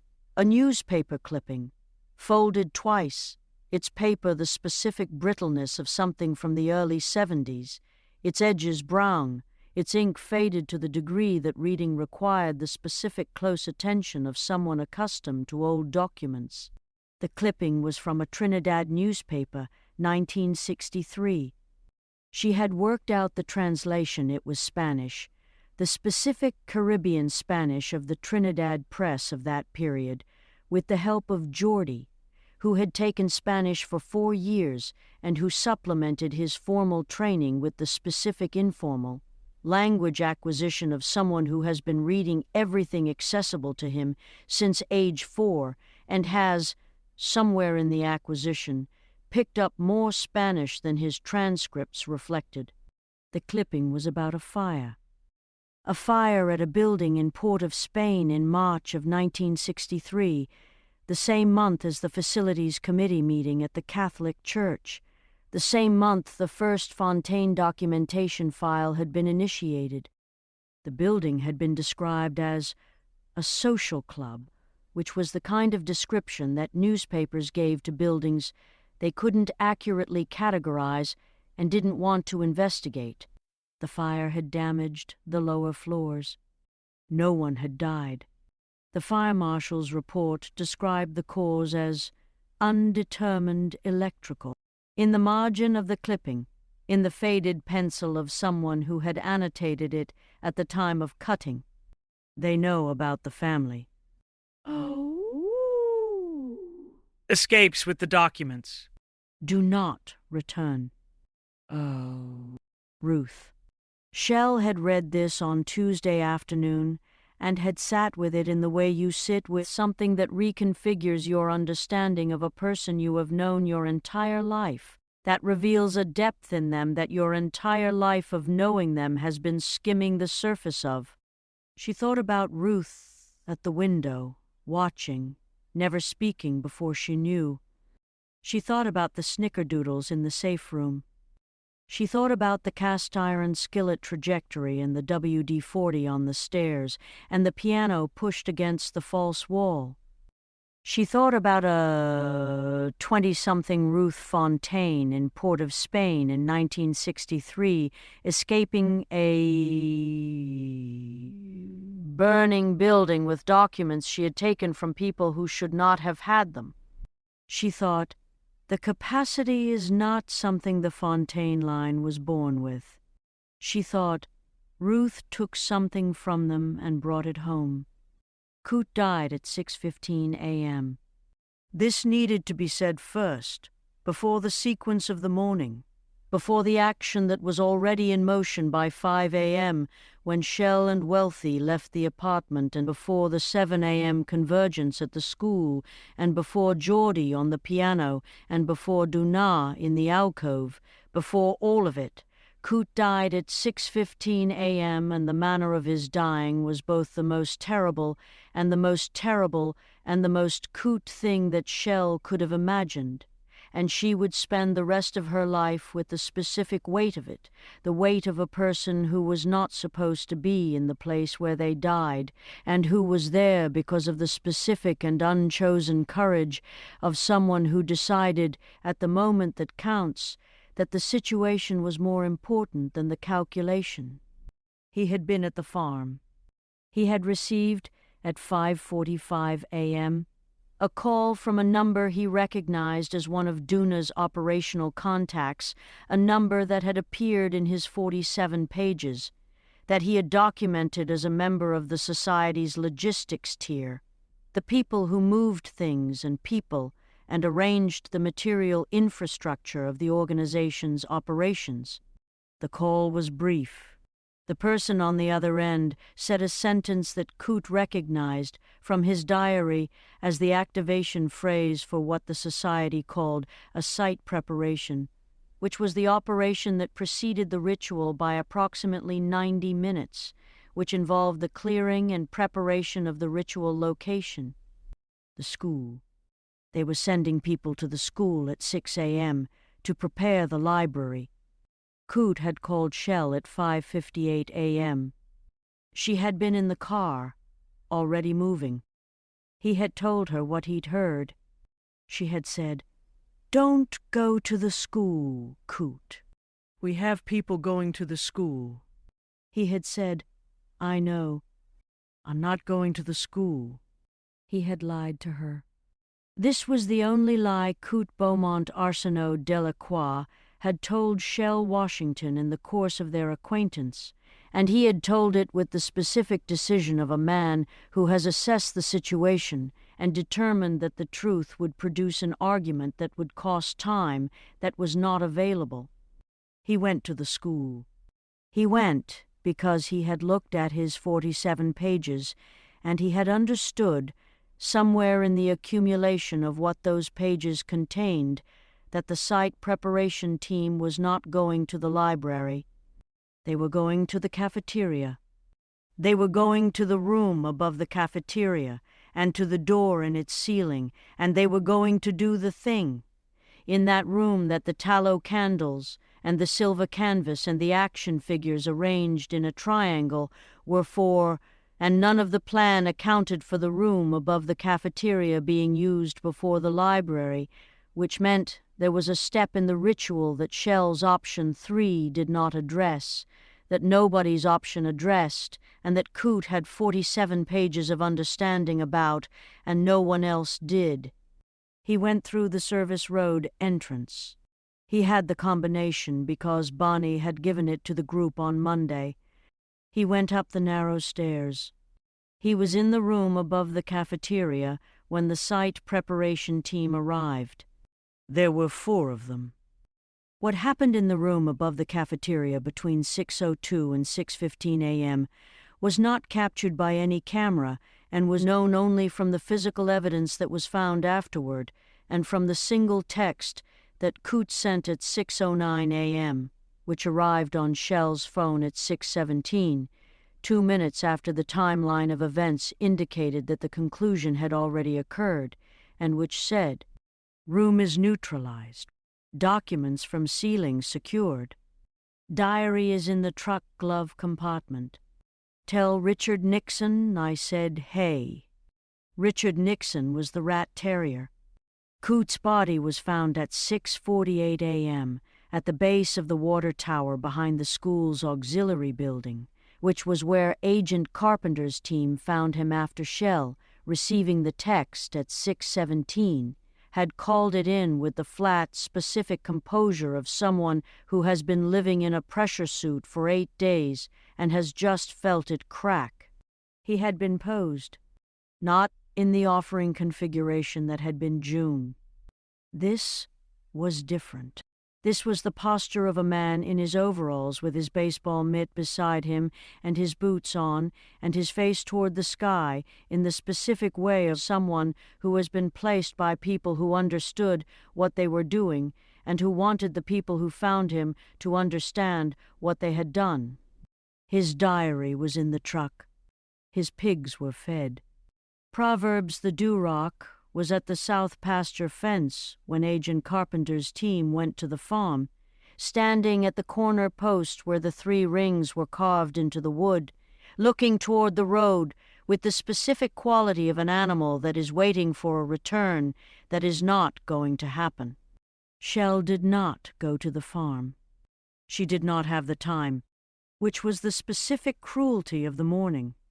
There was no time to receive the weight of what had happened, because the thing that Coote had died buying them time for was still happening, and the time was running. She held the text on her phone. Tell Richard Nixon. I said, hey. She held it for exactly 30 seconds. Then she put the phone in her pocket, and she looked at Wealthy and Emmanuel and Banny and Geordie and Table, assembled in the faculty parking lot of Robert E. Lee Memorial High School at 6:55 a.m. on a Thursday in February, and she said, We know what we're doing. We know the positions. We know the signal.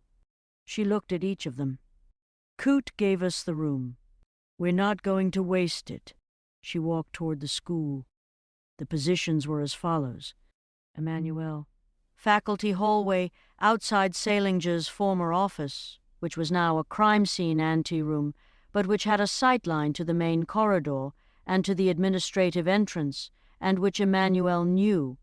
From 2 years of Tuesday and Thursday library visits, like the back of his own hand, Emmanuel as the lookout, with his audio recorder running and his peppermint candy and his Harriet Tubman postcard energy, which was the energy of a person who has not come this far to be treated with this level of nonsense, and who is prepared to hold that position for as long as the morning requires.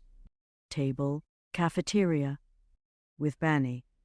The cafeteria was open for breakfast service. The school was operating. The school was always operating. The school's bureaucratic machinery continued to produce its daily output, regardless of the federal investigation in its sub-basement, and the recent death of its band director and Table and Banny in the cafeteria were both invisible and positioned, were in the space that was directly below the room that Coote had neutralized, whatever that meant, were positioned to intercept anyone who tried to access the staircase. Table had come to the shack on Tuesday in the pink shoes and the dreadlocks and the specific, stripped-down honesty of someone who has put down every piece of armor and is standing in what's under it. She had told Shell about the marigolds and Denise and the garment, and she had said, "Tell me what to do."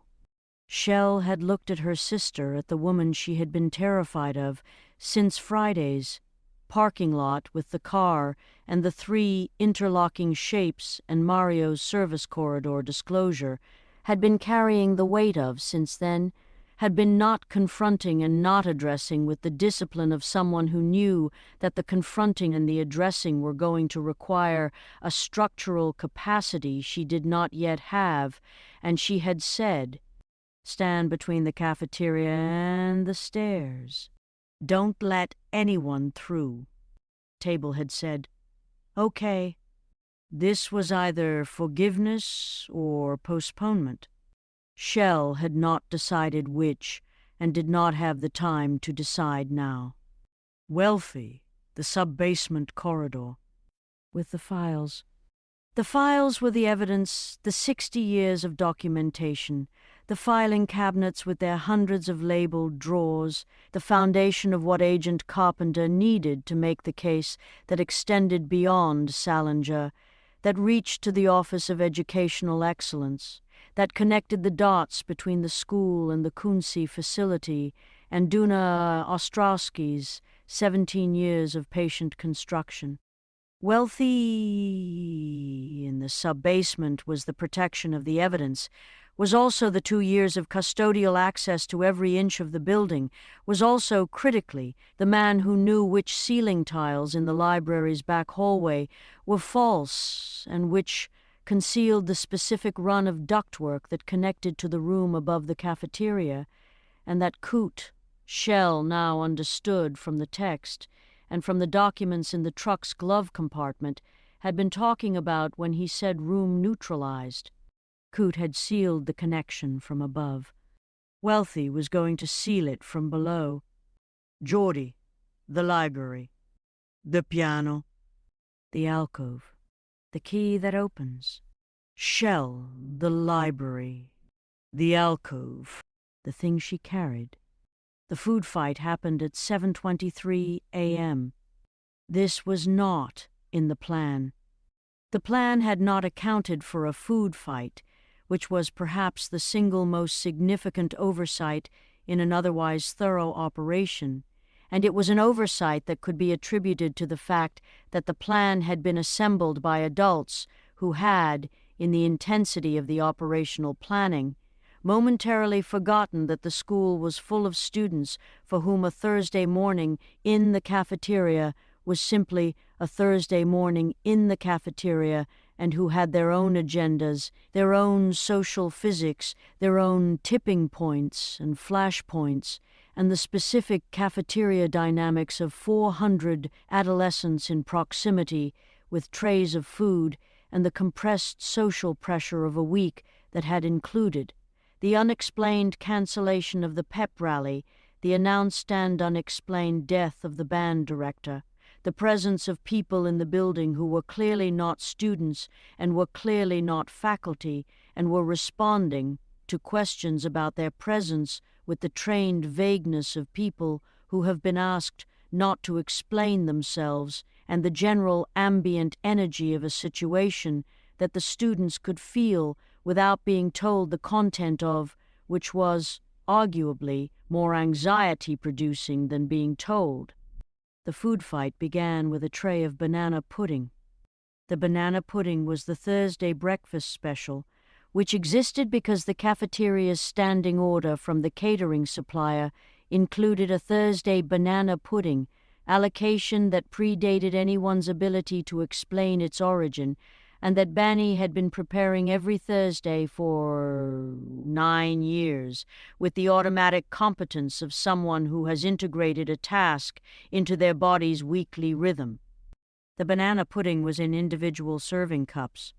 The individual serving cups were, on this particular Thursday, being deployed by a 10th grader named Deshawn, as a means of expressing his opinion on a matter of social importance that had nothing to do with the society or the library or the ritual or any of the events of the week. It had to do with a specific interpersonal situation involving a locker combination and a borrowed sweater from the 90s that had not been returned, and the expression of this opinion, via banana pudding, produced the cascade of responsive expression that cafeteria food fights always produce. The specific social permission structure of the first projectile, which once deployed, makes the second and third and 47th projectile seem both logical and inevitable.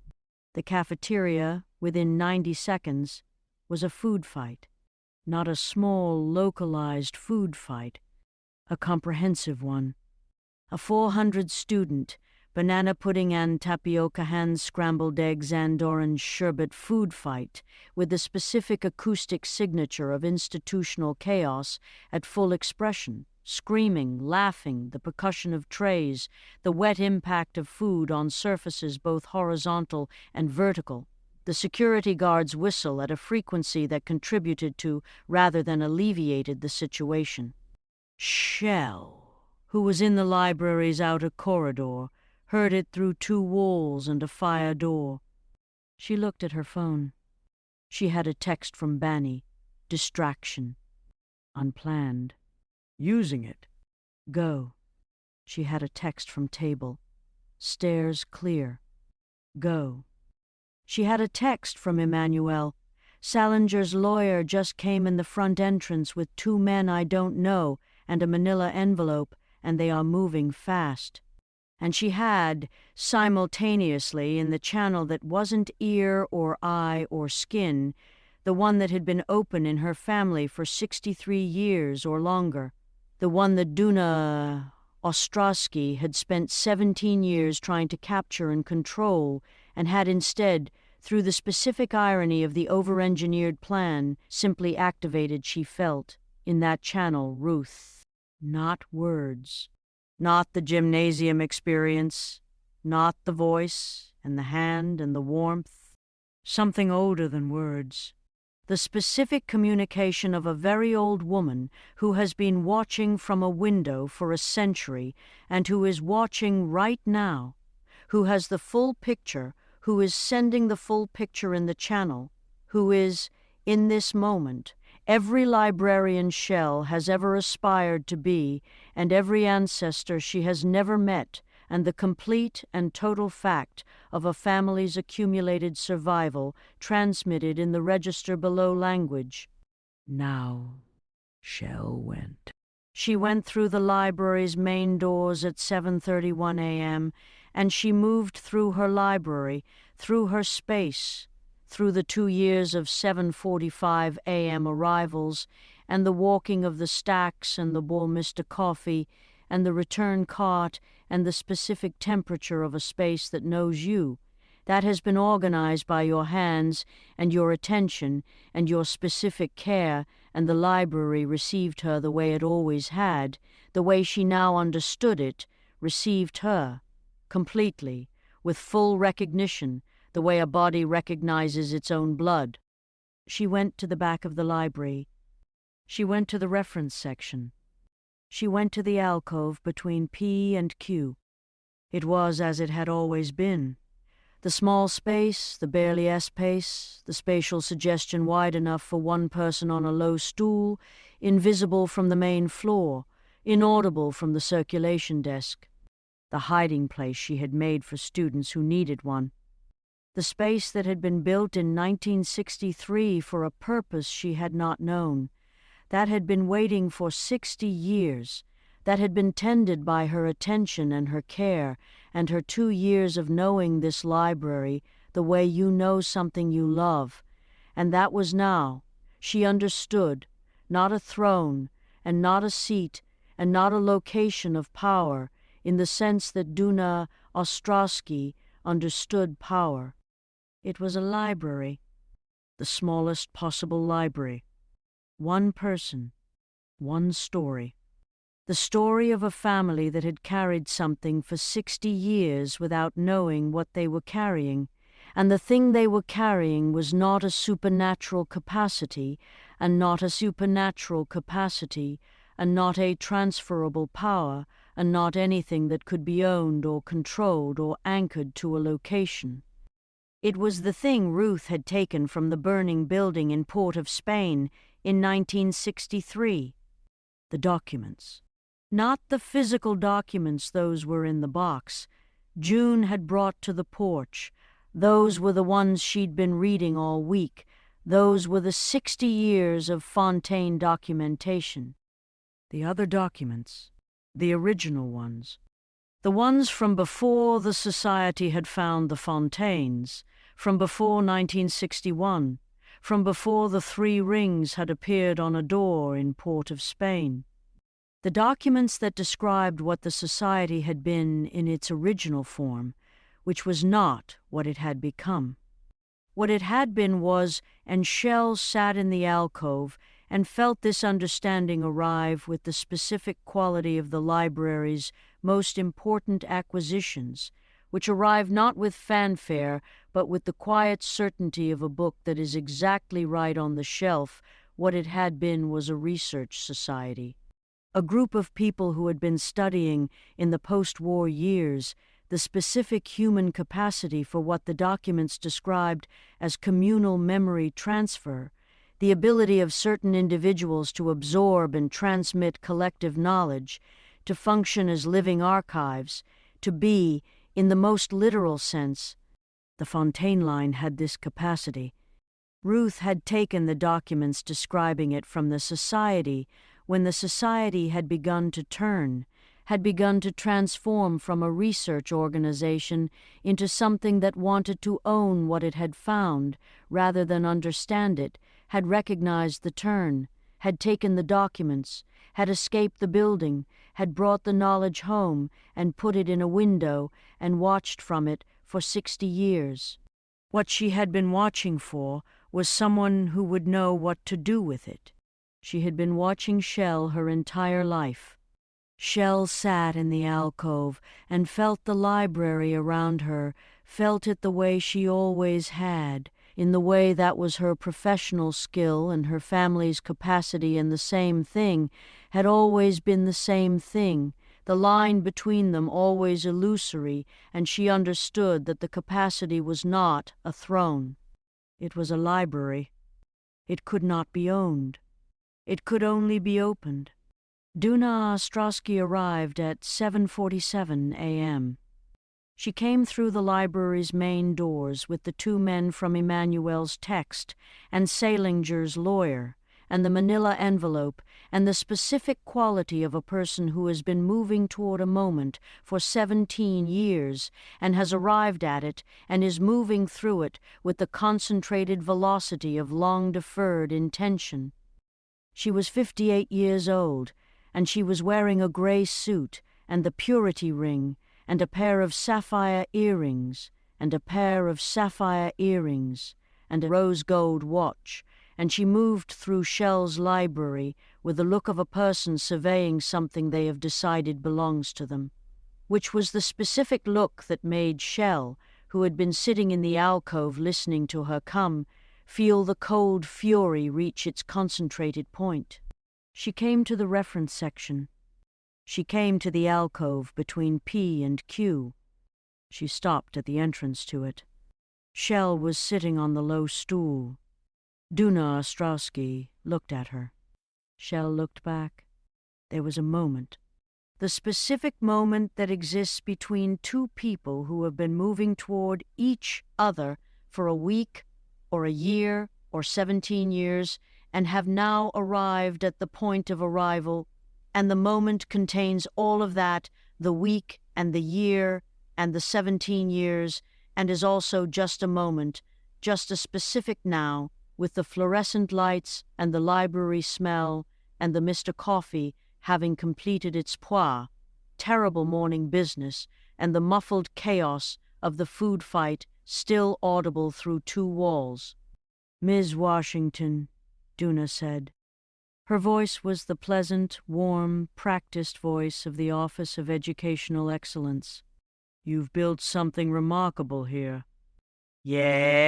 "Yay," Shell said. "I have." "I'd like to show you what it can become." "I know what it can become," Shell said. "You've been planning it for 17 years. I've read all the documentation." She looked at the manila envelope. "Whatever's in that isn't going to change anything." Duna looked at her with the expression of someone who expected this and has a response prepared. "You can't stop the ritual. The site is prepared. The participants are in position. The sequence. The room above the cafeteria is sealed," Shell said. "The sub-basement documents are secured.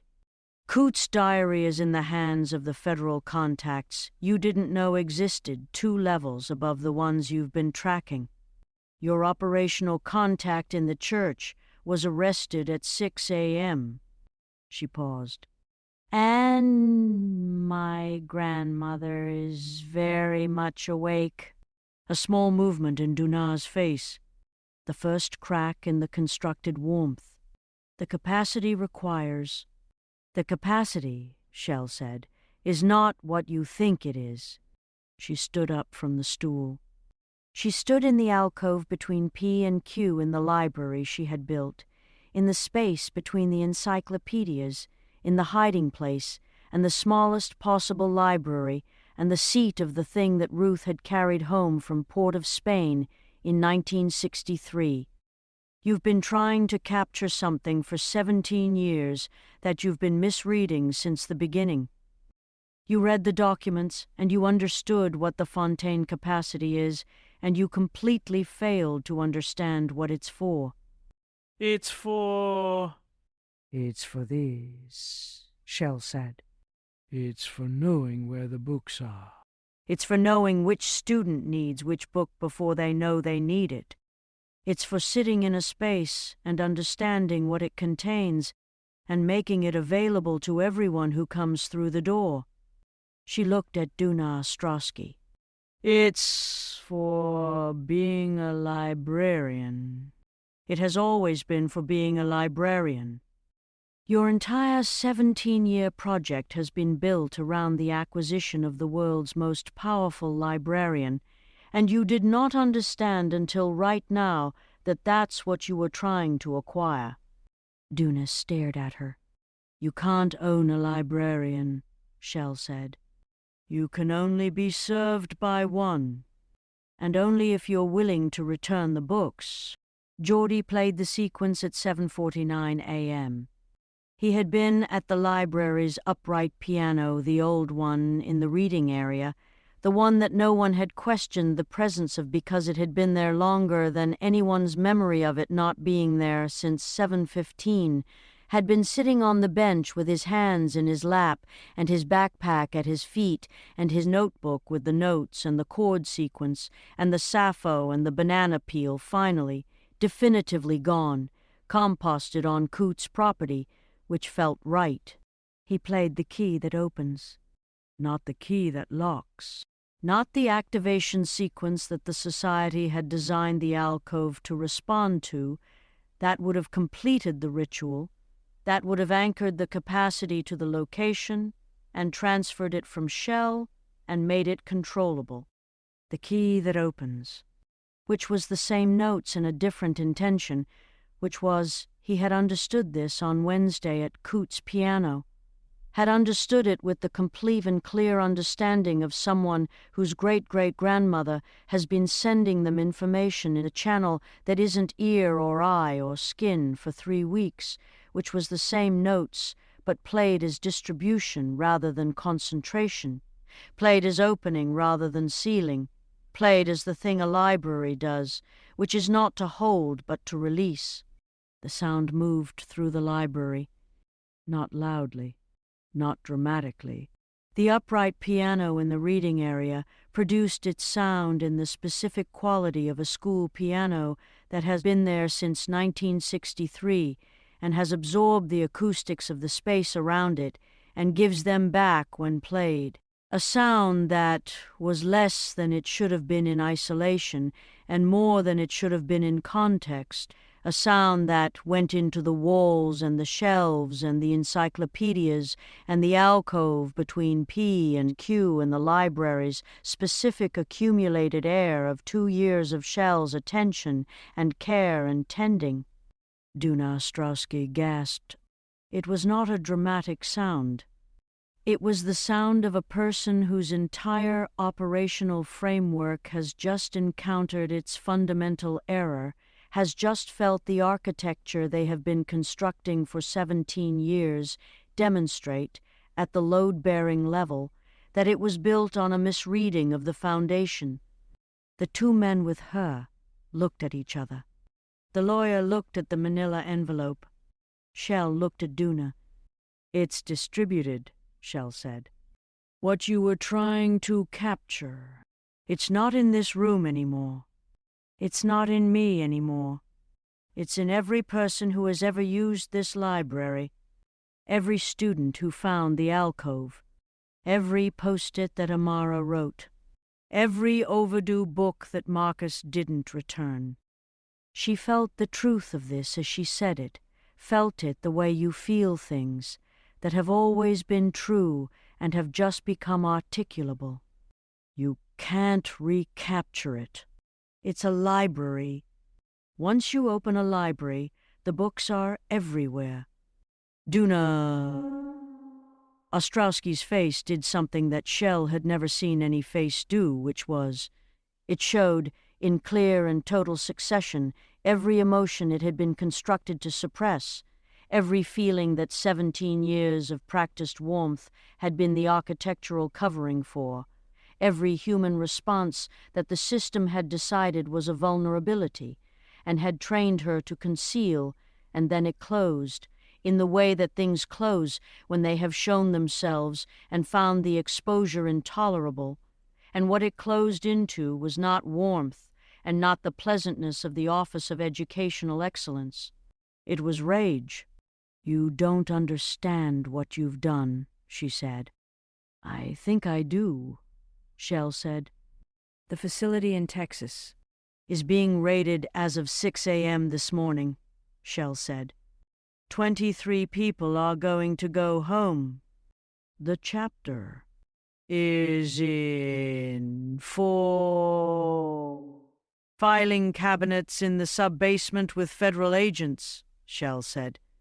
The ritual required a library, Shell said. You built a library.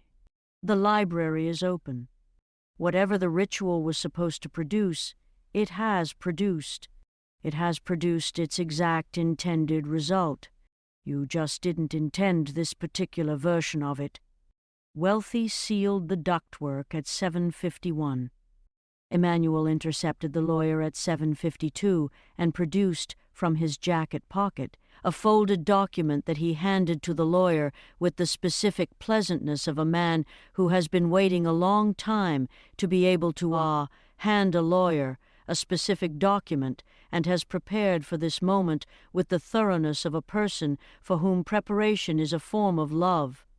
The document was a court order. Getting a court order in under a week had required the federal contacts and Ray, the reporter's source in the county administration, and Agent Carpenter's 2 levels removed authority, and a judge in Atlanta who had looked at the filing cabinet documentation and the Coonsey facility records and the 47 pages of Coote's diary and the symbol analysis from Geordie's notebook, and had produced the FAR at 11 p.m., the previous evening, with the specific efficiency of a judge who has been in this county for 20 years and has been looking at the Office of Educational Excellence's budget reports for 3 of them with a feeling she had never been able to name. The feeling had a name now.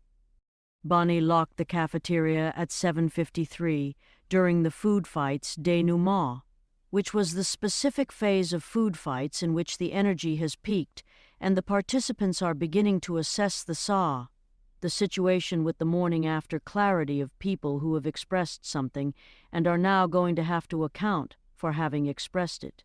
She locked it with the composure of a woman who has been locking things and collecting things in her coat pockets for 14 months, and who has, this morning, been part of something that justified all of it, every month of it, every barrette and every penny and every morning of beet soup and patience.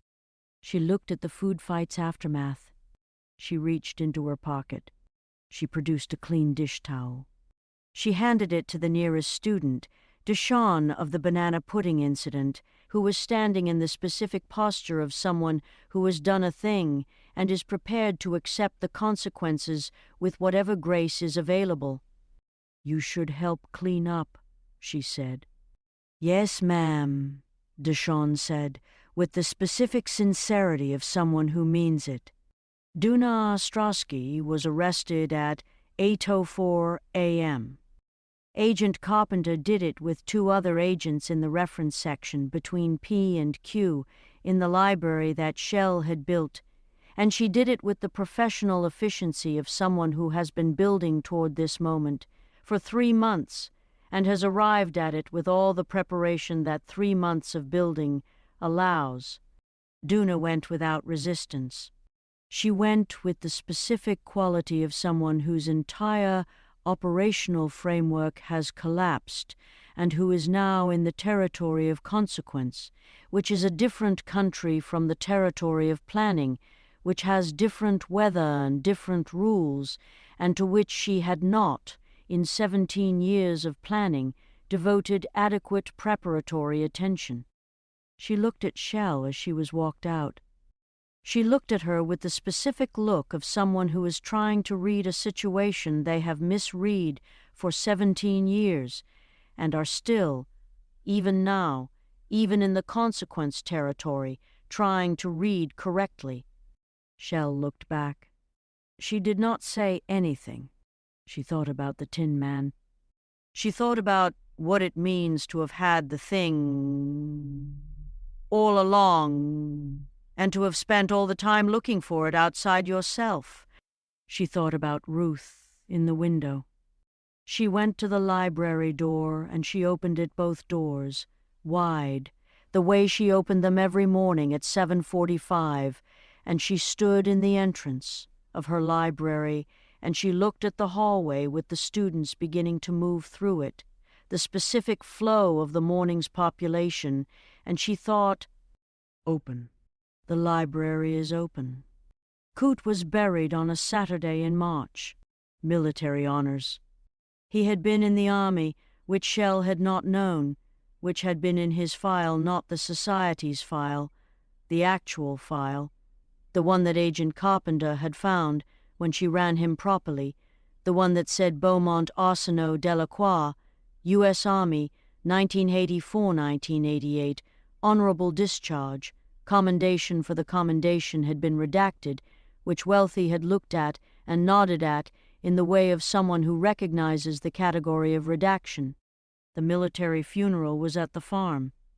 The farm, which would go to a cousin in Louisiana who had driven up in a 1989 Cadillac DeVille, the color of the Georgia clay, and who had spent the first hour of his arrival standing at the south pasture fence, looking at Proverbs with the Ann Day, assessing a situation that is going to require significant adjustment to his existing life plan. Richard Nixon, the rat terrier, was at the funeral. Richard Nixon sat beside the folded flag and regarded the proceedings with the suspended judgment of a nah, who is waiting for someone to come back and is not yet prepared to accept that the waiting is over. Shell spoke. She said things that were true and insufficient, as eulogies always are, and she said the things she needed to say, which was that Coote had been writing things down for 11 years because his grandmother told him to, and that the things he had written down had been the peace that none of them could have provided, and that he had died because he understood something that none of them had understood in time, and that the 30 seconds of the text tell Richard Nixon once said, "Hey," were the most specific piece of the complete picture of who he was that she had been given, and that she was going to carry it. Geordie played the upright piano. Not the key that opens. Something else. Something slow and old that Ruth had asked him to play, that Ruth had played for him in the shack, that had the quality of something carried across a long distance and delivered to the correct destination after a long time in transit. The cousin from Louisiana wept.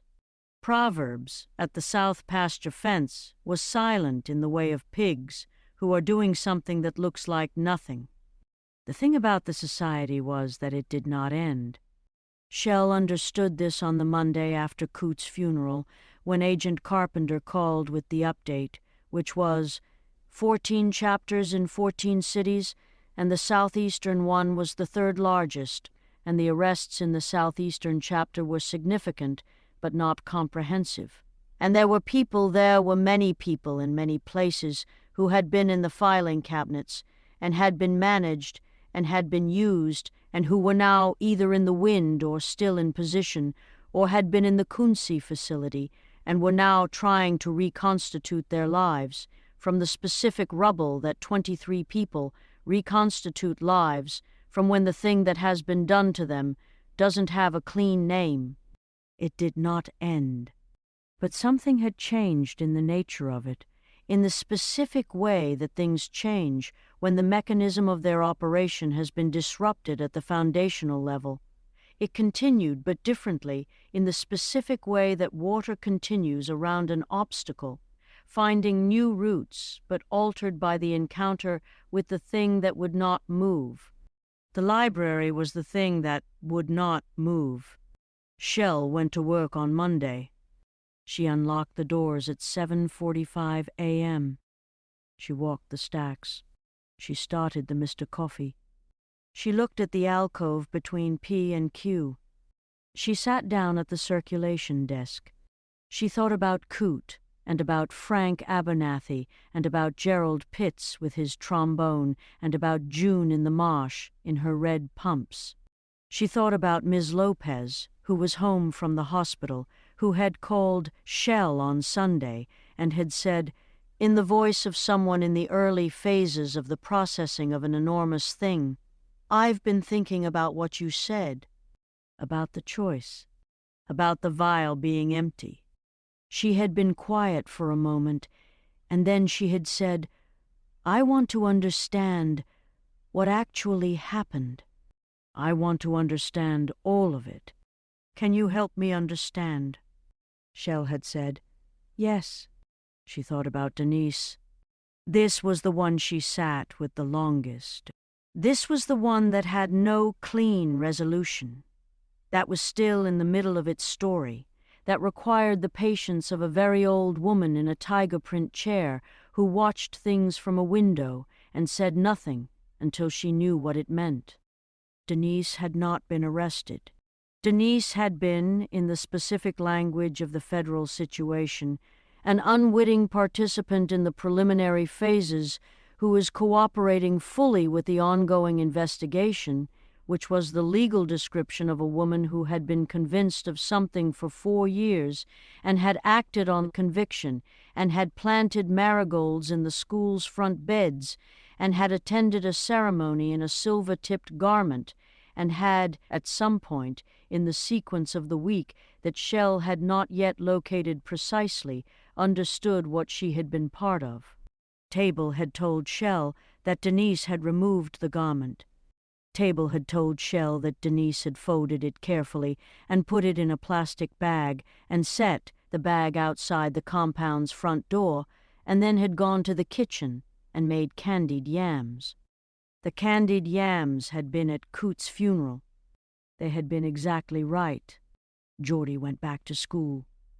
He went back with his 40-pound backpack and the new microscope that Wealthy had ordered, a serious one, the next tier up from personal, the kind with a motorized stage and a digital display and a resolution that Geordie had looked at the specifications for and then looked at Wealthy with an expression that was the closest to speechless that Geordie got, which was still quite articulate, and he went back and he sat in his classes and he took his history test, which he passed, and he ate lunch in the cafeteria, and on Thursday afternoon he went to the library and he sat in the alcove between P and Q. Shell found him there at 3:45 p.m. She sat down on the floor outside the alcove, the way she had seen her students sit, leaning against the P shelf, legs out, comfortable in the geography of a space that knows you. "You okay?" she said. He considered this question with the thoroughness it deserved. "I think so," he said. "I'm still processing some things." "Me too," she said. "The capacity," he said. Is it gone?" After the piano. "Is it?" "No," she said. "It's distributed. That's different from gone." "It's like..." She looked at the encyclopedias around them. "It's like information in a library. It doesn't disappear when you share it. It multiplies." He thought about this. "Gran knew," he said. "Gran always knew," she said. "Gran has been knowing for 60 years. She was just waiting for someone to ask." He was quiet for a moment. "Coot didn't have to." He stopped. "No," she said. "He didn't have to. He chose to." She thought about the text. The rat terrier. The specific decision of a man who has assessed the situation and determined that the situation is more important than the calculation. "Some people are just..." She stopped. She started again. "Some people carry something, Geordie. That isn't a mystical capacity and isn't a family lineage and isn't anything that can be documented or transferred or analyzed under a microscope. It's just the willingness to be the one who goes when going is needed." She looked at the alcove. He went. Geordie looked at the ceiling. "I'm going to name a pig after him," he said. "If the cousin keeps the farm going." "I'm going to ask the cousin if I can name one." "Which book of the Bible do you use when you've gone through all of them?" Shell said. "I thought I'd start over," Geordie said. "Begin at Genesis. The second time through would feel different." Yes, she said. I think it would. Ruth was at her window on the Tuesday morning after Coote's funeral. The tiger print chair had been moved to a new angle, 11 degrees, as she had insisted, the 11 degrees that gave a marginally different view of the street, that took in, now, a slightly wider section of the road and a slightly larger portion of the neighbors' properties and the specific corner where the street lamp did not reach. She was watching. She raised one finger. At the world. At the morning. At the continuing work. Shell, across the road in the apartment window, saw it. She raised one finger back, which was, between them, everything. End of Chapter 9. Chapter 10. What the library contains being the final and devastating account of the Fontaine-Washington situation, in which the society reveals its true depth. The characters we have loved are taken from us one by one. The mummified thing in the hidden room is found, and the alcove between P and Q holds its last secret. There is a thing that happens at the end of stories that no one prepares you for. Not the ending itself, the ending you can see coming, even when you can't, even when you've been telling yourself it's not coming, even when the morning is ordinary and the coffee is terrible and the fluorescents are doing their slow committed warm-up and the return cart has its usual Tuesday inventory and everything is the specific texture of a day that does not know it is the last day of something. Not the ending.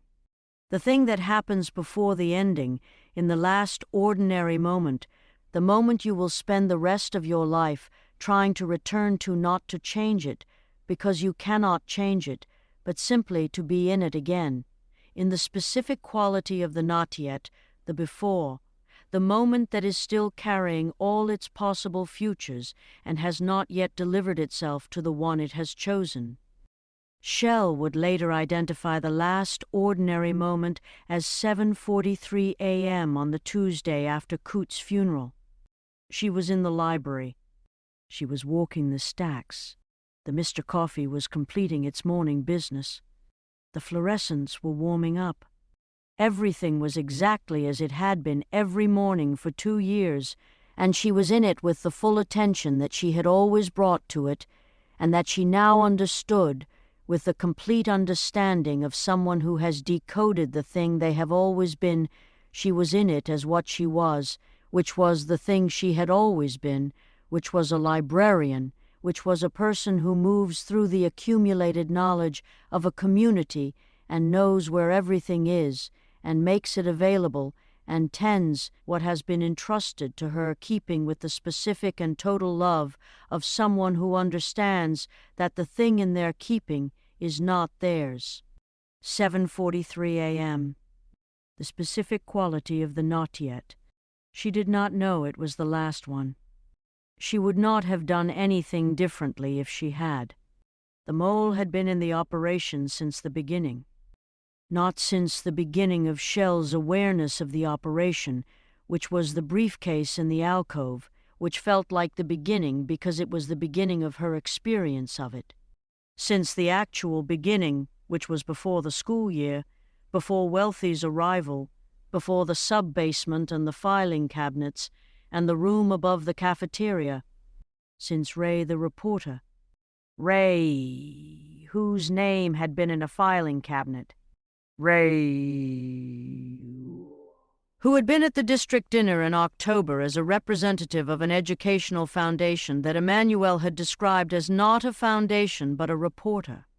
Ray, who had contacted Wealthy's federal adjacent contact and had been brought into the operation as a source of outside media pressure, as the person who would publish the story when the story was ready to be published, as the check that existed outside the institutional architecture and could therefore report on the institutional architecture without being compromised by it. Ray had been compromised before she arrived. Shell found this out on the Wednesday, after Coote's funeral, when Agent Carpenter called with the specific quality of voice that had become, over the preceding 2 weeks, Shell's most reliable indicator that she was about to receive information that would restructure her understanding of the situation. The district CCTV footage, not the school's CCTV, the county administration building CCTV, the footage from the building that housed the Office of Educational Excellence, the footage showed Ray entering the building on a Tuesday evening 3 weeks before the pep rally, entering through the service entrance with a key card, with Duna Ostrowski's key card, not a copy of it. The actual card, which meant Duna had given it to her, which meant Ray had been working for Duna, which meant the federal adjacent contact that Ray had been communicating with had been receiving, for some period, information that had been passing through Ray as a filter, and the filter had been removing things and replacing them with things, and the things it had been replacing them with were things Duna wanted the federal operation to believe. The federal operation had been partially compromised. How partially, Shell had asked. Enough, Agent Carpenter had said. Enough to mean what? Shell had asked. Enough to mean that the people we arrested are not the complete picture. Enough to mean that the society knew what we knew. Enough to mean that the facility in Coonsey was evacuated before the raid. A pause. The 23 people in the facility were not there when we arrived. Shell had sat with this. "Where are they?" she had said. "We don't know yet." She had sat with this for a long time, in the specific way of sitting with something that has no bottom. Emmanuel was the first. He was found on Thursday morning, the second Thursday after the pep rally Thursday, in the faculty parking lot of Robert E. Lee Memorial High School, beside his car, the reliable sedan he drove with the same composed practicality he brought to everything, that had a parking permit in the window and a Harriet Tubman air freshener that had been a gift from his AP class, and that he had hung with the genuine pleasure of a man who recognized good energy when it was offered to him. He was beside the car with the specific posture that Shell had come to know over the preceding 2 weeks as the society's vocabulary of the posed, the careful placement of a person by people who understood that how you leave someone communicates as much as how you find them. There was no typewriter font this time. There was no symbol. There was simply Emmanuel, and beside him on the asphalt, laid with a care that was its own kind of obscene, the Harriet Tubman postcard, face up, undamaged, set there with the specific deliberateness of people who knew what it meant and wanted Shell to know they knew. She had been called at 6 a.m. by the security guard, not Beaumont, a different one, a woman named Tasha, who had been on early shift and who had found him and who had called the main number and had been patched through to Shell because Shell was, apparently, the person the school called now when things were found, which was its own kind of terrible recognition of the week's reorganization of institutional trust. She had come. She had stood at the tape. She had looked at the postcard. She had felt the cold fury do the thing it did when it passed beyond concentration, into something she did not have a word for, the thing on the other side of fury, the thing that is neither rage nor grief nor the manageable compound of both, but the specific and total fact of a person who has been taken being gone. Emmanuel. OKCA had come to this country at 12 years old from County Clare and had grown up between 2 places and had made a 3rd place inside the space between them and had taught language with the contained and beautiful intensity of someone who understood that language was how people made themselves legible to each other, and he had found a bag behind a broken cabinet and had paid attention and had put a peppermint candy in his pocket and had sat in the front row and had held an audio recorder and had been afraid for 6 weeks without letting the fear determine what he did, which was the definition of a kind of courage that does not have a monument. She could not stay.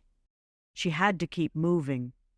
This was the specific cruelty of the continuation.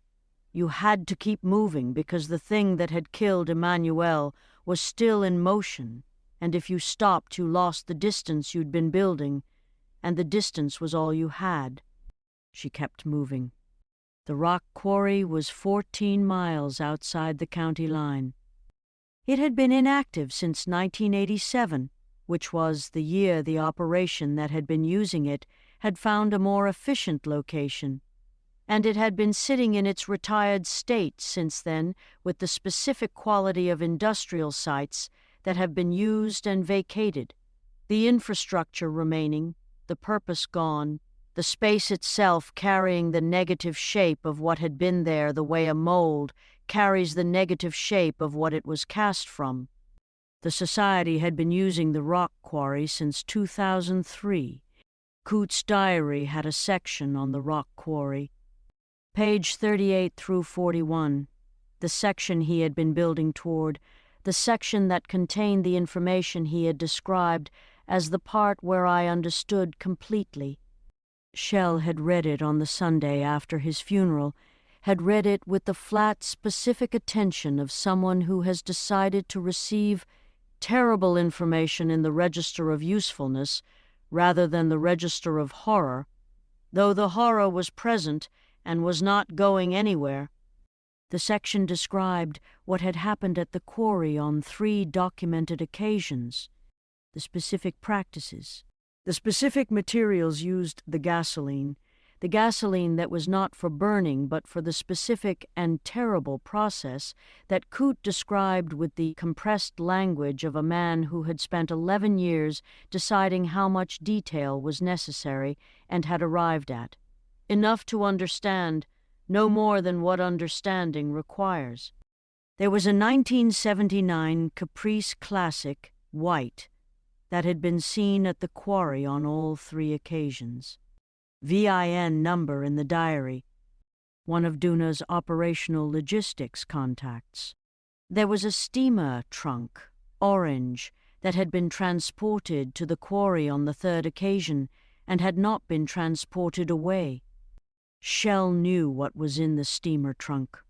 She had known since Geordie decoded the final symbol on the bingo card, the one in the upper left corner, the one she had photographed in Salinger's outer office from the document that June had been reading. The symbol that Geordie had spent 2 days on and had finally decoded on the Thursday evening before everything accelerated, had decoded and had looked at Shell with the expression of someone who has found the bottom and found it further down than expected. The mummified thing. The deformed infant remains that the Society had been carrying since Geordie had estimated, from the documentation cross-referenced with the historical timeline Coote had assembled since approximately 1941. Carried with them as a kind of anchor, as the material center of the ritual system, the thing that all the other things were organized around, the thing the ceremony faced, and the ceremony spoke to, and the ceremony asked to consecrate what it was doing. Shell had stared at Geordie's decoding for a long time. She had thought about Sodom and Gomorrah, which was the Society's designation for the innermost ceremony, which she now understood was organized around this thing, this carried thing, this object of terrible reverence that had been in a hidden place inside every location the Society had used, that had been in the room above the cafeteria, that had been behind the false wall in the sub-basement room, that had been this, was the bone-chilling conclusion of Geordie's analysis. The thing she had been sitting with since Thursday evening that had been in the school for 11 years. In a hidden place. A place not on the floor plan. A place that Banny had not found, and the federal agents had not found, and Shell had not found. She found it on Friday. The hidden place was in the library, not in the alcove, not in the reference section. In the circulation desk itself, which was the desk Shell had sat behind for 2 years, from which she had stamped return dates and fielded questions and watched her students move through the space she had made for them. The circulation desk had been custom-built for the library's renovation in 1997, and the renovation had been administered by Shell found this in the church's facilities committee records from the same box she'd bought for $3 at the rummage sale. The renovation had been administered by a committee that included one name she recognized in the specific way that names recognize themselves when you have been looking for them. A member of the society, 1997, who had overseen the construction of the custom desk and had included, in the desk's interior, accessible through a false panel in the lower right cabinet that was indistinguishable from the cabinet's construction by any casual examination, a small compartment. Inside the compartment, wrapped in a garment of the silver-tipped sealskin-adjacent material, was the steamer trunk. Not the orange one from the quarry, a different one. Older, black, with brass fittings, the kind of trunk that had been built to last and had. Locked with a padlock that Shell did not try to open, called Agent Carpenter instead, and stood in her library at the circulation desk she had sat behind for 2 years, and felt the specific quality of a contamination that you cannot clean, because the cleaning cannot undo the having been there. It had been there the whole time, under the desk she worked at every day, in the library she had believed was hers. She thought about what she had said to Duna Ostrowski in the alcove. "You built a library. The library is open." She stood at the circulation desk with her hand on the false panel, and she thought about whether this remained true, whether the opening remained real, whether the library that she had built, the space and the attention and the post-its and hiding place, whether all of that could coexist with what had been in the desk underneath it. She decided it could. She decided it could because the library was not the desk. The library was the space between the books. The library was what she had made in that space, what her students had found in that space, what Amara had written on post-its in that space, and Marcus had extended into 11 weeks of a warm and formal epistolary relationship in that space, and Geordie had borrowed Sappho from and the 8 kids and the 12 kids and the working towards 16 kids of the Thursday book club, had sat in and made something together in. The desk was furniture. The library was everything else. She stepped back. She let Agent Carpenter and her team do what needed to be done. Mario died on Saturday.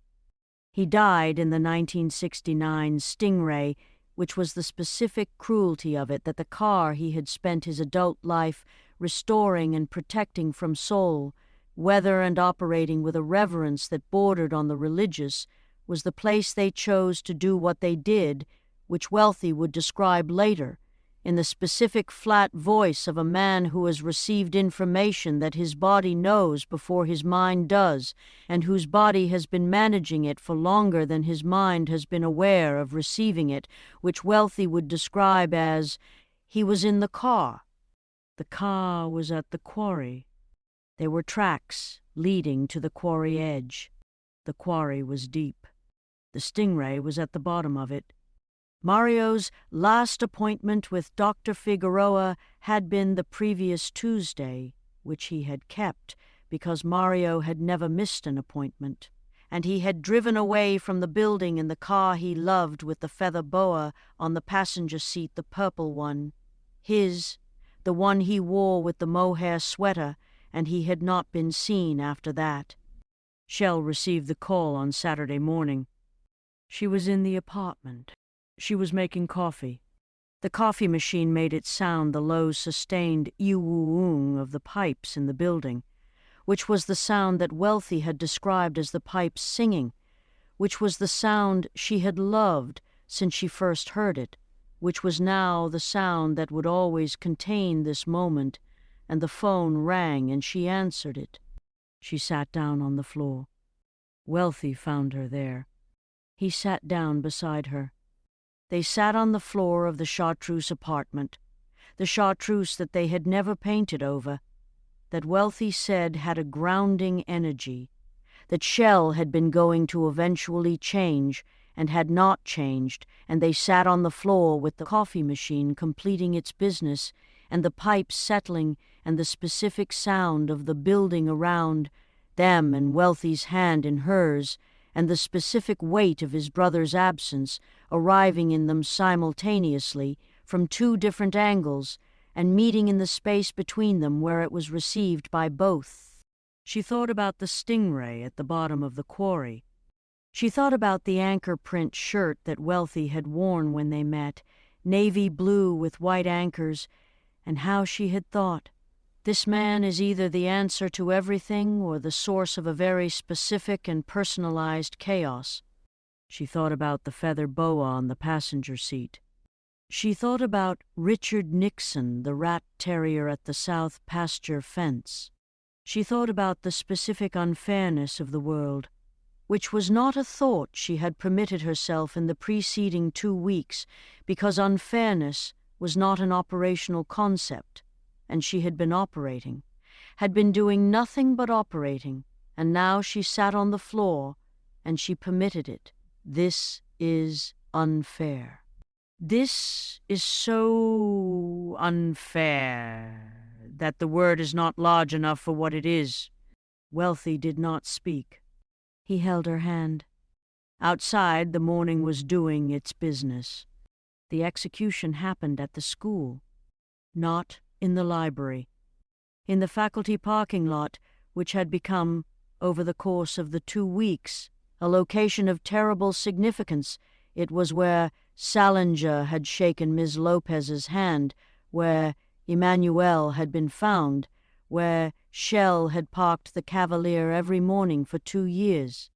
The execution was witnessed by a student, a 9th grader whose name Shell would not include in any account, who had been in the parking lot at 6:40 a.m. for reasons that were their own, who had found a gap in the fence at the east side that they used to come and go without the metal detector, which was a violation of school policy that Shell would, subsequently, never report and never address, because the gap in the fence was why the student was in the parking lot, and the gap in the fence was why the student saw what they saw, and what the student saw was going to matter.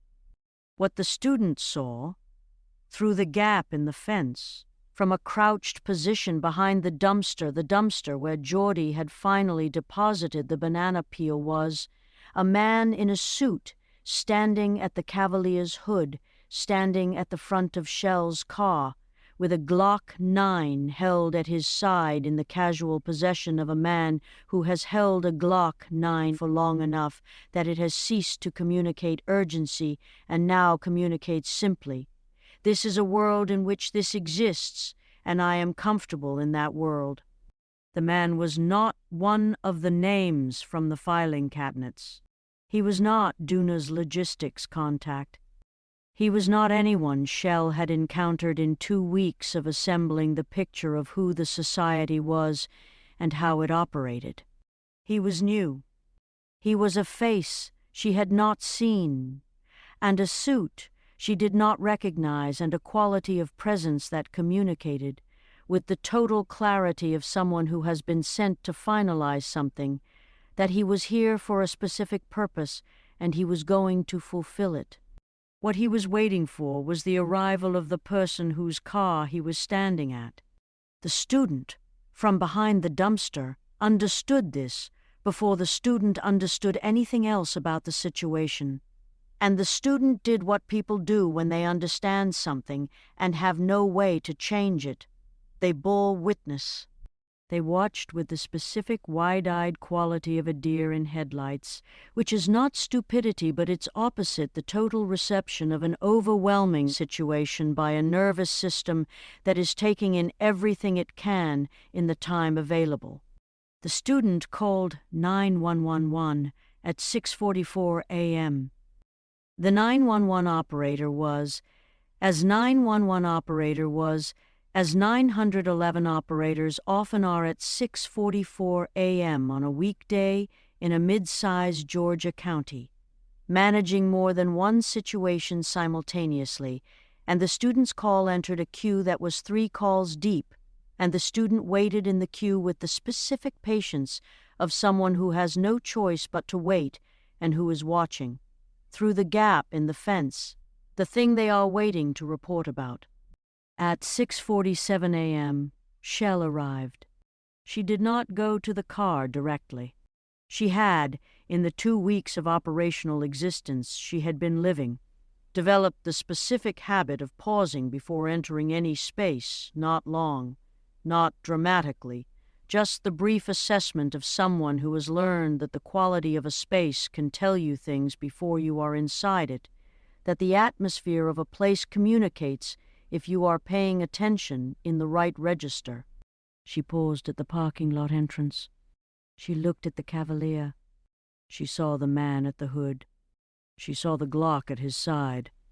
She felt the channel, the one that wasn't ear or eye or skin, she felt it produce, with the specific urgency of a transmission that has been waiting for the correct moment of reception, a childhood memory. Not her own. Ruth's. A summer morning, 1963, in Port of Spain, the smell of the air before the fire, the specific quality of a space that is about to become dangerous communicated to a 20-something woman who has just taken documents she was not supposed to have and is moving through a building that is about to not be safe. The feeling of that morning.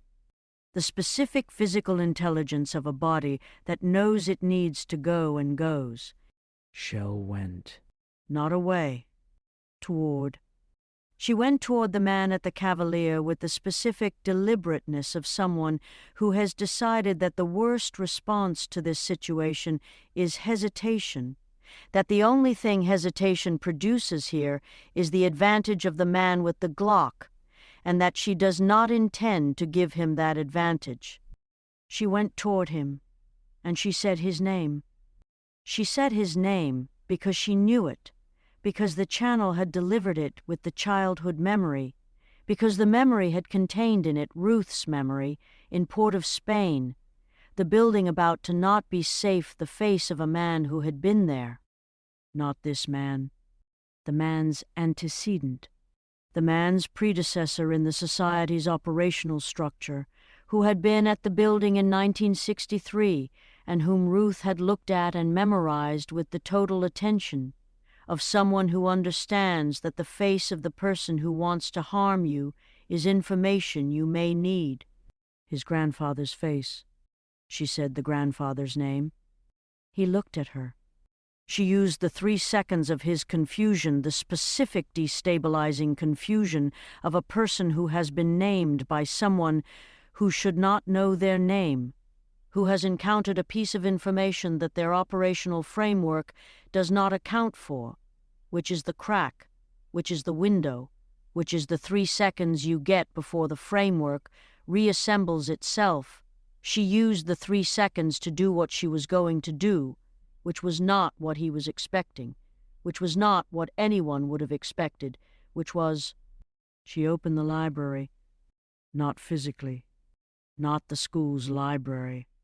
The capacity. The distributed thing. The thing that Geordie had played open on the piano, and that had gone into the walls and the shelves and the space between the books, and into every student who had ever found the alcove, and every post-it, and every overdue book, and every Thursday book club meeting. She opened it in the direction of the man with the Glock, and he looked at her with his grandfather's face, and she gave him his grandfather's name, and she gave him the memory of the building in Port of Spain, and she gave him the full weight of what had been done in his family's name for 63 years, and she gave it to him in the register below language, in the channel, in the way that a library gives you something you did not know you came for, and that you will spend the rest of your life with. And he stood at the hood of the cavalier with the Glock at his side, and he looked at the librarian who was giving him his own history. He went down on one knee, not in surrender, in something older than surrender, in the specific posture of a person receiving information that is more than their framework can contain, and that their body has decided must be received on its own terms. The 911 operator answered at 6:49. The student behind the dumpster was still on the line. The student said, "Something is happening and I don't know what it is." Ruth was shot at 7:02 a.m. She was at her window, the tiger print wingback, the specific angle 11 degrees from its original position that gave her the wider view of the street. She was watching. The shooter was on the street below. Not one of the three who had been at the compound. A different one. Someone who had been given a specific assignment and had come to fulfill it with the specific anonymity of someone whose operational identity has been reduced to a task. The shot came through the window glass.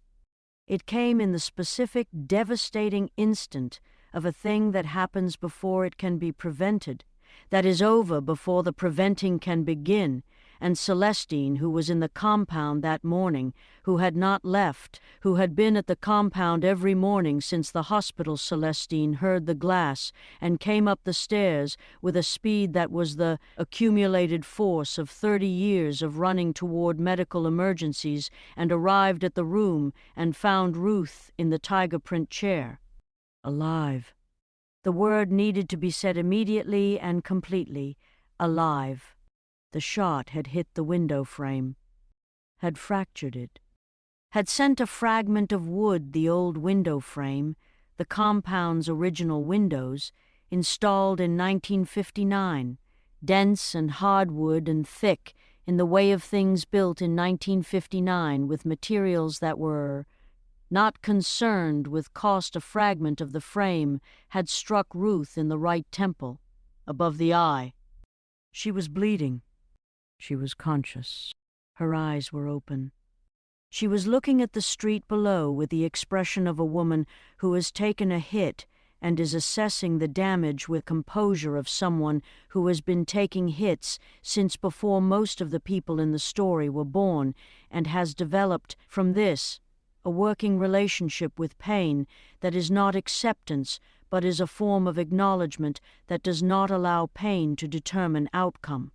She raised one finger. Celestine said, "Gran." Ruth said, "Get me something for this eye." "And call Shell." Celestine called Shell.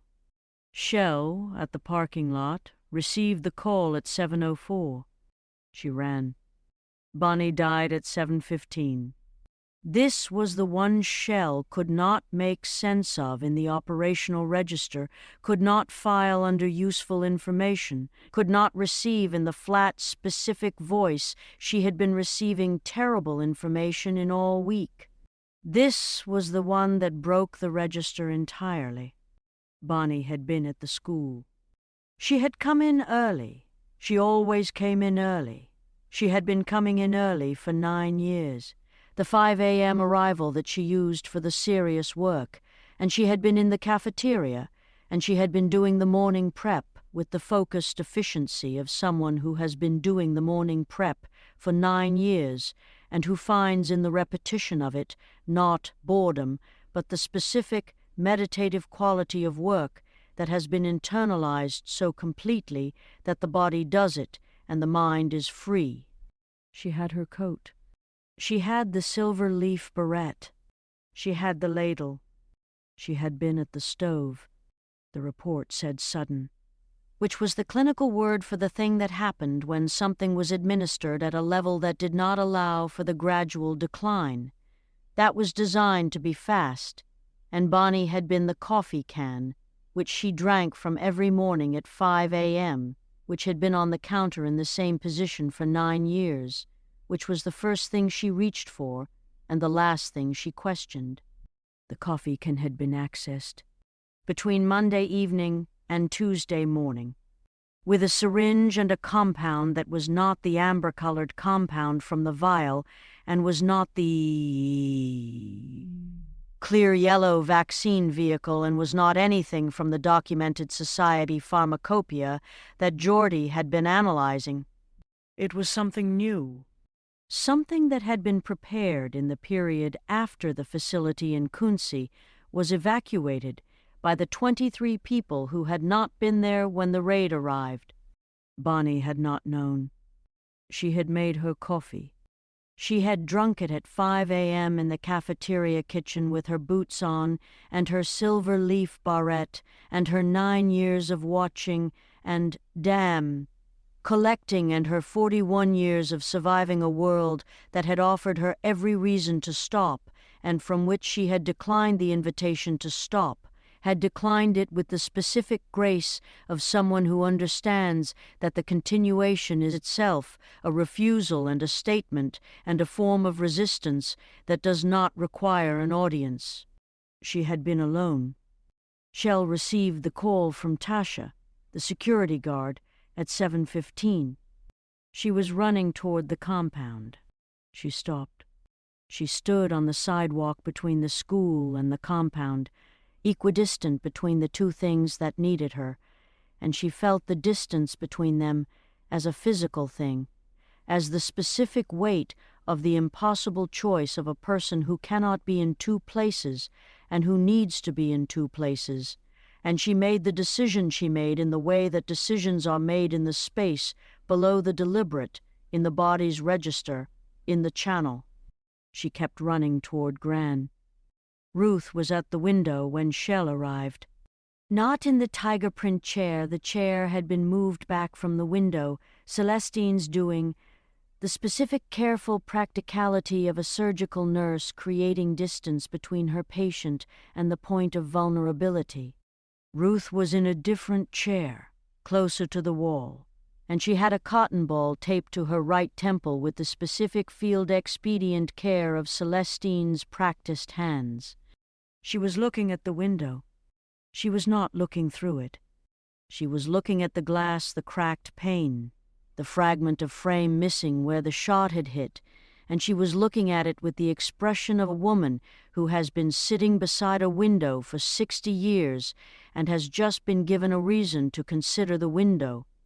Shell came into the room. Ruth looked at her. "Sit down," Ruth said. "Gran, we need to get you to—" "Sit down, child." Shell sat down. Ruth looked at her for a long moment. The eyes that had been reading things since 1924. The cotton ball taped to the right temple.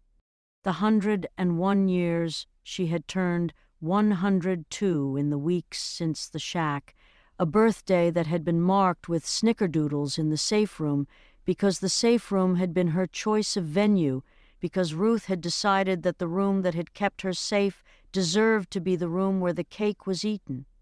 "I want to tell you something," Ruth said, "and I want you to hear it before you do anything else today." Shell waited. "I have been at this window for 60 years, Ruth said. "I came home from Trinidad in 1963 with the documents, and I found this house, and I put this chair at this window, and I watched." She looked at the cracked pane. "I watched because I believed that if I watched long enough, I would see the moment when the watching could become something else, when someone would arrive who could do the something else." She looked at Shell. "You are that person. You have always been that person. I have been watching for you specifically for 40 years, which is the length of time since your mother told me she was pregnant." She paused. "I am very tired of watching. I would like to stop now." Shell felt the compound of things in her chest, the fury and the grief and the love and the specific exhaustion of the week and all its terrible deliveries. She felt them resolve in the presence of Ruth's eyes and Ruth's cotton ball and Ruth's 60 years of patient watching, into a single clear feeling that was not any of them separately, but the thing that exists when all of them are held together without any one of them being permitted to dominate. She thought, I know. She thought, I hear you. She took Ruth's hand. The hand was warm and dry and small and had been alive for a century in the world and had carried documents from a burning building and planted snickerdoodles in a safe room and played a sequence on a piano with one good hand in the lantern light of car, and had been struck with a cane and had thrown a cast-iron skillet and had been dosed and had gone the other direction. Rest, Shell said. I'm going to go finish it. I know, Ruth said. And then I'm going to come back. I know, Ruth said. And then we're going to eat snickerdoodles. Ruth looked at her with the ghost of something in her face that was, Shell would later think, the ghost of the 20-something woman who had walked out of a burning building in Port of Spain in Bay, 1963, with documents under her arm, and the full picture in her head, and a plan she had not yet told anyone. The ghost of someone who has been carrying something for a very long time and is about to put it down. Yes, Ruth said. We are. The man with the Glock was still in the parking lot when Shell returned. He was sitting on the asphalt with his back against the Cavalier's front tire and the Glock beside him, not in his hand, and he had the expression of a man who has received information that has reorganized him at the cellular level and is still in the process of the reorganization, which takes time and which is not complete, and may not complete for years, which is the specific timeline of a person who has been given their own history in the register below language and must now decide what to do with it. Agent Carpenter was there. Several other federal agents were there. The student was no longer behind the dumpster. The student had been found and had been taken inside the school by the security guard, Tasha, who had the specific grace of someone who understands that a 9th-grader behind a dumpster at 6:40 a.m. has needs that exceed the current moment's operational requirements. Shell looked at the man with the Glock. She looked at him, and she thought about his grandfather at the building in Port of Spain in 1963, and she thought about what it meant to inherit a thing without choosing it, which was what the Fontaine line had done with the capacity, and which was what this man had done with his grandfather's affiliation, and which was, she understood, the central condition of all human inheritance. You receive what the people before you made, regardless of whether you would have made it, and then you decide what to do with what you've received. She had made something with what she'd received. She had built a library. You're going to tell them everything, she said to him. Not Agent Carpenter. Here. You're going to tell them everything you know, which is more than what they know, which is why they sent you instead of someone else. You're going to tell them about the 23 people from Kunzi. You're going to tell them about the other chapters. She looked at him with the full weight of the capacity, which was not supernatural and had never been supernatural, which was simply the specific and total attention of a person who knows how to receive someone. And you going to tell them about the room? Which room? Agent Carpenter said. Ask him, Shell said. He told them. What remained of the morning. Wealthy in the sub-basement, sealing the last of the files. Table in the cafeteria, looking at the empty counter where Banny had stood every morning for 9 years, looking at the ladle on its hook. Geordie in the library at the circulation desk, with his notebook open to a clean page and his pen in his hand, beginning to write down what he knew, because his grandmother had told him to write down what he knew, because writing things down was the way you kept things from disappearing when you couldn't keep the people.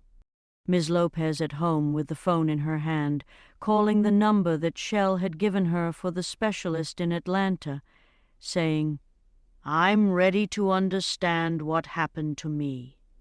Denise in the compound's kitchen, making something that didn't have a name, that she was making because the making was what she knew how to do, and because the thing she was making was for Shell, when Shell came home, for the version of home that would exist now, the new version, the one with different contents and the same walls. Ruth, at the window. Not the tiger print chair, the other chair, the one Celestine had moved to the wall, but at the window. Celestine had not been able to keep her from the window for more than 20 minutes. She was at the window with her cotton ball taped to her temple and her cane across her knees, looking out at the street, the wider view, the 11 degrees. She was watching. She would watch for a while longer. Not because there was still danger, though there was always still danger. The society had 14 chapters in 14 cities, and the southeastern one was the third largest, and it continued, altered but continuing, in the specific way that things continue when you have disrupted their mechanism, but not their intention, but because watching was what she did. It was her capacity. It had always been her capacity. Not the transferred thing from the Port of Spain documents, which had been a piece of research that a group of people had found and used wrong. Her own. The 101-year-old woman's own irreducible specific capacity. The ability to look at the world and see what it contains, and hold what she saw, and wait until the right moment to use it. Shell came home at 2 p.m. She came through the compound's front door, and she went up the stairs, and she came into Ruth's room, and she sat down in the chair beside her, and they looked out the window together at the street and the property and the Washington land across the way, with its garden and its ceramic trout, and its shack visible at the back. "It's not over," Shell said. "No," Ruth said. "But we know more than we did." "Yes," Ruth said. They were quiet. "Gran," Shell said. "The documents you took from Port of Spain." The original research. The Society's description of the capacity. She paused. "What was the research for?" Before the Society turned it into what it became. What were they originally trying to understand? Ruth was quiet for a moment. She looked out the window. She raised one finger. Not at the world this time. At the library, 6 miles away, which Shell could not see but which Ruth, at her angle, at her specific 11 degrees of rotation from the original position, which had been chosen deliberately and for this exact sightline, could see the roof of. They were trying to understand, Ruth said, why some people can hold the stories of many and not be crushed by them. She looked at Shell. Why some people can carry grief and history and knowledge and other people's secrets and not collapse. She paused. They called it a capacity because they needed a scientific word for it, but they knew what it was. She looked at the window. It is love, child.